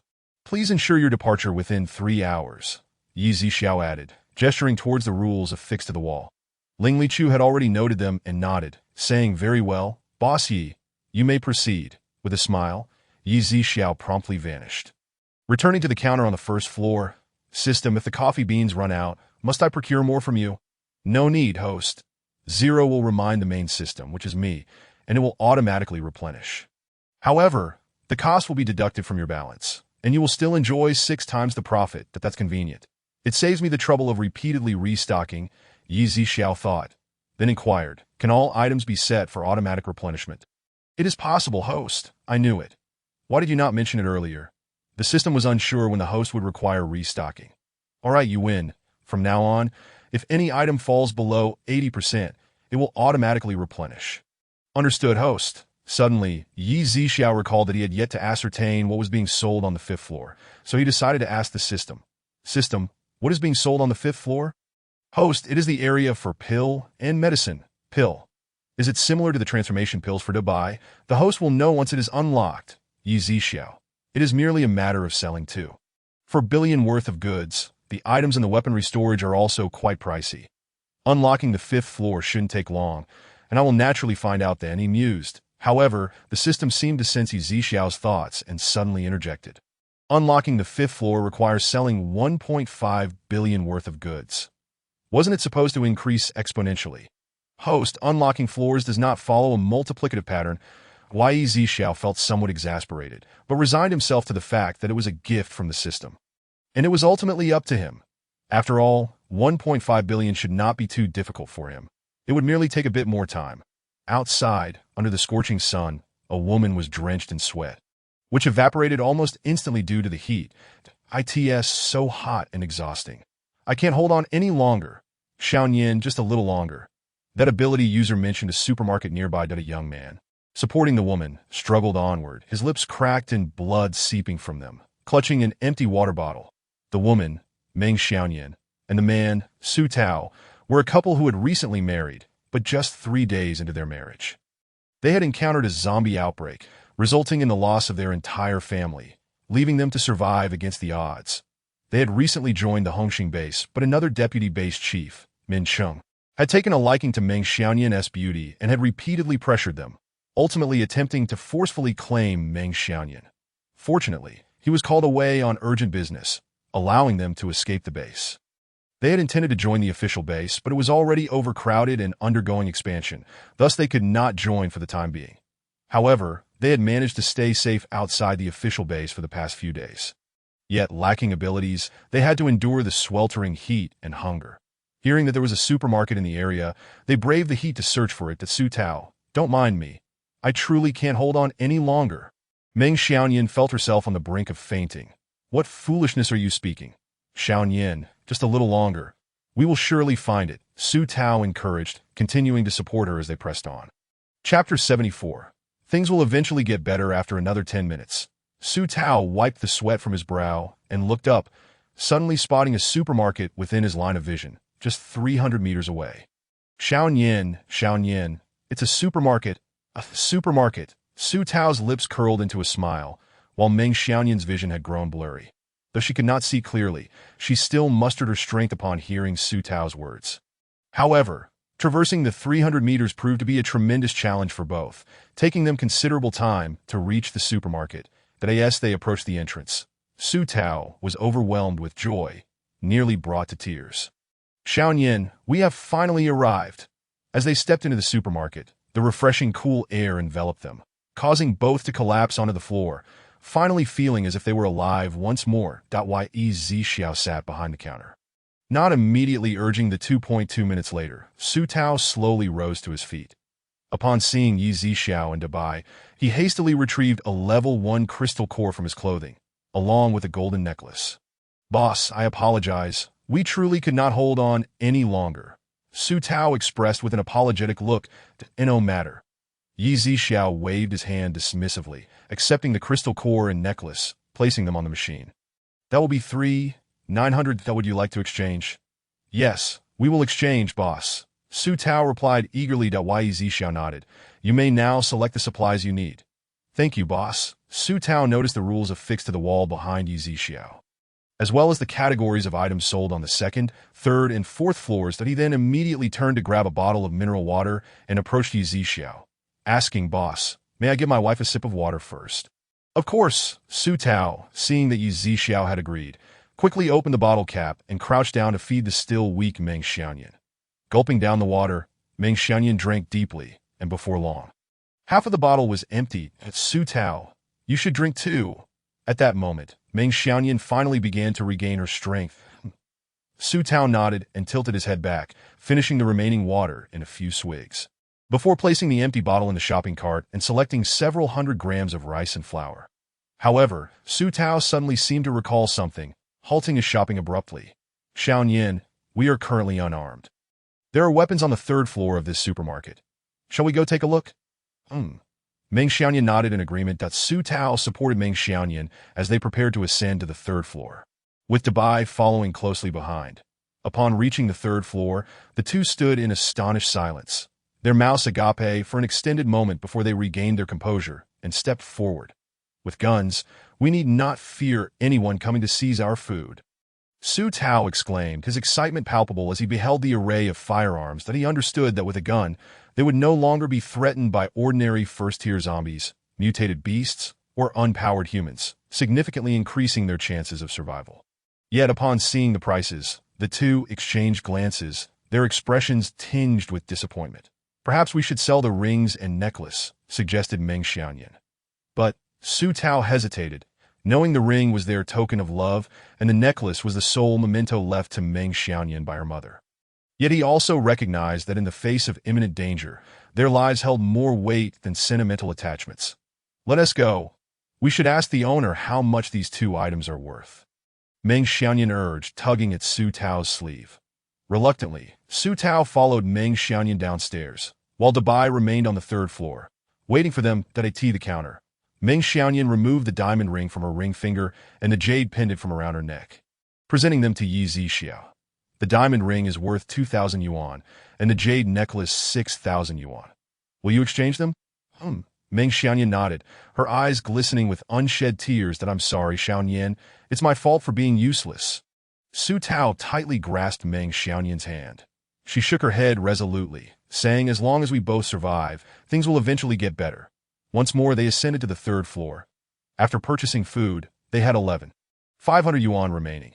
After a lengthy deliberation, they finally settled on a compact handgun priced at 11,390 yuan, convenient for carrying and surprisingly lethal despite its small size. That it comes with 6 bullets, and if we run out, we can buy more at 500 each, Dabai reminded them. Thank you. Su Tao nodded in appreciation. As they descended, they passed through the second floor and picked up some fruits and eggs, just enough to meet the required price. Now that we have a weapon, I will protect you well and ensure your safety, Su Tao declared, gripping the gun, his heart filled with hope for the future. Meng Xiaoyan smiled and nodded in agreement. Upon leaving the supermarket, Yi Zixiao provided them with a simple bag to carry their provisions. However, as soon as they stepped outside, the scorching heat enveloped them, nearly taking their breath away. Let us hurry back, Su Tao urged. Although the official base was overcrowded, temporary wooden structures outside offered some respite from the blazing sun, better than being exposed to the elements. That moment, Ling Lichu descended from the 4th floor and walked out of the supermarket.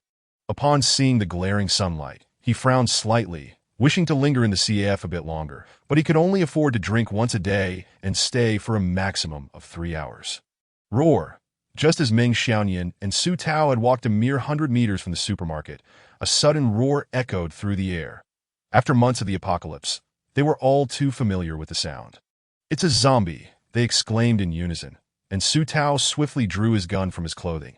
From behind a few large trees, a second-tier zombie suddenly leaped forth from the withered grass. Su Tao instinctively shielded Meng Xiaoyan behind him as the decayed creature, half of its face rotting away, lunged toward them. Su Tao's heart raced, but he forced himself to remain calm. Bang! The sound of the gunshot rang out. Due to his inexperience, the bullet merely created a large hole in the zombie's right arm. The zombie paused for 2 seconds, looking down at its injury before letting out a furious roar. Naturally, Yi Zixiao, positioned not far away, heard the gunshot, as did Ling Lichu, who had just walked 10 meters out of the supermarket and witnessed the unfolding scene. He hesitated for a moment, then took a step forward, his figure flickering as he appeared less than 10 meters away from Su Tao and Meng Xiaoyan. However, in their state of panic, the two were oblivious to Ling Lichu's sudden appearance. Their trembling hands and feet focused solely on the approaching zombie, preparing to pull the trigger again. Although they did not see it, the second-tier zombie sensed the aura of the Zombie King. It turned to face Ling Lichu, locking eyes with him, and after a moment of hesitation, it promptly turned and leaped back into the underbrush, disappearing from sight. This entire scene transpired within mere seconds, leaving Su Tao and Meng Xiaoyan momentarily stunned. After another 2 seconds, Su Tao muttered in confusion. The zombie ran away. Meng Xiaoyan nodded, equally incredulous. They assumed that the gunshot had frightened the zombie off. Hastily leaving the area without realizing that someone had come to their aid, in that brief moment of distraction, Ling Lichu had already taken his leave, now standing outside his RV. He did not intend to save the two. Rather, he had sensed that Yi Zixiao was also looking in their direction. After all, these two had just exited his supermarket with their purchases, and he was uncertain whether Yi Zixiao would intervene. If Yi Zixiao chose to act, it would be better for him to intervene first.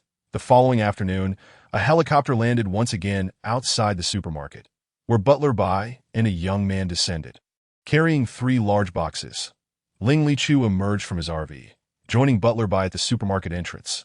"Have you brought everything?" Ling Lichu inquired. "Yes, young master," Butler Bai replied with a nod. Upon entering the supermarket, Butler Bai immediately called out to Yi Zixiao. "Boss Yi! It seems you've brought quite a haul this time." Yi Zixiao teased. "Boss Yi, you jest. Time is of the essence, and valuable items are stored in various countries. For now, I can only present these." Butler Bai responded, gesturing to the tall young man beside him, who promptly opened the 3 boxes. The exquisite boxes were unveiled.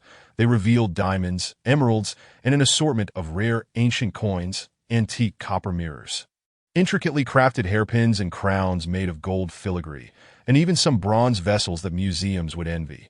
There were jade bangles of deep green, a complete set of imperial green jade bead necklaces, and antique pieces carved from white jade, many dating back hundreds or even thousands of years, all exceedingly rare. Moreover, Yi Zixiao could sense an unusual aura emanating from these items, one that was awe-inspiring and intimidating. Unbeknownst to him, this aura was that of dragon energy, which ordinary malevolent spirits could not even approach. Though Ling Lichu was a fifth-tier zombie king, he felt a slight tremor in his heart at the sight of some of these items. Truly remarkable treasures, Yi Zixiao exclaimed, unable to suppress his admiration. There were some items he was reluctant to exchange with the system, intending to keep them for himself, particularly the white jade dragon pattern seal, which remained pristine and flawless even after millennia. Each treasure was appraised. The total came to a staggering 710 million yuan, a sum that would have fetched far more than 30 billion in the pre-apocalyptic market, with certain unique pieces potentially worth even more to collectors. Will you exchange these items for 710 million? Yi Zixiao inquired. To be honest, he felt the system's pricing was excessively steep, considering the profits to be made from selling the goods. Nonetheless, he was elated, knowing that the sale of these items would significantly enhance his strength. Yes, Ling Tianchu nodded, unaware of Yi Zixiao's inner thoughts that he merely felt that with an ample supply of weapons, his plans could progress more swiftly.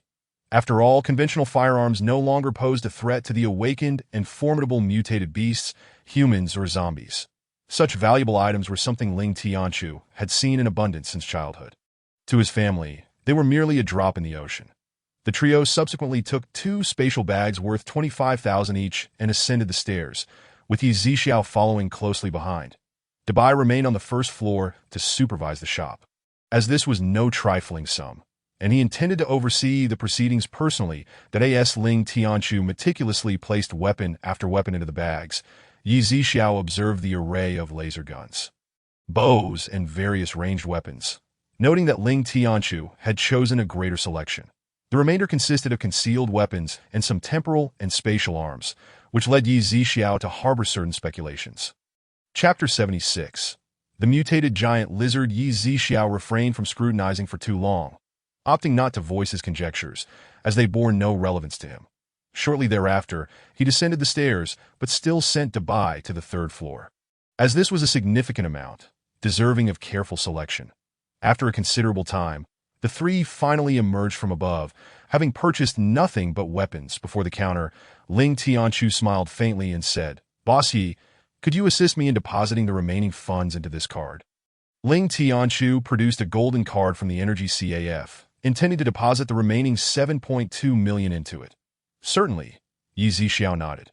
Moments later, when Yi Zixiao returned the card to Ling Tianchu, it had transformed from a golden card into a black card. Cards containing over 1 million were golden, while those with 10 million or more were black. "Boss Yi, I have matters to attend to within my family that I hope that when I return, I will still be able to enjoy coffee in your establishment," Ling Tianchu remarked with a smile. "Rest assured, with this card, even if I depart from this place, Mr. Ling will still be able to locate me," Yi Zixiao replied. "That is splendid," Ling Tianchu said with a charming grin, securing the black card before exiting the supermarket with Butler Bai. The young man also proceeded to Ling Tianchu's RV, stowing it within the spatial realm. Yi Zixiao was somewhat taken aback, although the individual was a spatial ability user. Why resort to spatial bags? However, it soon dawned on him that he likely deemed these weapons too critical to risk losing that moment. The system's voice chimed. "Congratulations, host, you have obtained a lottery opportunity. Please wait, the lottery wheel is upgrading, with an estimated time of 24 hours.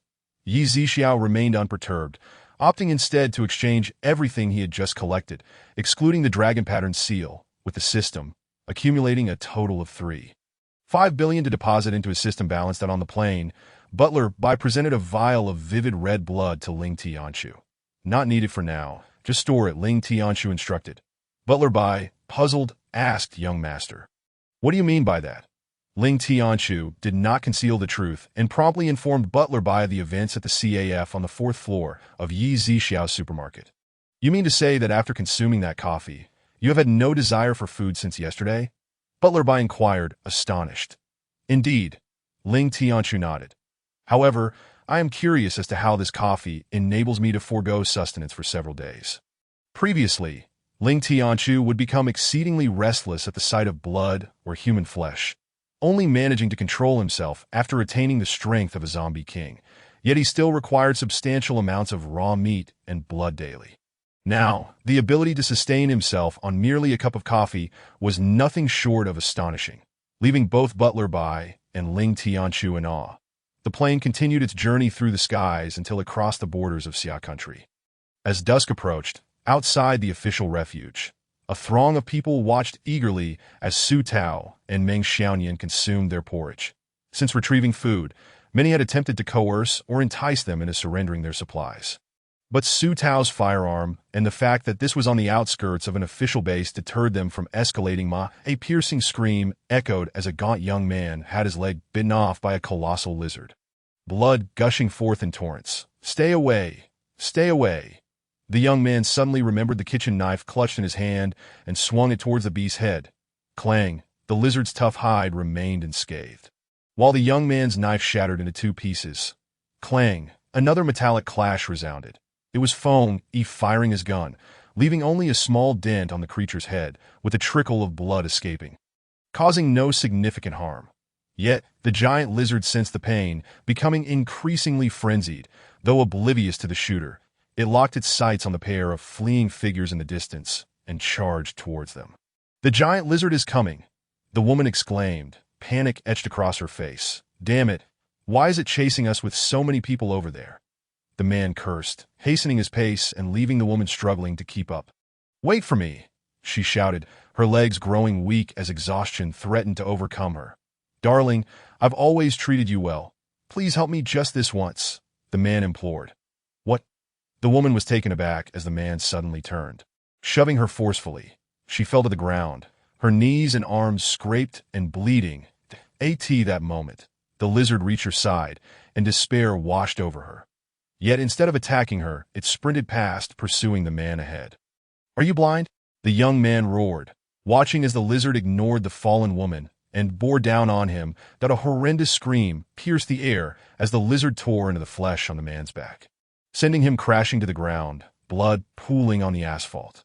The creature continued to rip into him, and mere seconds later, the scream ceased abruptly. Realizing the danger, the woman scrambled to her feet, ignoring her injuries, and sprinted back. However, within a minute, the man had been devoured entirely by the lizard. The others had also fled towards the supermarket, leaving only the man with the severed leg, who crawled slowly along the ground. Feng wished to save him, but had already run several meters under the scorching heat, that if they continued, both would perish, and he ultimately had to abandon the man and flee with the others. As the woman dashed past the man with the severed leg, she cast a fleeting glance before heading towards the supermarket. "Help me! Help!" the man cried weakly as he watched her retreating figure. But she had already fled far away. Shortly after, the lizard arrived behind him, taking another bite and severing his remaining leg, causing him to lose consciousness from the excruciating pain. Minutes later, the lizard finished its meal, then hastened after the fleeing individuals, though its speed was not as fierce as before, perhaps due to having gorged itself. Nevertheless, it was still faster than the average person by several times. Chapter 78. How dare you come here? Despite their parched throats, none dared to pause for a sip of water. The sturdy men led the charge, while a middle-aged woman, aged around 38 or 39, lagged behind, having fallen several meters behind the rest. Even the woman who had desperately pursued them had outpaced her. "The giant lizard is gaining on us," a man suddenly shouted. Instinctively, everyone glanced back and, sure enough, spotted the lizard's silhouette several hundred meters away. The woman trailing behind was so frightened that she quickened her pace, disregarding everything else, but in doing so, her strength rapidly waned, her vision blurred, and suddenly her legs gave way, causing her to crash to the ground. Gasping for breath, she attempted to crawl forward, but even as her fingertips were ground raw, she barely made any progress. Within moments, the lizard reached her side. Crack! The sound of shattering bones accompanied the gruesome chewing noises, blood flowing steadily across the pavement. Minutes later, the once crimson stain bore no trace of the woman. The lizard paused for a minute before resuming its pursuit of the 5 individuals ahead. By now, those 5 had vanished from sight, but the lizard's keen sense of smell allowed it to track them, no matter how far they had fled. Did I ask that a supermarket? A young man in his 20s asked, panting as he gazed ahead. It really is a supermarket. Another chimed in, could it be a mirage? The woman who had fled earlier, the last survivor, interjected unwisely. You don't have to go, one man snapped. Having noted her previous cowardice, run, the giant lizard is closing in. Foam, he shouted suddenly. Just as they had begun to relax, believing the creature had given up, they spotted its figure once more. Damn it. Why won't this beast relent?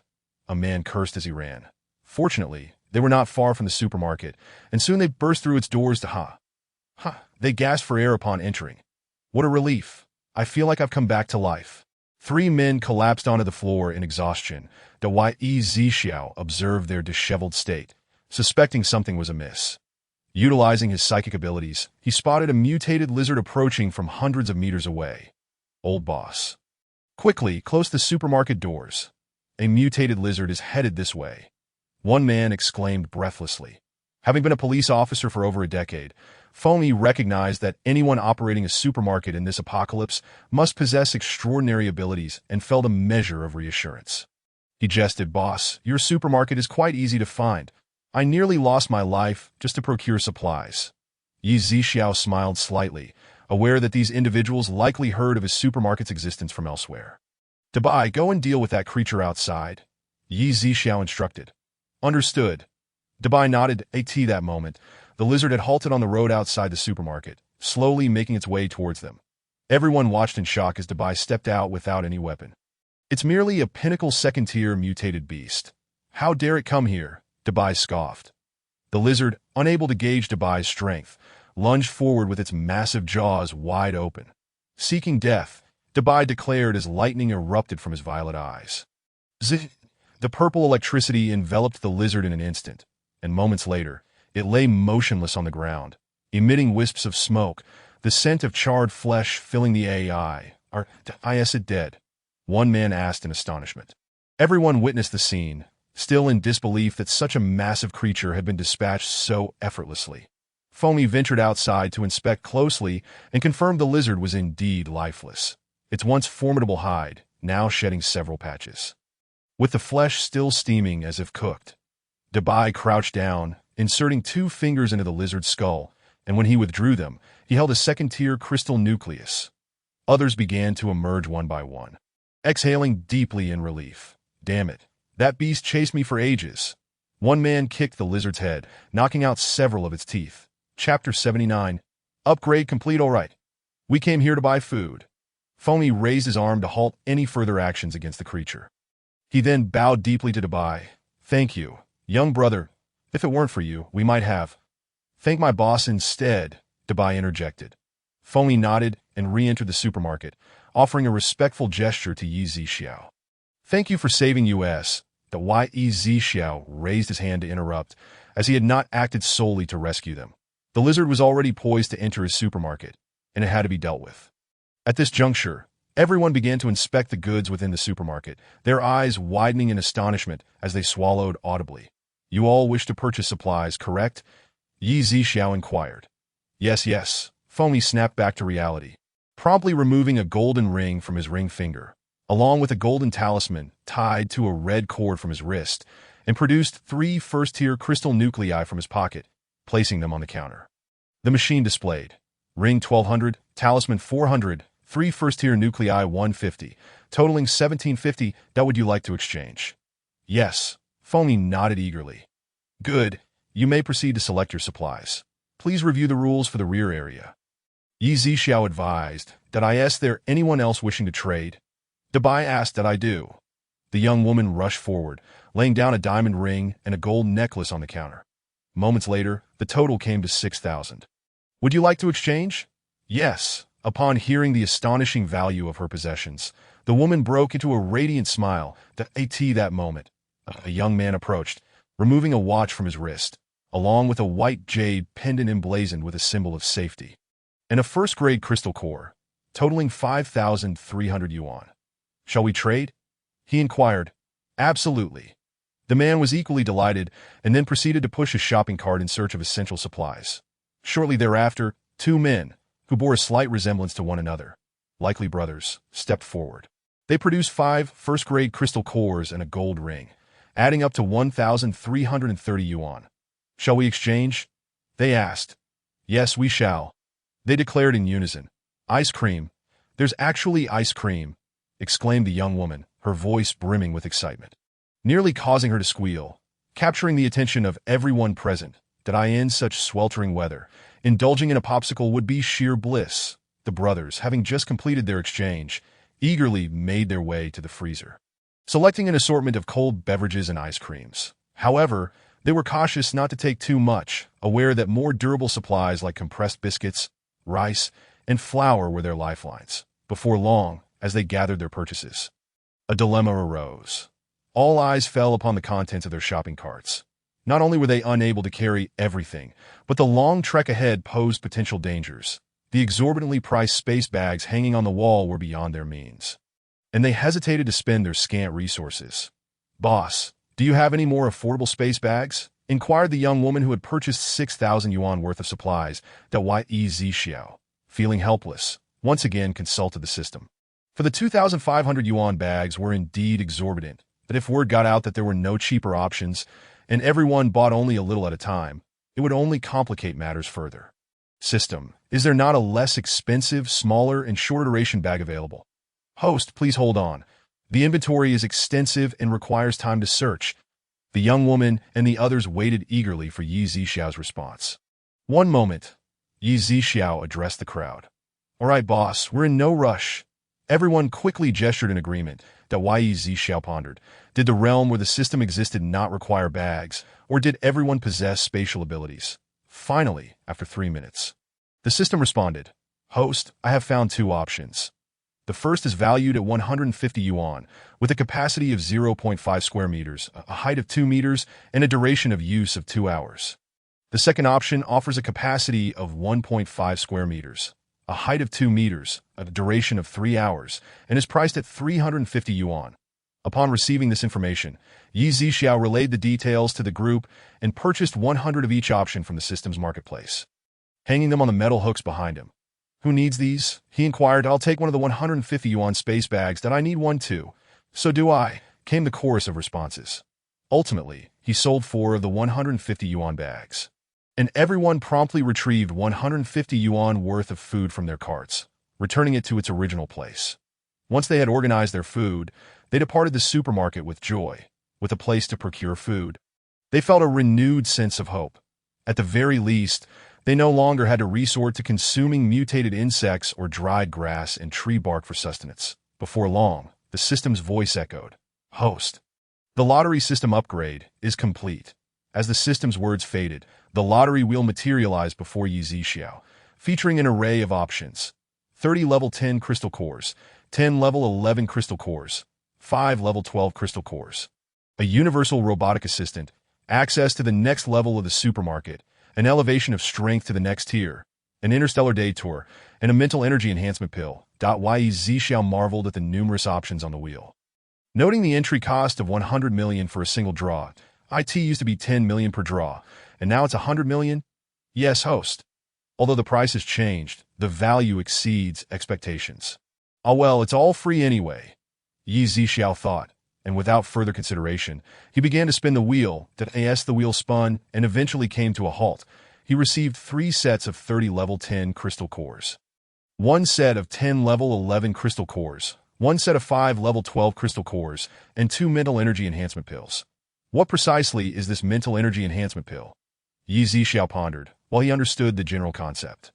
He was uncertain of its specific capabilities. Consuming the mental energy enhancement pill within 24 hours will enable the host's mental power to cover the entirety of Blue Star, impervious to any obstruction, potentially elevating mental strength to the peak of level 15. That's astonishing, Yi Zhixiao thought, as his current mental abilities only encompassed 2 or 3 provinces, and the lethality of level 15 mental powers was formidable. Indeed, host at Yi Zhixiao cautiously stored the mental energy enhancement pills in his spatial bag and then focused on the crystal cores before him, absorbing them entirely. Within minutes, Yi Zhixiao's aura surged exponentially, his power reaching the initial stage of level 11. A strength capable of reducing an entire province to ashes with a mere flick of his finger. Boss, your aura is incredibly formidable, Dabai murmured from the stairway on the second floor. Had it not been for the supermarket's defenses and Yi Zixiao's control over his aura, even the residual waves could have proven lethal for Dabai. Meanwhile, those who had procured supplies, Feng Yi and his 5 companions, returned to the official base. Where the remaining 50 or so individuals gathered around, their curiosity piqued by the goods in hand. Those two weren't lying.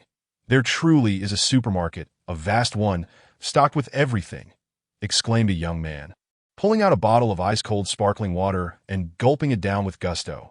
Look at this. The items placed in this bag remain ice-cold. Just then, an ice-type ability user from the official base approached. Intrigued by the crowd encircling the group, standing at 1.85 meters tall, he effortlessly peered into their midst. Where did you acquire these items? Upon hearing the voice, the crowd turned to see Zhao Qinghuai, the official in charge of delivering ice on occasion. Director Zhao? They called out in unison, parting to create a pathway. Zhao Qinghuai nodded, scrutinizing those with bags in hand. Feng Yi stepped forward, detailing how Su Tao and Meng Xianyan had discovered the supermarket and how they had also procured supplies. Is there truly such a supermarket? Zhao Qinghuai questioned skeptically. Absolutely, Feng Yi affirmed, producing a bag of rice from within. Understood. For those lacking supplies, should others refuse to share, do not resort to theft, or you will be asked to leave. Zhao Qinghuai warned sternly. Rest assured, we wouldn't dare, the crowd hastily replied, though the unspoken reality was that had they not been at the official base, bloodshed would likely have ensued. After Zhao Qinghuai departed, Feng Yi prepared a large pot of porridge, distributing half a bowl to each of those who had not ventured out, that he also informed them that even a first-grade crystal core could be exchanged for 50 yuan, encouraging them to cooperate in hunting first-grade zombies to stave off hunger. Upon learning of the supermarket's exchange rules, some individuals began to entertain the thought of raiding the nearby residential area for valuable items. However, upon further reflection, they hesitated, aware that zombies and mutated beasts favored nighttime excursions, often hiding in homes and corridors during the day. Ordinary individuals without abilities, encountering danger, could lead to dire consequences within the confines of a small room. Unable to escape, they could easily perish in the jaws of zombies without ever finding anything of worth. Thus, it seemed more prudent for groups to venture out together, allowing them to retreat if they spotted zombies from a distance. Especially if they were first-grade zombies, that if they encountered second-grade zombies, maintaining a safe distance would provide an opportunity to flee. Upon returning to the base, Zhao Qinghuai immediately began rummaging through his room for any valuables. Though he possessed crystal cores, he had heard that the exchange rates were not particularly favorable. He did not rush to report to his superiors, opting instead to gauge the situation first and ascertain the truth. After thoroughly searching his room, he unearthed a gold necklace and a diamond ring he had intended for a marriage proposal. Gifts he had never presented due to an untimely breakup. That I hope this supermarket truly exists. It may alleviate my immediate troubles, Zhao Qinghuai murmured, filled with anticipation for the supermarket's potential to be 6 p.m. The sun's glare had softened, and temperatures had dipped to around 58 degrees. 3 modified SUVs raced down the road, skidding to a halt outside the supermarket. Indeed, there is a supermarket here. Are you certain that Deputy Base Leader Chao came here and has not returned to the base? Inquired Hong Wei-chung. The leader of Hongxing Base, that He Munan, nodded affirmatively. Absolutely. He Munan's grandson, Hiko, was also in the vehicle, nodding repeatedly at this moment. Chapter 81. The Mutated Crocodile. Ever since Bai Gang brought Chao Rui-Zhe to the supermarket, there had been no word from them, and they were as anxious as ants on a hot stove. That He Munan felt even more unsettled. Yet at his age, he could not possibly allow his grandson to take risks by venturing out. His daughter-in-law was an ordinary woman. Aside from fretting, there was nothing she could do. Fortunately, this afternoon, the base leader, Hong Wei-chung, returned. Upon learning that Chao Rui-Zhe had gone out with so many superhumans and had gone completely silent, he erupted in fury that if anything unfortunate had happened, the impact on his base, due to so many superhumans, would be unimaginable. Let us go down and take a look, Hong Wei-chung said in a deep voice. Little Ko, you stay in the car. He Munan's words were cut off by Hong Wei-chung, who insisted, we all go down. He had already learned that this family's presence had triggered Chao Rui-Zhe's actions. and he was particularly unkind towards the two of them. Originally, he should have been pleased to know there was a supermarket supplying resources, but now he could not find any joy in it. After Hong Wei-cheng got out of the car, 6 superhumans from the 2 vehicles behind also disembarked and headed towards the supermarket. Da Yezi Xiao was sitting behind the counter reading a novel. While Dabai was in the kitchen preparing dinner, a group of 9, with grim faces, entered the supermarket. Da Yezi Xiao glanced up, then lowered his head to continue looking at his phone. "Boss, I am Hong Wei-cheng, the leader of Hongxing Base. That I heard that my deputy base leader and the superhumans from our base came to the supermarket a few days ago and have since vanished. Do you know where they are now?"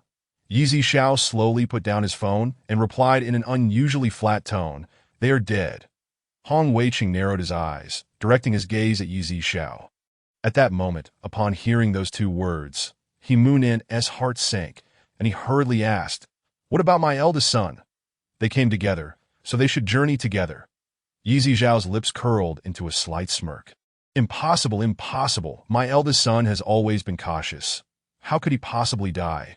He Moon-in shook his head incessantly, his expression bordering on madness. Just then, He Moon-in suddenly clutched his chest, his face contorted in pain, and he collapsed to the ground unconscious. "Grandpa! Grandpa!" He could quickly crouch down, shaking He Moon-in at present. He Moon-in was barely alive. Without professional medical care or wood-type abilities to restore him, he was destined for death. "Shut up!" Hong Wei-cheng kicked Hiko hard, sending him sprawling to the ground. Hong Wei-cheng was already seething with anger, and Hiko's cries only added to his irritation that he knew that if it weren't for the He family, he wouldn't have suffered such significant losses, that he was well aware of Yizi Zhao's formidable strength. Should a conflict arise, winning would yield great rewards, but if it ended in a stalemate, those resources would be out of his reach. Furthermore, if he lost, it could cost him his life, and with some injuries still lingering, he felt his chances were slim.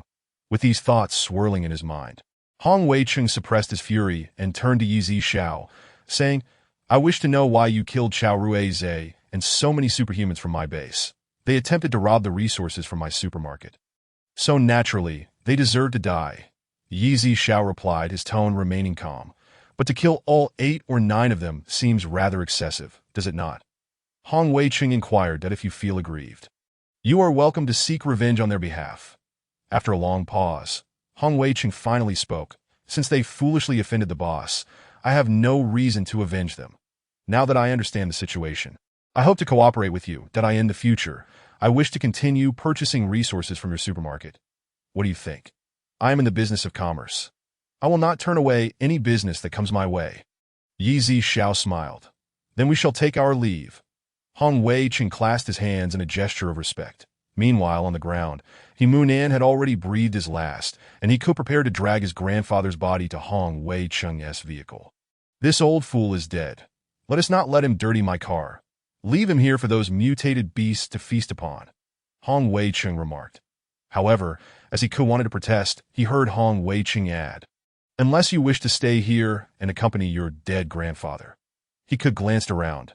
The sky had darkened, and he realized that if he remained here, he too would meet a grim fate. Reluctantly, he abandoned his grandfather's corpse and got into the car. The 3 vehicles sped down the road, occasionally encountering zombies, all of which were dispatched by the superhumans in the front passenger seat and the back seat, using their abilities to deliver fatal shots. Whenever they encountered zombies with crystal nuclei, they would stop to collect them. Suddenly, the vehicle screeched to a halt. "What is happening?" Hong Wei-cheng asked the driver. "It seems something is charged out. It could be a mutated beast or a mutated plant." The driver replied, "Bang, bang, bang." A grayish-blue tail suddenly slammed against the front car as it's a snake. "No, it's a mutated crocodile," the driver exclaimed upon spotting the creature, as thick as a tree trunk. On the road, "Hurry and deal with it," Hong Wei-cheng ordered. "Base leader, this crocodile appears to be a 3rd-tier mutated beast." He trembled in the back seat at the sight unfolding before him. Hong Wei-cheng shot a sidelong glance at Iku, his wrath still simmering, and then used his metal abilities to control the car door, flinging it open. "Out you go." Hong Wei-cheng kicked Iku out of the vehicle. As the door slammed shut again, Iku rolled on the ground before finally processing what had just happened. Chapter 82. Stunned and speechless, Iku scrambled to his feet, desperately banging on the car door. "Please let me in. Base leader. Base leader. Just then, the mutated crocodile spotted Hiku and swiftly turned its direction, swiftly crawling towards him, sinking its teeth into his arm in an instant. Hiku's entire arm was torn away. Blood gushing forth drive, Hong Wei-chung said. Brushing off the Wang Lingling erupted into a hearty laugh before darting off into the distance. However, after covering a mere 600 or 700 meters, she was suddenly confronted by a zombie that lunged at her neck in an instant. The following day at 10 a.m., a military green off-road vehicle sped towards the supermarket. Zhao Qinghuai stepped out of the vehicle, his gaze lifting to the towering 9-story supermarket, a mix of astonishment and trepidation flooding his heart. Upon entering the supermarket, he beheld a dazzling array of food items, his excitement palpable. Hearing about such abundance and witnessing it firsthand were realms apart in terms of impact. Yet within moments, he regained his composure and turned to Yi Zixiao. Hastily retrieving the necklace, ring, 2 level 2 crystal cores, and 4 level 1 crystal cores he had brought along. "Boss, could you appraise these for me?" he inquired. Yi Zixiao nodded, placing each item on the pricing machine. Zhao Qinghuai also glanced at the supermarket's regulations posted on the wall and the offerings on the second, third, and fourth floors. 100 yuan. "Will you exchange?" "Indeed." Zhao Qinghuai replied eagerly. "Could you please provide me with a 150 yuan space bag?" Yi Zixiao turned and swiftly handed a bag to Zhao Qinghuai. "Thank you," Zhao Qinghuai exclaimed as he hurried off to gather supplies. Prioritizing rice and flour, followed by compressed biscuits, canned meat, and beef jerky. Before long, he approached the counter and asked, "Boss, may I go to the second floor for a look?" "Of course," Yi Zixiao nodded. Zhao Qinghuai quickly ascended to the second floor, where the sight of fresh fruits and vegetables left him utterly speechless. Fresh fruits? Such vibrant vegetables? He could hardly believe his eyes, feeling as though he had entered paradise, while Yi Zixiao appeared as a divine being descending to rescue the masses.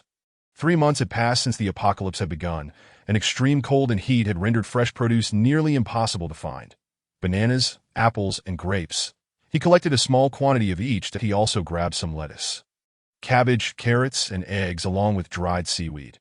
Realizing he was still short on supplies, he seized a small watermelon weighing about 2 pounds that he contemplated heading to the 3rd floor but ultimately decided against it, prioritizing the need to report back to his superiors. Moreover, with his current lack of funds, he figured he could rely on the military for weapons. That as an ice element ability user, he felt confident that his powers surpassed those of ordinary weapons. Planning to return once he had the means.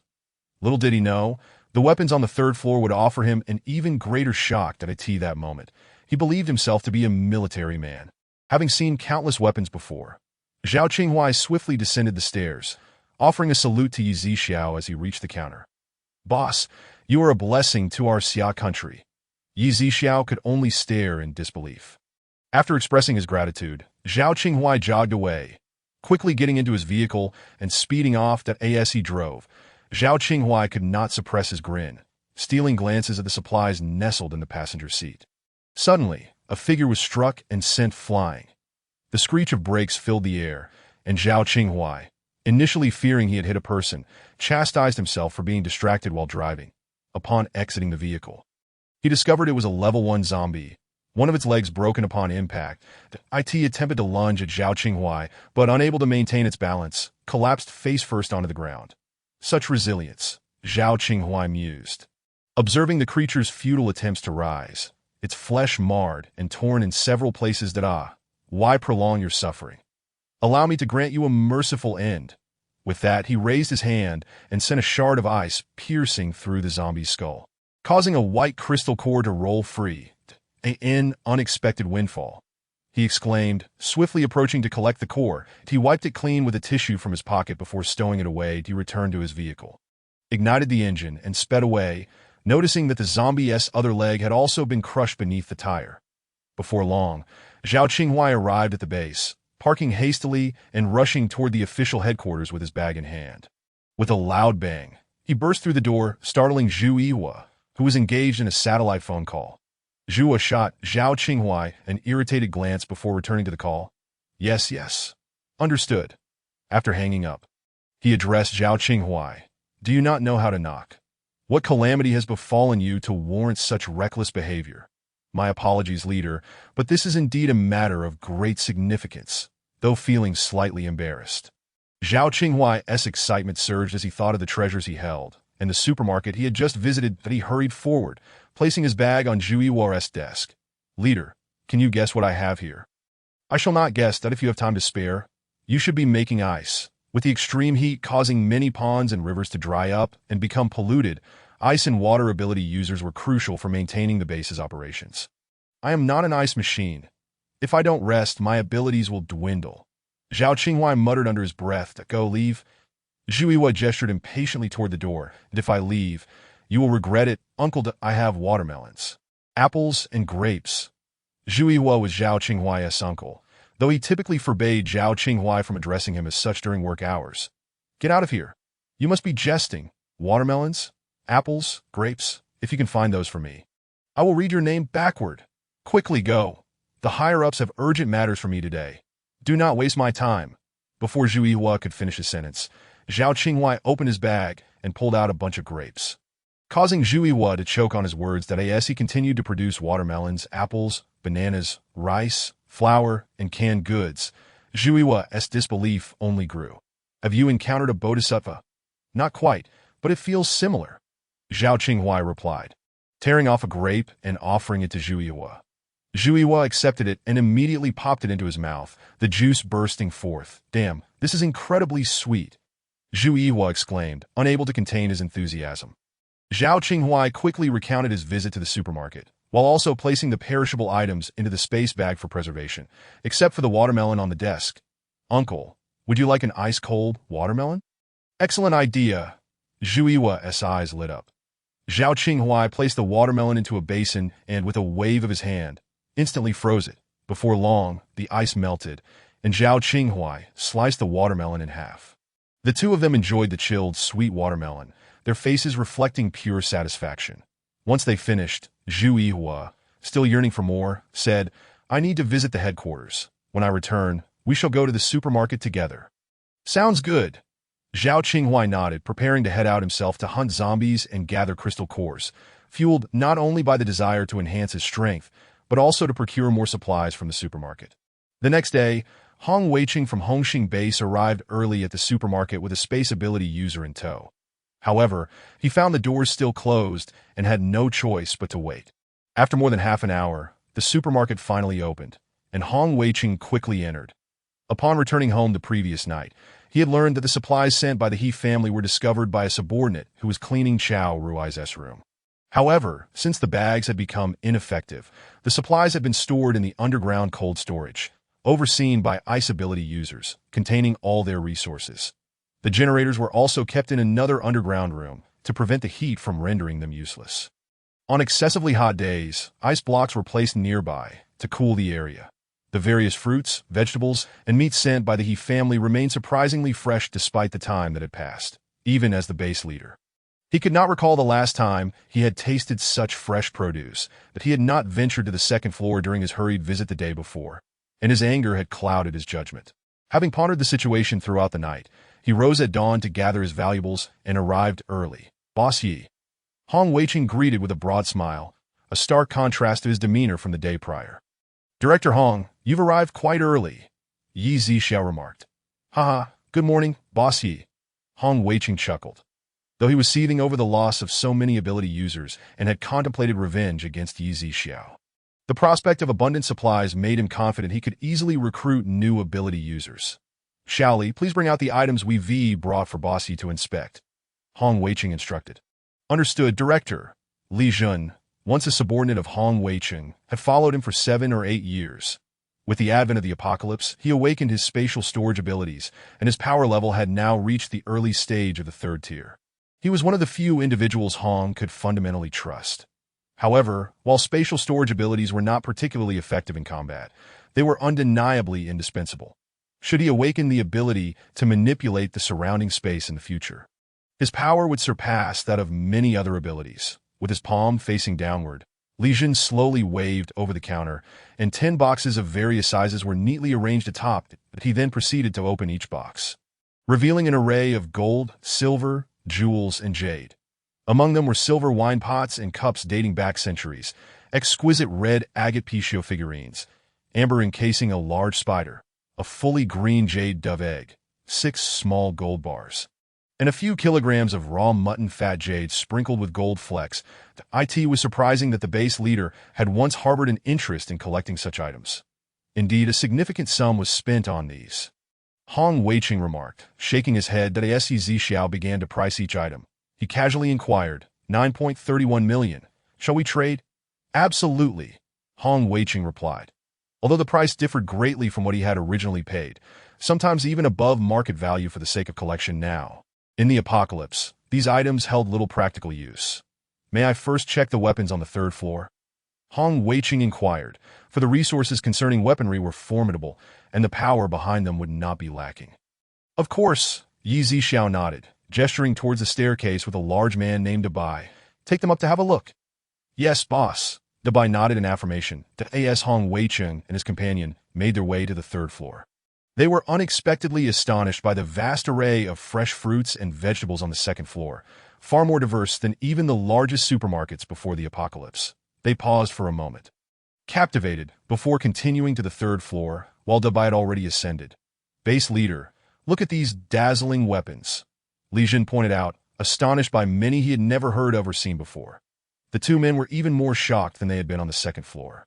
This boss is certainly not an ordinary individual, Hong Weiqing thought to himself, feeling particularly grateful that he had not clashed with Yi Zixiao the previous day. May I ask your name? Young brother? Hong Weiqing turned to Dabai. Hong Weiqing was taken aback. The name sounded strikingly similar to that of a dog. Although puzzled, he dared not voice his thoughts. Perhaps others found the name Dabai endearing as well.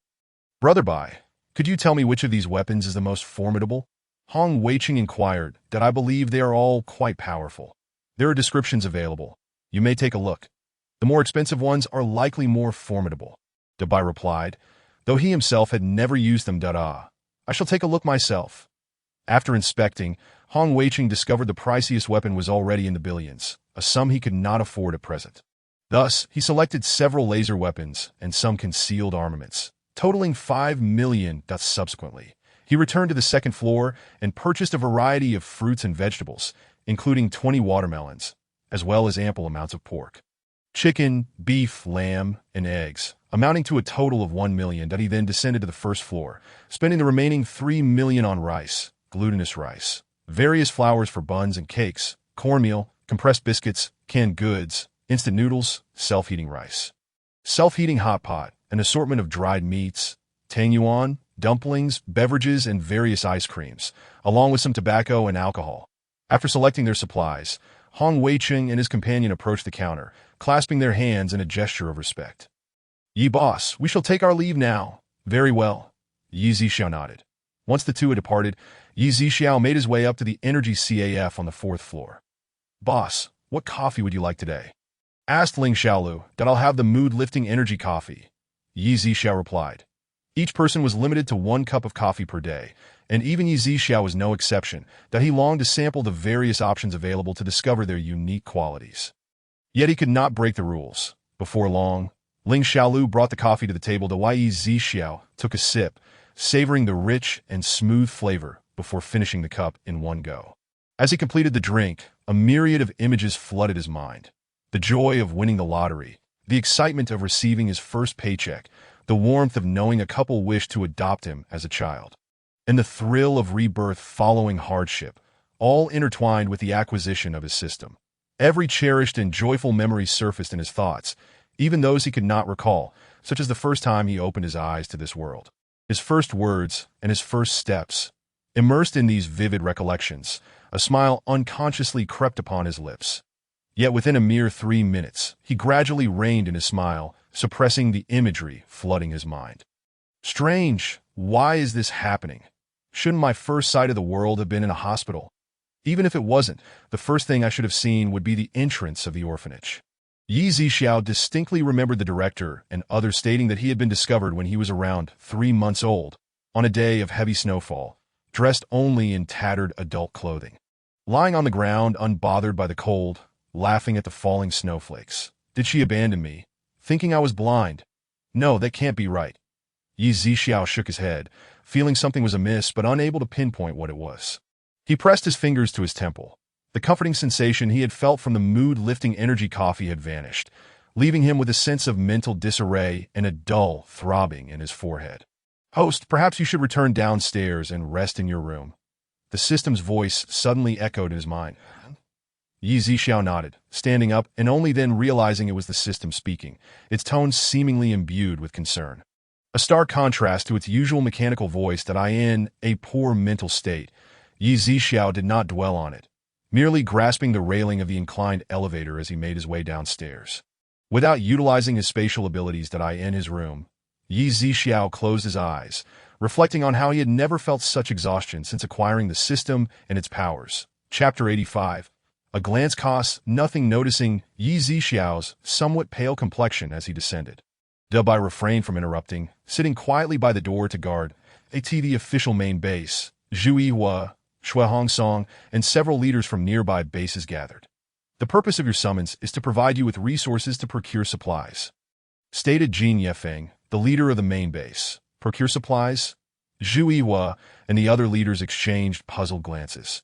Just days earlier, Shui Hongsong had informed Jin Yefeng about the supermarket, prompting them to visit the national secret base to meet with the higher-ups. After some deliberation, it was decided to allocate a portion of gold for these nearby bases to purchase supplies at the supermarket. Shui Hongsong recounted the details regarding the supermarket and the instructions from the higher-ups to the three leaders. Aside from Zhu Yihua, the others appeared incredulous that is there truly such a supermarket? And weapons too. Who on earth is the owner of this supermarket?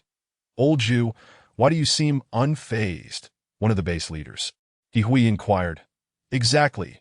Have you been there before?" Another leader, LV Wei, pressed. Both Shui Hongsong and Jin Yefeng turned their attention to him. "No, I haven't been, but my subordinates have visited and bought plenty of supplies, especially the watermelons, which were sweet and delicious. When I bit into one, oh, that flavor." Zhu Yihua said, swallowing hard. He Hui and LV Wei couldn't help but feel tempted by Zhu Yihua's detailed description, their mouths watery. "All right," Jin Yefeng raised his hand to interrupt, gesturing to several small boxes on the desk. "Each of you will take 2 boxes to procure supplies."